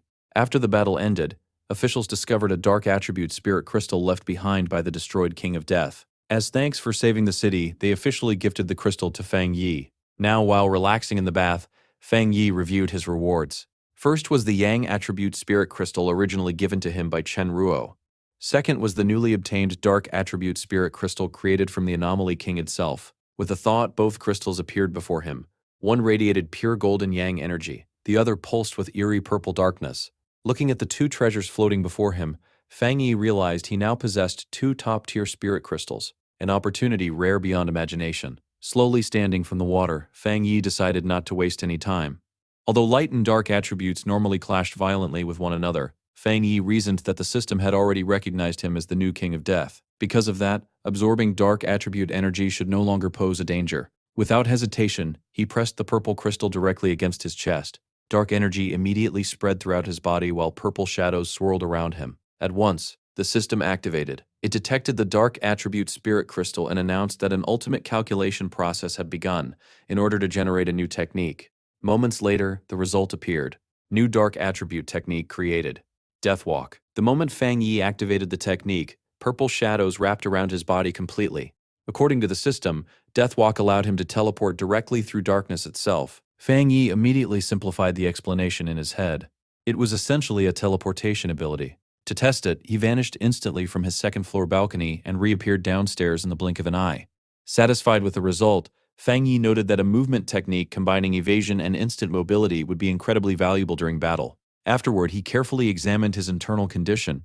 Ever since surviving the Deathbrand trial, his body had fundamentally changed. He could now absorb dark attribute energy directly without suffering corruption. Summoning his skeletal avatar briefly, Fang Yi sensed that his control over dark spiritual power had improved tremendously. More importantly, after absorbing the Anomaly King's spirit crystal, he could clearly feel himself approaching the legendary Jinggang realm.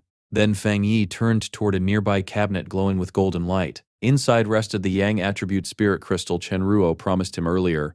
Thinking back on the situation afterward, Fang Yi laughed quietly to himself.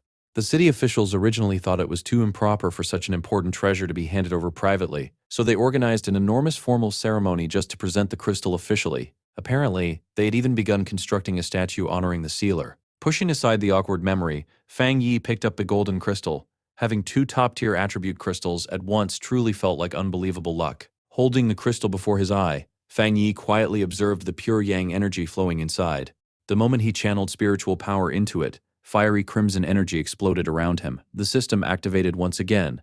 It detected the overwhelming yang energy and immediately began another ultimate calculation process to create a new technique. Fang Yi focused entirely on refining the crystal. Soon, the system announced the successful creation of a new yang attribute technique. In the next instant, blinding golden light erupted from Fang Yi's body like a miniature sun. New yang attribute technique created. Sun God. Massive flames spiraled around Fang Yi, while the system explained that the Sun God technique allowed him to summon a blazing solar avatar capable of burning through nearly anything. A glowing golden symbol appeared on Fang Yi's forehead. Then, high above Tai City, a gigantic golden bird made entirely of flames materialized in the sky. The entire city lit up beneath its radiance. On the streets below, Reporters immediately began broadcasting the phenomenon live, while online comments exploded across social media. People from nearby cities joked that they were being blinded by the light, even from hundreds of kilometers away. A local reporter quickly reassured citizens not to panic, suggesting that their guardian, the sealer, was likely becoming even stronger again.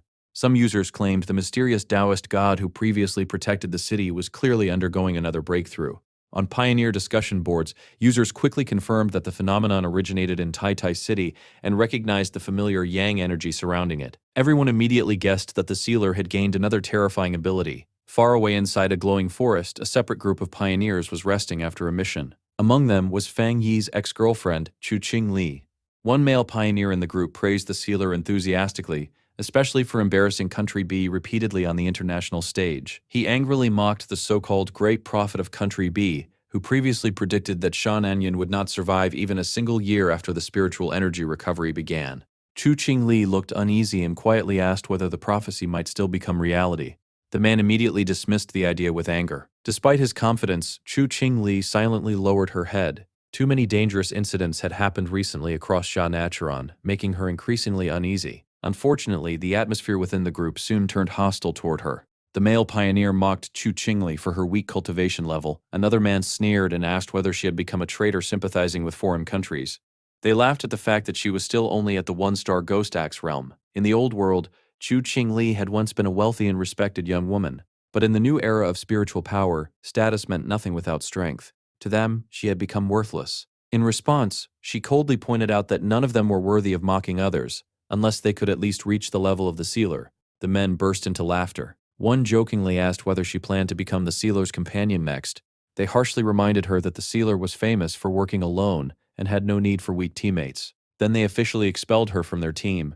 As the men turned to leave, Chu Qingli desperately shouted that they at least needed to give her the portion of the mission rewards she earned herself. The team leader looked back with a greedy smile. Coldly, he replied that she should feel grateful they were not charging her compensation instead. Then he unleashed a blast of wind energy that slammed Chu Qingli backward while shouting for her to disappear. Lying painfully on the ground, Chu Qingli silently clenched her fists in anger and vowed that one day those people would regret humiliating her. Meanwhile, panic continued spreading across international social media. The Great Prophet of Country B publicly announced another terrifying prediction, claiming that Nation C would supposedly be destroyed within a year. Inside the Tai Spirit Association headquarters, senior officials discussed the growing rumors with Fang Yi. Su Qingying explained that Country B was clearly attempting psychological warfare in order to weaken public morale and destabilize confidence among Shanan's pioneers. The superior officer added that news of Fang Yi's overwhelming strength had spread internationally, causing Country B to become increasingly aggressive. Rumors even suggested that foreign forces might have secretly manipulated certain disasters in order to target Sha Nation's elite pioneers directly. The superior admitted that one recent disaster was especially suspicious because every sign initially indicated it should have erupted within Country B itself. Instead, it nearly wiped out Sha Nation's own forces. To counter the spreading fear and propaganda, the Spirit Association finally decided that Fang Yi needed to make a public statement personally. Sitting before a computer, Fang Yi calmly typed a short message and posted it using his verified account, Sealer 5. The message contained only one sentence. The apocalypse will never catch up to the speed of my breakthroughs. The internet exploded instantly. Comments flooded social media as survivors from UA City publicly confirmed that they personally witnessed Fang Yi destroy the King of Death. Countless users immediately began mocking Country B's prophecy. In Fang Yi's mind, the simplest way to silence fear was by reminding people of one undeniable fact: strength. Across Sha Nation, pioneers stared at their screens in shock after realizing the sealer had already grown stronger again. Cheers erupted online as people praised the god of Great Sha. Even if hell itself descended upon their cities, they believed Fang Yi would appear to stop it. Meanwhile, inside Country B's intelligence headquarters, complete chaos erupted. Staff members worked frantically while complaining bitterly about the sealer's terrifying rise in power. Despite every effort, they still had not uncovered Fang Yi's real identity or personal information. Inside Country B's intelligence headquarters, the atmosphere had become completely chaotic. A furious Pioneer Network data expert slammed his hands against a desk and screamed at his team for failing to uncover the identity of a single person. He shouted that the entire world was now talking about the sealer, yet they still had no reliable information about him. In his rage, he threatened to fire everyone in the department if they continued failing to gather useful intelligence. Meanwhile, back at the Tai Spirit Association, things had finally calmed down after the chaos surrounding UA City. Fang Yi sat quietly with the association's superior and remarked that his public statement should be enough to stabilize public opinion for now. The superior laughed warmly and thanked him for helping calm the nation so quickly. However, before the conversation could continue, an assistant suddenly rushed into the office carrying a tablet with a panicked expression. Breathing heavily, the assistant reported that a brand new restricted area had appeared in western Cheyenne. According to the reports, the zone was created by a violent collision between two terrifying attributes. The military had already sealed the region completely. Fang Yi immediately asked which attributes were involved. The assistant answered that the restricted area was formed by a clash between the Yang attribute and the Dark attribute. Because the two forces naturally opposed one another, the entire region had become catastrophically unstable. Yet at the same time, it also contained unimaginable opportunities for powerful pioneers. The assistant added one more detail. The notice had been personally sent by Gaiyuro, the sea mystic from headquarters, and the invitation was specifically meant for Fang Yi. Without hesitation, Fang Yi accepted immediately. Clenching his fists slightly, he thought to himself that this would be the perfect opportunity to test his newly acquired abilities. Not long afterward, a large military convoy crossed the barren wastelands of western Sha-Nashan.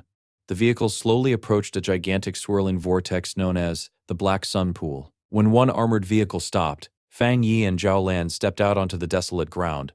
Ahead of them stood an enormous tornado of darkness stretching into the sky. Fang Yi calmly observed the terrifying phenomenon before him.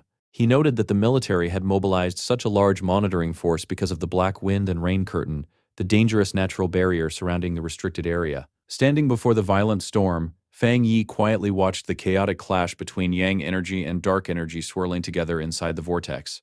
Beside him, Zhao Lan asked whether he was ready. Fang Yi stared calmly at the massive tornado of dark power while preparing himself for the next challenge. Outside the black wind and rain curtain, Zhao Lan introduced a new group of arrivals. According to her, they were elite pioneers sent from Shen City and Haishi City. More importantly, they were all top-tier geniuses standing at the 3-star spirit creation realm, individuals expected to eventually break into the legendary Jinggang realm just like Fang Yi. Behind her, the new pioneers stepped forward while radiating powerful spiritual energy. The first introduced himself as Wang Lan, the new captain of Haishi City and a powerful water attribute pioneer. Beside him stood Song Yiming, an elite genius from Shen City who possessed rare dual wind and fire attributes. Wang Lan politely apologized for arriving late. Afterward, Zhao Lan addressed the entire group and reminded them of the rules surrounding the restricted area.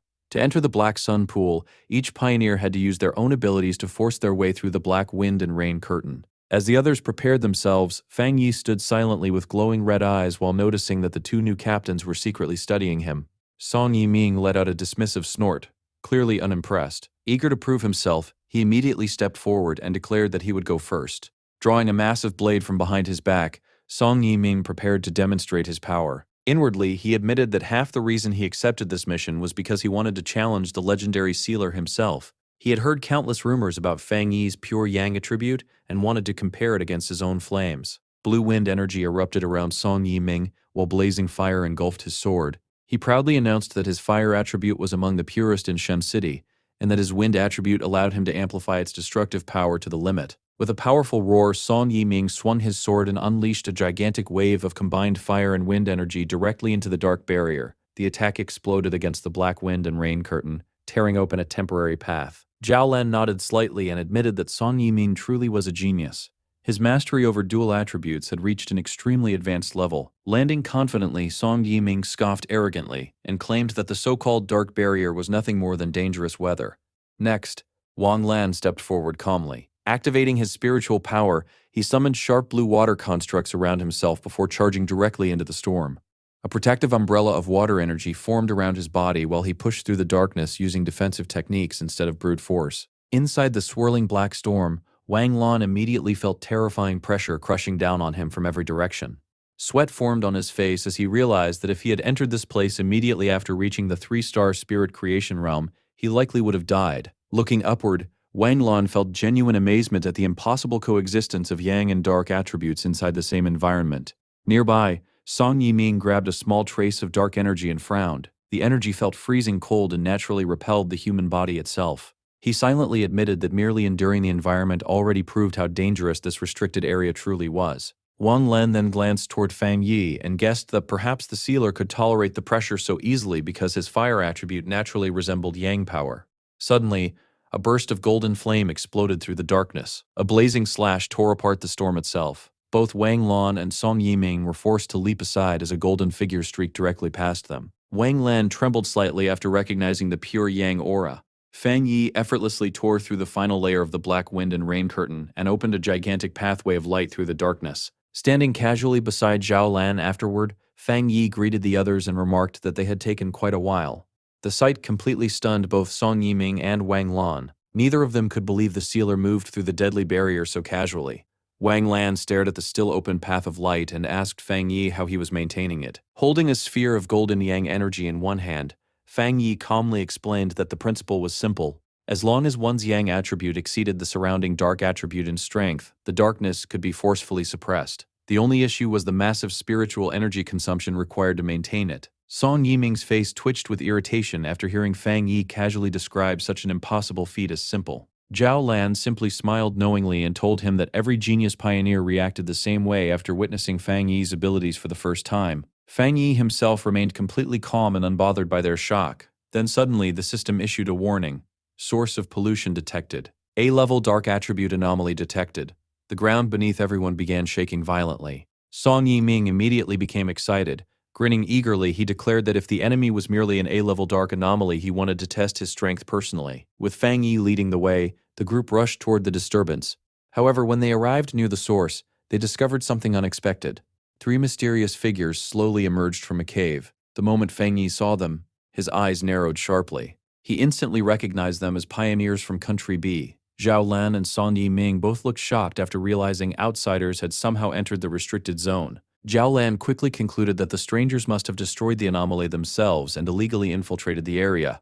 She immediately demanded to know who they were. The 3 intruders stood fearlessly before the Xianan team. One was a blonde man wearing a purple shirt. Another was a massive muscular man with long black hair. The third remained hidden beneath a dark hood. The blonde man smiled arrogantly and casually introduced them as pioneers from Country B who had simply come to train. Song Yiming exploded in anger. He shouted that this was Xianachan territory and that they had no right entering a restricted zone without authorization. Zhao Lan immediately supported him and ordered the intruders to leave at once. However, the 3 foreigners showed no intention of backing down. The blonde man calmly stated that times had changed. If Cheyenne Tenian failed to seize the opportunities hidden within the restricted zone, then Country B would simply claim them instead. He openly declared that his group deserved the resources because they were stronger. At that moment, Fang Yi finally stepped forward. Looking at the intruders calmly, he asked whether they truly believed opportunities belonged only to the strong. The blonde man smirked confidently, believing his country deliberately sent elite pioneers to provoke Shy Nation. Then Fang Yi's expression turned cold. His glowing red eye radiated terrifying pressure as he calmly informed them that if strength truly determined ownership, then they could all disappear immediately. While Fang Yi confronted the foreigners, Zhao Lan attempted to contact headquarters and report the situation. But before she could finish, the enemies launched a sudden attack. The blonde man unleashed a wave of disgusting green energy while shouting that Xia Nashan had rejected his polite offer. Song Yiming and Wang Lan immediately froze in shock. After sensing the power, dark attribute. Even worse, Zhao Lan quickly realized it was a mutated variant, nether poison attribute. The horrifying energy appeared to originate from decaying corpses themselves. The blonde man laughed arrogantly and declared that the dark environment surrounding the Black Sun pool was the perfect battlefield for him. Suddenly, Zhao Lan's expression changed drastically. She shouted that the enemy's attack had destroyed all their communication devices. They had been completely cut off from the outside world. At once, Fang Yi understood the intruders' true intentions. They planned to kill everyone present. Song Yiming immediately charged forward without hesitation. Refusing to retreat, he shouted that if they could not absorb the dark attribute, then they would simply destroy it instead. Wang Lan tried warning him to stop, but Song Yiming ignored the advice completely. Gathering enormous fire energy into his sword, Song Yiming unleashed a gigantic fireball toward the enemy. But the attack failed unexpectedly. The green nether poison energy absorbed the flames directly. Moments later, the fireball exploded violently and sent a devastating shockwave back towards Song Yiming himself. He barely managed to withstand the blast while staring ahead in complete shock. The failed attack triggered an immediate counterattack. A gigantic wave of poisonous green energy rushed toward the Xianan team. Zhao Lan shouted a warning as the deadly mist engulfed the battlefield. At the last possible moment, Wang Lan reacted instantly and created a massive blue water barrier around the group to shield them from the incoming poison. Inside the barrier, the atmosphere becomes extremely tense, but Fang Yi remains completely calm. While his teammates nervously watch the enemy, Fang Yi stands still with his glowing red eye fixed on the overwhelming power before him. Not a trace of fear appears on his face. The battle suddenly explodes into chaos as the blonde pioneer from Country B launches a violent attack against Wang Lan's water barrier. A massive shadowy claw tears through the shield like paper, forcing Fang Yi to immediately step forward. Calmly ordering everyone to scatter, he swings his weapon and unleashes a blazing slash of golden energy that cuts straight through the dark mist and forces the enemy backward. The blonde man is visibly shocked that his attack was stopped so easily. Floating in the air, he quickly regains his composure and mocks Fang Yi for being a mere fire attribute pioneer from Shananshan. He sneers that Fang Yi's teammates are even more useless than he is. Before anyone can react, dark green vines suddenly burst out from the shadows and wrap around Zhao Lan, Wang Lan, and Song Yimeng. Thick poisonous mist spreads around them as the vines tighten like living snakes. Zhao Lan immediately shouts a warning to Fang Yi, revealing that the enemy has been hiding his true strength and is at least at the second level of the Jin Gang realm. Seeing the G-team trapped, the blonde man bursts into manic laughter. Outside the restricted zone, the military can only watch helplessly as the enormous curtain of black wind and rain closes once again, sealing the entire team inside. Zhao Lan's subordinate nervously studies a recording of the blonde man on a laptop and grimly concludes that the rumors were true. Someone from Country B has successfully mastered the dark attribute. After analyzing the footage, he realizes the enemy has not fully mastered pure darkness, but instead possesses a deadly sub-attribute capable of creating wounds that cannot heal. Back inside the battlefield, the blonde man proudly declares that Fang Yi's companions have already been poisoned.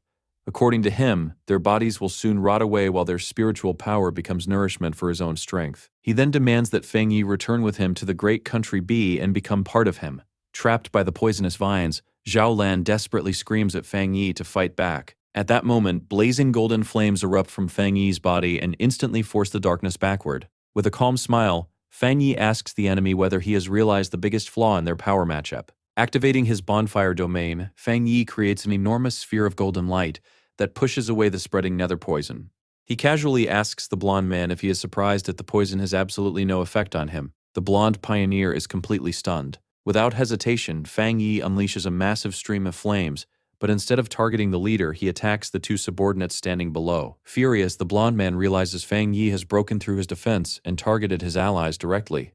Fang Yi leaps high into the air and taunts him, asking if he is not going to save them. Enraged, the blonde man gathers a gigantic sphere of concentrated poison mist and roars that no human can escape its power.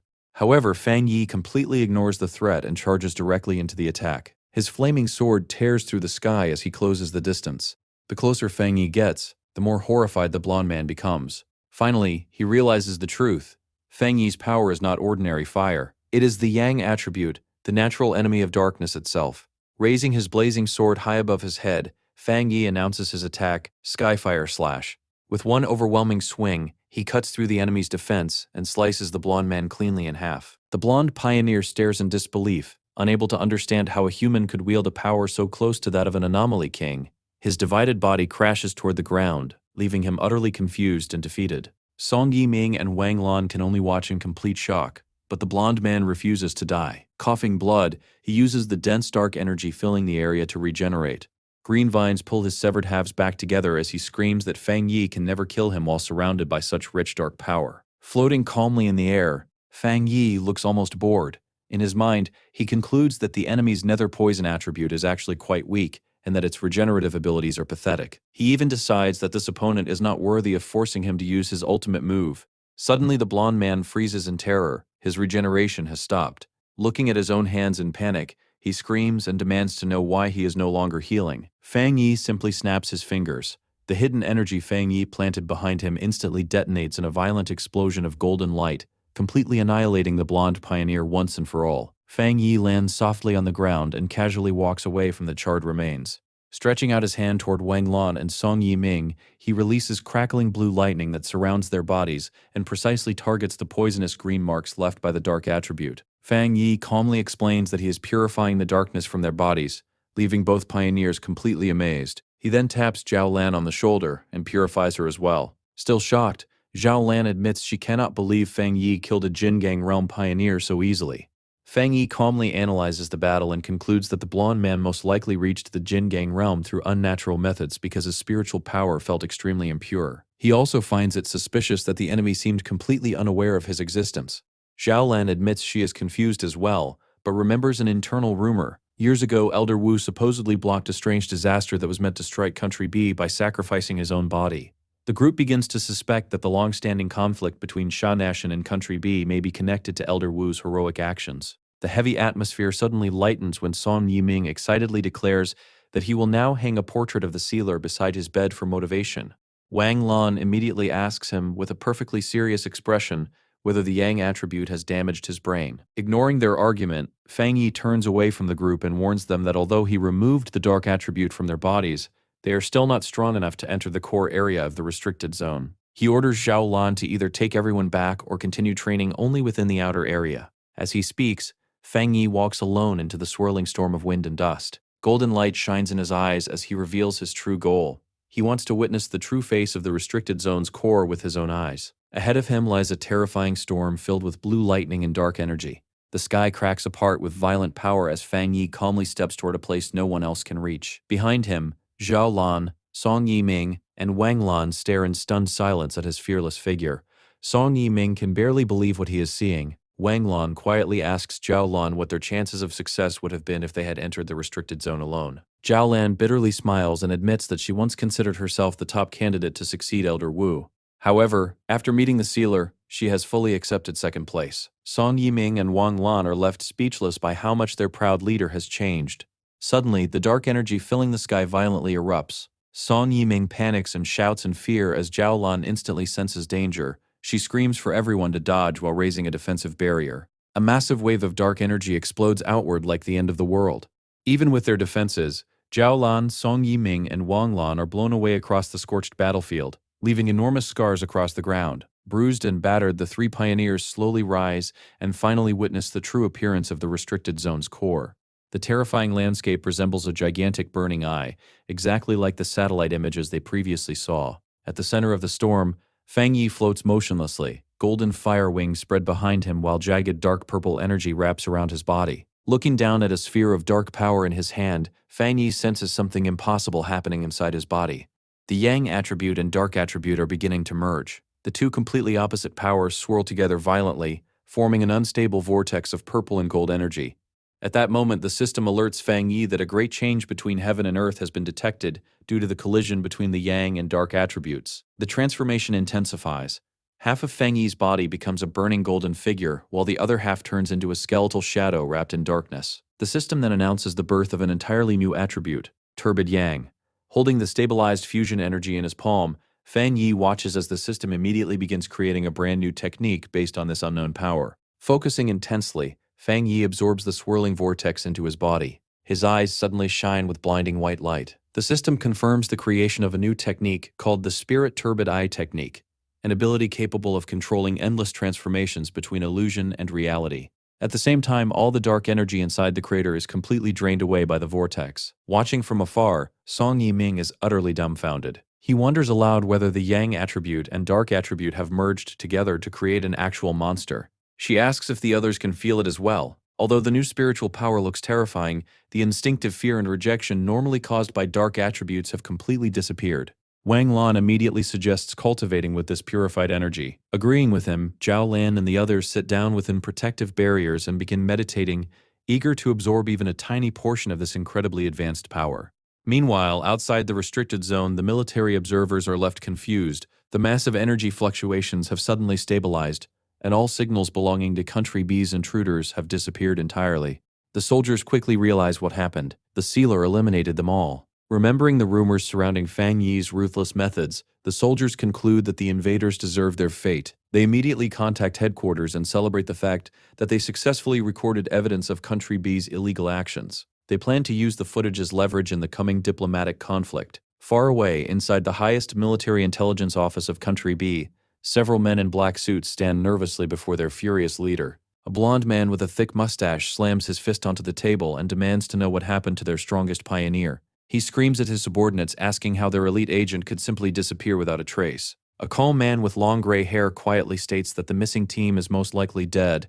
With a dark expression, he admits that their forces suffered devastating losses and were completely outplayed by Sha Nashan. Hearing this, the leader of Country B flies into a rage. Slamming both fists onto the table, He screams in disbelief that their strongest pioneers could lose so horribly to Jia Natin. He threatens the gray-haired man and demands that every lost benefit be reclaimed.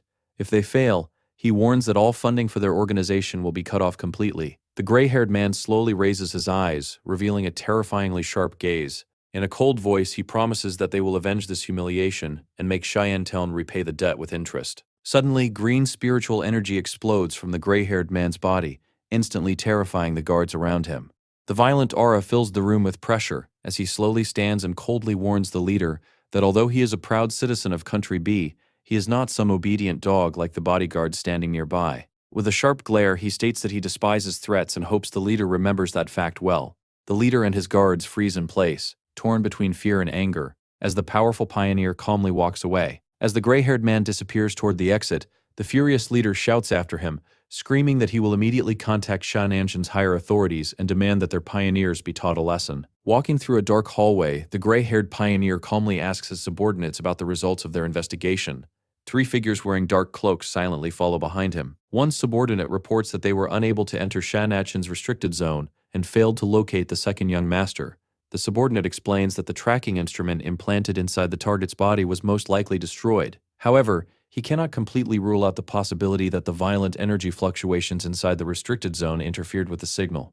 Hearing this, the gray-haired man's face twists with hatred. At that moment, he fully accepts that his loss is real. With murderous intent filling his eyes, he vows that Sha Naichin will pay for everything. Meanwhile, at the center of the restricted area's core, Fang Yi floats within the storm of chaotic energy. The system begins explaining the details of his newly evolved ability, the Spirit Turbid Eye technique. According to the system, the technique is an extremely terrifying illusion art capable of dragging any creature into a realm of endless despair.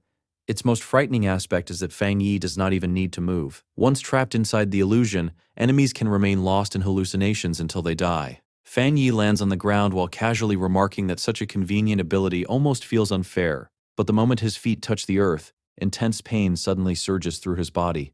His energy fluctuates violently as he drops to one knee and coughs blood. Dark purple energy erupts around him uncontrollably while his body struggles to endure the overwhelming power. Wiping the blood from his lips, Fang Yi quietly comments on how tyrannical the dark power truly is. Even though he successfully created a brand new attribute, the dark energy is still resisting him and causing a violent backlash. Instead of fear, however, an excited and twisted smile slowly appears on Fang Yi's face. He admits that it has been a very long time since he encountered something this challenging.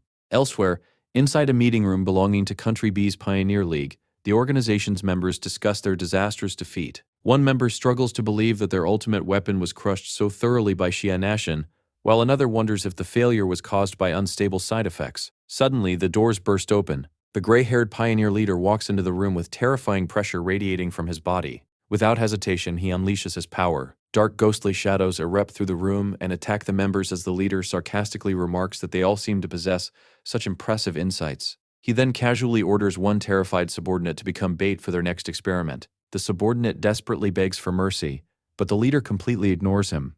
Coldly, he declares that the previous leader was nothing more than a useless straw bag. He promises that he will personally show Shananshan the true strength of Country B. Far away, inside the Blue Star United Supreme Council Hall, the atmosphere becomes extremely tense. A representative angrily accuses Jia Nashan of going too far. The envoy from the E-Federation formally condemns Jia Nashan for killing important pioneers from another country. He argues that with the world facing global disasters, nations should not be slaughtering each other's forces. Suddenly, loud laughter echoes throughout the hall. Killed well? The shocking voice silences the entire room. Everyone turns toward the entrance as Elder Wu walks into the hall wearing full combat armor. With a mocking smile, he casually orders his attendants to replace everyone's drinks with chrysanthemum tea, suggesting that the representatives need to calm their internal fire before speaking nonsense. The gray-haired pioneer leader is visibly surprised to see Elder Wu standing there in such good condition. However, he quickly suppresses his shock and demands an explanation for why one of Country B's strongest pioneers died within Shananshan's borders. At the same time, he secretly wonders how Elder Wu managed to recover. Golden spiritual energy suddenly erupts from Elder Wu's body. Scoffing coldly, Elder Wu asks whether the gray-haired leader truly believes he is qualified to demand explanations from him. He openly accuses Country B's pioneers of invading Shaya territory first, while shamelessly pretending to be victims afterward. Although the gray-haired leader demands proof, fear quietly begins creeping into his heart. If Elder Wu has genuinely recovered to his peak condition, then all of their future plans may already be ruined. Elder Wu calmly raises a remote control and says that if proof is desired, then proof will be provided. A large screen lights up behind him. The video clearly shows the blonde pioneer leader and his team illegally crossing the border into Sha Nation's restricted zone to steal resources. Elder Wu calmly narrates the footage, explaining that although the invaders destroyed their own recording equipment, they were ultimately killed in self-defense by Sha Nanshan's pioneers. He coldly declares that such arrogant invaders deserve to die. The representatives are left speechless by the undeniable evidence of Country B's treachery. Elder Wu stares directly at the gray-haired leader and calmly quotes that those who commit injustice will eventually destroy themselves. He then warns every nation present that anyone attempting to steal Sha Nanshan's resources will suffer the exact same fate. Enraged, the gray-haired leader secretly gathers green spiritual energy in his hand beneath the table. Without warning, he launches 3 blades of green energy directly toward Elder Wu in a sneak attack. However, Elder Wu does not even move. A golden barrier instantly appears before him and effortlessly reflects the attack back toward its owner. The rebounded energy crashes into the gray-haired leader with terrifying force, sending him flying backward across the hall. Elder Wu bursts into hearty laughter and mocks the attack as nothing more than a childish trick. The gray-haired leader crashes onto the stairs as his subordinates rush toward him in panic. Watching the scene with satisfaction, Elder Wu quietly thinks about Fang Yi and wonders just how many more miracles the sealer will create for Sha Nanshan. Back inside the restricted area, a gigantic vortex of dark energy continues to swirl violently through the sky. Zhao Lan, Wang Lan, and Song Yiming stand at the edge of the storm while anxiously observing the terrifying fluctuations. Zhao Lan's face fills with worry as she fears the sealer may be in danger. At the center of the storm, Fang Yi stands completely alone. Suddenly, golden light erupts from his eyes as the power within his body reaches its limit. Fang Yi screams while an enormous burst of golden energy explodes from his body and tears through the storm. Moments later, the violent energy slowly settles into a dark purple aura surrounding him. The system immediately confirms that the spirit turbid eye technique has been fully absorbed and that Fang Yi's body will no longer reject the dark attribute. Touching his eye with a confident smile, Fang Yi decides to test the new power. The moment he commands the technique to open, reality itself shatters into countless floating purple fragments, forming a bizarre chaotic dimension. Fang Yi carefully looks around in surprise. Inside the fragments, he sees images of monsters he previously fought, and realizes that the illusion world is constructed from his own memories and experiences. He immediately finds the power fascinating. Reflecting on the deadly battles that forged his strength, Fang Yi realizes those experiences would become an absolute nightmare for anyone trapped inside his illusion realm. Walking along a path divided between blazing lava and freezing ice, Fang Yi suddenly thinks of a terrifying possibility. If he combines the Spirit Turbid Eye technique with the 3 hellish trials of the Death Brand, the resulting illusion could become unimaginably cruel. To test the theory, Fang Yi summons spirits formed from blue and fiery orange energy. The opposing energies violently collide and create a massive vortex. At that exact moment, the system suddenly reports a huge overflow of spiritual power and announces that Fang Yi is about to break through into the legendary Jinggang realm. Without hesitation, Fang Yi stomps the ground and shatters the surrounding dimension beneath his feet.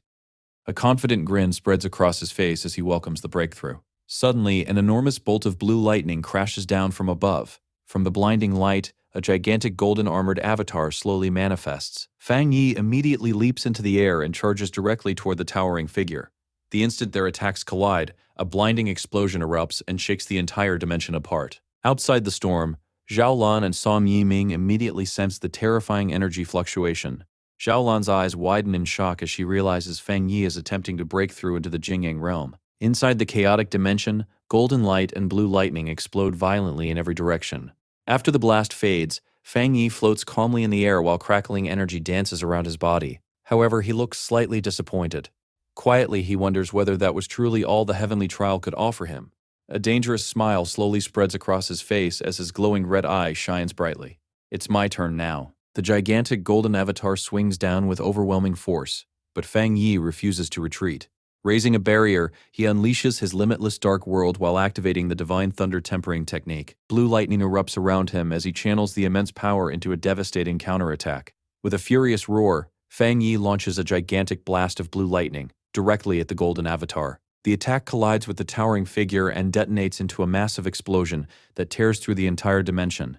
The system finally confirms that Fang Yi's breakthrough is complete. Golden and purple lightning pour endlessly into his body as he absorbs the violent energy storm surrounding him. After enduring the heavenly trial, Fang Yi successfully steps into the first level of the Jinggang realm. Bathed in a radiant golden aura, Fang Yi slowly descends from the sky. Even he seems pleasantly surprised that he managed to break through within the restricted area itself. As he lands, immense spiritual power gathers into his hand. His red eye glows intensely, and with a casual swing of his arm, he releases a devastating wave of force that instantly shatters the surrounding rocks into dust. The pressure is so overwhelming that Zhao Lan and Song Yiming can barely remain standing. The sheer intensity of Fang Yi's spiritual energy crushes down on them like a mountain. The storm created by his breakthrough tears across the battlefield, sending debris flying everywhere. Even a heavily armored vehicle is tossed into the water like a child's toy. Far away, an observer monitoring the restricted area stares at the data screen in disbelief, as the energy readings instantly surpass the maximum measurable limit. He immediately realizes that a major breakthrough must have occurred. Watching the massive golden glow spreading across the horizon, the nearby pioneers quickly understand the truth. The sealer has officially reached the Jingang realm. Standing beside the edge of a gigantic crater, Zhao Lan quietly observes that the spiritual energy inside the restricted area has almost completely disappeared. Fang Yi absorbed nearly all of it during his breakthrough, leaving behind only a tiny trace. Wang Lan stares in amazement and jokes that Fang Yi is basically a bottomless pit. However, he quickly admits that it is far better for the sealer to absorb the energy than for invaders from Country B to steal it. The three pioneers carefully approach the center of the phenomenon to meet Fang Yi. Suddenly, Song Yiming freezes in shock. An overwhelming presence crashes down upon them. From the blinding golden light, Fang Yi slowly walks forward, emitting an aura so heavy that it feels as though an enormous mountain is pressing down on everyone nearby. Even under the crushing pressure, Wang Lan somehow remains cheerful enough to pull out his phone and take a picture. He happily decides to use the image as wallpaper to bless his own future breakthrough. Meanwhile, Song Yiming nervously sweats while wondering just how terrifying Fang Yi's strength has become. Fang Yi calmly emerges from the golden light with an indifferent expression, casually greeting the group as if he had not just caused a world-shaking energy storm moments earlier. Looking at him, Zhao Lan feels deep admiration rising in her heart. If Fang Yi was once merely a sharp sword, then now he has become a divine blade radiating unstoppable power. The group quietly reflects on how difficult it is for pioneers to cross the half-step barrier into the Jingang realm. Yet, Fang Yi managed to grow at an unbelievable speed in such a short period of time. A smile slowly appears on Zhao Lan's face as she realizes Fang Yi is truly a blessing for Shan. Looking at his back, she imagines a future where Fang Yi shines brighter and brighter, eventually standing shoulder to shoulder with Elder Wu himself. Perhaps he may even surpass him. Meanwhile, news of Fang Yi's breakthrough explodes across the internet. Reports spread rapidly, confirming that the sealer advanced once again within the western region of Xiaonashan. Online users are stunned to discover that an entire S-level restricted area had its spiritual energy completely drained by one person. Citizens celebrate wildly, praising the birth of another Jingang realm expert for Xiaonashan while calling Fang Yi a national hero. However, in a dark hidden room, someone places a hand against a screen displaying the massive crater left behind by Fang Yi's breakthrough. A hateful voice quietly curses the sealer. The gray-haired pioneer leader warns the shadowy figures gathered around him that if Fang Yi continues growing stronger, Xiaonashan will eventually unite completely and destroy all of their plans. He coldly announces that it is finally time for them to act. Recalling how the sealer ruined their operation in Tai City and prevented its destruction, the leader swears that this time none of their enemies will escape. At that moment, a woman with long, sharp nails steps forward and reveals two photographs of Fang Yi. She explains that her followers hacked into the Pioneer mobile database and uncovered the images in an attempt to expose the sealer's true identity. The gray-haired leader grabs the tablet with a wicked grin and declares that he does not care what methods they use as long as they succeed. He smiles darkly while saying he is looking forward to revealing the sealer's true face to the world. Later that night, at exactly 3 a.m., a gigantic red beam of light suddenly crashes down onto a high-rise building within the city. On the rooftop, Zhang Lu finishes his cultivation while surrounded by swirling red flames. Feeling completely satisfied with his progress, he bursts into triumphant laughter after successfully advancing into the 2-star spirit creation realm. Overflowing with confidence, Zhang Lu immediately pulls out his phone to take a selfie, eager to see people online worshipping the massive phenomenon he created. However, his excitement suddenly stops when he notices a specific notification. Opening the article, Jianlu reads about the sealer's newest breakthrough inside the restricted area and the massive attention it caused online. His face immediately reddens with admiration. Realizing Fang Yi has once again grown stronger, Jianlu clenches his fist with renewed determination. He thinks that if even a monster like the sealer works so hard, then he cannot become satisfied over a tiny breakthrough. Looking at Fang Yi's picture, Jianlu becomes more motivated than ever to follow in his footsteps. The next morning, Jianlu energetically walks through the streets of Tai City while loudly announcing that he has finally returned. Unfortunately, his excitement causes him to accidentally bump into a woman wearing high heels.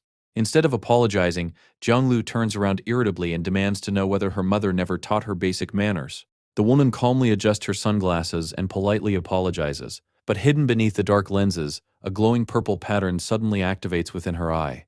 A wave of psychic energy instantly washes over Jianglu. Before he can even react, the hypnotic technique fully takes effect. His eyes become dull and purple as his consciousness is completely controlled. A sinister smile appears on the woman's lips. She calmly orders the dazed Zhang Liu to follow her, saying that someone wishes to meet him. Stripped of his free will, Zhang Liu obediently follows while blankly asking where they are going. Adjusting her hat, the woman softly whispers the name of her organization, the Heaven's Choice Cult. In her mind, she pictures their headquarters, a dark cathedral-like structure she reveres as sacred holy ground. Her expression grows serious. As she escorts Zhang Liu through a dark alley, multiple cloaked figures leap silently across the rooftops above them, acting as hidden escorts. The woman quietly reminds herself of her mission to infiltrate Tai Tai City and vows not to disappoint the man she reverently calls father. She declares that Fang Yi's home territory will soon become the Heaven's Choice Cult's newest domain, and that their influence will eventually spread across the entire nation. Sometime later, Zhang Liu awakens inside a horrifying dark chamber known as the Repentance Room within the Heavenly Chosen Church headquarters in Tai Tai City. He screams in agony while enduring brutal torture. The cult members repeatedly demand information about someone, but Zhang Liu desperately insists that he knows nothing. As the torture continues, Zhang Liu slowly realizes he cannot even control his own mouth. Remembering the hypnotic technique, he finally understands that he has been brainwashed. These cruel people are trying to extract information about Fang Yi, the future master he admires so much. Ironically, Zhang Liu finds comfort in the fact that he genuinely knows absolutely nothing useful. Elsewhere, inside a grand cathedral hall, a subordinate respectfully reports to a woman dressed like a nun and asks whether the prisoner finally revealed anything. The woman quietly prays before explaining that although she forced Zhang Liu to speak, he appears far too ignorant to provide useful information. The subordinate nervously questions whether Zhang Liu is even valuable enough to be used as bait. He worries that the sealer may not bother rescuing someone so insignificant. However, the nun coldly declares that she will simply increase the torture until Father's mission is completed. Back at the Tai Tai Spirit Association office, Fang Yi and Su Qingying sit across from two unfamiliar visitors. Su Qingying asks whether they came seeking help to locate Zhang Liu. One of the men, revealed to be Zhang Liu's friend, explains that Zhang Liu traveled to Tai Tai City, hoping to find the sealer and become his disciple, but mysteriously disappeared shortly after arriving. The red-haired man beside him explains that they recently received information claiming Zhang Liu was kidnapped by a mysterious organization known as the Heavenly Chosen Church. The moment the name is mentioned, both Fang Yi and Su Qingying react with shock. Su Qingying immediately recognizes the organization as an evil cult secretly supported by pioneer forces. The red-haired man admits they have absolutely no confidence in fighting such a dangerous organization on their own, which is why they came to ask Fang Yi for help. Su Qingying then explains more about the enemy. According to her, the cult opposes the Spirit Association and specializes in mental and psychic attacks. Publicly, they disguise themselves as a normal religious organization to quietly infiltrate ordinary civilians. Their main headquarters is located in Chuanxi City, where they supposedly control nearly 1 million believers. Although the local Spirit Association repeatedly attempted to eliminate them, the cult has always remained elusive. Fang Yi's expression suddenly turns serious. If the cult's main headquarters is truly in Chuanxi City, then their sudden appearance in Tai Tai City means they have already begun infiltrating the region. Su Qingying immediately states that she must inform the Spirit Association and organize a citywide search. However, Fang Yi suddenly reveals a much darker conclusion. A sharp smile appears on his face as he points out that the cult secretly entered Tai Tai City and specifically kidnapped someone searching for him. That means the Heaven's Choice cult is not targeting Zhang Liu. Fang Yi quietly falls into deep thought. Since such a mysterious organization traveled thousands of miles specifically to target him, he realizes it would be almost impossible to discover clues if they intentionally chose to remain hidden. His expression slowly darkens. Then, he suddenly realizes something important. The idea that the cult merely infiltrated Tai Tai City may itself be a deliberate distraction. Su Qingying and the others stare at him in confusion as Fang Yi asks whether Chuanxi City is currently the safest city in Xiannashan, with the fewest spiritual anomalies. Su Qingying confirms this, explaining that the city is famous as a retirement destination. Many ordinary residents there are so disconnected from the outside world that they barely realize how drastically society has changed. Fang Yi immediately understands the enemy's strategy. The cult likely intends to establish hidden weak points throughout Tai Tai City and gradually spread its influence while avoiding attention. However, Fang Yi himself has become the greatest obstacle to those plans. Suddenly standing up, Fang Yi concludes that Zhang Lu has most likely already been transferred back to the cult's true headquarters in Chuanxi City. Instead of waiting for the enemy to move first, Fang Yi decides to take the initiative. He immediately orders Zhang Lu's friend to purchase the earliest possible tickets to Chuanxi City, because he intends to confront the cult directly. The two men eagerly agree to follow Lord Sealer. Fang Yi then instructs Su Qingying to contact her superiors and spread anti-cult propaganda throughout Tai City to keep civilians safe while he is gone.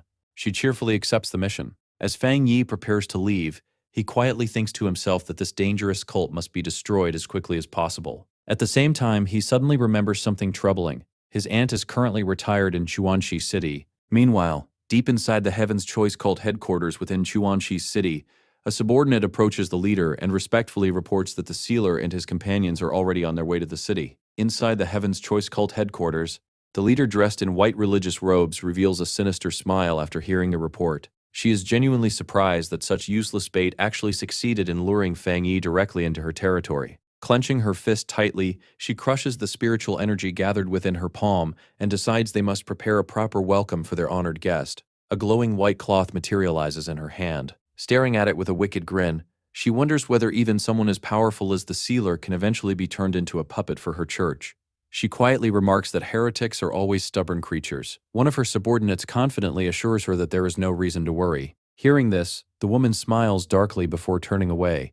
Dark purple energy erupts violently from her body as she coldly declares that heretics only deserve one fate: to have their bodies burned away completely. Meanwhile, at the Chuanxi City airport, Fang Yi looks around with surprise at the peaceful atmosphere. Considering the chaos spreading across the world, he finds it amazing that flights within Xi'annashan are still operating at all. As they walk through the terminal, one of his companions explains that flights have become increasingly rare. Without help from the Spirit Association, they likely would not have secured tickets in time. Later, deep inside a quiet wooded area outside the city, Zhang Lu's friend nervously asks Lord Sealer where they should search next. Fang Yi calmly replies that there is no need to search anywhere. They simply need to wait.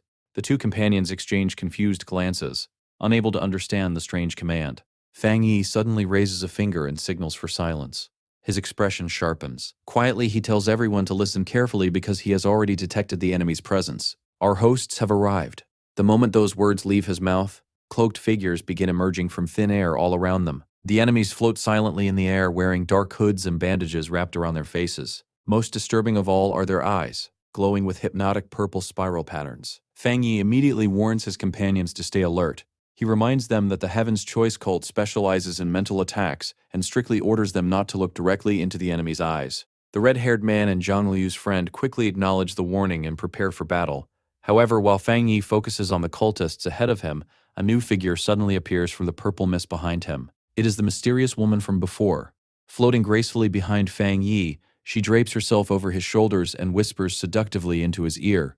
Teasingly, she asks why he warned everyone else not to look if he himself refuses to close his eyes. Activating her spirit creation realm technique known as disarming charm, she attempts to overwhelm Fang Yi's mind with hypnotic power while mockingly asking whether he wanted to keep her beauty all to himself. But Fang Yi does not react at all. Instead, a terrifying red glow slowly appears within his eye. A dangerous smile spreads across his face as he calmly asks whether she truly believed such a cheap trick could affect him. The woman's confident expression instantly collapses into shock. Within the spiritual realm formed by their mental confrontation, an enormous blood-red eye suddenly opens behind Fang Yi, completely overwhelming the woman's purple energy. Fang Yi coldly declares that since she was brave enough to approach him first, she deserves a special reward. At the same time, he admits that illusion-type pioneers like her are actually quite interesting to him. Inside the spiritual realm, Fang Yi activates the Spirit Turbid Eye technique. The woman from the Heaven's Choice cult recoils in horror. She cannot believe the sealer possesses illusion abilities, something their intelligence reports never mentioned. Forcing herself to calm down, she scoffs arrogantly and declares that illusion techniques are the Heaven's Choice cult's greatest specialty. She immediately pulls out a glowing purple pocket watch and activates her own illusion domain. Confident in the power granted by Father, she calls Fang Yi inferior and attacks without hesitation. Inside her illusion, Fang Yi is sliced cleanly in half. However, reality does not change. Fang Yi stands completely unharmed before her with a smug smile on his face. Calmly, he tells her to continue if she wants. The woman is left utterly stunned. Smiling faintly, he remarks that an energetic opponent like her makes the perfect experimental subject. A gigantic sphere of red energy suddenly materializes behind him. filled with endless screaming dark spirits. Before the woman can escape, Fang Yi's illusion completely engulfs her. Instantly, her world transforms into a living nightmare. Chains erupt from the darkness and bind her body before crucifying her above a massive sea of flames. Shadow monsters surround her from every direction while countless hostile red eyes stare into her soul. The pain feels horrifyingly real. Her own illusion abilities completely fail against Fang Yi's overwhelming spiritual power. Terrified, the woman screams that she is one of the chosen children of her god. She cannot accept being defeated in such a humiliating way, but the illusion only grows worse. Darkness consumes everything around her as her confidence shatters completely. Her mind begins collapsing under the pressure while she slowly forgets her own identity. Then Fang Yi descends before her like a divine judge. His terrifying presence completely crushes her remaining resistance. The woman finally realizes the truth. Her skills are insignificant before him. If she continues resisting, she will certainly die. With his glowing red eye fixed upon her, Fang Yi coldly orders her to reveal everything she knows about the Heaven's Choice cult's true objective. Trembling uncontrollably, the woman finally confesses that Father ordered them to eliminate the sealer in order to complete their grand plan. Fang Yi immediately demands more details. He asks about the plan itself, Father's location, and Zhonglu's whereabouts. The woman struggles desperately to answer. Stuttering in fear, she reveals that they are currently at the altar. However, before she can finish speaking, her expression suddenly twists into terror. A restriction hidden deep within her mind activates. In the next instant, a lethal force erupts from inside her body and kills her immediately before she can say anything else. Her lifeless corpse collapses before Fang Yi. Back in reality, the illusion world shatters and disappears. Looking down at the dead woman, Fang Yi quickly realizes what happened. The cult leader implanted forbidden restrictions into the minds of followers to ensure anyone attempting to reveal sensitive information dies instantly. The forest falls silent once again. Fang Yi calmly walks through the aftermath while his defeated companions slowly recover nearby. Suddenly, Fang Yi senses another presence watching him from the shadows. Without turning around, he calmly asks whether the observer was the one who silenced their own subordinate. Immediately, several cultists leap out from hiding. Purple energy swirls around strange clock-like weapons floating beside them as they angrily declare that capturing the sealer will make the Heaven's Choice cult famous throughout the nation. They surround Fang Yi from every direction and threaten to kill his companions unless he surrenders immediately. Fang Yi merely scoffs. A blade formed entirely of blazing fire appears in his hand. At the same time, his glowing red eye carefully analyzes every opponent. Although their spiritual power appears impressive on the surface, Fang Yi instantly notices the truth. Their foundations are terribly unstable. Their strength is hollow. Disappointed, Fang Yi tightens his grip on the flame sword. Then, with one devastating heavenly fire slash, he tears through the cultists' defenses effortlessly. Blazing flames explode across the battlefield as the enemies scream while being blown away through the forest. Fang Yi coldly remarks that their real combat strength is pathetic.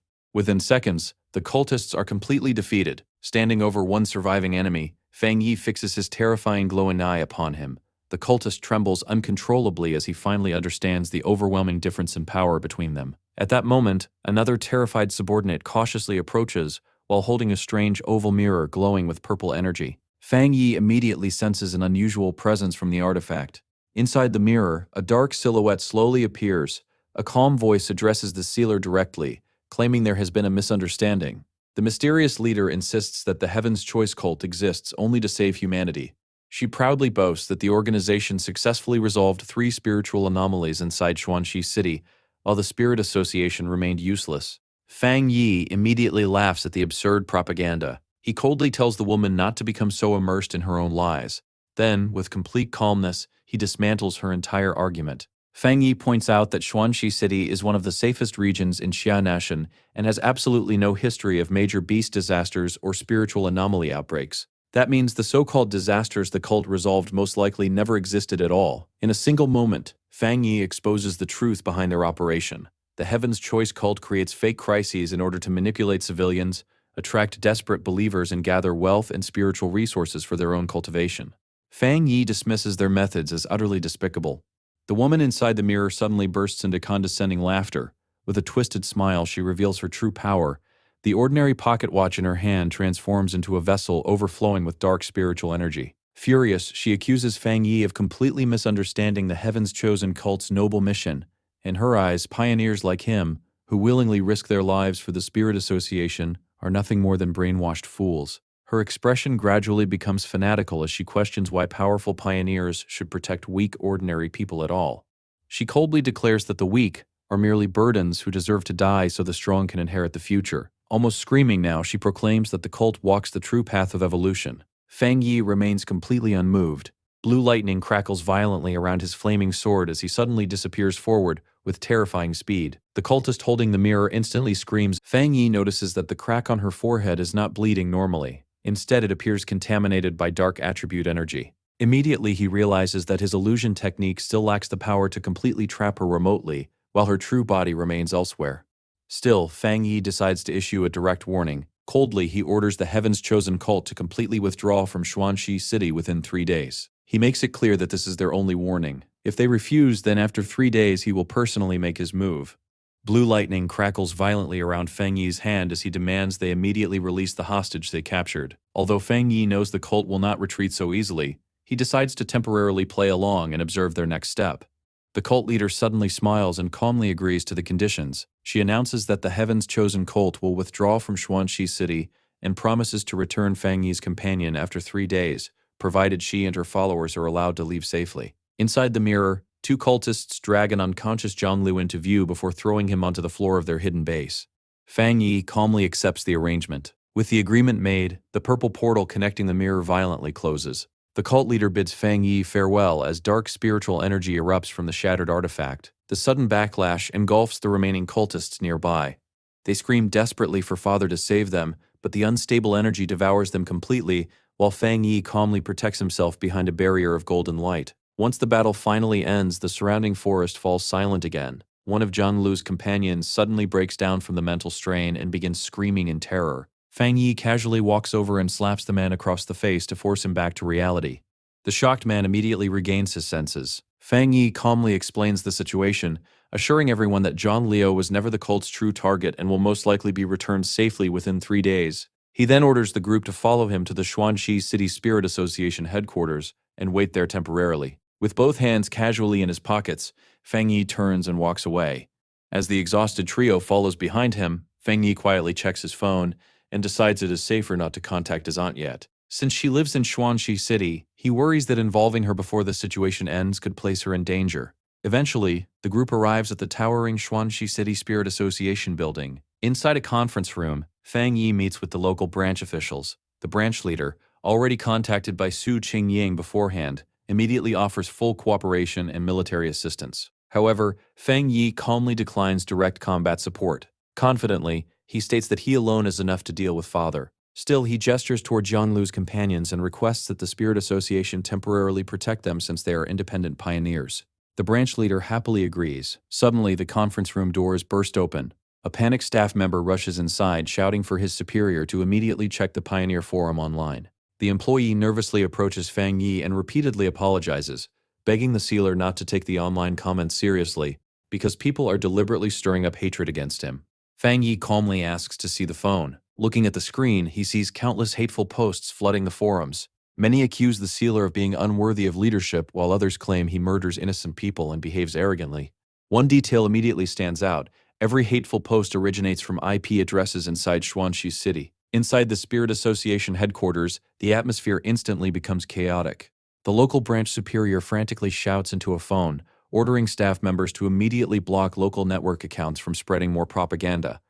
With growing dread, he realizes the Heaven's Chosen cult must be eliminated immediately before they completely destabilize the city. Meanwhile, inside the cult's dark cathedral headquarters, the cult leader stands above her followers while delivering a dramatic sermon. She claims to have foreseen a future where the chosen people are trapped within a prison of lightning and fire. Twisting reality, she describes Fang Yi's attacks as cruel persecution against the faithful. Floating above the crowd, she portrays the sealer as an evil monster who murders innocent believers. According to her, Fang Yi must be destroyed for the salvation of humanity. Soon, the cult's propaganda machine enters full operation.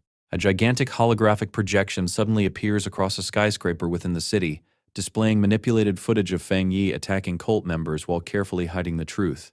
The crowd below erupts into cheers as the cult presents itself as the defender of justice. The propaganda spreads rapidly.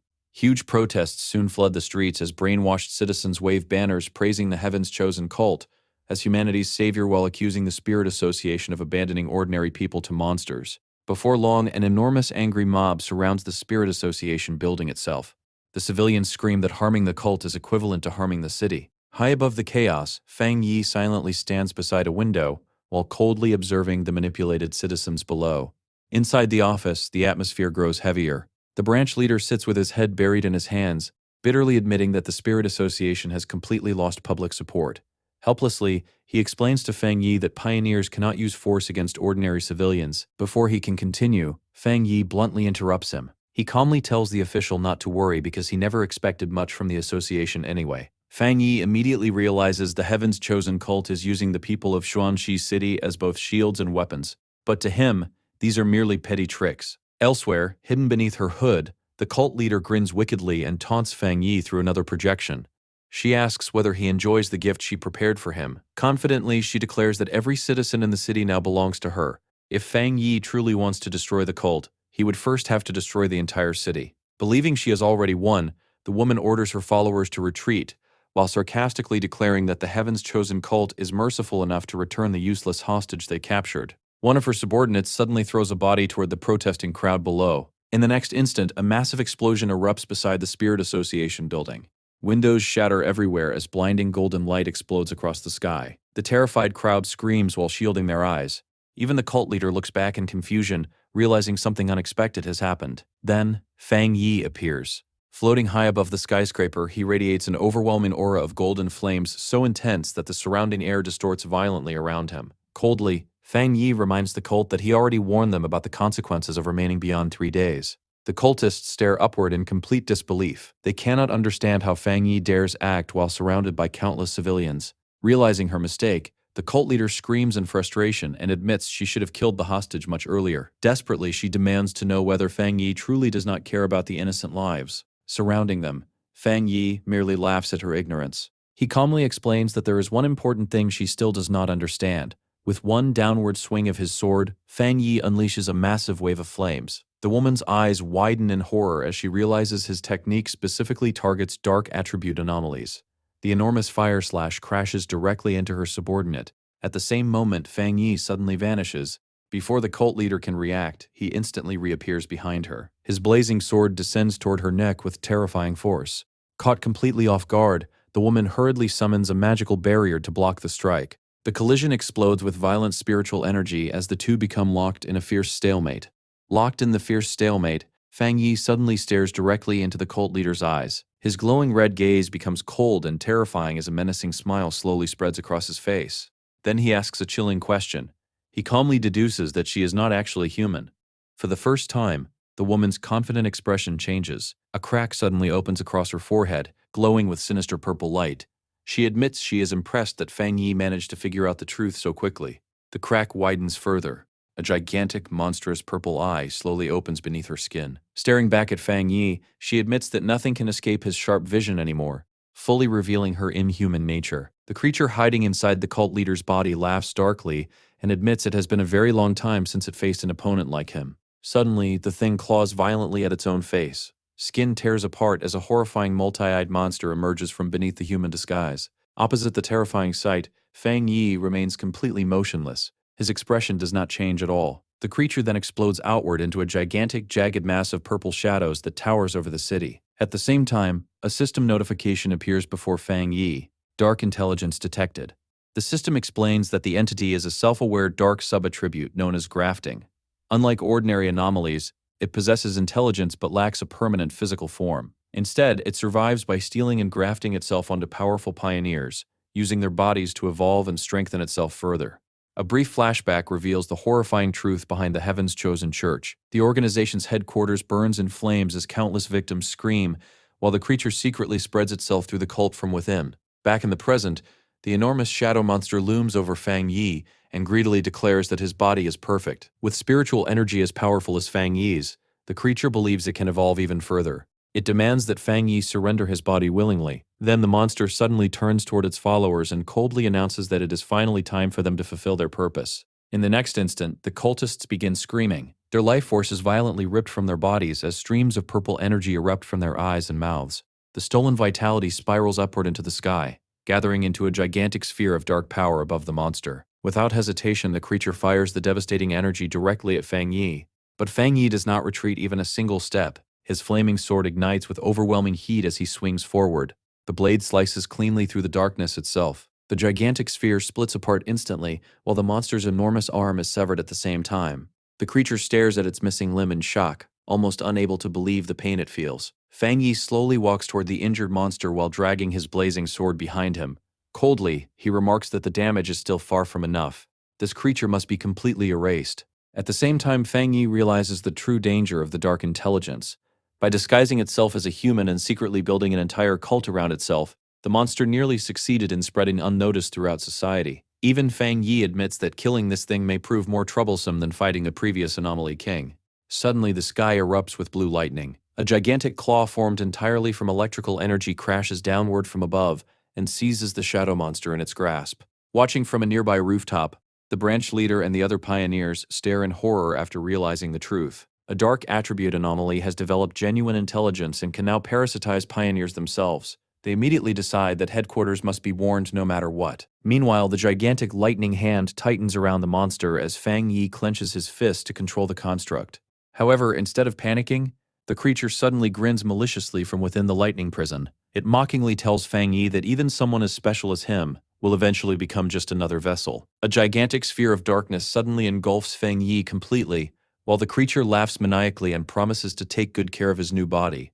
Across the city, people watch in terror as an enormous purple sphere appears in the sky with only a faint golden light shining from deep inside it. Inside the storm of darkness, Fang Yi unexpectedly smiles. He calmly admits that the dark intelligence truly is powerful. Even though the Yang attribute naturally counters darkness, Fang Yi can feel the creature suppressing him with overwhelming pressure. Then his expression suddenly becomes terrifying. Inside the darkness, his red eye slowly glows brighter and brighter. Fang Yi quietly tells the monster that there is one thing it still does not understand. Behind him, an enormous demonic red face formed from pure energy suddenly appears. Fang Yi coldly declares that he cannot be killed. The monster instantly senses something horrifying and screams in confusion, demanding to know what Fang Yi just meant. Outside the sphere, the watching group begins panicking. The red-haired man shouts in disbelief, asking whether the sealer was truly swallowed whole. Zhang Lu's friend trembles in terror while supporting the still injured Zhang Liu. The branch leader desperately orders everyone to stay calm and trust Fang Yi. At the same time, Zhang Lu slowly wakes up and immediately asks the question everyone fears most: did his master lose? But inside the chaotic purple dimension, Fang Yi is completely unharmed. He calmly walks through the endless storm while observing his surroundings. Quickly, Fang Yi realizes the truth. He is currently inside the Dark Intelligence's body. A system notification immediately appears before him. Death count 1.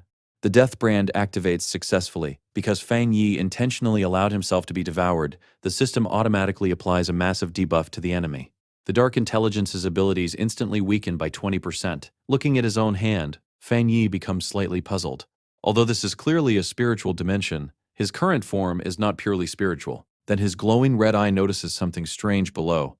Surrounding him are countless glowing blue ghost-like figures floating silently through the darkness. Fang Yi approaches one of them and immediately recognizes her appearance. It is the former female leader of the Heaven's Chosen Church. Quietly, Fang Yi asks whether she was the latest pioneer grafted by the monster. The blue spirit says nothing. Instead, she slowly kneels before Fang Yi. One after another, all the other ghostly figures kneel as well. Fang Yi narrows his eyes as he immediately understands what they are trying to tell him. They are begging for release, begging for freedom from the monster imprisoning them. Fang Yi quietly realizes the tragic truth. The real pioneers died long ago. What remains are only fragments of their trapped soul breaths, endlessly imprisoned inside the Dark Intelligence. Slowly summoning his sword, Fang Yi acknowledges the cruel reality that the monster's life force is intertwined with theirs. Destroying the Dark Intelligence means destroying the trapped souls as well. Still, Fang Yi decides that allowing them to remain imprisoned forever would be even crueler.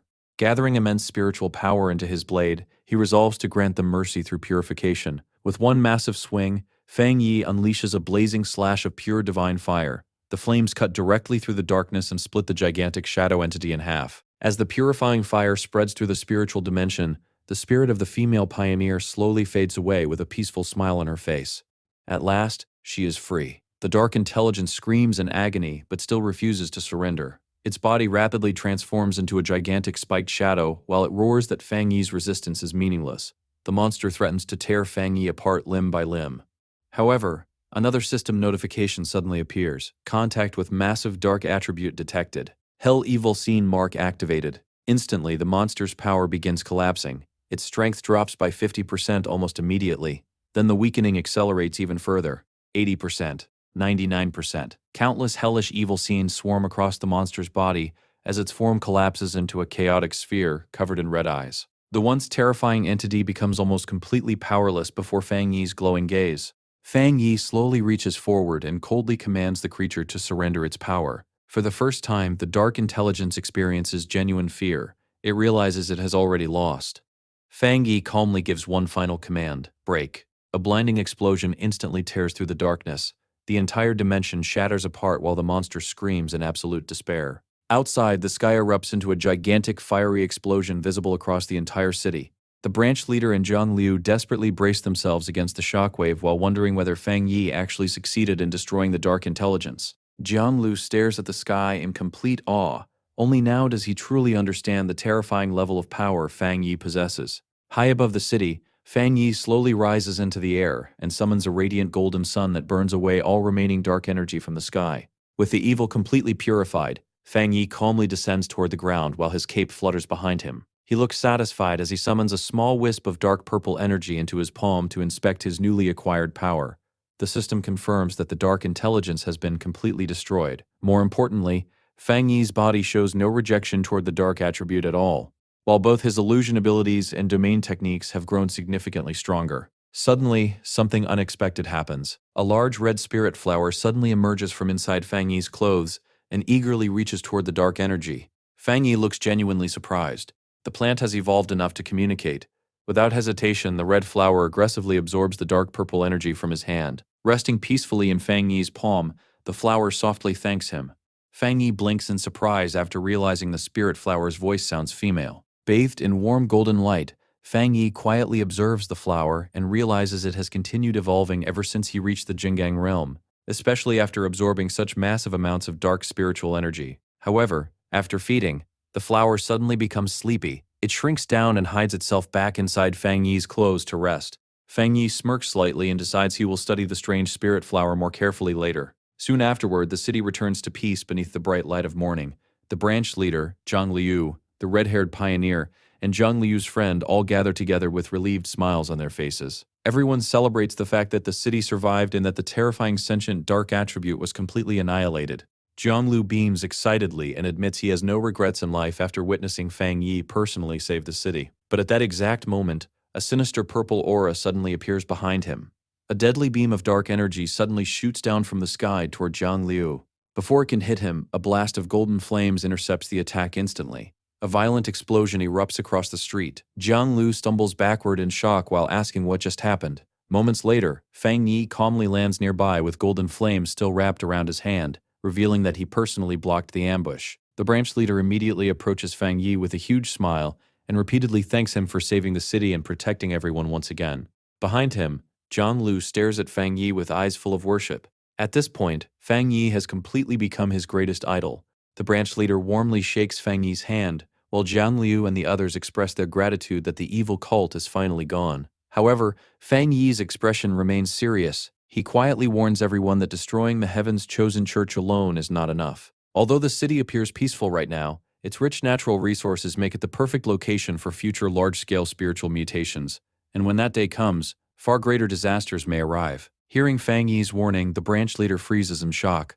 Cold sweat immediately forms on his forehead as he nervously tries to reassure Fang Yi that the Xuanxi City Spirit Association constantly patrols the nearby restricted areas and remains fully prepared for emergencies at all times. However, Fang Yi suddenly reveals something terrifying.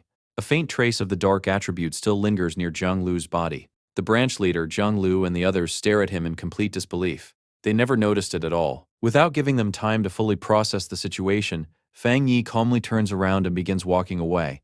In an indifferent voice, he instructs the branch leader to immediately take him to the city's restricted mountain area because he believes a major spiritual mutation is approaching. As he walks, Fang Yi checks his phone with a serious expression. Although he originally planned to visit his aunt after resolving the cult crisis, he quietly decides to postpone the visit until this new threat is dealt with first. Soon afterward, an official Spirit Association SUV speeds along a rough dirt road through the mountains surrounding Xuanxi City. The lush forest stretches endlessly around them, while spiritual mist drifts silently between the trees. Inside the vehicle, the branch leader drives enthusiastically while attempting to lighten the tense atmosphere. With an awkward smile, he asks Fang Yi whether he would like to visit the famous pandas or eat authentic hot pot after they finish handling the situation. Sitting calmly in the passenger seat with his eyes closed, Fang Yi politely refuses.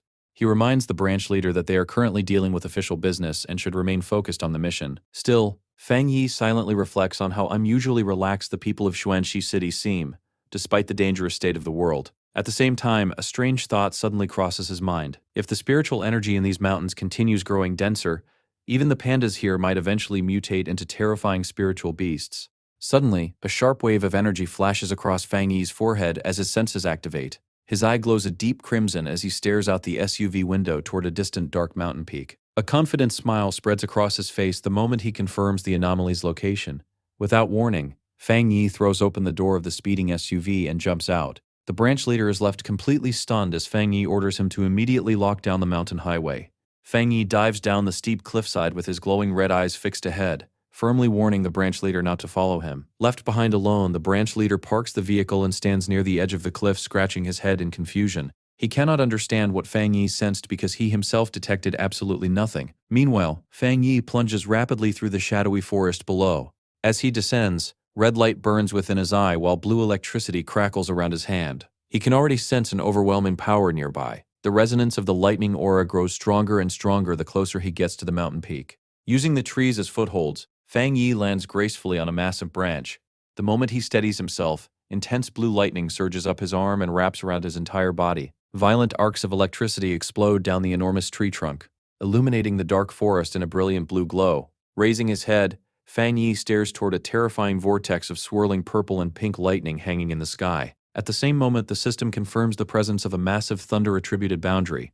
Narrowing his eyes, Fang Yi slowly raises his glowing hand toward the storm. Activating his divine thunder tempering technique, he unleashes a colossal blast of blue lightning upward. The powerful stream collides violently with the descending purple storm clouds, triggering a deafening explosion across the sky. Suddenly, Fang Yi's expression changes.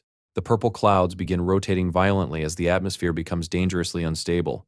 The system immediately issues a critical warning. A gigantic spear-like bolt of purple lightning descends from the heavens. It identifies the attack as the legendary divine punishment thunder, an unstoppable force of destruction. Reacting instantly, Fang Yi slams his hand onto the tree branch beneath him, channeling his blue lightning deep into the wood to stabilize himself. Crouching low with fierce determination, he shouts a command to draw the devastating heavenly thunder directly into his own body. The apocalyptic purple lightning crashes downward and collides head-on with the massive eruption of blue thunder rising from the forest where Fang Yi stands waiting. A blinding explosion consumes the entire mountain. The violent clash creates a towering pillar of light as Fang Yi stands firm against the overwhelming force. Inside the chaotic storm of energy, the system detects an enormous amount of thunder power and immediately begins processing it.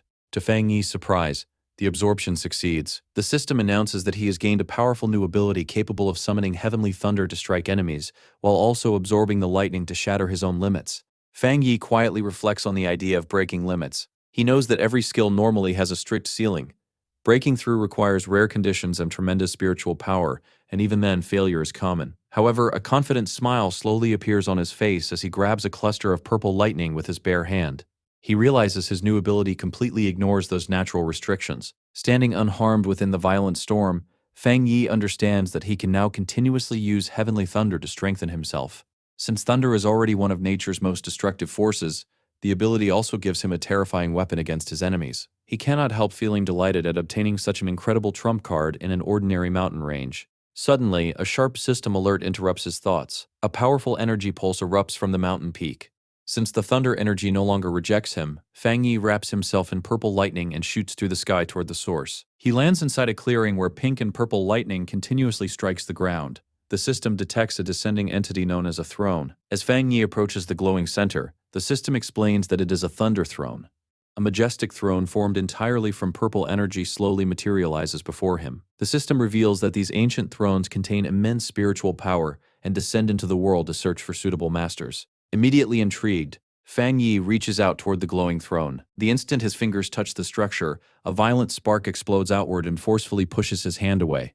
A system warning informs him that the Thunder Throne already possesses a master and is rejecting him. Surprised, Fang Yi looks closer and finally notices a tiny gourd vine growing peacefully atop the throne. He is completely astonished that such an ancient entity selected an ordinary plant as its master. Smiling faintly, Fang Yi realizes that in this new era of spiritual energy, every living thing possesses the chance to rise. Even a simple flower or blade of grass can encounter heaven-defying opportunities and become extraordinary. At that moment, the red spirit flower suddenly pops out from Fang Yi's coat and asks who is calling for it. Fang Yi lifts the flower toward the floating gourd vine, guessing that the vine sensed the flower's aura and wanted to communicate. The glowing purple gourd immediately begins moving happily through the air as if greeting an old friend. The spirit flower translates the vine's message. The vine politely greets them and says it wishes to become friends because they are the first beings of its kind it has ever encountered. Fang Yi cannot help feeling both amused and confused at being considered part of a plant's kind. Soon, however, he realizes the vine probably likes him because he absorbed the same thunder energy that powers the throne. The spirit flower then explains that the vine cannot leave yet. It absorbed too much energy and now requires a deep sleep to fully digest the throne's power. Understanding this, Fang Yi immediately realizes the vine has received an incredible opportunity. Once it completely absorbs the throne's immense spiritual energy, it will likely undergo a tremendous evolution just like the spirit flower did before. With a friendly smile, Fang Yi extends his hand toward the glowing vine, offering a handshake to the new master of the Thunder Throne. Although he arrived too late to claim the throne himself, Fang Yi has no intention of stealing it. Building a friendship with such a powerful existence is far more valuable than fighting for ownership. Watching the vine playfully interact with the spirit flower, Fang Yi notices that despite wielding terrifying thunder powers, the little creature possesses a gentle and innocent personality. He feels relieved knowing it holds no hostility toward humanity. However, his expression soon turns serious. He realizes this Thunder Throne cannot possibly be the only one awakening in the world. The thought of countless thrones descending across the globe immediately makes obtaining one of them a top priority. At the same time, he understands the terrifying danger involved. If a throne can choose a harmless plant as its master, then it can also choose a monstrous creature. Fang Yi imagines a lightning-powered monster destroying entire cities and instantly realizes humanity's survival will become far more difficult if evil beings obtain such opportunities. Standing up, Fang Yi decides he must report the existence of these thrones to the Spirit Association and the military so they can monitor future appearances. He also begins wondering whether a single person can claim multiple thrones at once. Before he can think further, the spirit flower suddenly interrupts him with a new message from the vine. The vine tells him to travel west. Fang Yi looks down in surprise as the spirit flower explains that the Thunder Throne has sensed the descent of a wood throne somewhere in the western region. A confident smile immediately appears on Fang Yi's face as he prepares to search for the next throne. However, before he can leave, the green vine gently wraps itself around his ankle to stop him. Confused, Fang Yi looks downward. The spirit flower explains that the vine wants him to stay temporarily and practice his new thunder ability here.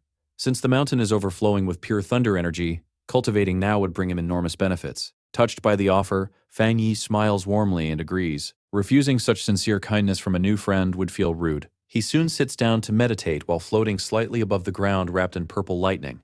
As he cultivates, Fang Yi silently appreciates the trust the vine has shown him by sharing such valuable spiritual energy. Fully activating his newly acquired Thunder Divine Limit skill, Fang Yi creates a massive storm of purple lightning around himself. Wanting to test the true extent of his power, he fires a gigantic blast of thunder energy into the dark sky.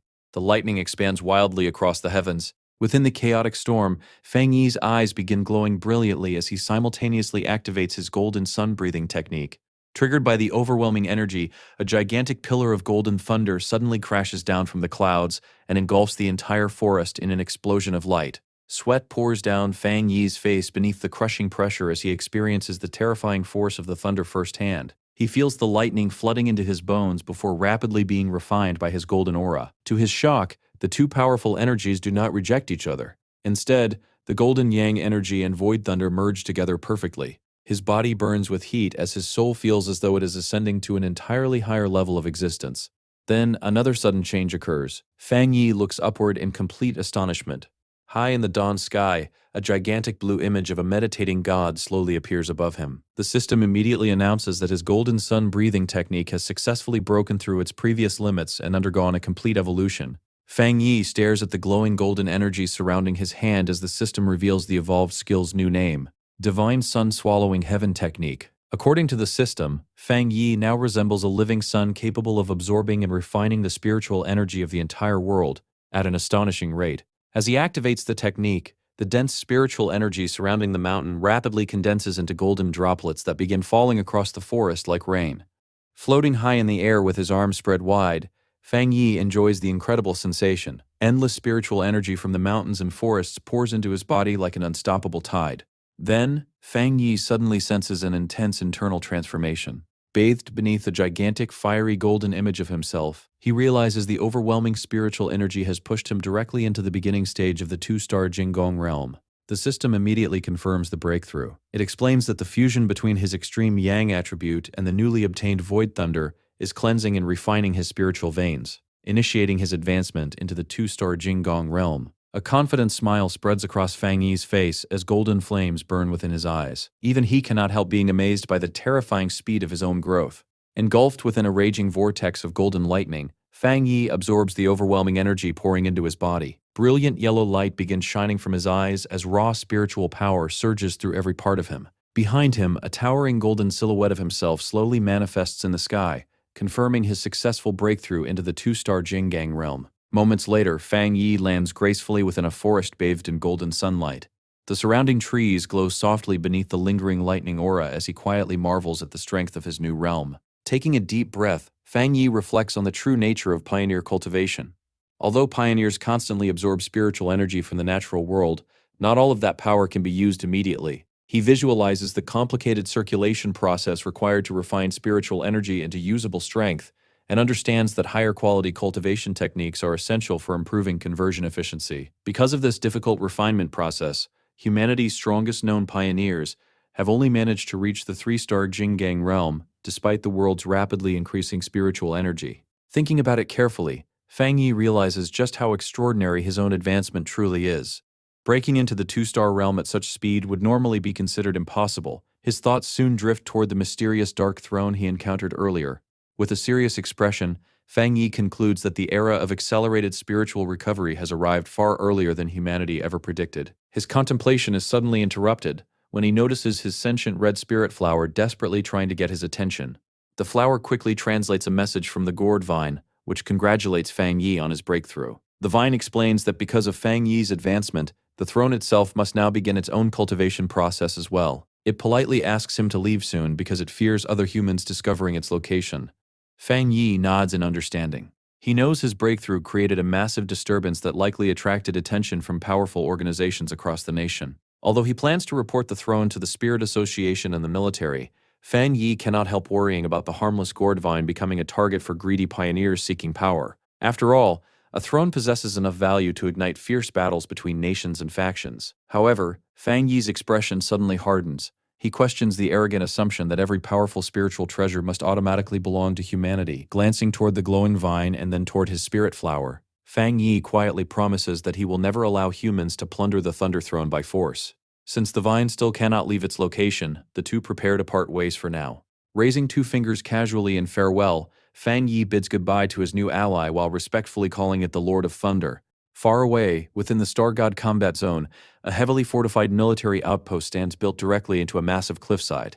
Inside the command center, Elder Wu calmly mentions that headquarters recently detected two enormous spiritual energy fluctuations within Xuanxi City. Both signatures reached a level comparable to the three-star Jinggang realm. He then asks what information the sealer reported. Zhao Lan quickly summarizes Fang Yi's findings. She reveals that Fang Yi successfully advanced into the two-star Jinggang realm and also warned them about an S-class spiritual phenomenon known as a throne. According to his report, Fang Yi has formally requested military assistance in investigating the matter. Elder Wu listens silently without showing any visible reaction. Surprised by his calmness, Zhao Lan asks whether he is not shocked by the rapid escalation of events. Elder Wu replies evenly that the accelerated resurgence of spiritual energy was always expected. According to him, the appearance of high-level opportunities like thrones was one of the scenarios the nation had already predicted. Zhao Lan then mentions that Elder Wu himself has remained at the half-step Jinggang realm for a very long time, and asks whether he is finally approaching a breakthrough. Elder Wu calmly confirms it. As abnormal spiritual activities continue increasing worldwide, many pioneers are beginning to advance rapidly. Even he can finally sense signs of his own impending breakthrough.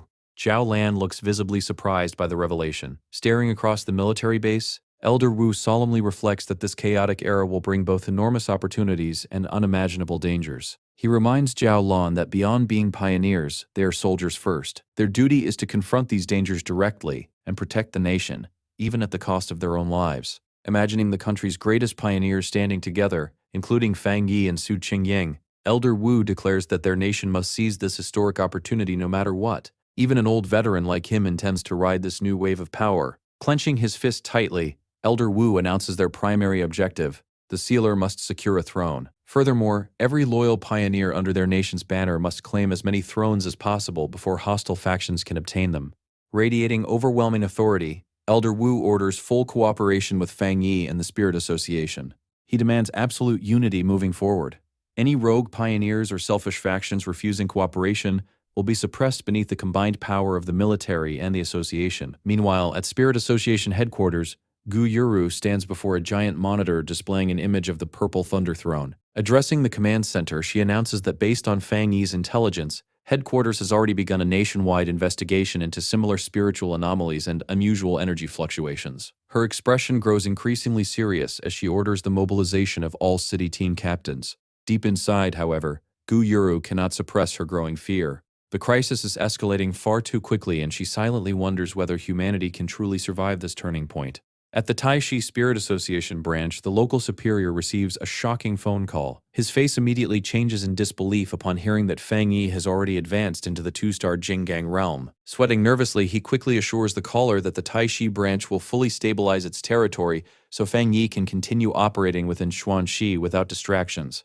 After lowering the phone, the superior turns towards Su Qingying and confirms Fang Yi's breakthrough. Su Qingying smiles proudly. She remarks that Fang Yi is now officially the nation's second strongest pioneer, surpassed only by Elder Wu himself. She also notes that Taishi City is benefiting greatly from Fang Yi's growing reputation. However, her expression soon becomes awkward as she rubs her forehead helplessly. She admits that she had become somewhat arrogant after reaching the half-step Jinggang realm herself. She never expected the worldwide spiritual energy surge triggered by Fang Yi to escalate this dramatically. The superior's face turns grim. If Taishi encounters another catastrophe even worse than the previous disaster, the city may not survive at all. With determination in his eyes, he vows that they must protect their city no matter what so they do not become a burden to Fang Yi. 10 hours later, an emergency meeting is held at the Xuanxi Spirit Association. All pioneer captains from the surrounding cities gather around a massive conference table while Gu Yuru stands at the front of the room, before a projection of the throne. She reports that after receiving Fang Yi's intelligence, headquarters discovered more than 20 similar spiritual anomalies worldwide. However, they still cannot confirm whether every anomaly is truly a throne. A detailed national map soon appears on the screen, revealing 7 confirmed locations with matching energy signatures inside their country. Song Yi Ming, the captain of Fengxi and a newly advanced first-level Jinggang realm pioneer, casually props his boots onto the conference table with a grin. He immediately points out the obvious issue. There are only 7 potential thrones, but far more captains present in the room. With obvious greed in his voice, Song Yiming questions how the association plans to distribute such limited resources. Nearby, Wang Lan, the captain of Haishi and a half-step Jinggang realm pioneer, calmly prepares tea as if ignoring the tension entirely. Without even looking up, Wang Lan tells Song Yiming to remove his feet from the conference table during the meeting. Song Yiming instantly becomes furious. Insulted by someone at a lower realm daring to lecture him, he glares at Wang Lan and challenges his right to speak. A powerful surge of wind energy bursts across the table as Song Yiming attempts to intimidate him while mocking his desire to claim a throne. Wang Lan remains perfectly calm. With a single spark of lightning energy, he stabilizes his teacup against the violent wind before calmly replying that everyone in the room desires a throne, making Song Yiming's intimidation meaningless. The other captains silently observe the growing conflict. Among them, Chen Rou, the captain of Ye Shi, sits quietly while coldly watching the confrontation unfold. Leaning closer with a malicious grin, Song Yiming continues provoking Wang Lan. He mocks his abilities and questions how someone with his attributes could ever hope to obtain a throne. He even insults Haishi City for appointing him as captain. Finally losing patience, Wang Lan raises his hand and forms a swirling vortex of water and spiritual energy, preparing to retaliate. Before violence can erupt, Gu Yuru slams both hands onto the conference table and furiously orders them to stop. She strictly forbids any fighting during the emergency meeting. At that exact moment, a terrifying aura suddenly crashes down upon the entire room. Gu Yuru, Wang Lan, and Song Yiming instantly freeze in shock beneath the oppressive pressure. Song Yiming is violently slammed back into his chair as enormous phantom-like hands formed from dark purple energy pin him down completely. Terrified, he gasps for breath beneath the crushing force. Sweat pours down his face as he desperately wonders whether Elder Wu himself has arrived. Then, accompanied by crackling golden energy, Fang Yi calmly steps through the doorway. The gathered captains immediately sense the horrifying power radiating from him. The pressure feels frighteningly close to the peak of the three-star Jinggang realm. Song Yiming trembles violently as he realizes the overwhelming aura does not belong to Elder Wu.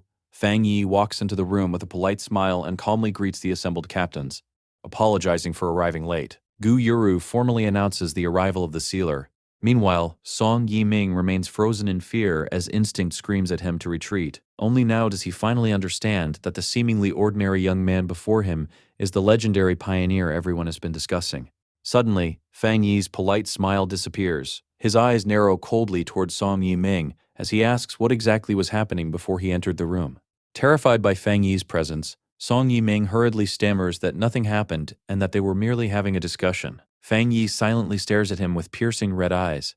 Pinned beneath the dark purple energy claw, Song Yiming cannot comprehend how his first-level Jinggang realm cultivation has been completely suppressed without resistance. After easing the pressure slightly, Fang Yi calmly takes a seat at the conference table. He greets Wang Lan and Chen Rou casually, mentioning that it has been a long time since they last met. Wang Lan respectfully welcomes Lord Sealer and explains they were discussing the newly discovered thrones. Leaning back in his chair, Fang Yi states that he came specifically to share important intelligence. As a member of the Spirit Association, he confirms that the Xuanxi Mountain anomaly is indeed a thunder-attributed throne possessing world-altering power. Then Fang Yi reveals a shocking detail. The master of the Thunder Throne is a sentient gourdvine. The room instantly erupts into outrage. Several pioneer captains angrily argue that allowing a mere plant to possess such divine power is a complete waste. According to them, a throne should belong to a capable human pioneer instead. Song Yiming immediately slams both hands onto the table in agreement. He loudly insists that they should forcibly seize the throne, claiming their nation would become a laughingstock if a plant controlled such power. Fang Yi's expression instantly turns ice cold. In a chilling voice, he declares that he will never allow such a thing to happen. The entire room falls silent. Fang Yi slowly addresses everyone present, making his position perfectly clear. If anyone attempts to steal the Thunder Throne, then he, the sealer himself, will personally take it back. The terrifying seriousness behind his words leaves every captain frozen in stunned silence. Then suddenly, a single bandaged arm rises into the air. Breaking the suffocating tension, Chen Rou calmly raises her hand and openly agrees with Fang Yi's decision, warning the gathered captains not to underestimate plants favored by spiritual energy. She reveals that even before the meeting began, the mountain territory surrounding the Thunder Throne had already transformed into a deadly purgatory filled with violent lightning storms. Wang Lan also raises his hand in support of Fang Yi. Seeing that the room is no longer on his side, Song Yiming reluctantly backs down. With clear frustration in his voice, he suggests they focus on searching for new, unclaimed thrones instead. Gu Yuru quietly sighs in relief. She realizes once again just how valuable Fang Yi's intimidating presence has become for maintaining order among these increasingly powerful pioneers. Internally, she reflects on how difficult it has become for the Spirit Association to control top-tier awakened individuals as the world rapidly changes. Turning toward the large map displayed at the front of the room, Gu Yuru begins assigning search regions based on detected spiritual fluctuations. She divides the captains into 4 operational zones and clarifies the association's official stance. They will not interfere with open competition for thrones. However, concealing the discovery of a throne from the association is strictly forbidden. Before the meeting can continue further, a panicked staff member suddenly bursts into the room. Breathing heavily, the man urgently reports that the Lord of Thunder has already evolved. The room instantly falls silent. The staff member explains that surveillance drones can no longer approach the mountain because the raging lightning storms destroy everything that gets too close. Worse still, the entity's spiritual power readings continue rising far beyond expectations. Then he reveals the shocking conclusion. The Lord of Thunder's current power has already reached the 3-star Jinggang realm. The announcement sends waves of fear through the gathered captains. A being with that level of power could easily dominate the nation. Unlike the tense room around him, Fang Yi remains perfectly calm. In his opinion, such explosive growth is not surprising at all considering the Thunder Throne contains ancient power beyond modern understanding. Glancing at the weather forecast predicting severe thunderstorms across the region, Fang Yi decides he should revisit the mountain and check on his plant companions personally. With the situation settled for now, Gu Yuro officially adjourns the meeting. The various captains leave the conference room with determined expressions as she wishes them luck in securing thrones of their own. As Fang Yi prepares to leave, Gu Yuru suddenly calls out to him. She relays a direct message from headquarters asking him to remain within Xuanxi City for the time being. Fang Yi pauses and looks back at her. Gu Yuru explains that headquarters fears rogue pioneers may attempt to attack the Thunder Throne. At the same time, the mysterious dark intelligence incident appears to have gone quiet recently. Hearing that, Fang Yi narrows his eyes. He immediately asks whether the association suspects the shadow monster survived. Adjusting her glasses, Gu Yuru confirms his suspicion. She explains that both the throne phenomena and the shadow monster are products of the world's rapid spiritual recovery. While the association can monitor the ancient energy emitted by thrones, they worry that remnants of the dark intelligence may still be hiding after Fang Yi severely weakened and trapped it within Xuanxi. Even in its damaged state, the creature could still become a catastrophic threat. Fang Yi silently glances down at his phone. His thumb briefly hovers over his aunt's contact information before he calmly locks the screen again, deciding to postpone his family visit for now. He admits that Gu Yuru's caution makes sense. In truth, he had already reached the same conclusion himself. Until the situation becomes clearer, he has no intention of leaving the city. Later that night, Fang Yi returns to the restricted mountain zone. He calmly walks through the violent purple lightning storms without the slightest fear. Bolts of thunder crash around him continuously, yet instead of hostility, Fang Yi feels as though the storm itself is welcoming him back. Smiling faintly, he decides to use the abundant thunder energy to improve his cultivation techniques even further. As Fang Yi approaches the glowing thunder throne, a calm voice suddenly speaks. The voice remarks that Fang Yi's cultivation speed has already surpassed its own.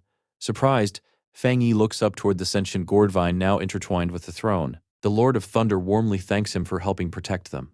Almost immediately, he realizes the vine has already developed intelligence comparable to a human's. Considering its cultivation level, such evolution is only natural. The vine explains that the throne itself informed it about the meeting and revealed that Fang Yi defended them against the other pioneers. In gratitude, it offers Fang Yi access to its spiritual energy and admits it had been worried he would never return. The red spirit flower instantly pops out from Fang Yi's clothes, excitedly demanding a share of the spiritual energy as well. Holding golden flames in his hand, Fang Yi laughs softly and admits he planned to let the spirit flower cultivate alongside him from the beginning. Accepting the Lord of Thunder's offer, Fang Yi sits cross-legged on the ground and begins meditating while the spirit flower settles happily beside him. In response, the gourd vine releases enormous streams of purple lightning and spiritual energy toward them. Inside the raging energy vortex, the red spirit flower spins joyfully while greedily absorbing the immense power to fuel its own growth. Meanwhile, Fang Yi focuses completely on his cultivation. Engulfed in lightning and golden flames, he uses the environmental pressure to force his red fire blade technique toward another breakthrough. Golden light blazes inside his eyes as he commands a gigantic fiery blade to manifest above him. The massive sword descends from the sky, radiating terrifying heat while violently clashing against the thunderstorm overhead. Immediately, the system detects an enormous influx of thunder power. As the blade absorbs the violent lightning surrounding it, the system confirms that the red fire blade technique is now capable of evolving. Fang Yi concentrates deeply as he refines the chaotic energies into his technique. Towering pillars of golden fire and blue lightning erupt around him, while the skill charges beyond its former limits. Then suddenly, Fang Yi's eyes snap open. Crimson light explodes from his pupils as the system announces that the red fireblade technique has successfully evolved. Gripping the upgraded sword tightly, Fang Yi swings downward with devastating force. The evolved technique now perfectly fuses fire and thunder attributes together. The instant the slash erupts outward, a terrifying explosion of lightning and flames tears through the mountain, completely obliterating the ground in its path. The system immediately informs Fang Yi that heavenly thunder has tempered his blade technique, allowing it to shatter its original limitations and evolve into a fused thunderfire attribute weapon. As Fang Yi raises the glowing blade, the system confirms that the enhancement process is finally complete. The sheer power released by the breakthrough causes a spectacular eruption of fire and lightning to explode from the mountain peak. Far away from the restricted zone, Wan Lan and Chen Ruo witness the massive fiery storm rising into the night sky. Both of them instantly recognize Fang Yi's aura and cannot help wondering what exactly he is doing inside the Thunder Throne's territory.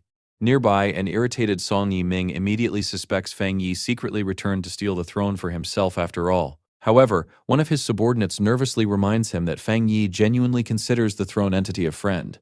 Back at the Spirit Association, emergency alarms begin blaring loudly throughout the monitoring department. Staff members hurriedly report that the restricted zone's energy concentration has already exceeded all observable limits. Their surveillance drones are being destroyed before they can even approach the mountain. Watching the distant glow with growing anxiety, the branch leader fears Fang Yi may actually be locked in a brutal battle against the throne itself. Meanwhile, atop the mountain, Fang Yi stares at his newly evolved sword with satisfaction. The glowing weapon feels as though it has been completely reforged by the overwhelming power flowing through it.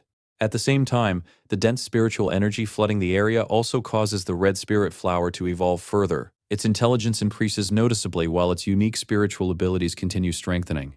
Overflowing with excitement, the massive flower happily intertwines itself around the glowing throne, while dancing through the surrounding flames. The spirit flower enthusiastically tells Fang Yi how wonderful the new power feels.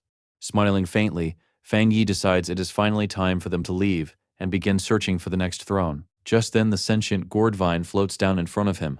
The Lord of Thunder warmly congratulates Fang Yi on achieving such an incredible breakthrough before revealing something important. During its cultivation, it received a strange premonition. Another throne will descend very soon. More importantly, its aura possesses a deeply opposing yet complementary connection to Fang Yi's spirit flower. Hearing those words, Fang Yi immediately understands. If the throne both opposes and complements the flower, then it must possess a wood attribute. The glowing gourd vine confirms his conclusion and reveals that the new throne has already begun descending somewhere in the distance. A wave of green spiritual energy suddenly flows from the vine toward Fang Yi as it offers to share the location through their spiritual connection. Closing his eyes, Fang Yi calmly accepts the transmission. Moments later, a confident smirk appears across his face as he opens his eyes again. He has successfully obtained the exact coordinates. The scene soon shifts toward a sprawling neon-lit metropolis glowing beneath the night sky. Fang Yi immediately identifies the location as Yun City. Located roughly 2 hours away from Xuanxi City, Yun City is famous throughout the nation for its unimaginable wealth and extravagant lifestyle. However, beneath the city's glamorous exterior lies a brutal and lawless underworld. Yun City possesses the highest crime rate in the country, and its streets are controlled almost entirely by ruthless local gangs and underground forces. Arriving in the downtown district, Fang Yi calmly walks through the crowded streets illuminated by flickering neon signs. As he observes the rough-looking armed pioneers loitering around bars and alleyways, Fang Yi recalls information provided by the Spirit Association. Attempts to establish an official branch within Yun City have repeatedly failed because the local gangs maintain overwhelming control over the territory. Most awakened individuals in the city refuse to cooperate with government authorities altogether. As a result, Yun City remains one of the few lawless regions in the nation without an official Spirit Association branch or appointed captain. Suddenly, Fang Yi senses a sharp disturbance in the atmosphere. At the same moment, the red spirit flower emerges from his coat and urgently tugs at his sleeve. Fang Yi immediately confirms the flower's reaction. Both of them can clearly sense a powerful new energy emerging somewhere to the west. Far beyond the crowded city streets, at the base of a massive dark mountain, stands a luxurious private estate overflowing with extravagant lights. Inside the enormous mansion grounds, a lavish nighttime pool party hosted by Yun City's elite is already underway. A bodyguard wearing dark sunglasses quietly approaches the host of the extravagant pool party and whispers urgent news into his ear. Hearing that unfamiliar pioneers have appeared near the mountain, the host raises an intrigued eyebrow. The man is Zhang Gensheng, the infamous underground kingpin who controls Yun City. Throwing open his expensive jacket arrogantly, Zhang Gensheng laughs loudly and boasts that no one dares cause trouble within his territory. However, his laughter suddenly stops. A blinding eruption of green light explodes from the mountain directly behind the estate. The descending wood throne crashes into the mountain peak like a meteor, forming a colossal sphere of pure green energy. The impact unleashes a devastating shockwave that tears across the surrounding area. Even the distant mansion is hit by the force. Glass windows shatter instantly as debris flies across the estate. Party guests scream in panic while Zhang Gensheng stares toward the mountain in complete shock. Recovering from the sudden chaos, Jiang Gensheng's expression twists with fury. Accompanied by his bodyguard, he aggressively marches toward the mountain while shouting that he wants to see who has the courage to run wild on his property. 2 minutes later, Jiang Gensheng and his subordinate arrive deep within the forested mountain area now overflowing with dense green spiritual energy. Before they can advance any farther, they are stopped by Fang Yi. Standing calmly within the eerie green light, Fang Yi quietly notes that the source of the disturbance lies just ahead. Infuriated by the interruption, the bodyguard instantly lunges through the air toward Fang Yi. With murderous force behind his fist, he demands to know who dares trespass on young Master Jiang's private territory. As the heavy punch races toward his face, Fang Yi merely scoffs at the arrogant claim. Without even removing his other hand from his pocket, he casually catches the bodyguard's fist in midair. The attacker's momentum comes to a complete stop. The bodyguard's eyes widen in disbelief. Fang Yi slowly raises his glowing red eyes and coldly informs them that the mountain is national land belonging to all the citizens of Yun City. Then he calmly declares that from this moment onward, the territory falls under the jurisdiction of the Yun City Spirit Association. With a burst of fiery energy erupting from his palm, Fang Yi effortlessly blasts the bodyguard backward while mocking their ridiculous claim of ownership. Meanwhile, deeper within the forest, Zhang Gensheng has already reached the newly descended wood throne. Dark green vines violently wrap around his body as the sentient throne rejects him. However, Zhang Gensheng refuses to accept reality. Struggling furiously against the vines, The arrogant kingpin screams that the throne belongs to him simply because it landed inside his territory. Forcing his way through the vegetation with brute spiritual power, he continues shouting that the seat of power must submit to him. He even threatens to destroy the ancient relic if it continues rejecting him. Watching the pathetic scene unfold from nearby, Fang Yi lets out an amused laugh. Startled by the sound, Zhang Gensheng spins around furiously and demands to know who is hiding nearby. Fang Yi casually walks forward past the enraged boss, while calmly explaining that high-level treasures possess awareness and choose their own masters. Then he bluntly tells Zhang Gensheng the truth. He lacks the qualifications to command a wood throne. Deeply insulted, Zhang Gensheng stares at Fang Yi in disbelief as the young pioneer calmly approaches the swirling green energy surrounding the throne. Unable to tolerate the humiliation any longer, Zhang Gensheng suddenly lunges toward Fang Yi's exposed back. Then everything stops. Jiang Gensheng freezes in place. His eyes widen with absolute terror. Without even turning around, Fang Yi silently summons his massive sentient red spirit flower to block the attack. Towering before him like an ancient monster, the enormous spirit plant radiates overwhelming pressure. Jiang Gensheng trembles uncontrollably. Fang Yi casually remarks that the notorious kingpin of Yun City is somehow even weaker than his own bodyguard. With a mocking smile, Fang Yi dismisses him as a complete disappointment. Leaving the terrified gang leader behind, Fang Yi walks alone toward the colossal wood throne. The throne's swirling green energy intensifies around him as the system suddenly announces that the ancient relic is beginning its master selection process. Moments later, the system confirms the result. The wood throne has chosen Fang Yi's sentient red spirit flower as its new master. Immediately, a massive eruption of green energy explodes from the mountain peak. A gigantic pillar of bright green light pierces the night sky, becoming visible even from distant Xuanxi City. At Spirit Association headquarters, Gu Yuru and Wang Lan instantly notice the terrifying energy fluctuation. Gu Yuru immediately realizes that the wood throne has successfully found a master. Her expression turns anxious. If a rogue pioneer from lawless Yun City obtained the throne, the entire situation could spiral out of control. Without hesitation, she immediately calls Fang Yi. Fang Yi calmly answers the call while gazing at the enormous spirit flower standing beside the throne. He casually notes that the pioneers back in Xuanxi City must have already seen the massive energy eruption. Gu Yuru hurriedly asks whether Fang Yi himself claimed the throne. Standing before the gigantic flower, Fang Yi calmly explains that the throne's master is not human. He further explains that because he possesses the rare desolate attribute, he has always treated the flower as a companion and pet. The revelation leaves Gu Yuru completely speechless. Before she can even recover from the shock, Fang Yi casually adds that he already defeated Yun City's infamous gang boss Zhang Gensheng, who currently lies unconscious at his feet. He advises the Spirit Association to immediately move into Yun City and clean up the remaining gangs while they still have the opportunity. After ending the call, Fang Yi smiles warmly toward the spirit flower and congratulates it on obtaining the throne. However, he also understands that the flower must remain on the mountain to absorb and refine the throne's enormous power. For now, they must separate. Watching the flower settle atop the glowing wood throne, Fang Yi suddenly feels like a parent dropping a child off at school for the first time. The sentient flower sadly asks when it can return to his side. Fang Yi smiles softly and tells it to focus on training hard and enjoying its new power. He estimates they will reunite once the flower successfully reaches the Jinggang realm.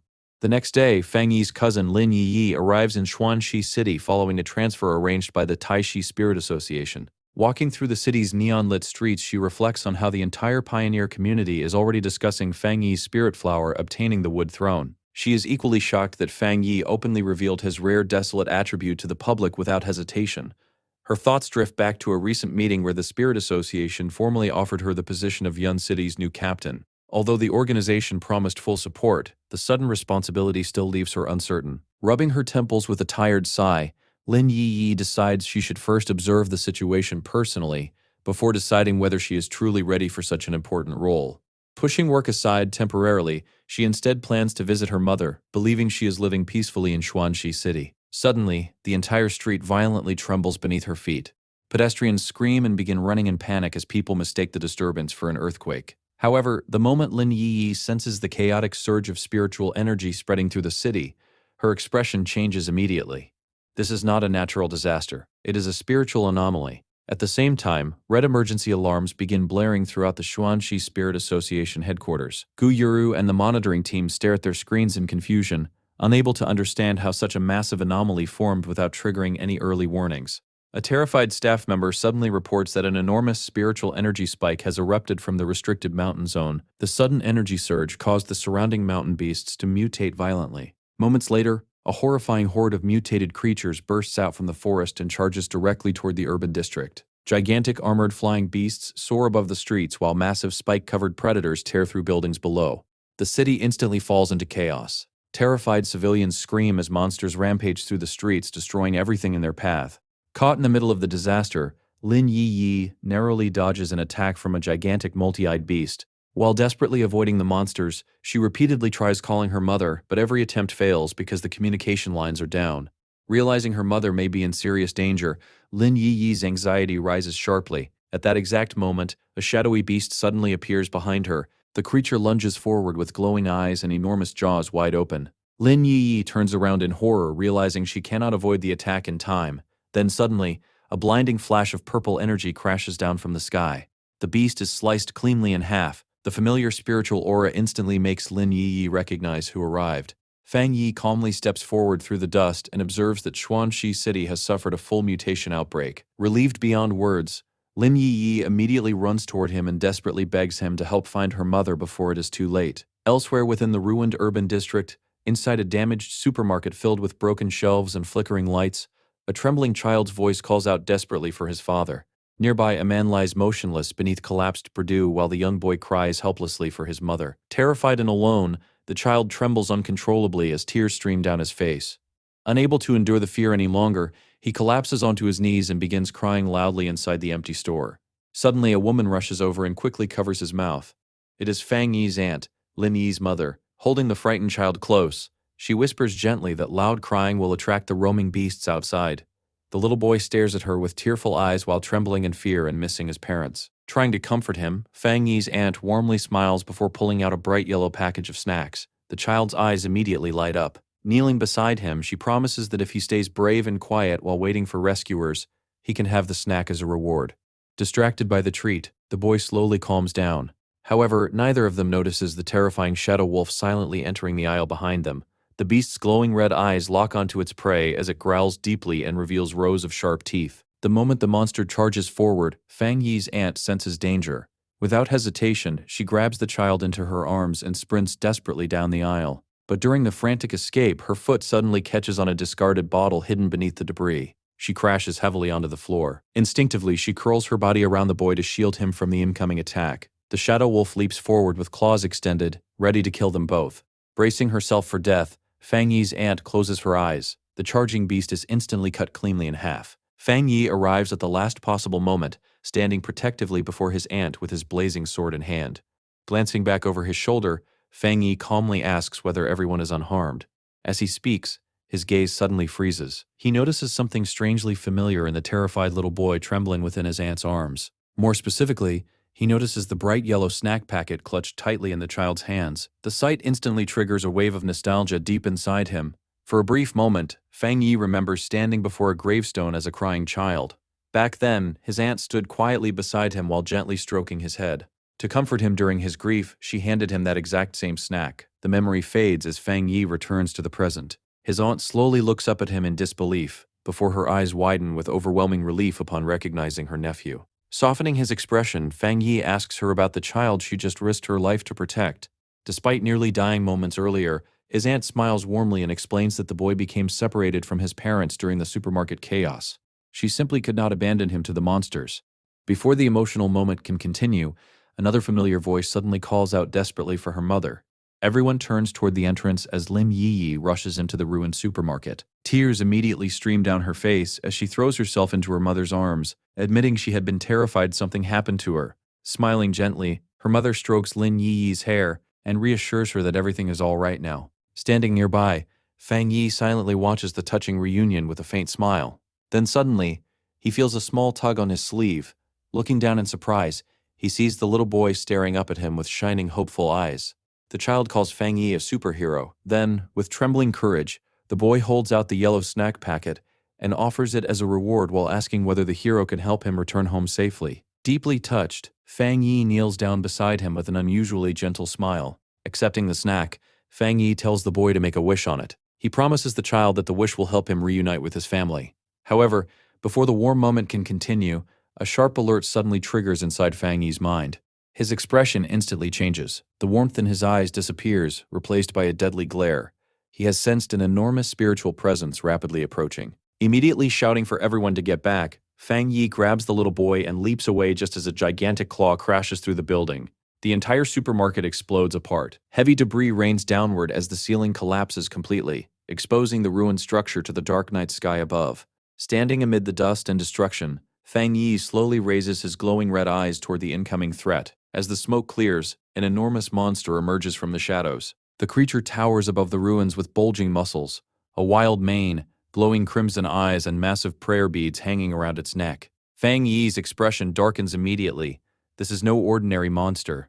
It is the Beast King leading the mutated horde. Without hesitation, Fang Yi unleashes a massive wave of golden spiritual energy, creating a powerful barrier around his aunt, Lim Yi Yi, and the little boy.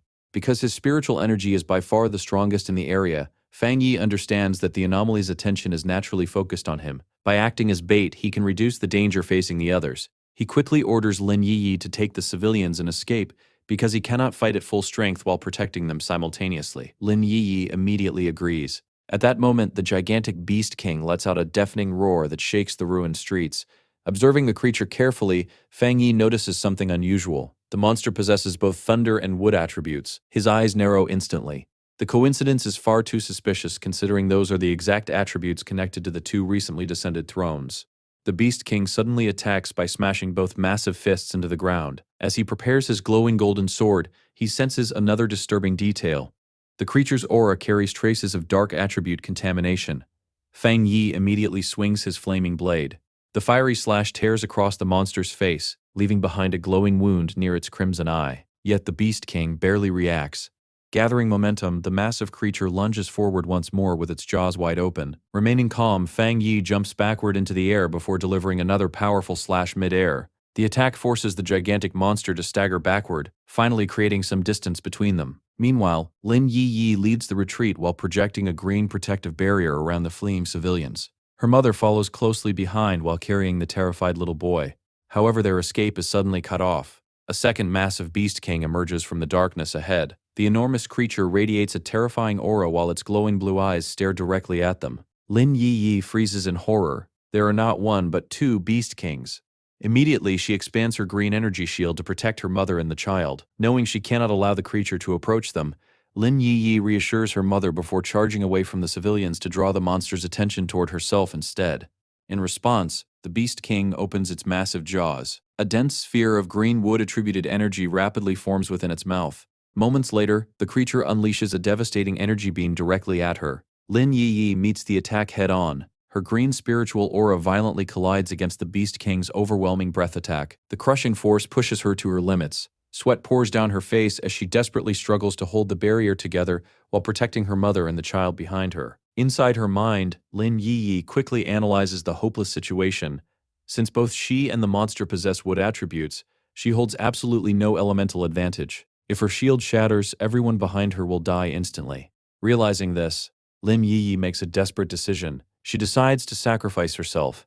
Believing the Beast King would gain little from ordinary humans but might be satisfied consuming a spiritually rich pioneer like herself, she hopes to exchange her life for theirs.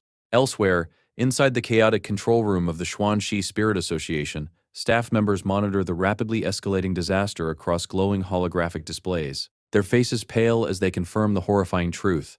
An S-class disaster has officially been born. The tactical map reveals two massive anomaly king signals inside the city. On nearby monitors, pioneers can be seen risking their lives throughout the burning streets, while desperately evacuating civilians. High above the city, cloaked pioneers battle endless waves of mutated monsters in the air. One frantic field pioneer contacts headquarters and reports that hordes of mutated beasts continue pouring endlessly out of the restricted mountain zone. If reinforcements do not arrive soon, Xuanxi City could be completely annihilated. As panic spreads through the control room, the field pioneer suddenly remembers a warning once given by Fang Yi. Turning toward the distant mountains, he sees a colossal pillar of purple lightning piercing through the storm clouds. He immediately realizes the massive spiritual surge originates from the exact territory where the Thunder Throne descended. Elsewhere on the battlefield, Fang Yi completely overpowers another mutated beast and slams it to the ground by its massive snout. Coldly interrogating the creature, Fang Yi asks whether it escaped from the restricted mountain and recognizes the sentient gourdvine. Before he can get an answer, a gigantic vortex of crackling purple lightning suddenly forms in the sky above the city. Fang Yi slowly looks upward. At first, he suspects that his plant companion accidentally triggered the entire beast stampede after completing its evolution. The possibility immediately troubles him. If merely claiming a throne can indirectly cause disasters on this scale, then every pioneer pursuing a throne may unknowingly place countless lives at risk. This completely contradicts the information provided by his system, which described thrones as beneficial entities. For the first time, Fang Yi begins wondering whether some hidden danger still exists behind the throne phenomenon. Meanwhile, the second Beast King raises its gigantic claw and prepares to crush Lin Yi completely. Gritting her teeth, Lin Yi desperately reinforces her weakening barrier and blocks the devastating strike. Even now, she refuses to surrender.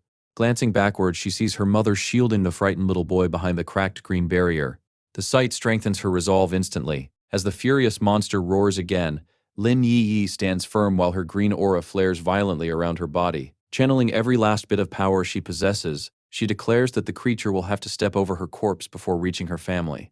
Prepared for death, she commits herself fully to the battle. Then suddenly, the dark sky explodes apart. A colossal pillar of purple lightning crashes down from the heavens and interrupts the desperate confrontation. Descending slowly from within the blinding thunder is the glowing form of the sentient gourd vine. Nearby Spirit Association members stare upward in complete shock as they recognize the overwhelming spiritual pressure. The Lord of the Thunder Throne has arrived. The gigantic radiant vine manifests above the city like a divine being, dwarfing entire buildings beneath its majestic presence. Fang Yi silently watches the sky. Then something unexpected happens. Instead of attacking, both Beast Kings suddenly stop moving. Their ferocious expressions vanish. The enormous monsters begin trembling in fear before slowly retreating like terrified animals before a superior predator. Watching the scene unfold, Fang Yi immediately understands the truth. The monsters were never acting under the throne's command. They merely absorbed residual spiritual energy leaking from the Thunder Throne during their mutations and are now instinctively terrified of the throne's true master. Realizing this, Fang Yi finally confirms that neither the throne nor the sentient gourd vine intentionally caused the beast disaster. Above the city, gigantic glowing purple gourds hang from the vine's enormous branches while pulsing with overwhelming spiritual energy. Suddenly, one of the gourds opens. A stream of swirling green energy bursts outward and wraps around the corrupted Beast Kings. The mystical energy rapidly purifies the monster's dark contamination. Moments later, the terrifying Beast Kings shrink and transform into harmless, fluffy creatures. A glowing purple gourd slowly lowers itself toward Fang Yi. Through their psychic connection, the sentient vine apologizes sincerely for accidentally causing the disaster. It explains that it had only recently completed its breakthrough and simply wanted to leave the mountain. The transformed fluffy creatures dangle helplessly nearby as the vine timidly asks Fang Yi whether it can spare them and raise them as pets instead of killing them. Inside the Spirit Association control room, the monitoring staff stare at the satellite feeds in utter disbelief. Not only did the Lord of Thunder apologize to Fang Yi, but it also effortlessly purified S-class anomalies like they were harmless toys. Sweat drips down one staff member's face as he marvels at the terrifying power possessed by the throne. Another younger employee quietly admits he wishes he could also be chosen by a throne someday. Slowly, the officials arrive at a staggering realization. An entity as overwhelmingly powerful as the Lord of Thunder is still treating Fang Yi with respect and submission. Because of this, the Spirit Association concludes that Fang Yi's true power level must be reevaluated immediately. Later, inside the Xuanxi Spirit Association building, the group quietly discusses the rapidly changing state of the world. The branch leader solemnly tells Fang Yi, Lin Yi, and Fang Yi's aunt that peaceful days are likely over forever.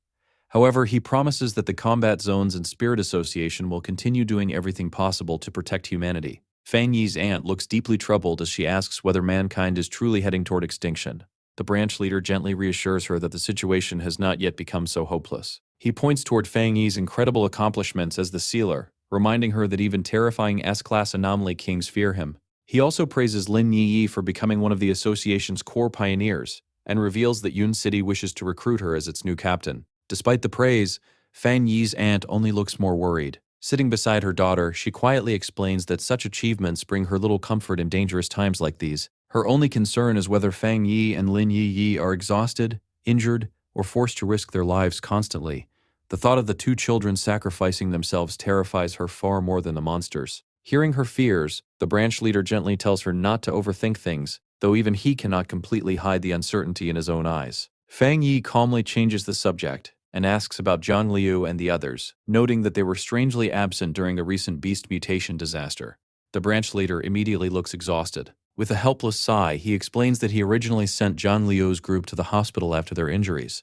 However, they secretly left overnight without permission. According to the doctors, Jiang Lu became increasingly restless during his stay. Ever since witnessing the terrifying gap between himself and Fang Yi, he had become obsessed with training harder because he could no longer tolerate feeling weak and helpless. Before the conversation can continue further, the office doors suddenly burst open. A panicked man and woman rush inside while desperately shouting for Xiao Hao. The little boy's eyes instantly light up with joy. He immediately recognizes them as his parents. His mother tearfully rushes forward and tightly embraces him while repeatedly thanking Fang Yi's aunt and the others for saving her son's life.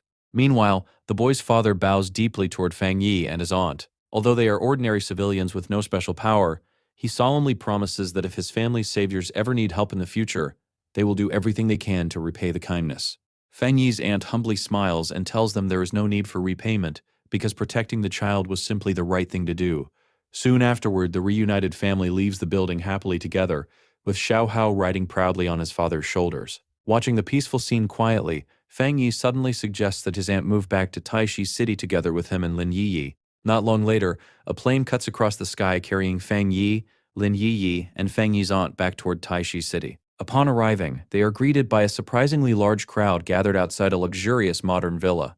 A massive red banner welcomes the sealer back home. Among the crowd stands Su Qingying, who warmly greets Fang Yi and his family upon their arrival. Inside the enormous villa, Fang Yi's aunt stares around the elegant living room in complete amazement. The luxurious home is far beyond anything she expected. Smiling mischievously, Lin Yiyi gently covers her mother's eyes and announces they prepared a surprise for her. Fang Yi then asks his aunt to guess what they bought. Moments later, he reveals an official property deed. To her complete shock, Fang Yi calmly explains that they purchased the villa specifically for her. He wants her to live safely near his own residence so the family can stay together more easily. Seeing his aunt overwhelmed by emotion, Fang Yi casually adds another revelation.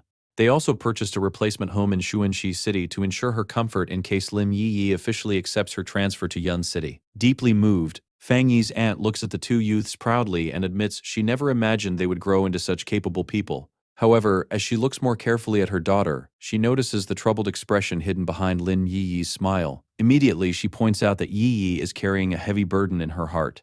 Fang Yi quietly nods and explains that his cousin is still struggling with the decision regarding the Spirit Association's promotion offer. After a moment of hesitation, Lin Yiyi finally admits the truth. She suspects Yun City officials are not promoting her because of her own ability alone. In her opinion, they mainly want to use her relationship with Fang Yi to secure political influence and protection.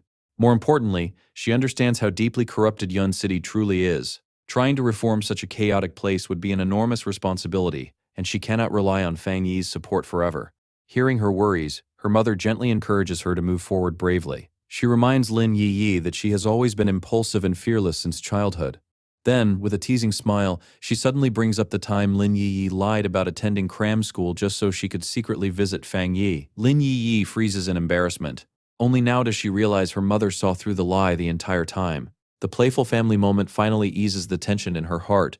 Encouraged by her mother's support, Lin Yiyi slowly smiles and finds her determination again. She finally agrees that it is time for her to mature and accept the difficult challenge waiting in Yun City. However, before the heartfelt family conversation can continue, Fang Yi's phone suddenly rings. Answering the call, Fang Yi hears Zhao Lan asking whether he is available for an urgent mission. He immediately asks if the combat zone discovered new information. Zhao Lan explains that Elder Wu recently uncovered a mysterious new territory and personally requested Fang Yi's assistance for an expedition.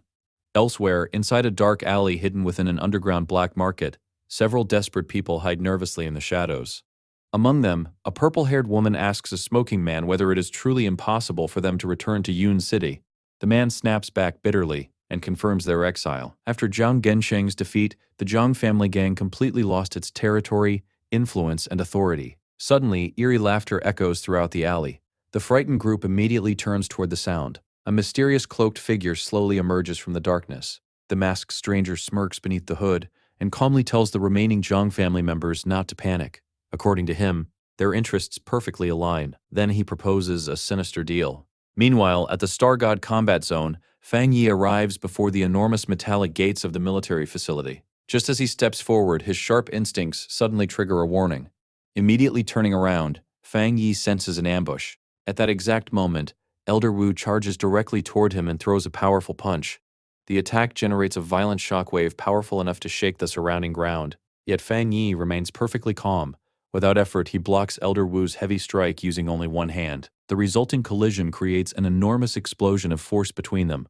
Unfazed, Fang Yi simply asks Elder Wu for an explanation. Elder Wu bursts into loud laughter before apologizing. He explains that several veteran comrades refused to believe the rumors surrounding Fang Yi's monstrous strength. Turning toward a nearby group of heavily armored veterans, Elder Wu proudly declares that the demonstration should finally convince them. One of the old soldiers laughs loudly and points out that Elder Wu was actually forced to take a step backward after Fang Yi blocked the punch. Another veteran jokes that the younger generation has already surpassed them and suggests Elder Wu can finally retire peacefully. Observing the cheerful veterans carefully, Fang Yi quickly realizes something astonishing. Every single one of them possesses cultivation at the 2-star Jinggang realm.